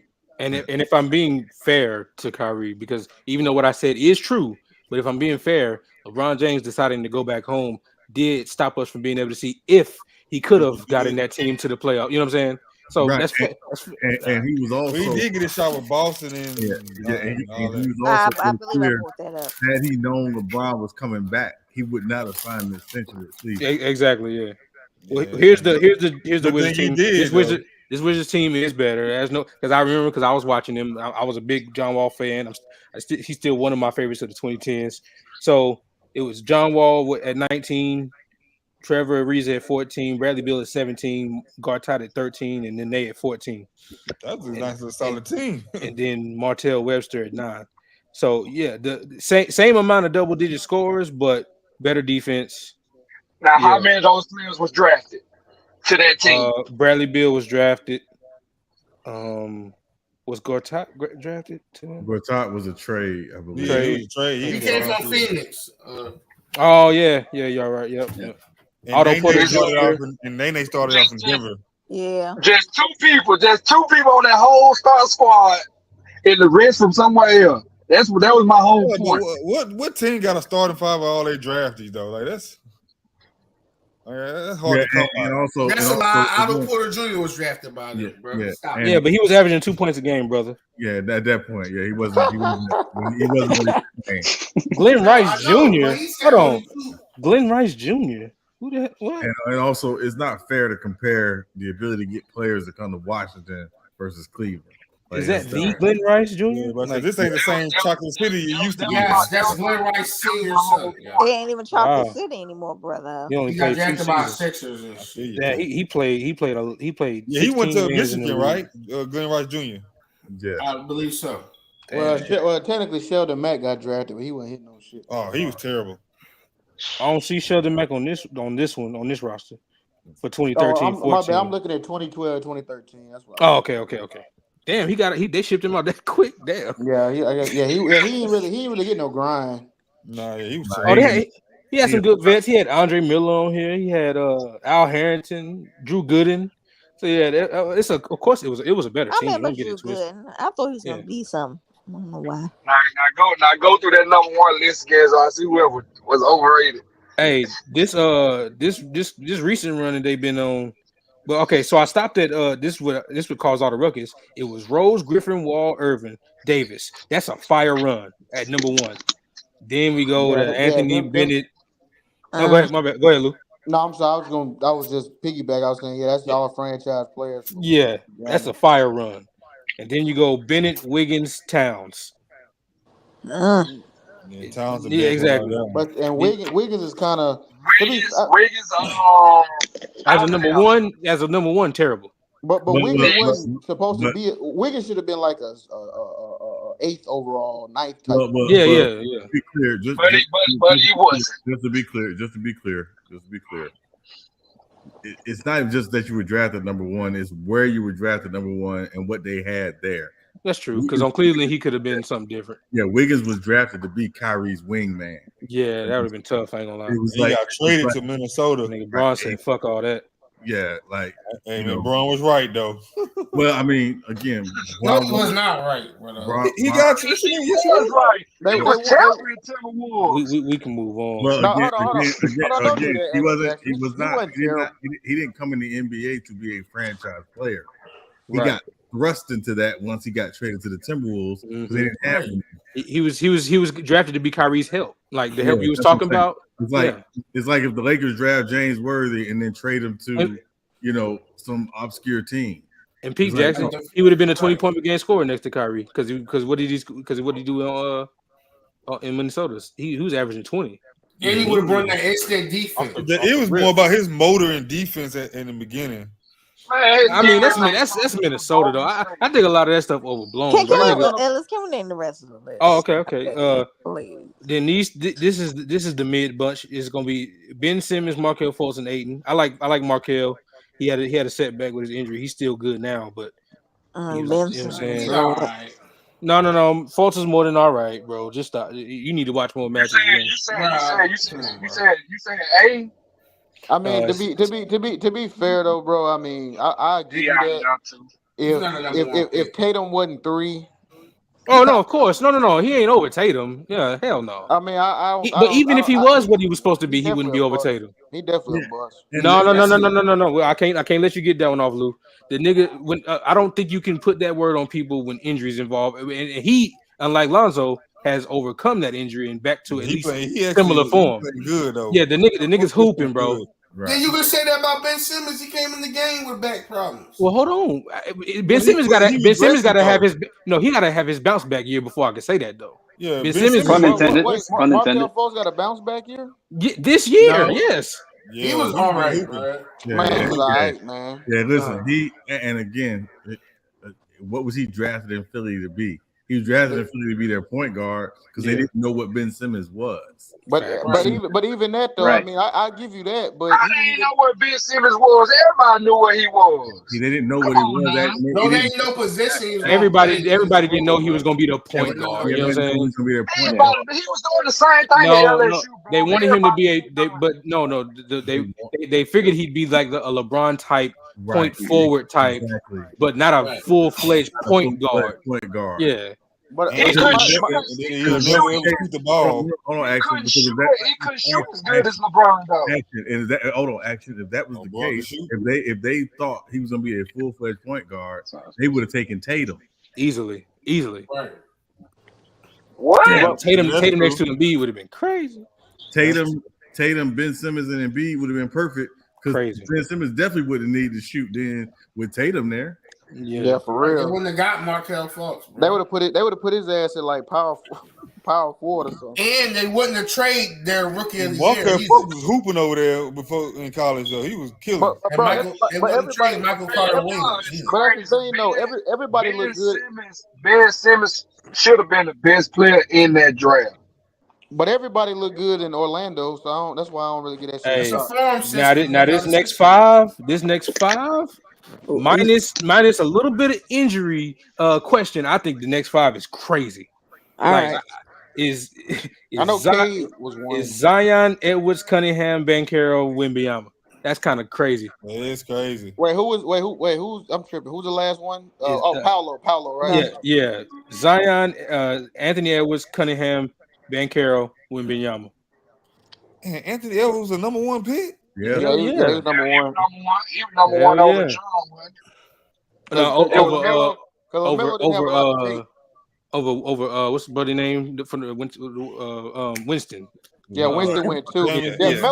Melo went 3. Yeah, Melo should have went 1 or 2. Thank God the Warriors didn't do that. Thank God. Winston, you mean Wiseman? Wiseman, yeah. Yeah, we get the names mixed now. He ain't done shit for me to remember his name. Paolo the one. I should have picked Melo. Melo would be running that team like crazy. No. Melo and Golden State. Well, hold on. Well, the thing is that they would have went crazy. In theory, yes, because you picked the best available talent. But we thought they were better than what they were at development, and they could have drafted one of the next all-time great bigs, but they ass at doing that because they get credit for Curry, Dre, and Clay when they ain't done nothing outside of that except maybe. Well, that was Mark Jackson though. Exactly. That's what I'm saying. They get all this credit and they ain't done nothing outside of them but Poole and I got some bias to admit. I actually like Poole a lot. He was just on the Warriors, so it was fuck him. I like Poole a lot. That's my confession. I fuck with Poole. Like I'm about to be watching him a lot more in Washington without that damn. Go right ahead. You can watch all the carries and double dribbles. Oh no, I ain't about to. I just like Poole game. I hate the Warriors. Hold on. What you like about Poole game? I'm trying to figure. Bro, his game, all he do is carry. Yeah, you're right. But most of them Ja, him, they them niggas be hang carry. Like they you don't call it, so it ain't illegal, I guess. Shit, hey, Ja don't be carrying like that. That's hold on. Y'all do be carrying. I watch a lot of Ja. I saw the video. Hold on, I saw that hating ass nigga video. That Nah, nigga, I ain't bro. even no If video. you He watch just the be carrying. video, I don't care though. if you watch the video, he used the same. He was reviewing the same play like 4 times. Yeah, he was on cap. He That was was on like cap. 3 minutes of the video was the same play. No, that's crazy. No, he I was don't doing know nothing about that video, If but you watch Jordan Poole highlights, the whole highlights is carrying. Yeah, it is. He do be carrying like a maybe motherfucker. and he take But ill-advised if they shots. not blowing the whistle, what the hell you gonna shit? Well, I I mean, mean, that's- hey, he on the Wizards now, so them shots gonna be advised. So But they don't mean they gonna still not be bad shots though. Man, Tracy, get your ass up here, Tracy. Come get this They work. going to the playoff. Come get this work, Tracy. You up So here? anyway, back to the original point. Get your ass up here, Tracy. What's going on, everybody? What's going on?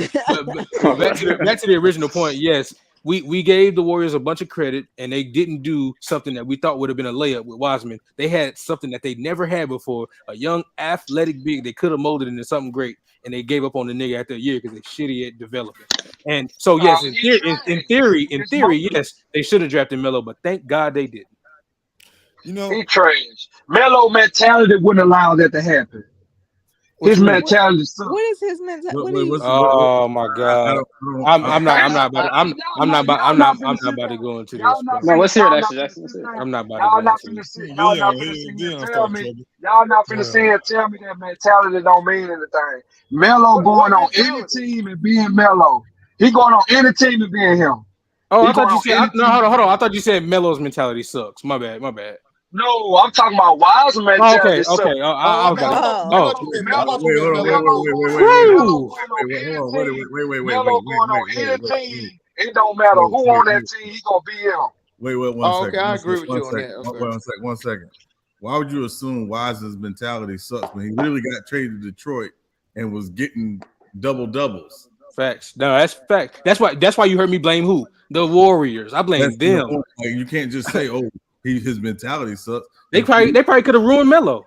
The issue was they do not develop young players with this particular. No, he wanted to be featured. If he wasn't getting the ball, he'll do the same thing A doing. Pound don't want to play defense. That's his problem. How do we know that when he never played? They just feature him more. It's a bunch of young people in Detroit. They feature. But Detroit ain't got Curry, Dre, and Clay though. Exactly, there's no seniority over there, so they just want him to play his role. If he would just play the role of Looney, if he could have been a better Looney, he could have been a way better Looney. I ain't hear you like to argue I ain't just hear no argument. I kind of see what Ashley Jackson's saying though. No, I'm saying this. I'm saying I don't. This as much as we praise the Warriors, the biggest problem I have with them, with how they've handled these young guys, is just basically no. You got to fit in our system. I don't want to hear about that crap. Tell me what you do well. Show me what you do well, and we're gonna figure out a way to put it in what we do. That's what the best teams do. All right, now let me ask you this. Let me ask you this. Hold on. Will you tell Phil Jackson that? Action. Imagine My bad. Imagine if the Hornets drafted LaMelo and said, "Hey man, you know what? We already got Terry Rozier, and we really like Terry Rozier, so you're gonna have to play off the ball because the ball was in Rozier's hands 95% of the time. So you just need to be stand at the point and catch and shoot threes." Wouldn't go well for him. You don't really do that to your second and third overall pick. That's kind of crazy, bro. Like you got to give them some, unless you got like crazy vets in front of them. Like you got to, especially. But see, that's the thing with the Warriors. They thought because they this is on paper, this is on film. They said this out their mouth. They wanted to develop and win. That's not easy to do. They thought it was easy to do. They thought they was going to cruise to the win while also bringing on the young players right along with them. And it just didn't work. Ain't doing nothing with him, bro. Kuminga tough too. Like that's the thing. Like they only hit on Jordan Poole. That's it.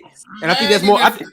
The Hornets or but real quick, Ralph. Have him.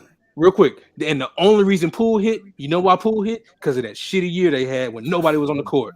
That's why. Because he got the reps. He got the reps. That's why. Yeah.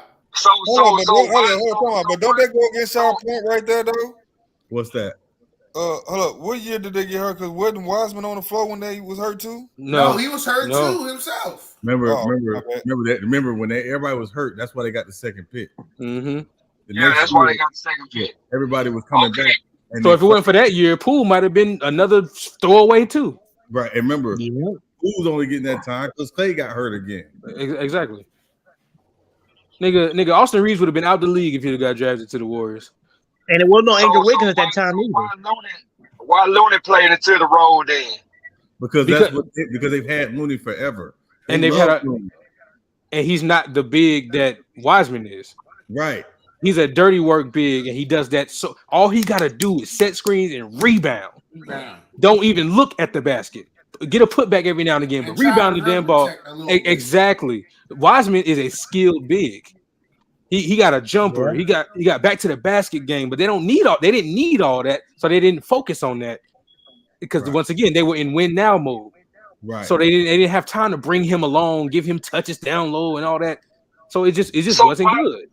So why would they go away from that or whatever? He just ain't plug himself in. That's why I say I think Melo would have just plugged himself in. Like he would have been. Don't just plug yourself in. Watch this. Watch this action. Hold on, watch this. I was just listening to Draymond talk on PG podcast, and I've heard this numerous times from players. They say they always had the same thing. The number one thing in the league that can ruin a player is confidence. Now, I'm not saying the Warriors is wrong for making him try to fit into a role, but confidence is everything. Like if he started to feel like, man, maybe I just can't play on this level. Yeah, I roll with that. It's cool B, but no random woman though, right? Hey, look on me. Hell no, nigga, I got my own drink in the club. Nigga, hey, real talk. Yeah, I'll accept a drink from a lady. Yeah, for sure. Mute up, Lou. Story, bro. No, because that's my main thing. Listen, in this world, margarita, Lou. Modern society. Do I need to put him on mute? Women make just as much money. Hey, Lobos Lou. Listen, if a woman break bread for you, come on, Lobos Lou. It is what it is. What up, salute everybody. Too, you damn right. Hold on, Action Jackson. Oh, Action. All right. So back to Action. So back to the other Action. Back to the point I was making. Yeah, the confidence. I'm the original. Okay. Okay. Well, the new Action. The thing they always point to is confidence. So is it fair to the Warriors in a way? No, but I'm pretty sure Wiseman's confidence was probably shot during that time because he didn't get a chance to get the reps. So it's a failure. It has to be viewed as a failure. And I see what you're saying about Melo, but I think the same thing probably could have happened to him. Because I just don't see it, bro. No. So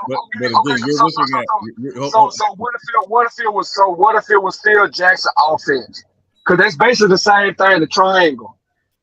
Well, first it's elements of the triangle. It's not the triangle. It's elements. That's what I say. It's elements. That's what I'm finna say. It's elements of it. So now, Steve Kerr more about it's more the Spurs. It's more Spurs than than it is.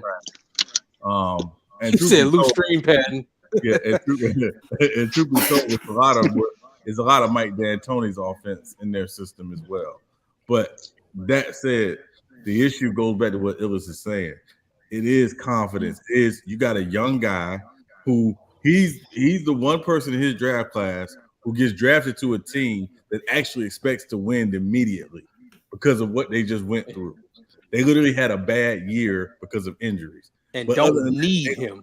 They don't need him. So they don't need him because they've won without a guy like him. And then you bring in this kid who's got a lot of potential, a lot of talent. And again, we question the motor. I'm not sure it was a motor issue because, again, I watched him at Memphis. He didn't seem to have a motor problem to me. He just was a guy, he needs to be engaged. And you got to use him for what he does well. He was also, during his workouts, he was really expanding, trying to learn how to shoot the three because everybody was saying, yeah, he's going to go to Golden State. He can't mess with their spacing. He's like, okay, I'll learn how to shoot the three. They literally never used him. They never used them because they so wrapped in, and see, this was going to be their downfall this year. They so wrapped in, we played small, we won small, so we're going to keep winning small. And it's like, no, you can't win when everybody's 6'6" and under. What they do with the Minga? They ain't got nobody over 6'9" right now except for Looney. But that's why I was saying earlier that they messed up, that they should just got rid of Draymond and got another big and kept They kept Poole. They lose Draymond. They don't contend at all. Yeah, That shit over. They lose Draymond. I know you keep saying this keep Poole situation. No. Like I would have if you could have if they could have found a way to get like a Rudy Gobert or something. Yeah, but I don't think the Golden State were just the players, the older statements just didn't like Poole either though. So I think it was just best to get rid of Poole. Yeah, I think Curry did, and I think the reason why you keep Draymond is because of the success he and Curry have. Like you saw, it was a couple years ago, the year the Warriors were in the play-in, when Draymond was off the floor because he missed some time with an injury. How much Curry had to work, how much Curry had to struggle to do a lot more. So had the ball 24/7. 24/7. Literally everything is running through him. When Draymond's on the floor, it doesn't have to work like that because Draymond obviously can run and facilitate their offense. So Draymond has value to them. For me, the biggest issue I have with them is you drafted a guy 2, you drafted a guy 7, you drafted a guy 14 in Moses Moody, and literally you don't play these guys and develop them. They have to go through their lumps. And like Illa said earlier, they were arrogant enough to think, yeah, we can compete and still develop these guys, and they didn't commit to doing it. I think Moody's okay. I think he's nice. Those guys should have been getting prime time minutes throughout the entire regular season. So when the playoffs came, they would have had the lumps already. But they was glued to the bench. All to get playing time over Dre, Clay, and Steph. You know. No, but when you said you commit to winning and developing, where's the development at? Right. That's the point. The best experience is hands-on experience. And I'm gonna give you another example. And this ain't the greatest example in the world. And please don't flame me for it, but it's the only one I can think of. Darko in Detroit never played. Oh. When he got to Orlando and got a chance to play, he actually showed he can play.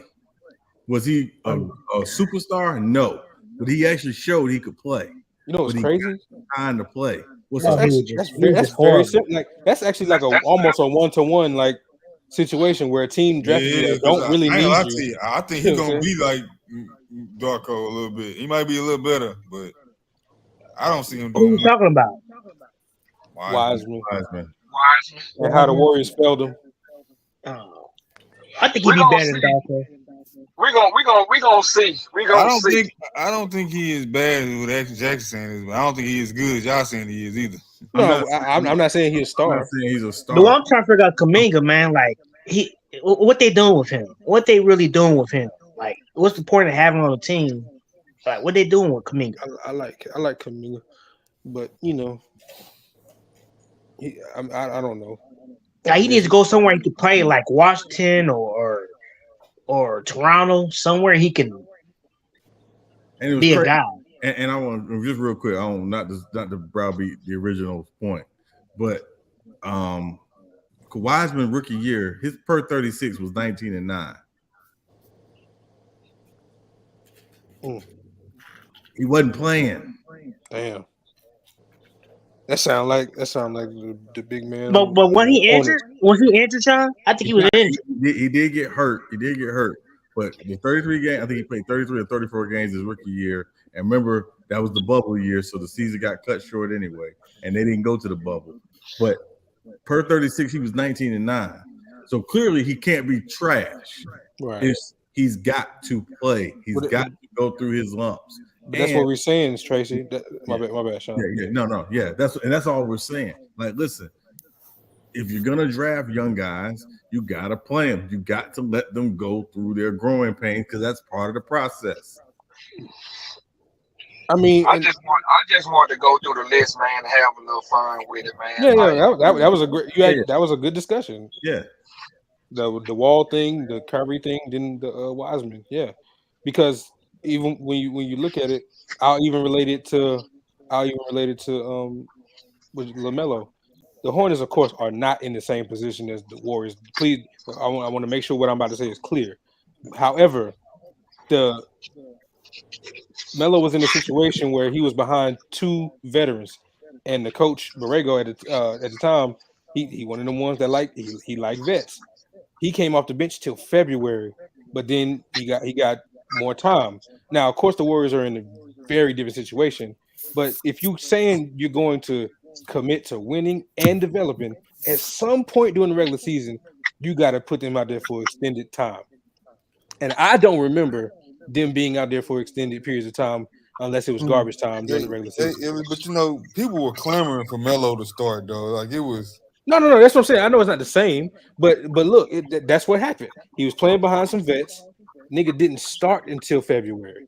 He was coming off the bench. Now, once again, the Warriors, the Hornets are not the Warriors. But what I'm saying is, at some point, it's like, okay, it's time. Now, with the Warriors, with their situation, they were committed to winning the chip and developing. That's what they said. If that's the case, at some point, you got to let them play an extended period of time on the court during the regular season. And I don't remember them ever doing that. It was all garbage minutes. And, you know what I'm saying? Like, if you talk about developing, put them out there when Giannis still on the court. Put them out, you know what I'm saying? Like, I just don't remember that. I don't remember them doing that. Yeah, you're right about that. Set them up for failure in terms of developing. Yeah, but Steve Kerr might be a good development person, man. But Tracy, that's what we're saying. Yeah, we know we're talking about Steven. Yes, we're talking about Steven Kerr. Yeah, he's Steven. We're talking about him. Yes, we know. And it was crazy is I actually like Steve Kerr. Yeah, he's a good coach. Yeah, he's a good coach. Yeah, but when I think it comes with the area where he comes short and why he's not in the same with Pop, you say he's a good coach. Yeah, with Pop and Spoelstra is the development of young guys. Yeah. See, that's the problem. Yeah, he got. So is he good? So is he a good coach or a great coach? What do you mean by that? I'd say really good, but most people say great. Okay. Yeah, I'll tell you, if I got the current in Tristan Thompson, Klay Thompson and Andrew Wiggins, I'd be a good coach too. Yeah. Hey Tracy, Tracy, that's the point, Tracy. That we know, we understand that, and that's the problem because Wiseman ain't Looney. That's the point. Right. Looney is fine with never looking at the basket. Bro don't even look that way. He took a mid-range shot in the playoffs that surprised the announcers. Like he don't, but that's the problem. You can't look at a player and be like. Matter of fact, Pop. I take Pop. Pop went through the same thing he said with LaMarcus Aldridge. He said how he just kept trying to treat him like Tim. Yeah, and it's like, bro, that's not Tim. Right. You know what I'm saying? He has a different skill set and a different motor, a different way of playing the game. I gotta adapt to that. Right.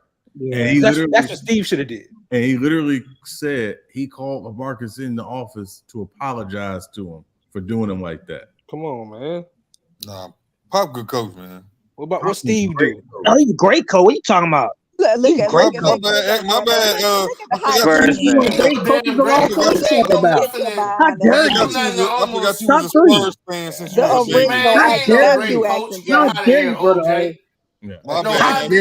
Action Jackson Yama. I forgot you was a Spurs fan since Action Jackson Yama.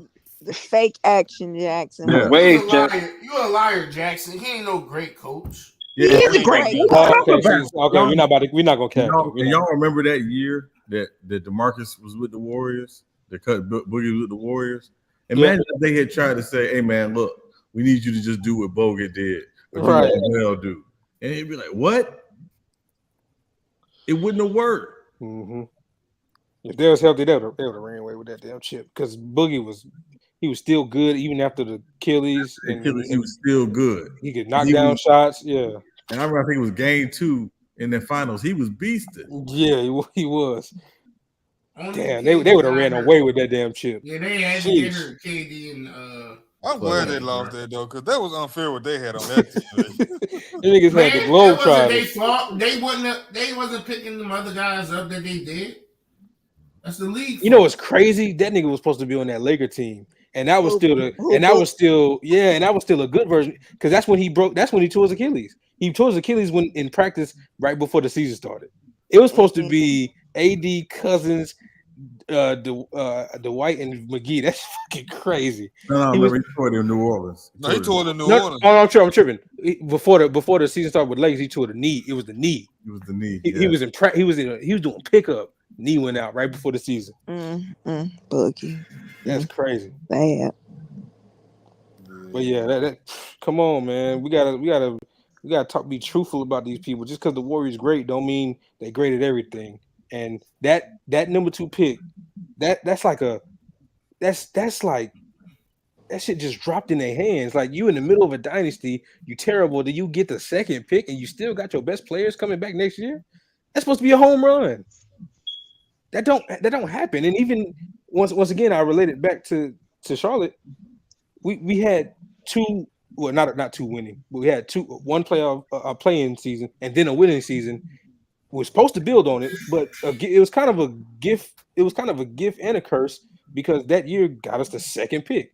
If we don't become better for it, then it's for nothing, because we were taking the steps forward. Like, they were growing, but then, off-season stuff happened, then injuries happened, but we got the 2nd pick out of it. So it's gifting the curse. But if you don't make nothing out of it, then it's pointless. The Warriors didn't make anything out of that down season in terms of what they got for it. They got a number 2 draft pick that could have been a really good big man in the league, and they just let him go after a year. They didn't do nothing with it. Hey, the little minute Scoop played, he looked good. I came from. Oh no, Scoop was hooping. Listen, brother, I watched him. He plays bigger than he is. Mm-hmm. And he stays under control. You can't speed him up. I like his game a lot, man. I told you the floor was clear. I knew who had the better floor. I mean, like, it's clear. And they say he's hurt. And man, Thomas looked pretty good too. Amin is nice, but they both got hurt though. It's crazy. Here's the thing though. If it was like it was supposed to be, and Dame wasn't leaving, I would say that him and Brandon would have had similar impact. Not the same, but similar. But now if Damian gone, Scoop about to go crazy, because Brandon's going to be coming off the bench. I'm telling you that right now. If Rozier's not moved, come off the bench. If Terry Rozier and Gordon Hayward are not moved, Gordon Hayward is a better forward in the league right now than Brandon is. That's a fact. Hey, my Rockets gonna win Summer League championship this year. I see it. Wow, and that don't mean nothing. I'm saying we got some nice talent. Hey man, hold on, time out. That's why. See. Now I gotta come back at you, bro. Sell that Bron stock. We've got to witness him for 20 years. It's time. Go. Hey, your Rockets is the shit now, bro. Follow them. Yeah, brother. Hey, now here's the thing. I'm gonna still check in on, bro. I'm gonna still watch upwards of 40, 50 games. I ain't watching 70 plus like I used to. That's gonna be dedicated to the home team. But you can still check on what's going on over there. But you got a good thing. As long as the ticket TVs of the world exist, I gotta keep my own. but though, ain't it time to embrace a team? Bro, your team is nice, man. Y'all got nice young players. I'm gonna go to more games this year. You're gonna see me courtside a lot. Okay, we gonna make sure we see you courtside.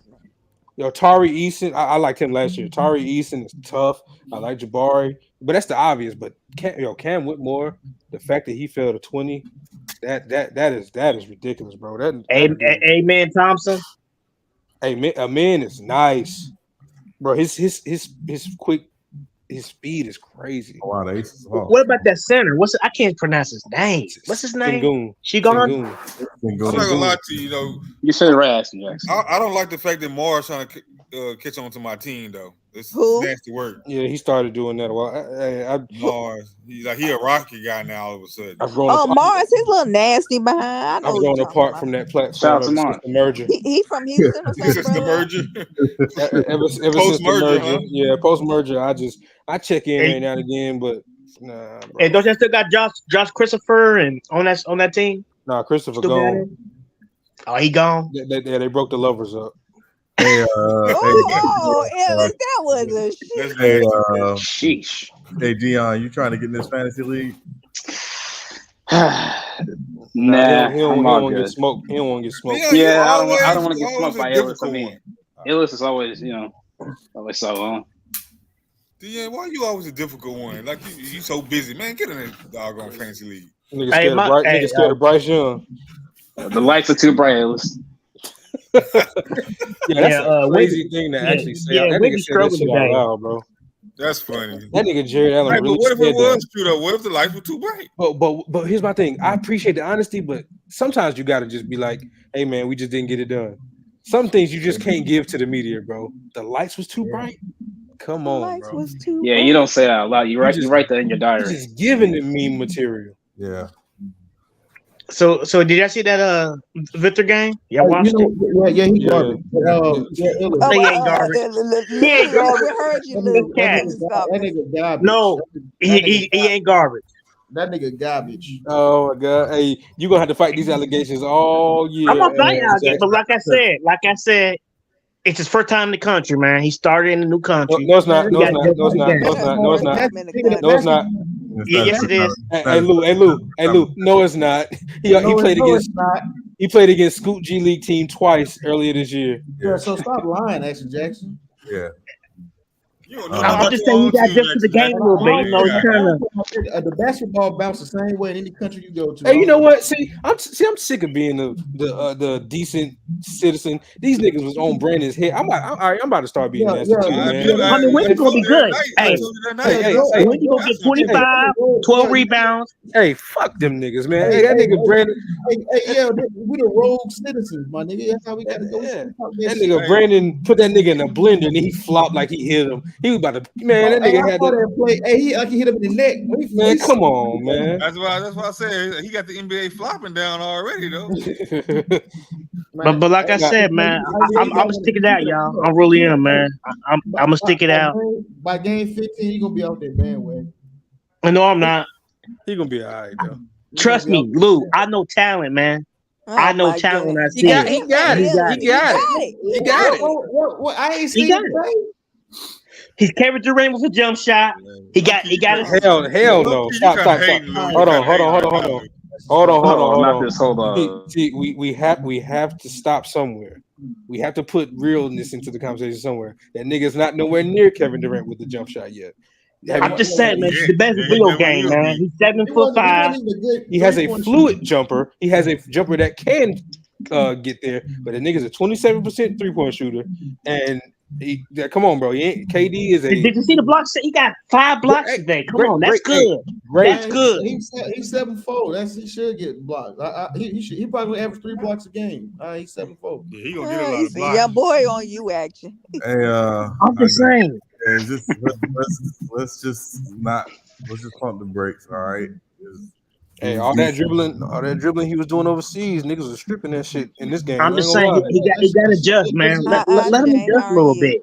Yes. Actually, that was I'm not even worried about his first year though. I want to see him year 2 and year 3. And that's the point, like, because I mean, for me, and again, the comparison is Yao for me, because Yao struggled like halfway through his rookie year. It took him time to adjust. No, Sean, he's not Yao. Come on. Hold on, no. Actually, Yao was good. You're missing the point. There's an adjustment that guys have to make coming from overseas, even if they are professionals overseas, to the NBA game, right? But it's also, again, just a cultural adjustment. It's a lot more on. And again, I'm talking about big man. He's a big man. He's 7'3". Mm-hmm. So damn, y'all getting shorter and shorter, ain't it? So what? No, he's 7'3". He's 7'3" barefoot, but I hate when they do that because he's 7'3". We don't play basketball barefoot, so I hate when they do that shit. He's like a 2K build, man. That's what he is. A 2K build. Goodness. Like, he's that. Yeah, with no VC. Yeah, 2K build with no attributes up.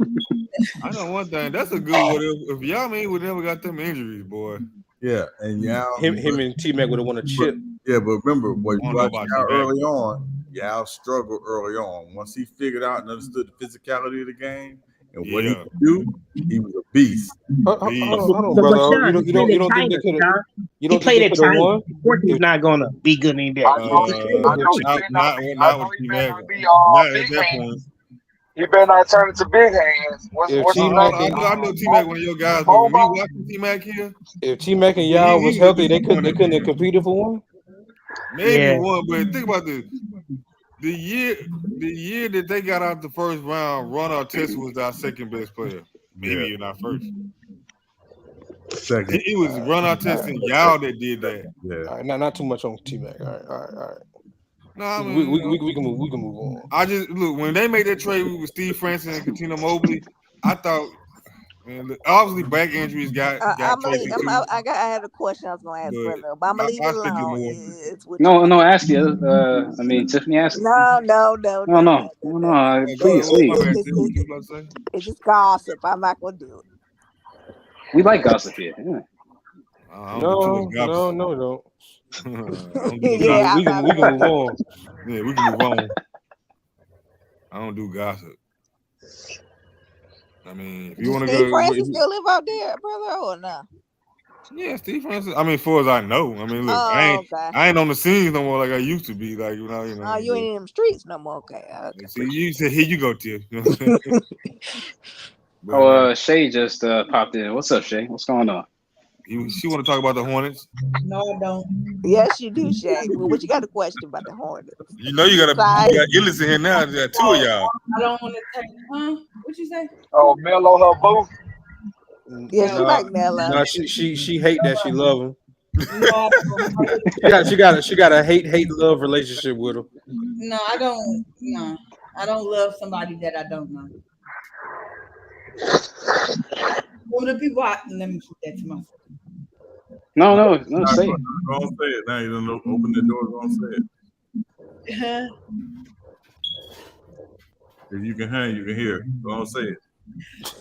I mean, I'll say this: it's people that I know in my personal life that I don't. It's like that. Okay. You expect something from me. I expect the same in return, so it be like that. So be loving or liking, I'm cool. I don't know these people. That's where I am. I'm cool on them.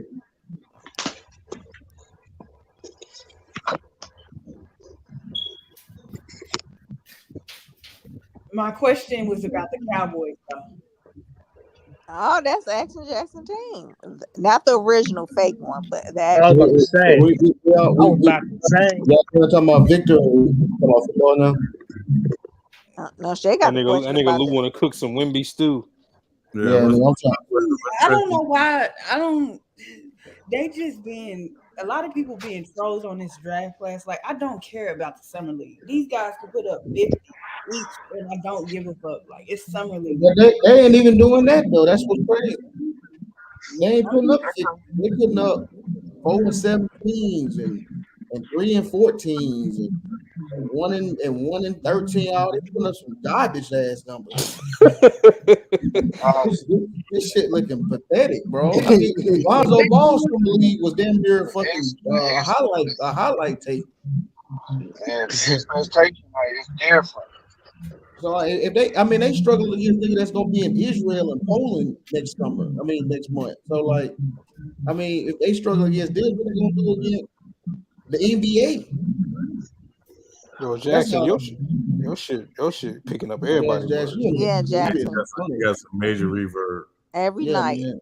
You fucking up the audio. Yeah, you might not be the original. You might not be the original no more, bro. His waves are. You might got your name. That's AI Jackson right there. That's Jackson GPT right there. They took your title, Action Jackson, man. Damn, man, he done took that. We got a new Action Jackson here. Now you got to go. You gotta go find another name, nigga. Damn. I ain't gonna lie to you, Action Jackson. Action Jackson too, dude. He do be coming here with some playing though. He is a little bit more interactive, boys. You be on here drunk, saying the same thing. Yeah, what y'all talking about? What y'all cooking on? Hey, brother, you wild. I'm just messing with Action, man. I'm just joking. Nick, you want my spot, man? What y'all cooking on? You want my spot? No, he don't. You want my spot? No, he don't want it. First of all, he ain't even addressed you. Well, first of all, he didn't address your name. That's what's crazy. Yeah. The first part, the real question is both of y'all government last name Jackson? Yeah, my last name Jackson. Oh, you got my last name Jackson too. Okay. No, you waited too long. I call cap. I call cap on that shit. I ain't gonna lie. I call cap on that one. My name Jeremy Jackson. My name Jeremy Jackson. Your name Jeremy Jackson too? No, my name is Orlando Jackson. It's Orlando Jackson. Oh, okay. OJ. You know what? Okay. No, I remember he did say it was Orlando Jackson. I remember. Yeah. Okay, so you OJ then. OJ and JJ.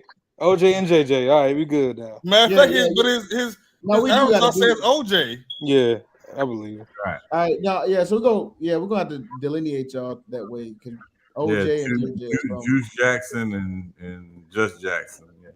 All right. I'm gonna call you Orange Juice Jones. Yeah. That way y'all ain't gotta fight over the Action Jackson name. We can just OJ. OJ. You know what? I like OJ. I like calling you OJ better than Action Jackson anyway. Hold on, talking about, you know that's my name though too, OJ. I don't know. Oh God. No, we don't call you OJ though. Yeah, we exactly. So Jeremy Jackson. You say you from Texas? Yeah. Oh yeah, I got a lot of family in Texas. I know you gonna say that. San Antonio. This nigga here. I'm the only Jackson in my family, man. Oh, that's funny. Shady, you thought he about to find his cousin. Hey, hold on. Where you from? Action Jackson, number 2. Oh, I'm originally from Louisiana, but I live in Houston. Yeah, I can tell by his how he. Oh yeah. Yeah. You got some people in Louisiana as well, OJ? No. Shut up. I told you I'm on the Jackson. Oh, man, that's funny. I'm from Jacksonville. Okay, I'm from Jacksonville. And what? You all the way in Kansas? That's crazy. I thought you was from Kansas. Oh, okay. I thought you from like. We're not in Kansas anymore. Yeah, I'm from Kansas. Yeah, I'm from Kansas. Kansas City. Kansas. OJ, man, you be lying too much. Yeah, I'm right. If the Spurs shirt don't fit. I'm in Kansas City right now. I got family in Kansas. Oh, this is too funny. Shut the fuck. What part? Wichita or Kansas City? No, Kansas City. Oh, okay. Right off of 470. 470? Yeah. Why everything OJ say is funny tonight, though? Damn. Hey, you cracking me up, OJ. I gotta get used to calling you OJ now. Yeah.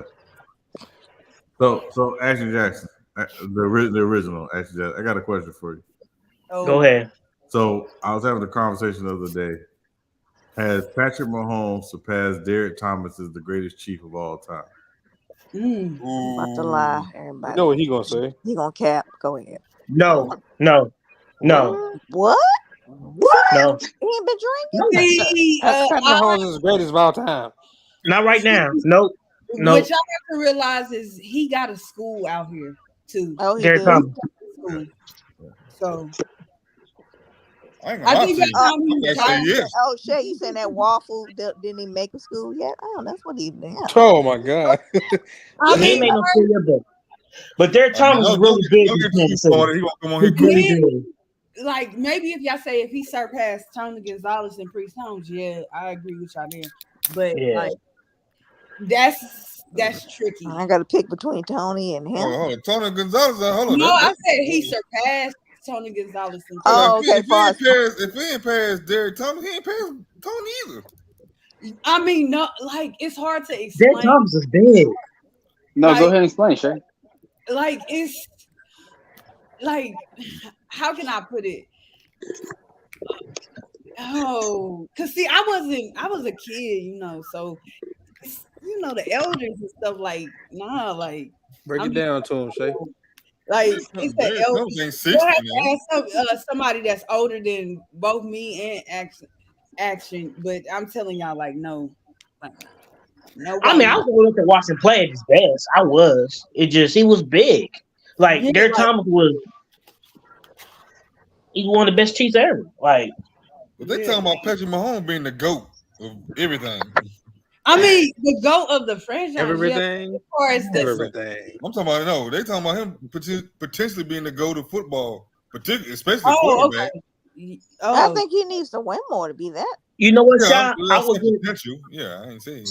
Sean. Yeah. I think once Patrick Mahomes retire, I will give it to him then. Yeah, because then it's their time. Well, shit, if he retired tomorrow, he wouldn't have Nikki it. McCray died. Huh? Yeah, she died. Yeah, she died. Oh man, who passed away? Nikki McCray. She went to Nikki McCray. Oh, the one played for Washington Mystics. Yeah. Oh. Yeah, they just showed a memorial. Yeah, they just showed. Oh wow. I ain't know that. I think I think she had cancer. She had breast cancer. Oh. Who passed away? Nikki McCray. No, I'm sorry, I'm not familiar with her. What y'all said? She was a WNBA player.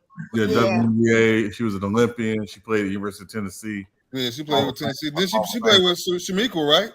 She was there before her. Yes. Before or a little bit before. Yeah, She before. played in WNBA. WNBA, she played in Shamiko. And how you say that? That do sound a little bit familiar. Rest in peace. Hate to hear that. Was she old or was she? Somebody said it was cancer. She's 51. I want all the Mystics going on. That's kind of young, low key. Yeah. Yeah. She played for Indiana Fever too. After going through them last two games, I just feel good to see Wemby getting cooked. I ain't gonna lie. I want him to win. I'm rooting for him. Nah, see, I've been on this campaign. I've been like, man, listen. After the last few days I had to deal with the jokes, the poverty, all the Brandon jokes. But you know, Illis, I'm gonna say something. It's that the hate for Miller it's not even just about them not taking school. It's coming from a place that a lot of those fans ain't willing to be honest with themselves about, and I'm not cool with that.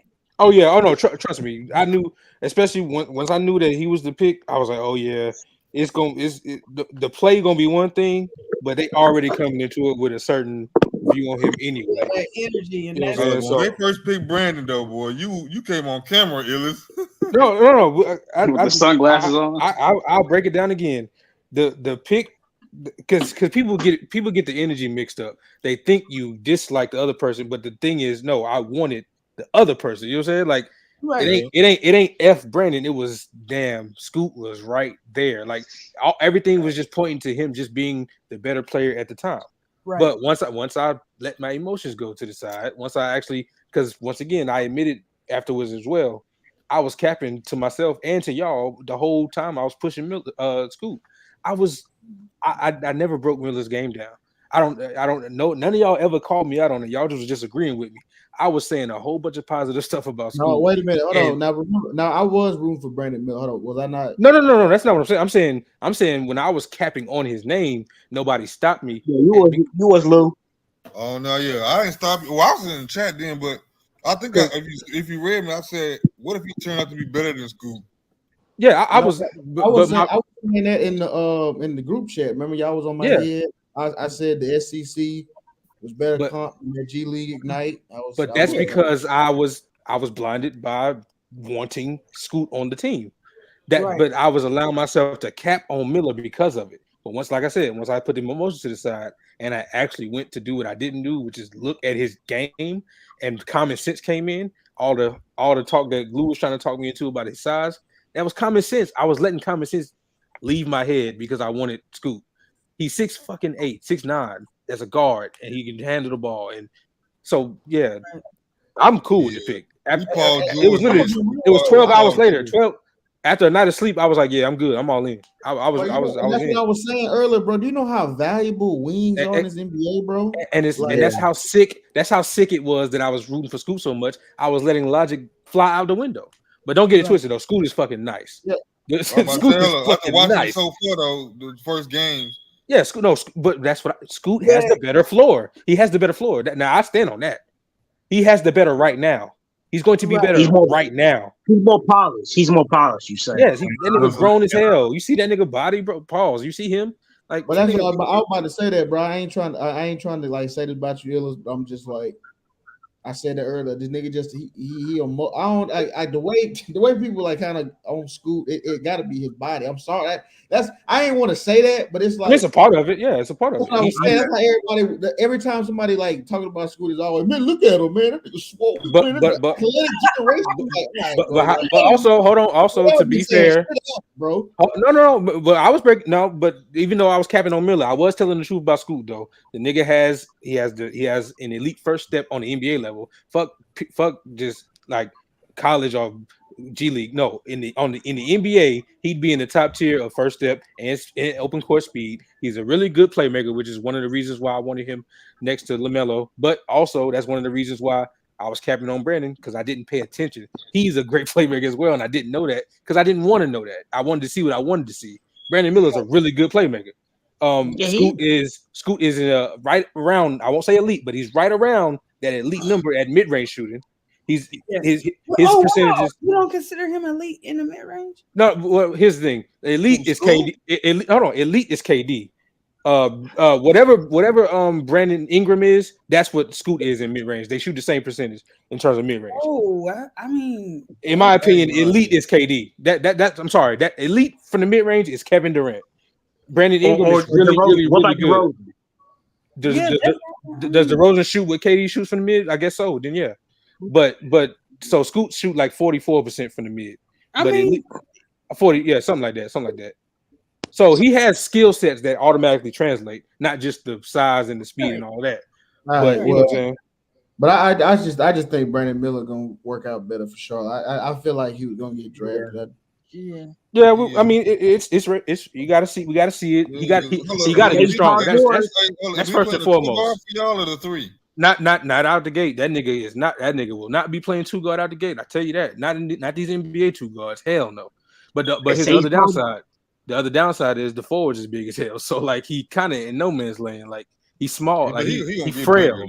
Yeah, he will. So that means they don't get rid of forwards. Then they will get rid of Washington or hell no. If they get rid of Washington, I can't stand on what I want to stand on. I want to stand on that they can fight for the 6th seed. If they don't, no, hold on. I got logic to back it up. I know you got your opinions, but I have logic to back up. Question. Go ahead. Do you feel, because this is what I feel, so I'm gonna see if we tracking with the same thing. Do you feel that Bridges is more productive in total than PJ is at the 4? Okay. All right. So I'm gonna say no in terms of, because you specified it to power forward. PJ is asked to do so much more than Bridges.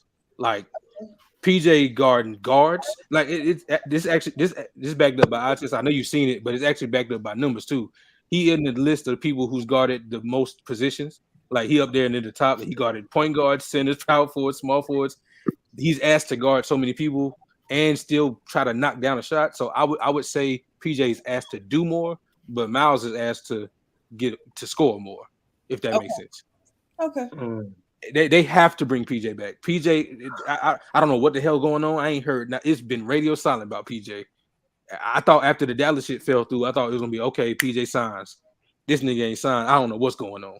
I told you one thing I don't respect is like Is Austin Rivers doing commentary for ESPN now?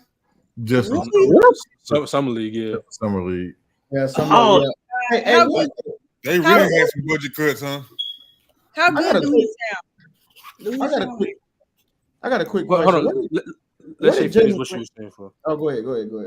Nah, I was just gonna note because I just PJ, man, but I don't like the Hornets just because I feel like I know Bridges, got in his trouble that he got in, but what they were trying to pay him initially, like I don't mess with that, and I feel like it's the same thing. Like you said that PJ's asked to do a lot, and I just feel like they trying to downplay PJ's worth and not really pay him. No, that's facts. No, that's exactly. And I don't mess with that, because don't intentionally put these players in bad positions and stuff like that, and then be like, well, you did this and you didn't do this, and but Shay, what I got to say about the Bridges part is prior to the DV, he earned that money that he was seeking. He was Absolutely, I agree with that. And he was a fringe all-star type player, 20 points per game. You gotta come off that money for a nigga like but that. you seen that? I think it was like 60 something or whatever it was. It wasn't like what they was offering him at that time. I'm like, that's BS. You know, Mitch is doing like, I don't know, man. Yeah, he got dementia. Well, Mitch is doing what he's being directed to do. Yeah, that's true. So Mitch he's gonna be the fall guy for it, right? But ultimately, it's the ownership that says, "Here's where we're willing to go." They just gave LaMelo a max extension. Mm-hmm. I don't know if they should have given him a max extension, but they did give it to him. Why? I mean, they should have given it to him. You feel like he didn't do enough or something? Huh? You feel like he didn't do enough or like injury? It's just again, it's and it's not that I dislike Melo. That's not it at all. I do wonder how he's going to be getting all of this guaranteed money. Is he still going to push himself to get better and be better? That's my only thing. Sean. Yeah. Because I can only go based off his words and everything he says. He say the right things. Right. Even in the video of him signing his extension, because he only get to 260 if he's either All NBA, All Star, or MVP. You know what I'm saying? It's really 207. So, but he said, for one, this is the thing that let me know exactly what I need to know about him. Because Mitch was like, "Yeah, you see that number? What you gonna go for?" He said, "Yeah, All Star, yeah, for sure." He said MVP. He said, "Yeah." He said All NBA, yeah. But he said the main thing is winning. We gonna win. We gonna win. That's all I need to know. You know what I'm saying, like, if that's your mindset, if you want to win games, that's all I needed to hear. So for that, I'm not worried about Melo. I know a lot of people are, and I know it's an Ant and Melo thing. But to me, Ant only has playoff experience on Melo. That's it to me, and he only has that because he got perennial all stars next to him. So and people act like it's just this big gap, but Ant has done it on a bigger stage, and that's fair. But that's it. Yeah, that's and the durability. Ant has the durability piece. Hold on, but see, that's also not necessarily an issue because it's only been 1 year where Melo has just a terrible amount of games missed. He played 70 games the year prior to this one. Yeah, 70. And the year before that, it was in a 72 game season. He played 50 something. So I'm not really worried about that as other people are. But yeah, so that's why the questions behind him is weird to me, and to me it screams you don't watch. But guess what? I don't think they should. I mean, I get it. Like, you ain't watching Charlotte, but just shut the hell up about him is my thing about some people. Like even with Lou with the Grizzlies, people got a lot to say about them, and they don't be watching them damn games. You know they don't. Like, the only thing you hear, like I was on Showtime today. They can't break no stats down. None of his averages against the Warriors. All this shit. First thing, I got 22. That's the first thing. That's all they say. All right, here we go with that clock. They gonna shoot us. I would say this: the nightmare scenario for the Hornets. This is the part that ain't nobody even thinking about, because they already got one nigga on the offer sheet, Miles, and he gonna be an unrestricted free agent next year. If PJ signed that offer sheet, that's gonna be 2 niggas that's gonna be unrestricted in the same year. That shit could go terrible. That shit is terrible. The other day, I don't look, man. A lot of people give me flack for this shit, but I really don't give a damn, bro. Miles Bridges is actually we probably should have really went after, keep it real. Mm-hmm. If they gave him $7 million, that shit would have hurt. I ain't gonna lie. That shit would have hurt. You know what I'm saying, bro? We should have pursued that shit, though. But I understand. It's all. I so agree with you. Well, I mean, the $7 million, that was a qualifying offer, mm-hmm. right? So it was basically, hey, you can go out on the market and see if another team gives you an offer in restricted free agency, and then they would have the decision whether they wanted to match it. Nobody gave it to them, so that's why they, had to take the qualifying offer. A lot of it has to go back to the DB situation because he did plead no contest, which is basically badly.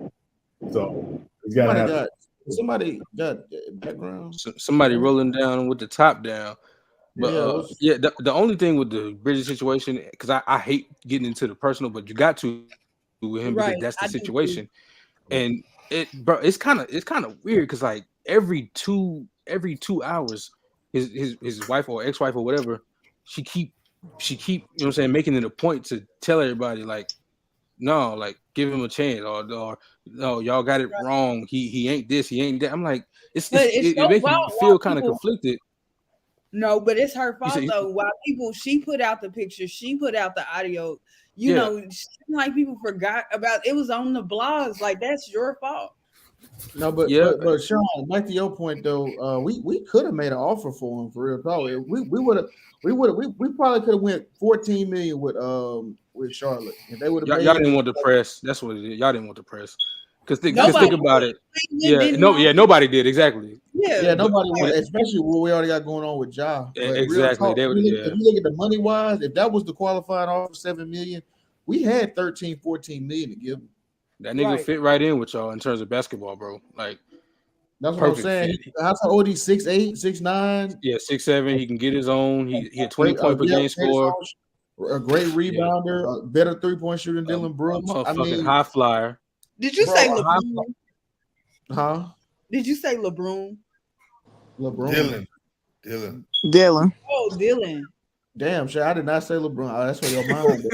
It didn't even sound like Bron, though. That didn't even sound like that. Yeah, how did you? I'm sorry. I said you're way better shooter. I said you're way better shooter. No, he's rocking now. Hey, they call him and LaMelo Airbnb. It would have been something crazy with him and Ja too. See, because the difference is LaMelo can't jump like Ja, but he throw the passes, so that's why they call it Airbnb, ball and bridges.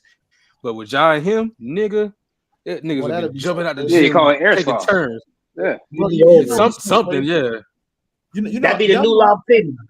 Y'all know our best season we had is when Dylan Brooks missed like 50 games. Damn. Interesting. Hope he missed 50 games was this year. Oh, damn.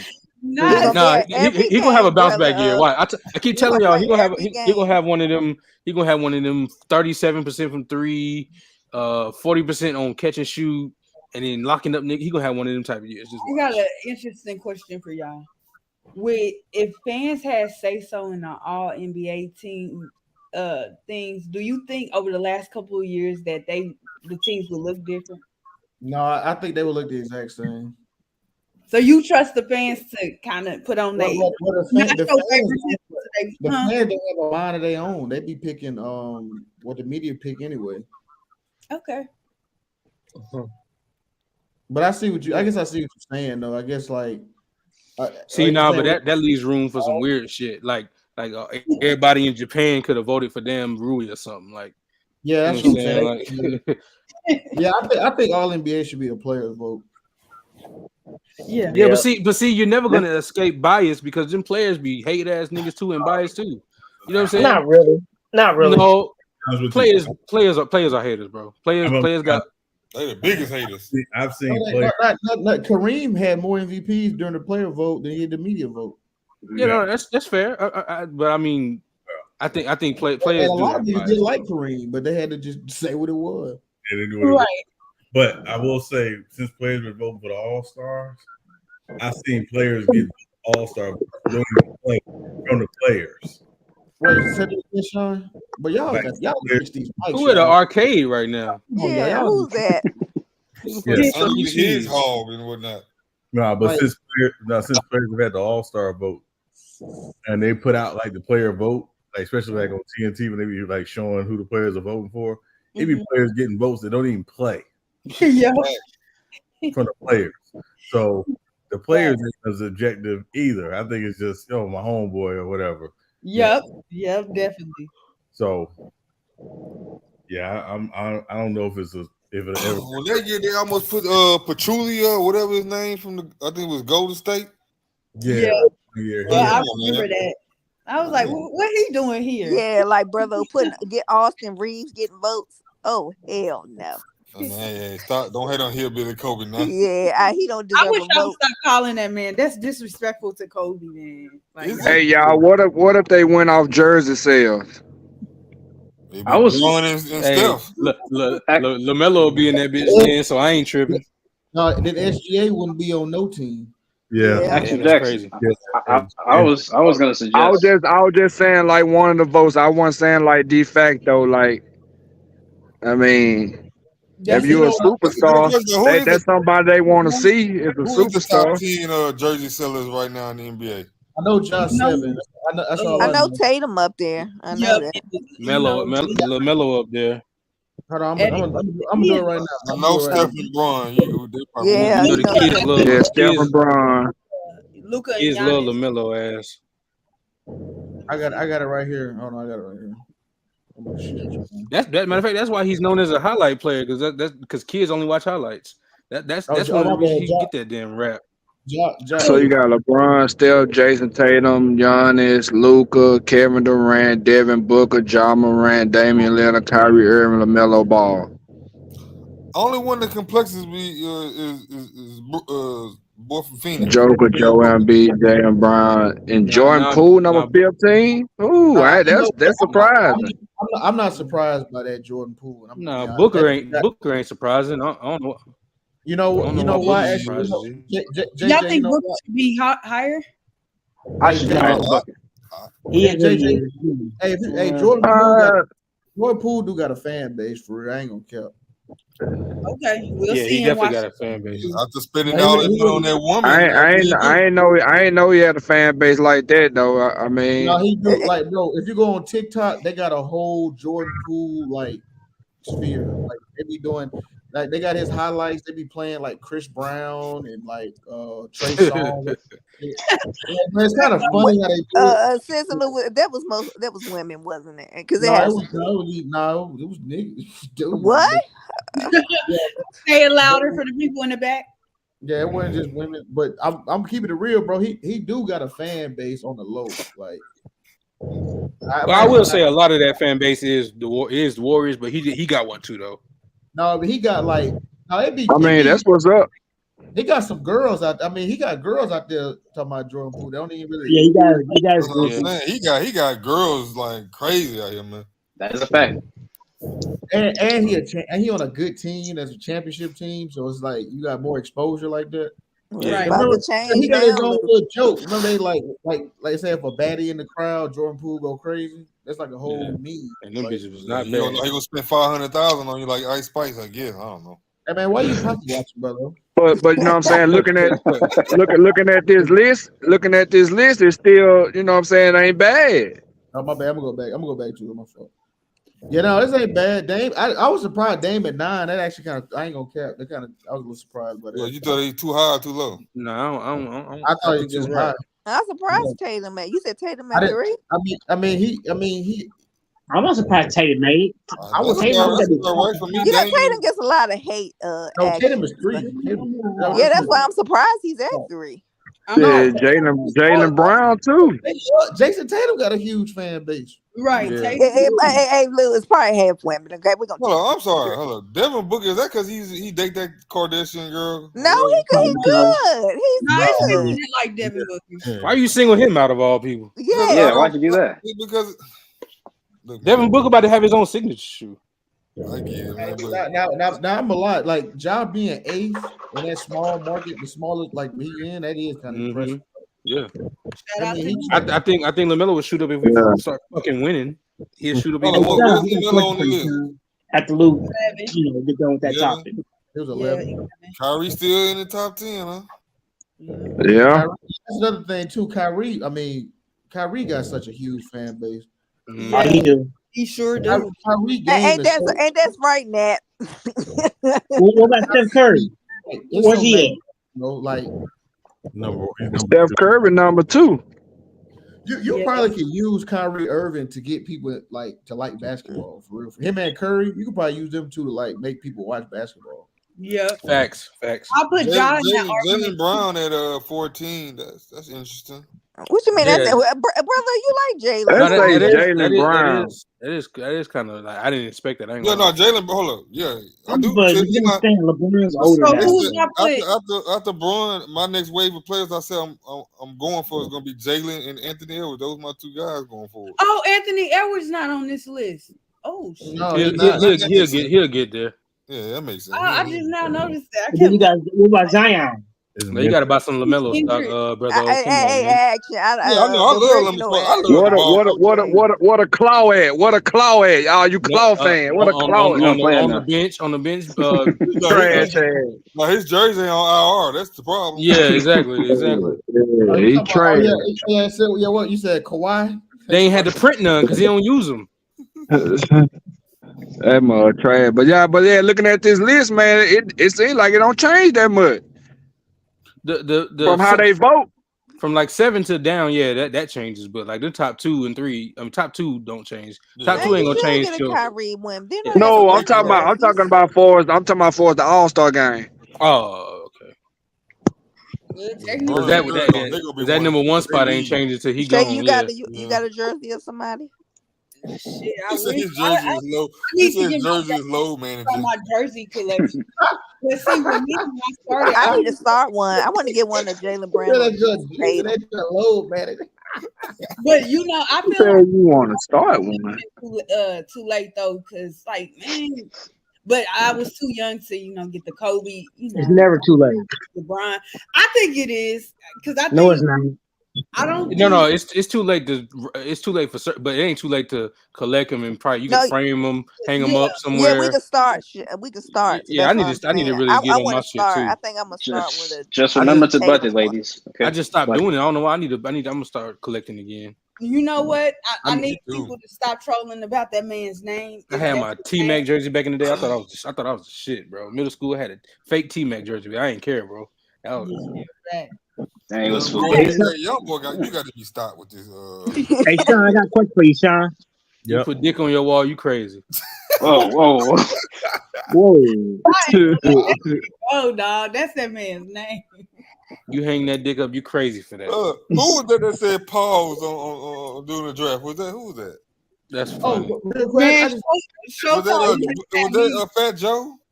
Yeah, that was Fat Joe said that. Yeah. Hey, real quick, where did Jalen Green come from? Oh, Jalen Green came from what do you mean? Where he from? Came out of G League. He come from G League, but he's from San Diego. Oh, yeah, G League, LA. Yeah. Yeah, I'm about to say he didn't go to. Hey, I'm about to say that nigga look like an industry plant. He was supposed to go to Arizona. That was supposed to be the college he's supposed to go to Arizona. Industry plant in the NBA. That's crazy. The industry plant. Hey, y'all never know. Yeah, well, Austin Reeves is an industry plant too, though.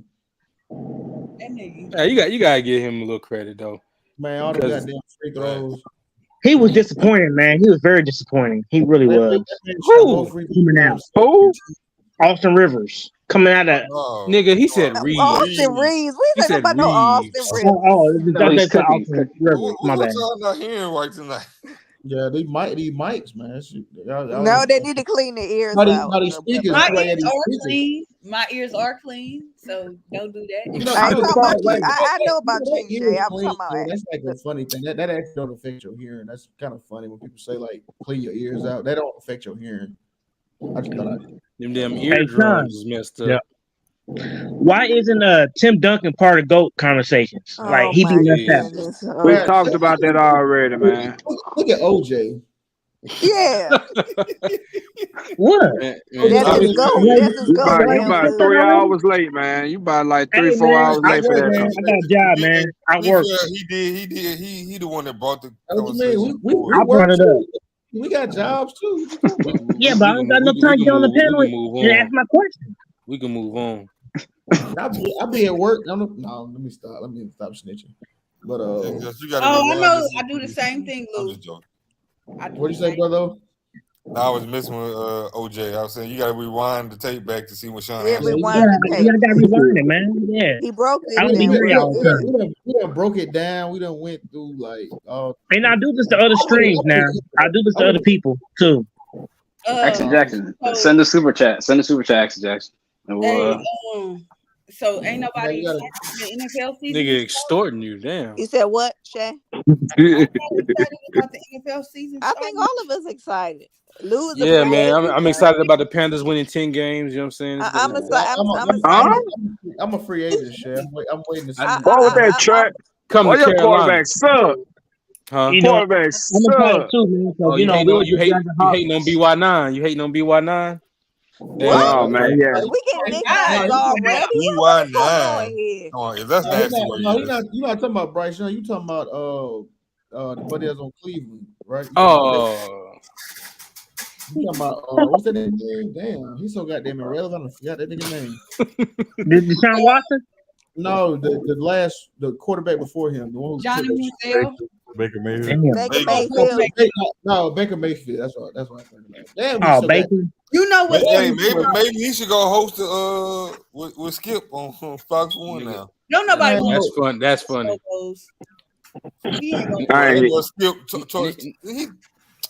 Charles Barkley's not gonna fall for that. Niggas hating on BY9 before he even touched the field. That's crazy. Man, B I'm gonna sit around. probably working. He too small, man. He too small. That ain't what all the scouts. Man, you hating on Bryce Young, man. You know he came from, man. He from Alabama. Bryce Young gonna be that dog. OJ.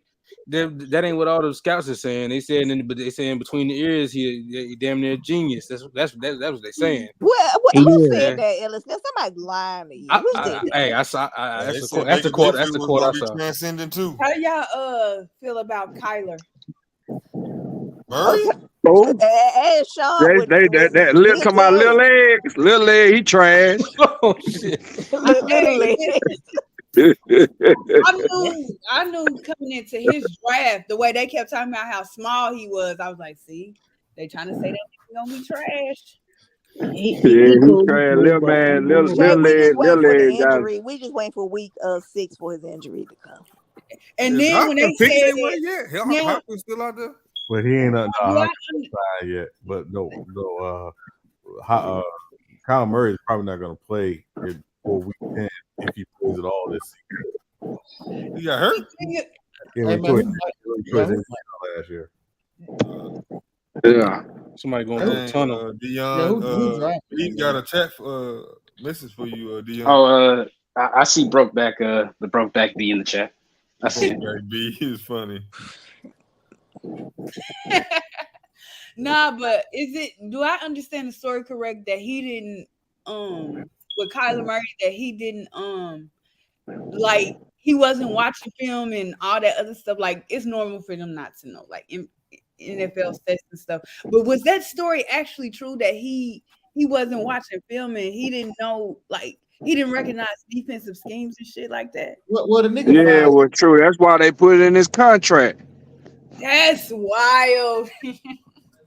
Well, they tried to put it in his contract. They didn't. No, they did, and then they did a new contract. No, they put it in now. They had to go redo a whole nother contract.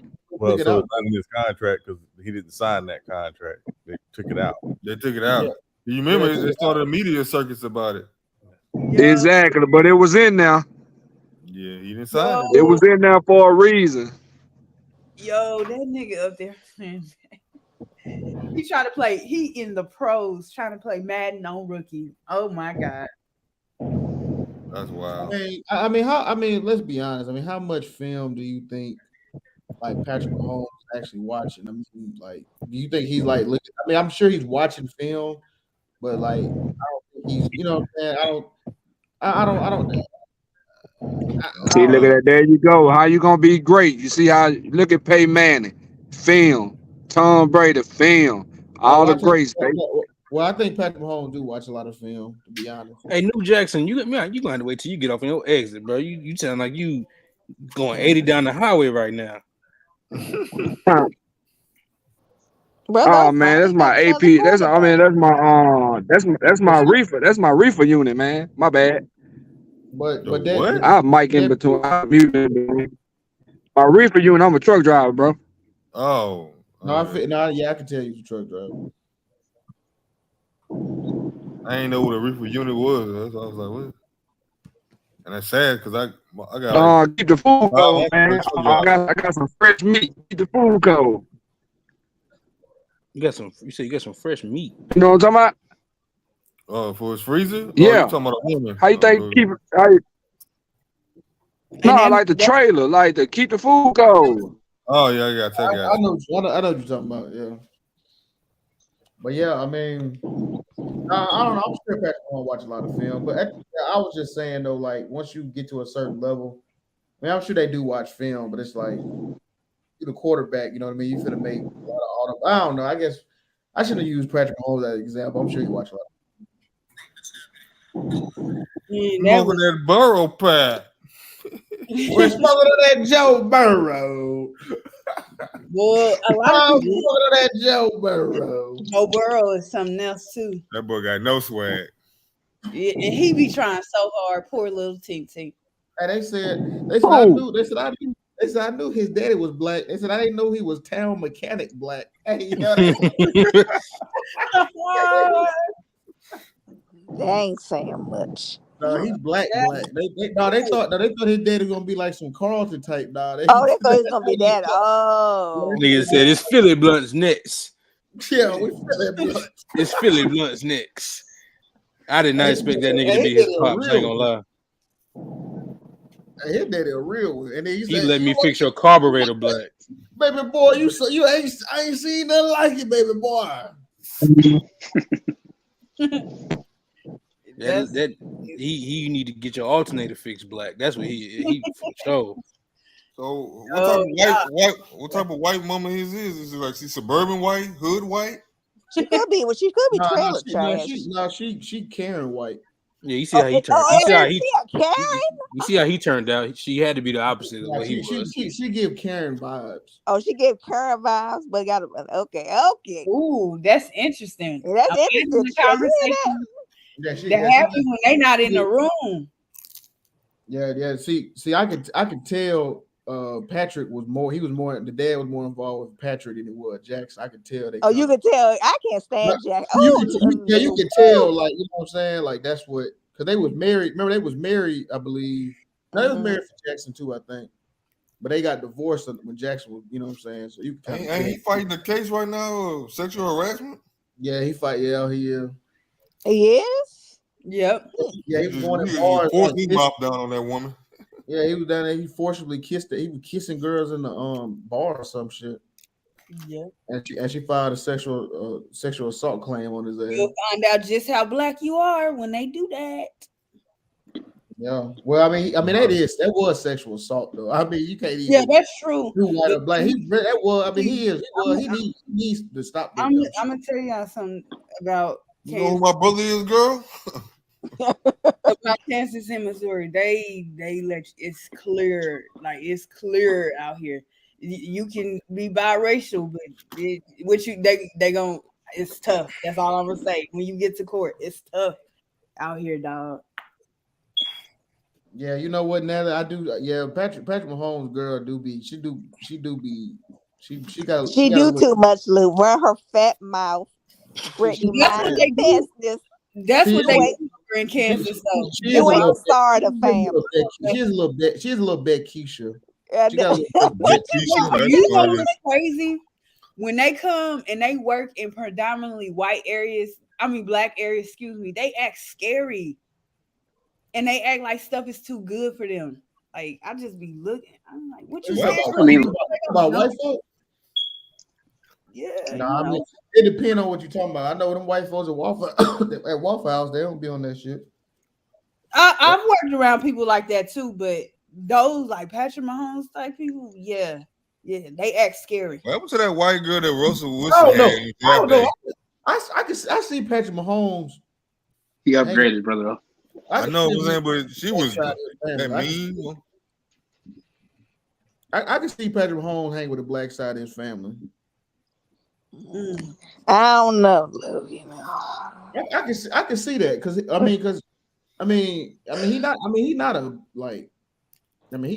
he seemed like a cool dude to hang with. You know what I'm saying? Like he's not no. As long as he don't come to it seemed like a cool dude. I need further evidence.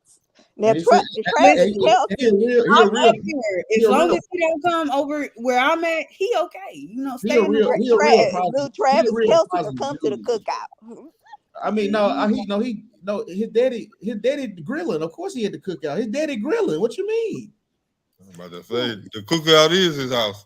Yeah, what you talking about? His daddy on the ones and twos with the sandals. Not the ones and twos. Everybody coming to the house With that towel swiping that sweat off his face, boy. I don't know. Brittany got to stay indoors for me. She'd be wild. She'd be doing. I bet you he spend more time with his daddy than he do his mama's side. That could be true. Low key, he like the football version of Drake. Yeah, real talk. He really Right, that is a good comparison, bro. I never thought about really that. what it is, though. Yeah. I'm telling you, if that work out that he grew up with the white side, then I guess. But. Yeah, I'm trying to tell y'all the school he went. Kansas is. I'm gonna let it go. No, cook on it. I mean, yeah. Kansas. Shit, you right by the stove. Kansas is a red, like Missouri red, but Kansas is red for real, like real, like He didn't grow up in ERs. Kansas. They gonna call you the ERs at the Shay, end. he didn't grow up in Kansas. He grew up in Texas. Who? Mahomes? Patrick Mahomes. He didn't grow up in They Kansas. said he went to high school in Kansas. That's what I heard.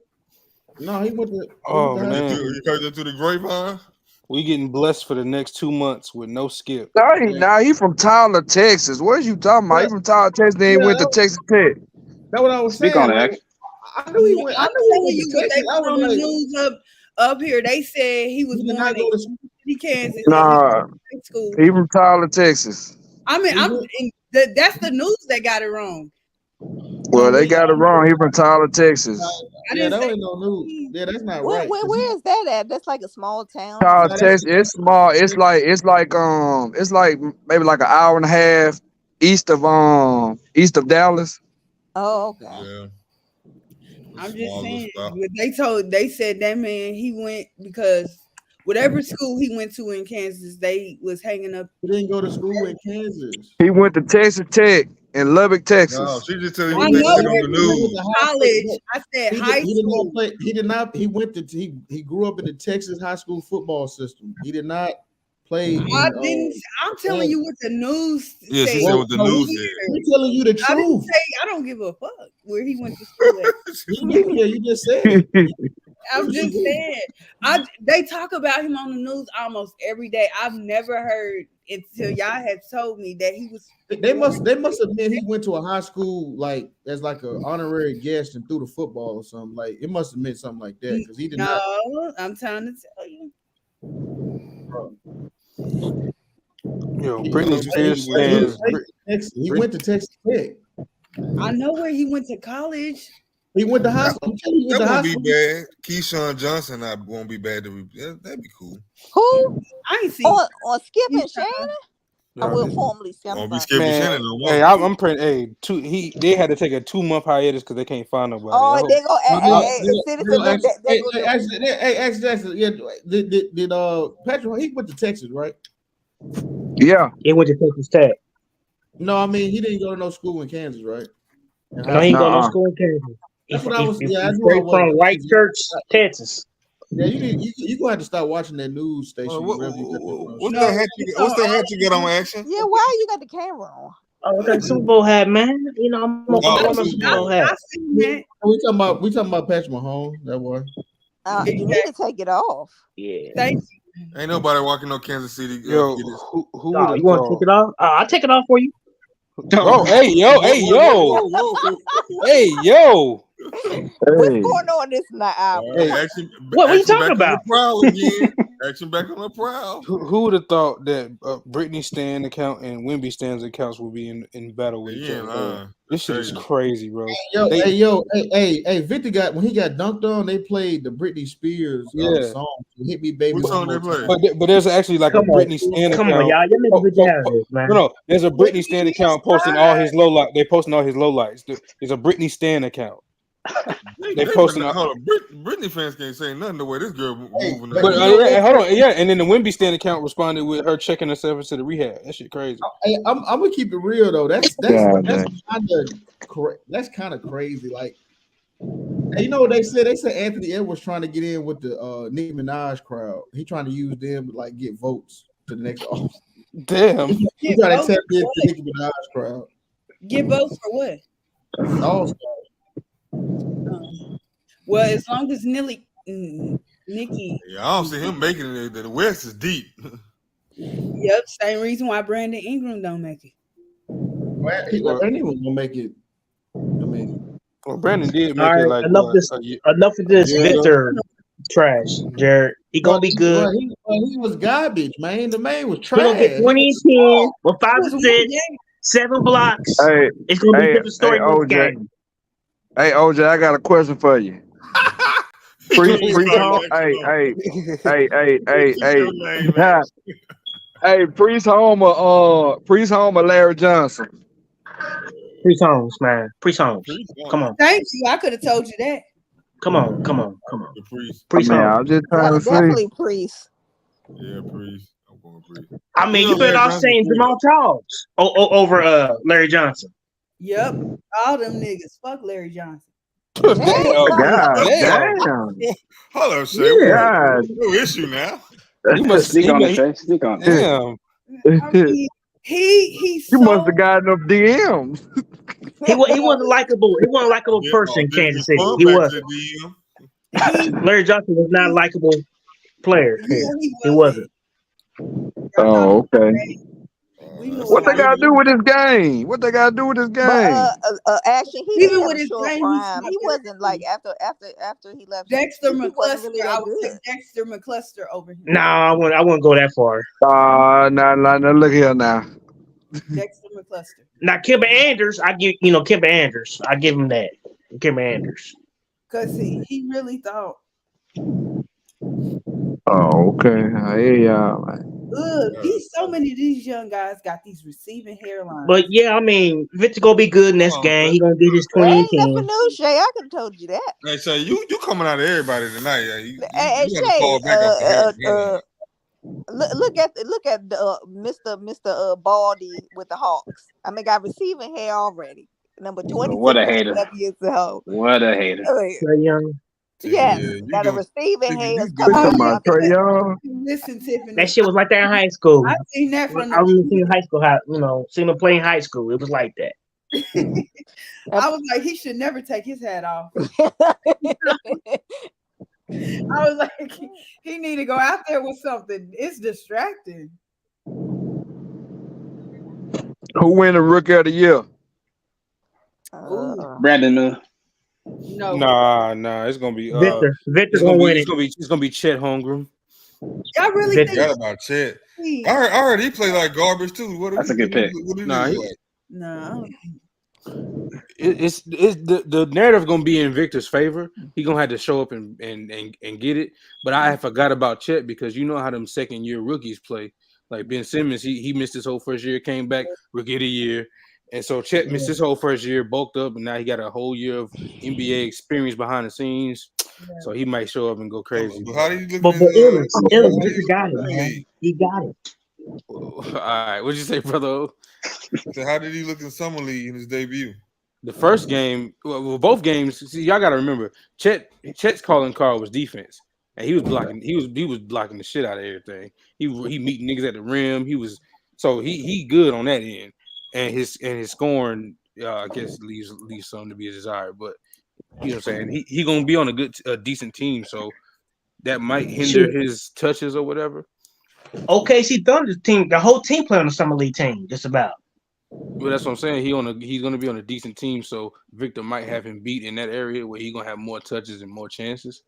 So the narrative, it's Victor's award to lose. Let's get that clear. It's his to lose.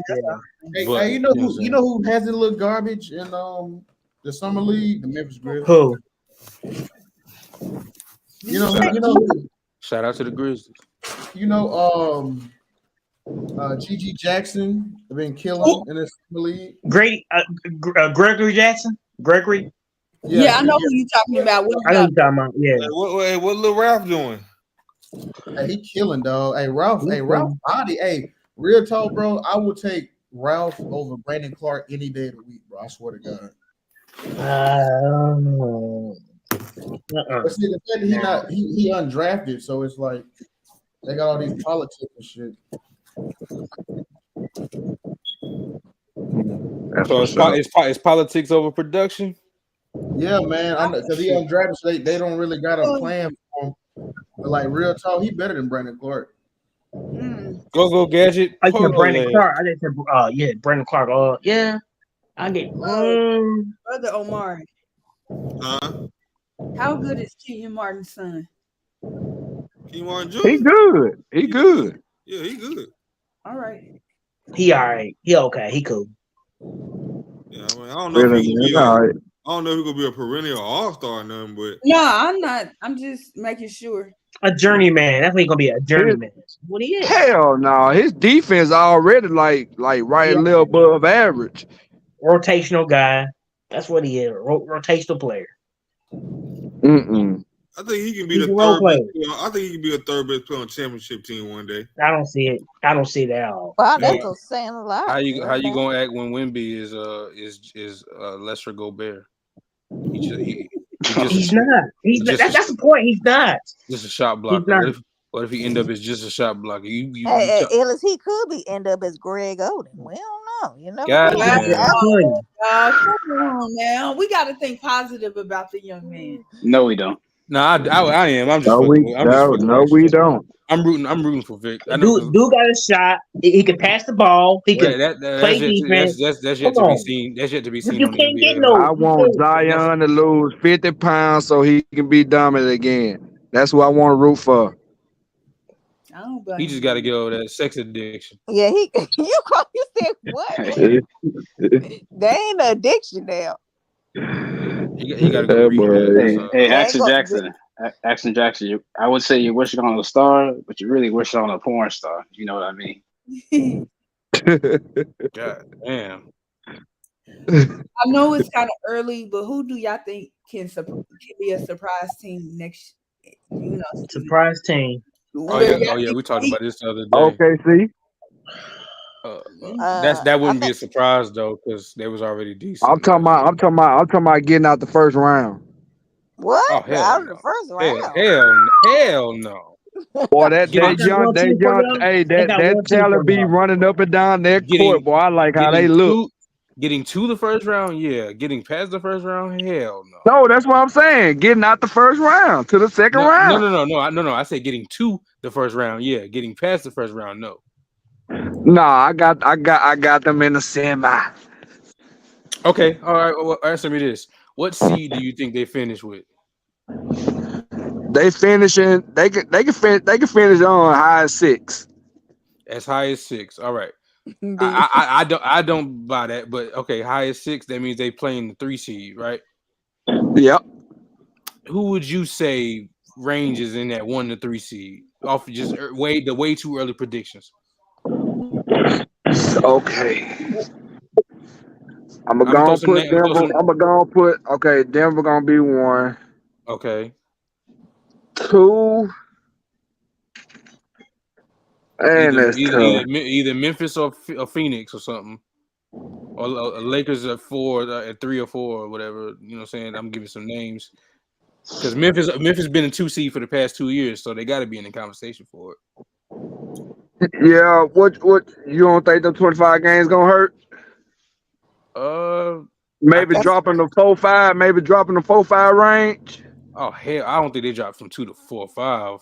I think 25 games. That's a lot of games. But I also think the addition of Smart and you know what I'm saying, Rose. Yeah, I think they can hold the fort down in the backcourt because they're good, because they're a good team, and Bane's evolution, how Bane has come along, he can step into that second best player on the team role. It ain't gonna be enough offense when you playing somebody like the Suns. Okay, so let's go with Suns at 2 then. Do you feel comfortable with that?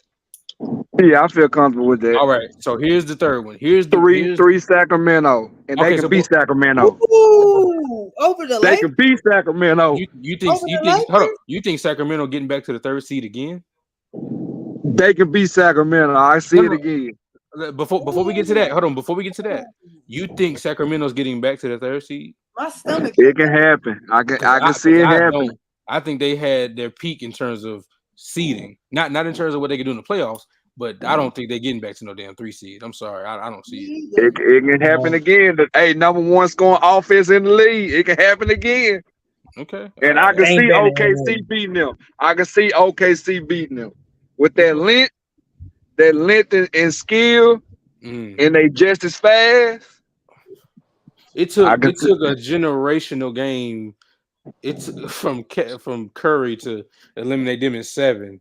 So you think an inexperienced OKC team would get them out of there in the first round? Yes, that team is talented. That team is it uber is. talented. I'm high on OKC, but I don't know if I'm that high on them. But you about to throw the Kings out the 3rd seed, and yeah, I don't think they get 3rd seed though. That's what I'm saying. I don't think they get it because I think. I think you gotta give it. You gotta give the Suns the benefit. The firepower they got just in terms of the main guys. Then they got nigga like Eric Gordon took a damn minimum to go play with them. He could have got a MLE somewhere. So I think they're gonna be real great in the regular season. So Suns are gonna be top 3, and then if you just look at what the Lakers did post trade deadline and apply that to a full season, they got to be in the top 4 somewhere. And that's not to mention, even though I hate giving these niggas any benefit, but you got to be honest, the Clippers gonna be up there somewhere. You know what I'm saying? Trust me, I don't want to get in no damn benefit. I don't want to give them no fucking credit. But Dallas. See, Dallas only took a nosedive because they gutted their defense for that trade. But Dallas is fucking good. They had a sneaky winning offseason. Like they not getting talked about on the Lakers and Suns level in terms of who won the offseason, but the Mavs got better. The Mavs got fucking better. So they gonna be up there. They're gonna be in there somewhere. But I get the Kings the benefit of the doubt. You know what I'm saying? I get the Kings the benefit of the doubt. Yeah, that offense ain't just gonna disappear like that. Just because of like the teams that's elevating and get some offensive power themselves, they still ain't got no defense. Well, shit, Kings ain't got no damn defense. He's talking about Dallas. Yeah, like Dallas, the Suns, like Suns, yeah. That's like shootout. Let me get them shoot. Let me get them. Hey. And then like I say, like with that length and man, I like OKC, man. Like I said, 6 beating a 3. Here's the more realistic outcome. They get into the AFC by way of the play-in and get smoked by the Denver Nuggets. That's actually the more likely scenario. No, they better than AC. They better than 8. Nick, they was only 10 this year, so they better than the Pelicans to you? Not healthy. Hell no. Not healthy. No. If Zion can beat Zion, when they was healthy, they was in the 1 seed for a decent amount of time. If Zion beat Zion, and then him coming back just say because him coming back injured and they probably had a slow start, I'll bump him down to 7. Then I'll put Pelican at 6. And I'll bump him down to 7. And then I wouldn't have them. Then I wouldn't have them coming out. It's a lot they're gonna factor in. I wouldn't have them coming out the first round. Then I don't see them being the 2 seed, but I can see it if they ain't got to worry about those teams recovering like we think they would do, and they can get to the 6 seed. They can beat a 3. Well, let me ask you a question. So are they better than Minnesota? Hell yeah. Minnesota trash. I think Minnesota is definitely overrated. Is Anthony Edwards trash? You said the team. You not even name a player. Now you said it like the team. You said it like all them niggas got me. You said it like man, you know what I mean, man. I get you, but still, like he a dog. I ain't gonna lie. He nice. He a dog, but like he still ain't. He still ain't. He still ain't what? He still ain't that. He still ain't that. He still ain't Zion. Okay, no, you right about that. That's facts. He ain't 27 a game in his second year. Nah, he ain't that. But I wish I could watch more of him. I just can't watch Cat and Gobert. I refuse to. Yeah, he's just so trash. That's what I'm saying. The rest of the team's ass. I can't fucking watch. I hate their games. I hate Gobert's game and I hate Cat's game. But I like AE.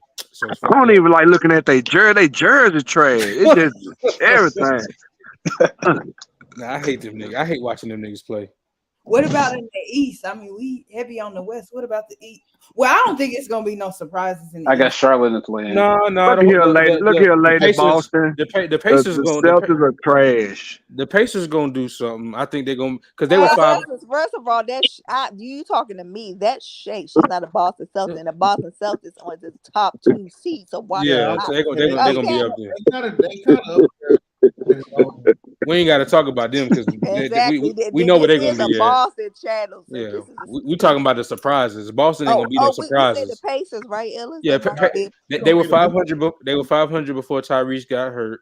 So I think they got better in the offseason. They got a good rookie. They got a vet in Bruce Brown, and they got Obi Toppin more depth. I think they can be a 500 team or right above 500.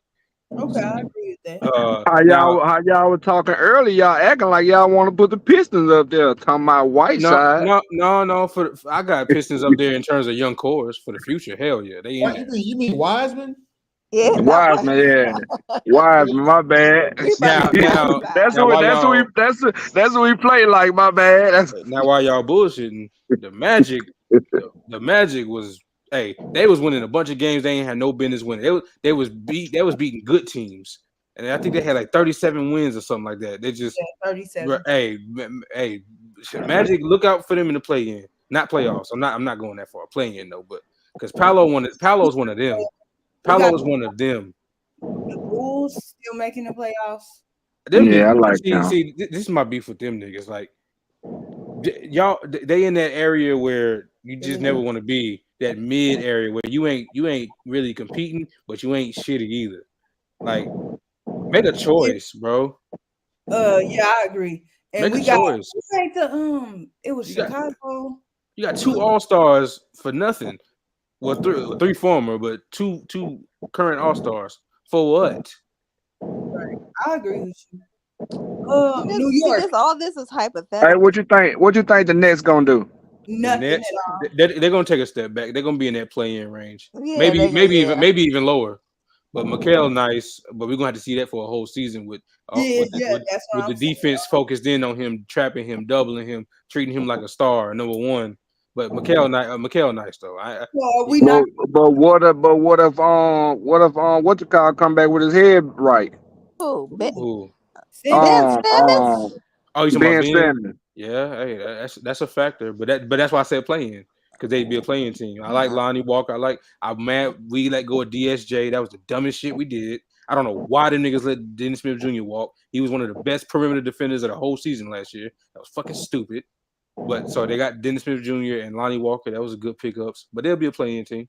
Yeah, Cleveland. Did I have Cleveland dropping, or will Cleveland? Nah, Cleveland staying where they were. And matter of fact, they might go up because they fixed some of their problems with wing shooting. They didn't have nobody to kick to in a lot of situations, but they fixed that. So let me see. Y'all still got New York up there?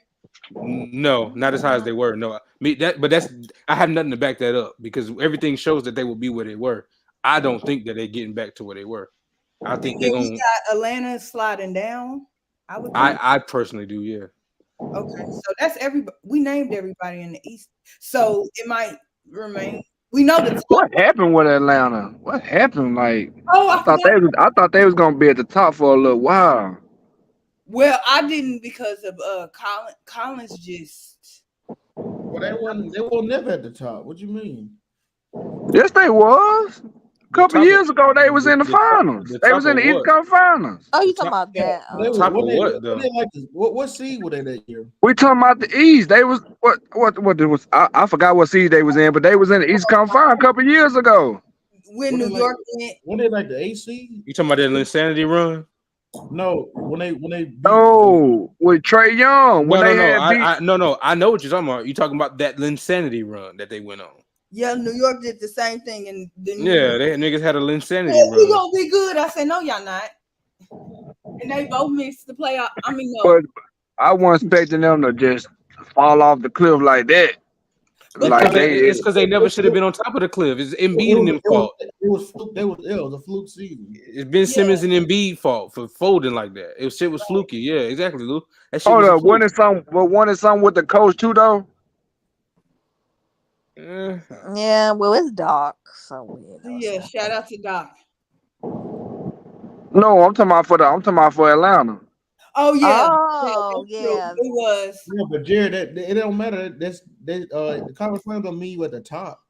What does that mean? They lost in the conference. I'm saying like for you to just like not be in the playoffs, like But you can look at it. with young talent, I see if like you know what I'm saying, like you make a run with some older guys and then you lose some players or whatever. Like they still got a young core to where they should have been able to compete. That what I thought, you know what I'm saying, be able to compete to at least like, you know what I'm saying, be top 4, 5. The Magic better than them. I ain't gonna lie. I was scared to say that, but I agree. No, the Magic better than them, and I want to say something else, but I ain't. We ain't got a full Really, team to right me, now. No, let it I off. like they Get it star. off, I get do it like they star player better. I was going to say the Homer thing, but I'm not going. I'm not going to go there. But the Magic better than them. Outside of Young and Murray, like they don't have nothing to me. The Magic better than who? The Hawks. Oh, yeah, the Magic go, especially That's going forward. nasty. Especially going forward. That's nasty saying that. Man, you talking about Paolo Banchero, Franz is nice. Wendell Carter is nice. And then you got Fultz, nice, bro. Them niggas you better nice, watch bro. yourself. You're gonna have some young Man, Clint Capella still nice now. I mean, nice and what? Atlanta's rim running.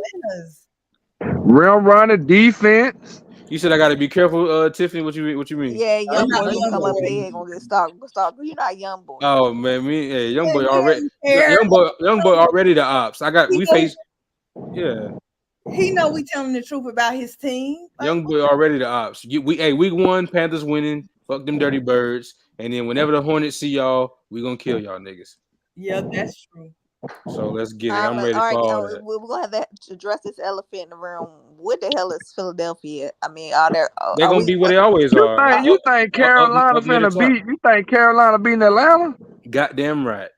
Boy, get out of here. Goddamn right, Bucko. Get out of here. So grab your Mountain Dew and enjoy the show. Cause it's going now that defense you got tough. That defense tough. But that offense is trash. Okay. You got rid of your best wide receiver. Okay. You ain't got no running game. Okay. We got the running back from the Eagles. I mean, he all right. You know what I'm saying? I ain't worried about that. We got Sanders. We got a young quarterback that everybody's saying is good between the ears and on the field. So who he throwing it to? Okay, hey, that's fine, bro. He throwing it to his rookie, Jonathan Mingo, and D Hop coming, nigga. So what's up, man? He was just in. You ain't getting no damn D Hop. Where you get that D Hop from? He was just in South Carolina. He was just in South Carolina yesterday. And putting D Hop want He was being cryptic too. Like, yeah, he know what's up, bro. He's from that area. He's from the area. For one, he's from the area, and then D Hop want to play for a contender, not a pretender. He want to play for a contender, not a pretender. He want to be close to home. No, but I'm gonna tell you, action. They saying they need a chance. The Patriots ain't no goddamn. That's what I'm saying, Lou. Right, exactly. What the fuck we talking about? The Patriots ain't no contender. He said that. Look at the young boy. He said DeJounte owns Paolo. Nah, he was just being extra. But nah, that was he did, little boy, that nigga. But still, Paolo nice. I don't give a damn what you talking about. That nigga 6'10". Hey Jared, he came in doing shit that only Brown was doing. That nigga. Jared, one more time out of you. I'm gonna time you out. I'm gonna time that pretending straight man. I ain't gonna say his name. Okay, Jared. I mean, Patrick Mahomes had Travis Kelce when he came in the game, so let's not do that. Patrick shit! Mahomes, I'm glad you said that. Because we got a tight end for my guy BY9. Nigga with the red hair. What's that nigga name? Y'all know I'm a casual with the football shit. Long hair, redhead nigga. Where he come from? Mel? Damn, was it the 49ers? Joey Kittle? No, they ain't got no Kittle there. We don't. No, they ain't got Kittle. Is it Gesicki? No. We got a tight end that's really good. That's all I know. He was on. Can't think of his name. Damn, bro. What team? What team? Hold on, I gotta search it up. Y'all know I'm a casual. Hold on. God damn, bro. Panthers. Hold on. I know the nigga fucking. All right, so what's bro name? Nigga, Jimmy Graham? Nah. No. We ain't going there. Jimmy Graham sitting at home. Oh, he got red hair. Yeah, he did have red hair. Yeah, he did dye his hair red. Oh boy. Y'all know who. Oh, Hayden Hurst. My bad. He from the Bengals. Hayden Hurst. Oh, y'all got. Oh, okay. We got a target for him, a big target for him to throw to. Hey, bro, come on, bro. We got the running back from the Eagles. We got Hayden Hurst. Hey, bro, he gonna be just fine, bro. He gonna be That's fine, out. bro. And then everybody. Ain't nothing about that solid. Cut the cow. Hey, Action Jackson, I got a question for you. So, I gotta be honest. Dak throws a lot of interceptions, right? I just want your thoughts, right? That's cap. I just wanted to know how many interceptions he's gonna throw this year. You know, he throwing. Yo, what buddy talking I'm about gonna in say the 8. comment section? What the fuck? I don't know. I say no more than 8. Hey, somebody sniped that nigga. What the hell going on? He on his Dion B's. said, yeah, Dion said. Dak is not Dak. This the most year he threw this many interceptions after having a broke hand, man. Come on now. He never threw this many interceptions. He is not no turnover machine. Yeah, Hayden Hurst is kind of trash. I don't know why you kind of brought that up, Bills. I'm sorry. That was kind of. Yeah. Hey, nigga, I'm trying to sell this shit, man. Come on, man. Yeah, hey, but I don't know why you. Hey, first of all, Action. I don't know why you come in at our quarterback. Shit, who the fuck the Dirty Birds got? I just talk shit. I'm a Cowboy fan. You know what I'm saying? I got I'm that. talking about them Dirty Birds. I'm talking about them Dirty Birds. Oh, y'all got them. They got what's the name? Yeah. Okay. Y'all ain't even getting out y'all division. But that run game crazy. Man, we gonna win 10 games, sis. Lou, hop on the bandwagon, bro, before it's too late. Nah, y'all AFC South and NFC South probably gonna be about the most trash division. Yeah, it is. Yeah, but we're gonna rise to the top of the bin. Y'all better than the Saints. That remains to be seen, but I know we're better than the Falcons though. Fuck them. They defense is about what and what. Quarterback, we don't know about Hills yet. They quarterbacks suck. Cause they got what's your boy Who, the Saint Derek Carr? Derek Carr. I mean, he's better. He might be better right now. He might be better than right now. He's the best quarterback in that division right now. Yeah, right now. Saying a lot, Lord have mercy. No, it ain't. Give it to about week 5. That should be changed. He ain't got nobody to throw the ball to. He got Chris Olave. He got somebody to throw the ball to. But the Saints still got a hellified defense though. Yeah, that's why I said that defense wasn't what, but he got a receiver to throw to. He got Chris Olave. I think Michael and Thomas. He a beast. I think Michael Thomas coming back. Man, he washed, man. He bullshit. Boy, hell no. Michael Thomas, that nigga the truth. No, he was the truth 3-4 years ago. I don't know what you been watching. I don't know what his mindset. Well, he ain't been playing. Well, he better. That's his fault. It don't take that long for that injury yet. Yeah, but you ain't. Hold on, you can't say he washed when you ain't seen him. Like show you he washed though. Like I saw him last year. He looked trash. But he only played like 3 games. Okay. Look at young boy. He look at him, Luke. He going, yeah. Look. Know what I'm saying? What you talking about? Hell, he looked horrible. He looked horrible. Dak looked horrible last year. No, he did. Yes, he did. He led the league. His numbers look just like and his numbers look just like Josh Allen. Josh Allen had more touchdowns. Now, Lou, I'm gonna say this: they gave Prescott all the smoke, but they ain't get us smoke to Josh Allen. I think he played worse. Josh Allen had more touchdowns though. No, I'm talking about in the playoffs. I'm talking about that Yeah, playoff. They he was got the off. better he got the better surrounding cast too. Well, he got Daniel Knox and Stephon Diggs.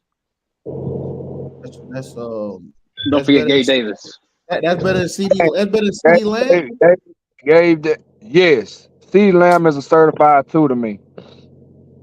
That's my team. He ain't no, but his ceiling to me is Reggie Wayne. It ain't he not no Dez to me. Like Dez was like that dog. Like he ain't no Dez to me. That's my team. To me, a certified two. I think we got a bunch of twos and a three. You see bees? Look. What is that? I love my Cowboys. I mean, but that's what it is. That's why I wanted OBJ and I wanted D Hop, but they ain't make it happen. Jerry Jones on that shit. But it is what it is. Nigga, if this was Brandon, they would have been plastering shit all over the place, man. That's some bullshit. See, when he was doing, when he had them little quotes, niggas was laughing at. They every outlet reposted it. Now this one nigga when we talking about. I didn't really know what I was doing out there on the court, but I'm trying to learn. Nigga, if that was Miller, bro, that shit would have been everywhere. Yeah, no, that's what I'm saying, bro. I'm This is something I've noticed too. It's already built-in excuses for Victor. I'm starting to keep that. Like, it's getting to the point where, like, man, I'm giving them 7, 8, 20 years. I'm like, God damn. Hey, you know what? I was watching the game the whole time, and the thing I was noticing, because through most of the game, Brandon was playing better than him. It didn't matter, bro. Like Brandon had a fast break dunk. They didn't do the replay. They was just talking about him, and I get it. I knew that going into the game. He's the number one pick. He's the generational superstar potential guy. But it's like, damn, that shit nasty, bro. Like, watching that whole shit, I didn't hear Doris Burke say shit positive about Brandon Miller, and she was just like running in for. That's just what come with it. I mean, hey, he earned that. Maybe somebody can correct me, but I did not hear her say shit positive about Brandon and everything she was saying positive for Victor. About the other dude. That's their job though. They gotta hype up the next. Yeah, but that was a dumb comment though.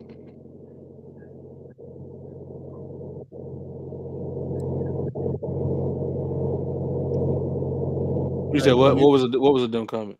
What was a dumb comment? What Victor made? Oh, he said. No, what was the comment again? What did he say? He was being honest. Shit. He said he know what he would. He said he would know what he was doing out there, but he trying to learn. He don't know. I didn't really know what I was doing on the court, but I'm trying to learn. You know what I'm saying? Because it's a new style of play or whatever. I can use context, but I'm gonna choose not to because just for the narrative. Yeah, but still, I know though, like you gotta have like your PR gotta like you need some like. Don't go out and say that again. Well, you also got to remember English is his second language, so getting the point across probably would have been better if it was French. But no, still, I know what you're saying. He could have said, "Yeah, I'm just out there trying to figure it out. I haven't played this style." Jerry, how you gonna say that Maine is way better than Miller? But that nigga had a trash game. I mean, I'll give him the better than him, like in terms of like off the rip. Yeah, he got that, but that means that when the other person is performing, you got to highlight it too. They was not doing that shit because Brandon had 8 rebounds. He was he the best point guard on the floor, sadly, because they didn't fucking provide him with one on the roster. So he the one out there trying to make plays. Niggas looking him off when he the best shooter on the team. That's why I said that nigga better than me, bro. That shit crazy. Hey, man, listen. Hey, Victor might not get rookie of the year. No, that's facts. It's his to lose, but hey, shit. If Scoot get the go ahead with no Dame, he might get that motherfucker because he gonna get easy buckets. That shit crazy. That nigga, yeah. Because if Dame is really gone, Scoot gonna have carte blanche. It's gonna be over. Like he Who gonna stop him from taking as many shots as he want? He ain't gonna have to play behind Dame because Brandon gonna have to play behind whoever there for a while. Wemby not playing behind nobody, and Chet not playing behind nobody. So Brandon's out of it unless he's the only one healthy. And even then, Yeah, you right about that. Because if you look at the guards, like he bigger than most guards. Like he can average 20 if Dame gone. Man, we done seen Wembanyama's skill set. It's Kristaps Porzingis. What are you talking about? We done seen that shit before. No, I'm talking about Scoop. No, I'm talking to Jared in the chat. Oh, okay. My bad. No, but you're right though. I mean, that's what I was saying, man. Scoop could be going for that rookie of the year. This ain't no facts. You know when that Dame trade go through, he gonna have the reins. Yeah, exactly. And Wemby act like he say he don't know what's going on. So shit, hell. And I think Scoot the most NBA ready as well. So I mean, I think hey, I don't think Brandon Miller gonna get it. Not because no, hell no, yeah, he not because he first of all he gonna come off the bench for one. Yeah, I was about to say not because it's because where he's going to. And Scoot would have came off the bench too if Dame was staying. But so yeah, Brandon's gonna come off the bench for most of the year because Hayward is better. Why you think that? Why? Well, okay, I'm using history and logic. So history, LaMelo came off the bench until February, so that's number one. And Steve Clifford loved Rozier, so if Rozier's still here, he's starting. And if Hayward's still here, Hayward is at this current moment. Hayward is a better NBA small forward than Brandon. It's just factual because Brandon hasn't done it yet. So Hayward would be starting over him. So Brandon not starting yet, unless both of them niggas get moved. But if not, Brandon not starting yet. So his touch is gonna be limited. All that off the dribble stuff that he can do, I don't think he's gonna get a bunch of those opportunities. It's gonna be catch and shoot, which he's great at. But all that cooking, I don't know if he's gonna be able to do all that early.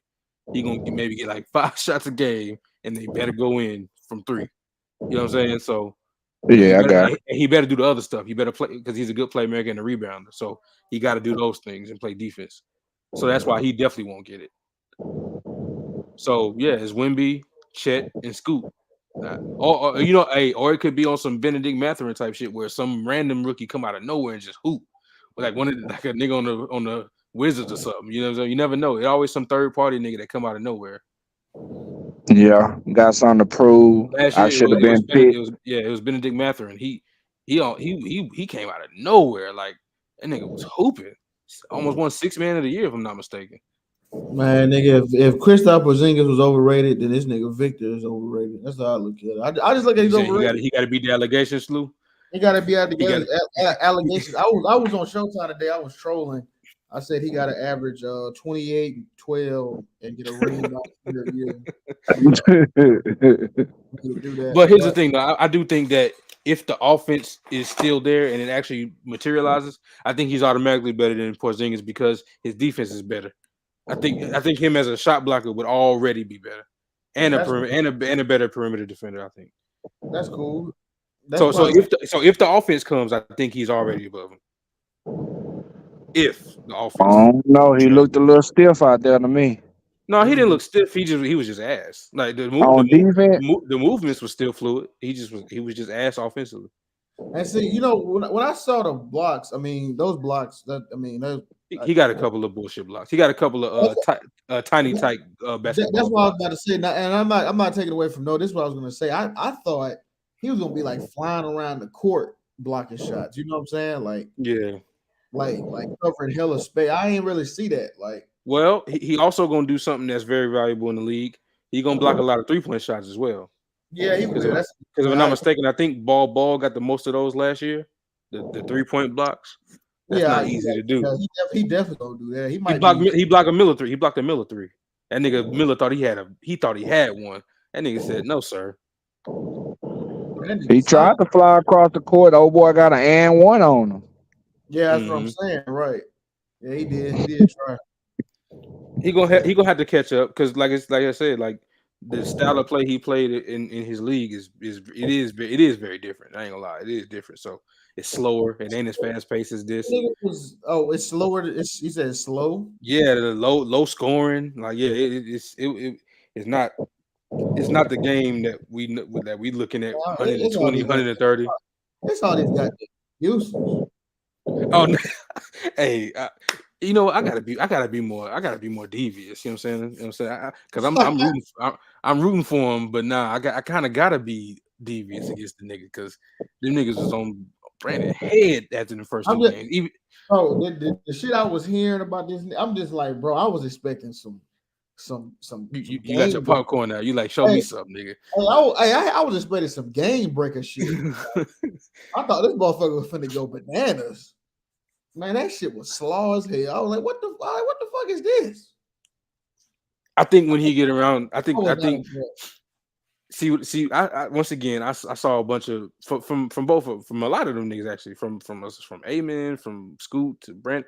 I saw NBA stuff that I like. Now, what does NBA things do when you get to the NBA with actual NBA players? They improve. When Miller get next to LaMelo, oh my god, bro, nigga, he ain't looking him off and not seeing him when he wide open. LaMelo gonna see him. He gonna pass it to him when he's wide the fuck open. Unlike these niggas on this team that's trying to make a squad. You know what I'm saying? Like it's just different. It's a different brand of basketball that's gonna be being played. Yeah, I'm just saying, how you can't be 7-4 and don't get a double on your first. I'm just sorry. Hey, Miller had one. That's what I'm saying. Like he got cooked. He was got to getting cooked, bro. And like, got 16 and 11. What you gonna do, man? Bro, I'm telling you, bro. It's like people who are high on him, like Action Jackson and Jared. I'm high on him too, so I'll fall into that category. Well, most people who had him high coming in like that, they making excuses like, "Well, this is the first game." All right, I bet you Brandon, but these same motherfuckers were cooking Brandon Miller first game, and he had 18. Brandon Miller, they was laughing and giggling when Brandon Miller was shitty and all that. But now it's the first game. No, you're right. That's facts. You ain't told not one lie. That is what they was doing. They didn't care about the context or nothing. They was just like, MJ stupid. Y'all niggas, look what y'all picked. And then the timeline when Scoot played, nigga, the timeline that I had to put my phone down when Scoot was playing and he scored 13 in the first quarter. The timeline was, oh my god, I couldn't read that stuff. Hey Jerry, real talk, Jerry, you a trash ass nigga, bro. For real, Jerry. I'm gonna be honest. Like Jerry, you make me want to fight, bro. Because like you so disgusting with this shit, bro. Like, all right, fellas, I'm finna get up out of here, man. Catch y'all on next. All right, that's Jackson. Salute. Hey, facts, facts, Dre. It's Miller time. Let's go. But this is why I say, Jerry. Why I say you be trash with this shit, bro. You was just cooking Brandon Miller, bro. You was just. Oh, he was. Bro, I'm gonna find. Lord. He was just going, bro. I've heard on the stream he was saying he was cooking Brandon Miller shit, right? But then now it's Wemby can make rookie mistakes. You see what I'm saying, bro?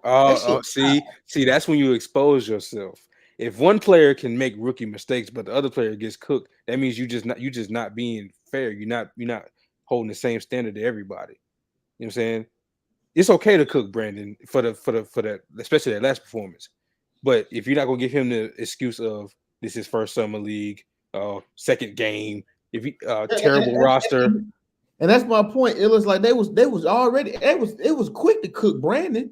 Yeah, they you know was. What I'm saying? Miller getting fried off rip. It's acceptable. But this motherfucker 7-4 and get a double and was out there getting baked, fried, sauteed, sizzled, and then y'all let me 5 blocks like that's supposed to be something. And this nigga was what? Wasn't he like what? 1 for 7 from the field or some shit like that. At first, throughout most of the game, yeah. Yeah, and I watched it. He was hitting the side of the backboard on threes, the air ball and shit. I'm like, he sure did. So hey, look. So if that was Brandon, that's what I'm saying. That shit crazy, bro. It's already baked in excuse. That's why I say, Jerry, you trash for that.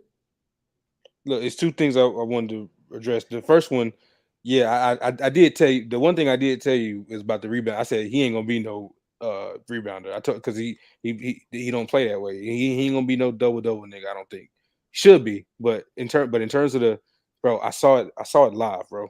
When Brandon Miller's first 2 games, he besides the fouls his first, he was doing other things. Now, here's the issue with it. When Wemby was doing other things, they were enamored Like they didn't care about the 1 for 7. It was, oh my God, look at the recovery. Oh my God, look at the playmaking. Miller was the best point guard on the floor when he only attempted 2 shots the whole game and only scored 6. He was dotting niggas up, even when they didn't score. He was getting rebounds, pushing the pace. He was doing all of those things. But oh my God, he's shitty. He ain't it was such a different tone, even from the commentators. Like they was like, yeah, I would like to see him be more aggressive. Like 2 shots, yeah, that was bad. But when at Wemby, you talk about all the other things he did instead of talking about what he didn't do. You talked about what he did do. But for Miller, it was all, oh man, I don't know, man. He got to be more aggressive, nigga. What about the rebounds? What about the assists? What about the it's shaky, and I don't like that. You got to be the same how you are with these players, bro. You got to, man. And Jared, you don't keep the same energy, Jared. That nigga was cooking Brandon, but giving Wemby excuses. I ain't even know that. Did you not, Jared? Jared, was you not saying Brandon Miller was trash? Or you said something like he was better? You said something like Victor was better. Which I agree with that. But if you was cooking Miller, if you weren't giving him the look at these excuses, he's literally a baby in the NBA. It's gonna take some time. Like, come on, bro. I don't know I doubt if you was giving Miller that grace. I doubt it. Yeah, highly doubt it.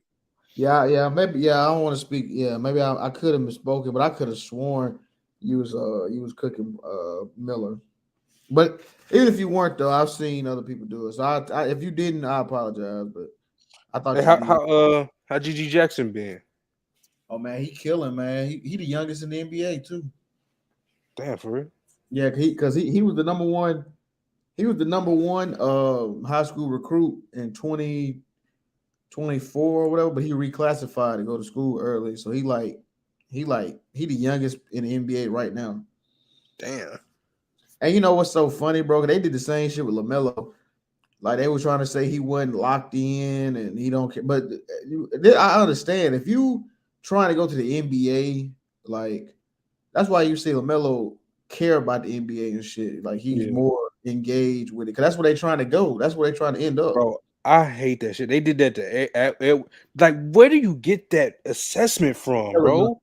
I knew it. I knew you said. See, I knew I wasn't crazy. I knew you said you was like cooking Miller before. I remember that. Jay, I remember you was cooking Miller. Yeah, but those are obvious take. But both of those individuals were viewed as better than him going into the draft. So, okay, but are you going to give his horrific first game?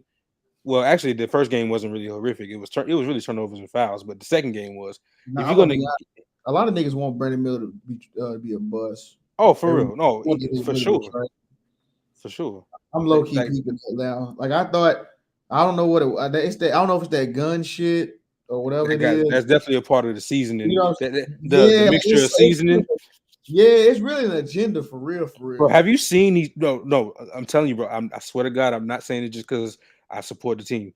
These fucking outlets that report on, stats or what, when they report such and such stats tonight, bro. The stuff they was posting for him versus what they was posting for other people. They wasn't posting his counting stat. They was like 6 fouls, 0 for this. Even when other niggas was bad too, they posted what they did good. I'm like, yo, y'all niggas are nasty. I've seen it. I muted Legion Hoops. Legion Hoops was one of them. Oh, like, I blocked them. I've been had them off my shit. I was like, yo, y'all niggas are nasty, bro. And they doing it for engagement because they know that's what the people want. Them niggas are truly disgusting. That shit ill, bro. That shit bad, bro. I might have to watch this Houston and Portland game. Did you watch? Oh yeah, that shit was going up. That was really the main course. Shit. Yeah, because I got caught up watching that bullshit, and I was like, I was so disgusted. That nigga Scoot came out. Man, that nigga scored 13 in the first quarter, bro. That nigga first shot of the game, pull up midi. Yop came down, another one. Then he hit a 3, got to the rack. Yo, that nigga, I was like, God damn, bro. For like 2 seconds, I was in my feelings. I was like, come on, Mitch. But I got over it. You know what I'm saying? But yeah, he that nigga nice, bro. Ain't really nothing else to it. And a man is nice too. That nigga, 6'7" point guard, he tough. He tough. Yeah, because I was sure thinking, I'm like, yeah, because Amin was the 4th pick, right? What did Cam go? Houston. No, what number? Oh, 20. Yeah, that shit. Yeah. That's a man. Them niggas lucked into that. That nigga, yo, him going 20 is them. A lot of them teams gonna look back on that like, damn, we fucked up. That nigga was viewed as like a top 5, top 6 pick. Yeah, that's what I'm saying. Like that's what they were saying about G.G. Jackson. They was like, man, that's a steal of the draft. But same with Cam Whitmore too, though. Cam and who else? Somebody well, Imani Bates, they already cooking his Yeah.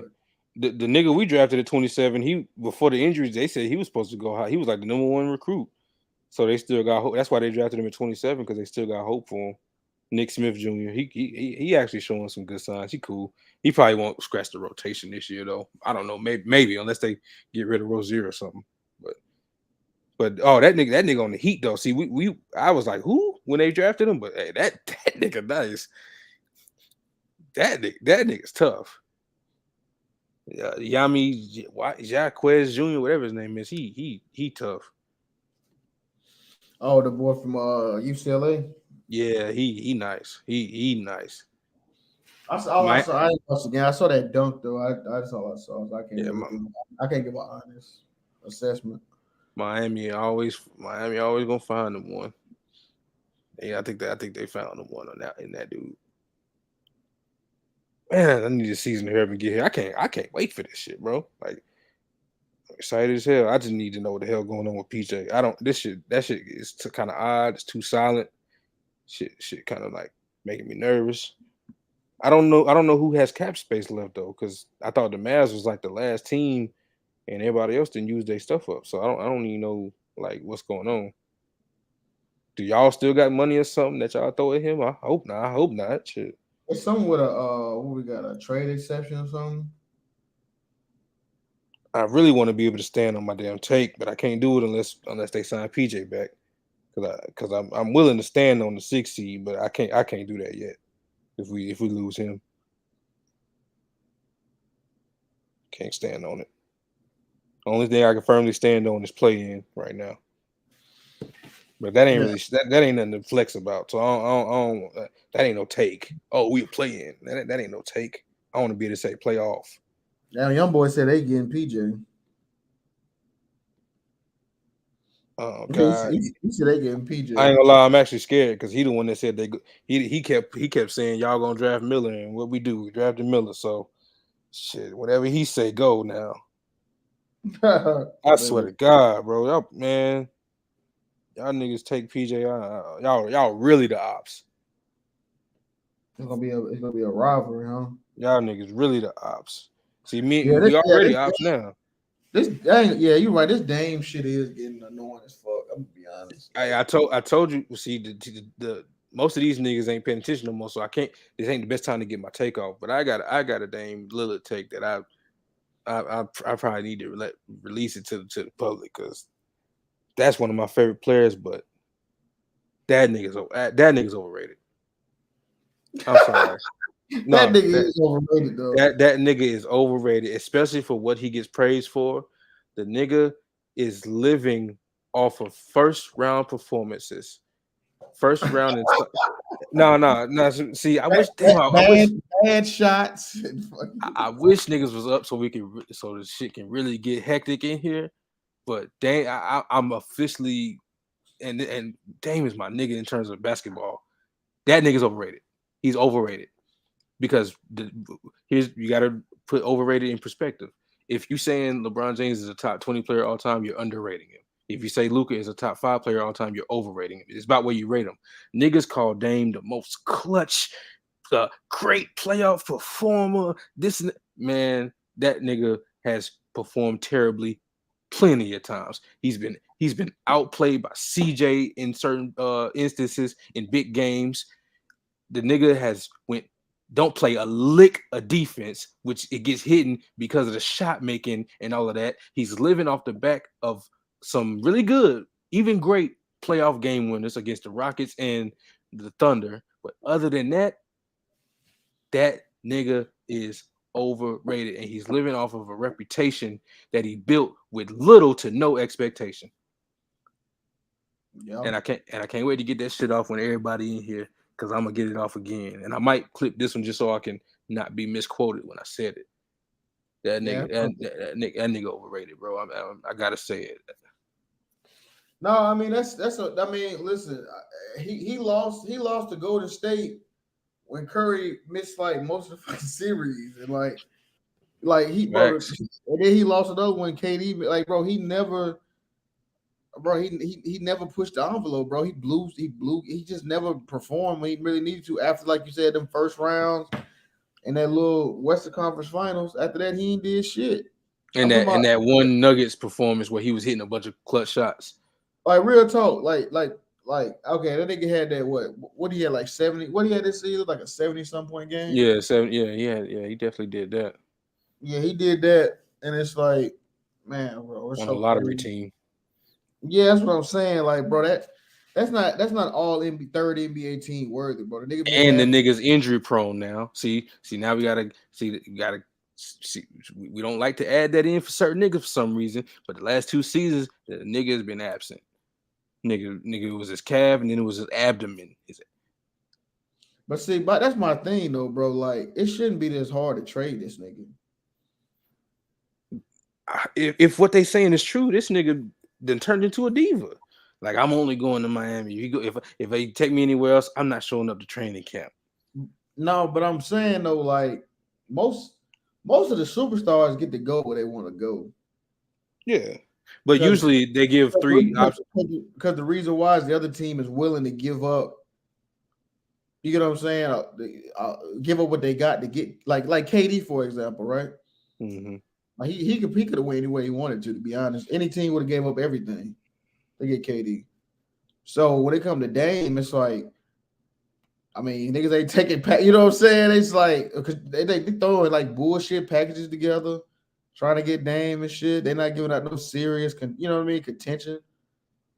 Yeah, that's because Pat saying he not getting fleeced. That's what that's about. Well, yeah, that's true. Man, you better send. Well, that's the thing. A lot of niggas don't want Tyler, so I'm about to say you got to send Tyler. But here's my point though. All right, if it was KD, would Pat throw in Bam? Damn, that's a good question. I think. I think Sean would have a better feel. But if KD wanted to go to Miami, I think they would have threw in Bam. So that's my point. Though. See, they're not. You know what I'm saying? Like they want Bam a part of. You know what I'm saying? Like if it was like Embiid or Jokic, they'd throw Bam in there, right? Of course, yeah. You see what I'm saying? So without hesitation, I think, yeah. Right. So it's like since they're not doing that, it's like, you know, they making it to where no, we need Bam and Jimmy Butler with Dame, or they gonna work type shit. But you see what I'm saying? But like with the Suns here, they gave up Mikal, Cam, all that shit for KD. They was like, we'll run it with, you know what I'm saying? We'll run it with. Well. No. Let's be real. Dame ain't that. Dame isn't that much of a needle mover to where you can say, exactly. okay, you can swap him and Bam, and it's him and Jimmy. Then that team ain't, man. No, you need him, Jimmy, and Bam. Exactly. You see what I'm saying? So that just builds to your point that he is overrated. Yeah, exactly. And they don't want Tyler Hero, but that's my point. If it was KD, they'll throw Tyler Hero and Bam.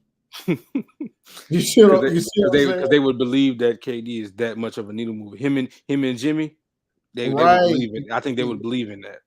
Or shit, probably. Well, I don't know. I ain't gonna say that. I was gonna say maybe Kyrie. I don't know, maybe not.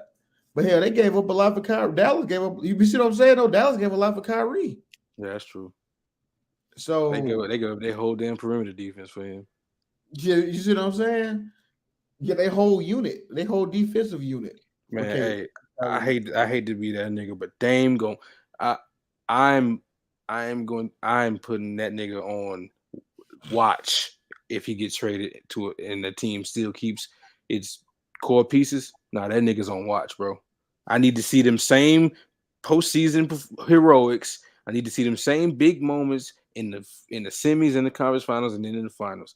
Because he living off of one round multiple times. He's living off multiple first round performances. And niggas don't care about the fact that he got swept by the AD Pelicans. Like they don't care about none of that. They don't care about the 4 of 18 shooting in big playoff moments. They just like to pick and choose because he waved some niggas off in the first round. And nah, Dame on the clock, bro. Yeah, he waved some niggas off in the first round. He hit that shot over Paul George, which it was a bad shot. No, that shit was great. That shit was a legendary moment. But he's living off of that, and niggas talk about him like he just this cold-blooded. Okay, bro, we gonna see. That Dame time, it ain't been Dame time in 7 years. We gonna see. We gonna fucking see. That's why I wanted to happen because we gonna see. We're gonna see why you've been so adamant about staying in Portland. I don't think it's for the reason he say it is. I think it's because he realized if he actually had a chance to win, the expectation would be, oh, you Dame? Oh yeah, y'all winning. I don't think he want that. No, I don't think he want that expectation of, oh, Dame coming? Oh, we're winning. Right. Let's see, 6th pick. Yeah, I mean, yeah, I'm with you on that. I don't know what the hell you be talking about, Jared. Like, I just this should be giving me a headache reading your comments. He said the question. Lowry got a expiring contract, so that I'm sure he's at the deal. Hey, Sean said they don't want to get rid of Martin. I don't blame him. I still believe in the other twin. He just got hurt, so they want to keep Martin and Bam. God damn, you got to come off of somebody. You got to come off one of them. That shit ain't gonna work, bro. Or just load up on some picks, I guess, or something. But no, they said they want a star player in return. Yeah, I mean they don't want no Tyler Hero or Duncan Robinson. They said they have no interest in that nigga Tyler Hero. Niggas was on the TL, bro. See, this is when, oh my God, they was on the TL. I understood the Anthony and LaMelo. That's always gonna happen. Niggas was saying that Tyler better than LaMelo. I said, all right, see. Oh my God, bro. I had to mute them niggas. I'm sorry. They was talking about what? They said they was talking about Tyler was better than LaMelo. I was like, all right, bro. Tyler. Yeah, I understood. Yeah, I understood the Anthony Edwards stuff. That see, at least that's warranted. But Tyler Hero, my nigga, come on, bro. What are we talking about? Were they in the same draft? Damn, when was Tyler Hero drafted? Because I know Ant and them, that was the COVID year, so that was 2020. So 2020, 2021. So yeah, when was Tyler Hero drafted? No, he was drafted with Ja. Oh, okay. The year before. Yo, Jared, what the fuck you be on? Bro, I'm telling you, bro, I hate reading Jared comments, bro. Like that shit. They just make me lose brain cells sometimes. That shit be. I hate reading Jared comments. That shit be, and then you in a panel, you read them shit, you like, oh my God, bro. And it's like you want to ignore it, but it be so bad you gotta say it. Yeah, it's like you like look at this, bro. All right, bro. LeBron and KD always stack the decks to try to win. When you constantly stack teams, it's impossible. Oh my God. All right, Ticket Thomas. Yeah, bro. Just go to bed, Jared. Just go to bed. Matter of fact, we shut it down. Yeah, exactly. Matter of fact, we all going to bed. We shutting this shit down. All right, man. Y'all salute, man. We'll catch y'all on the next. All right, Lou.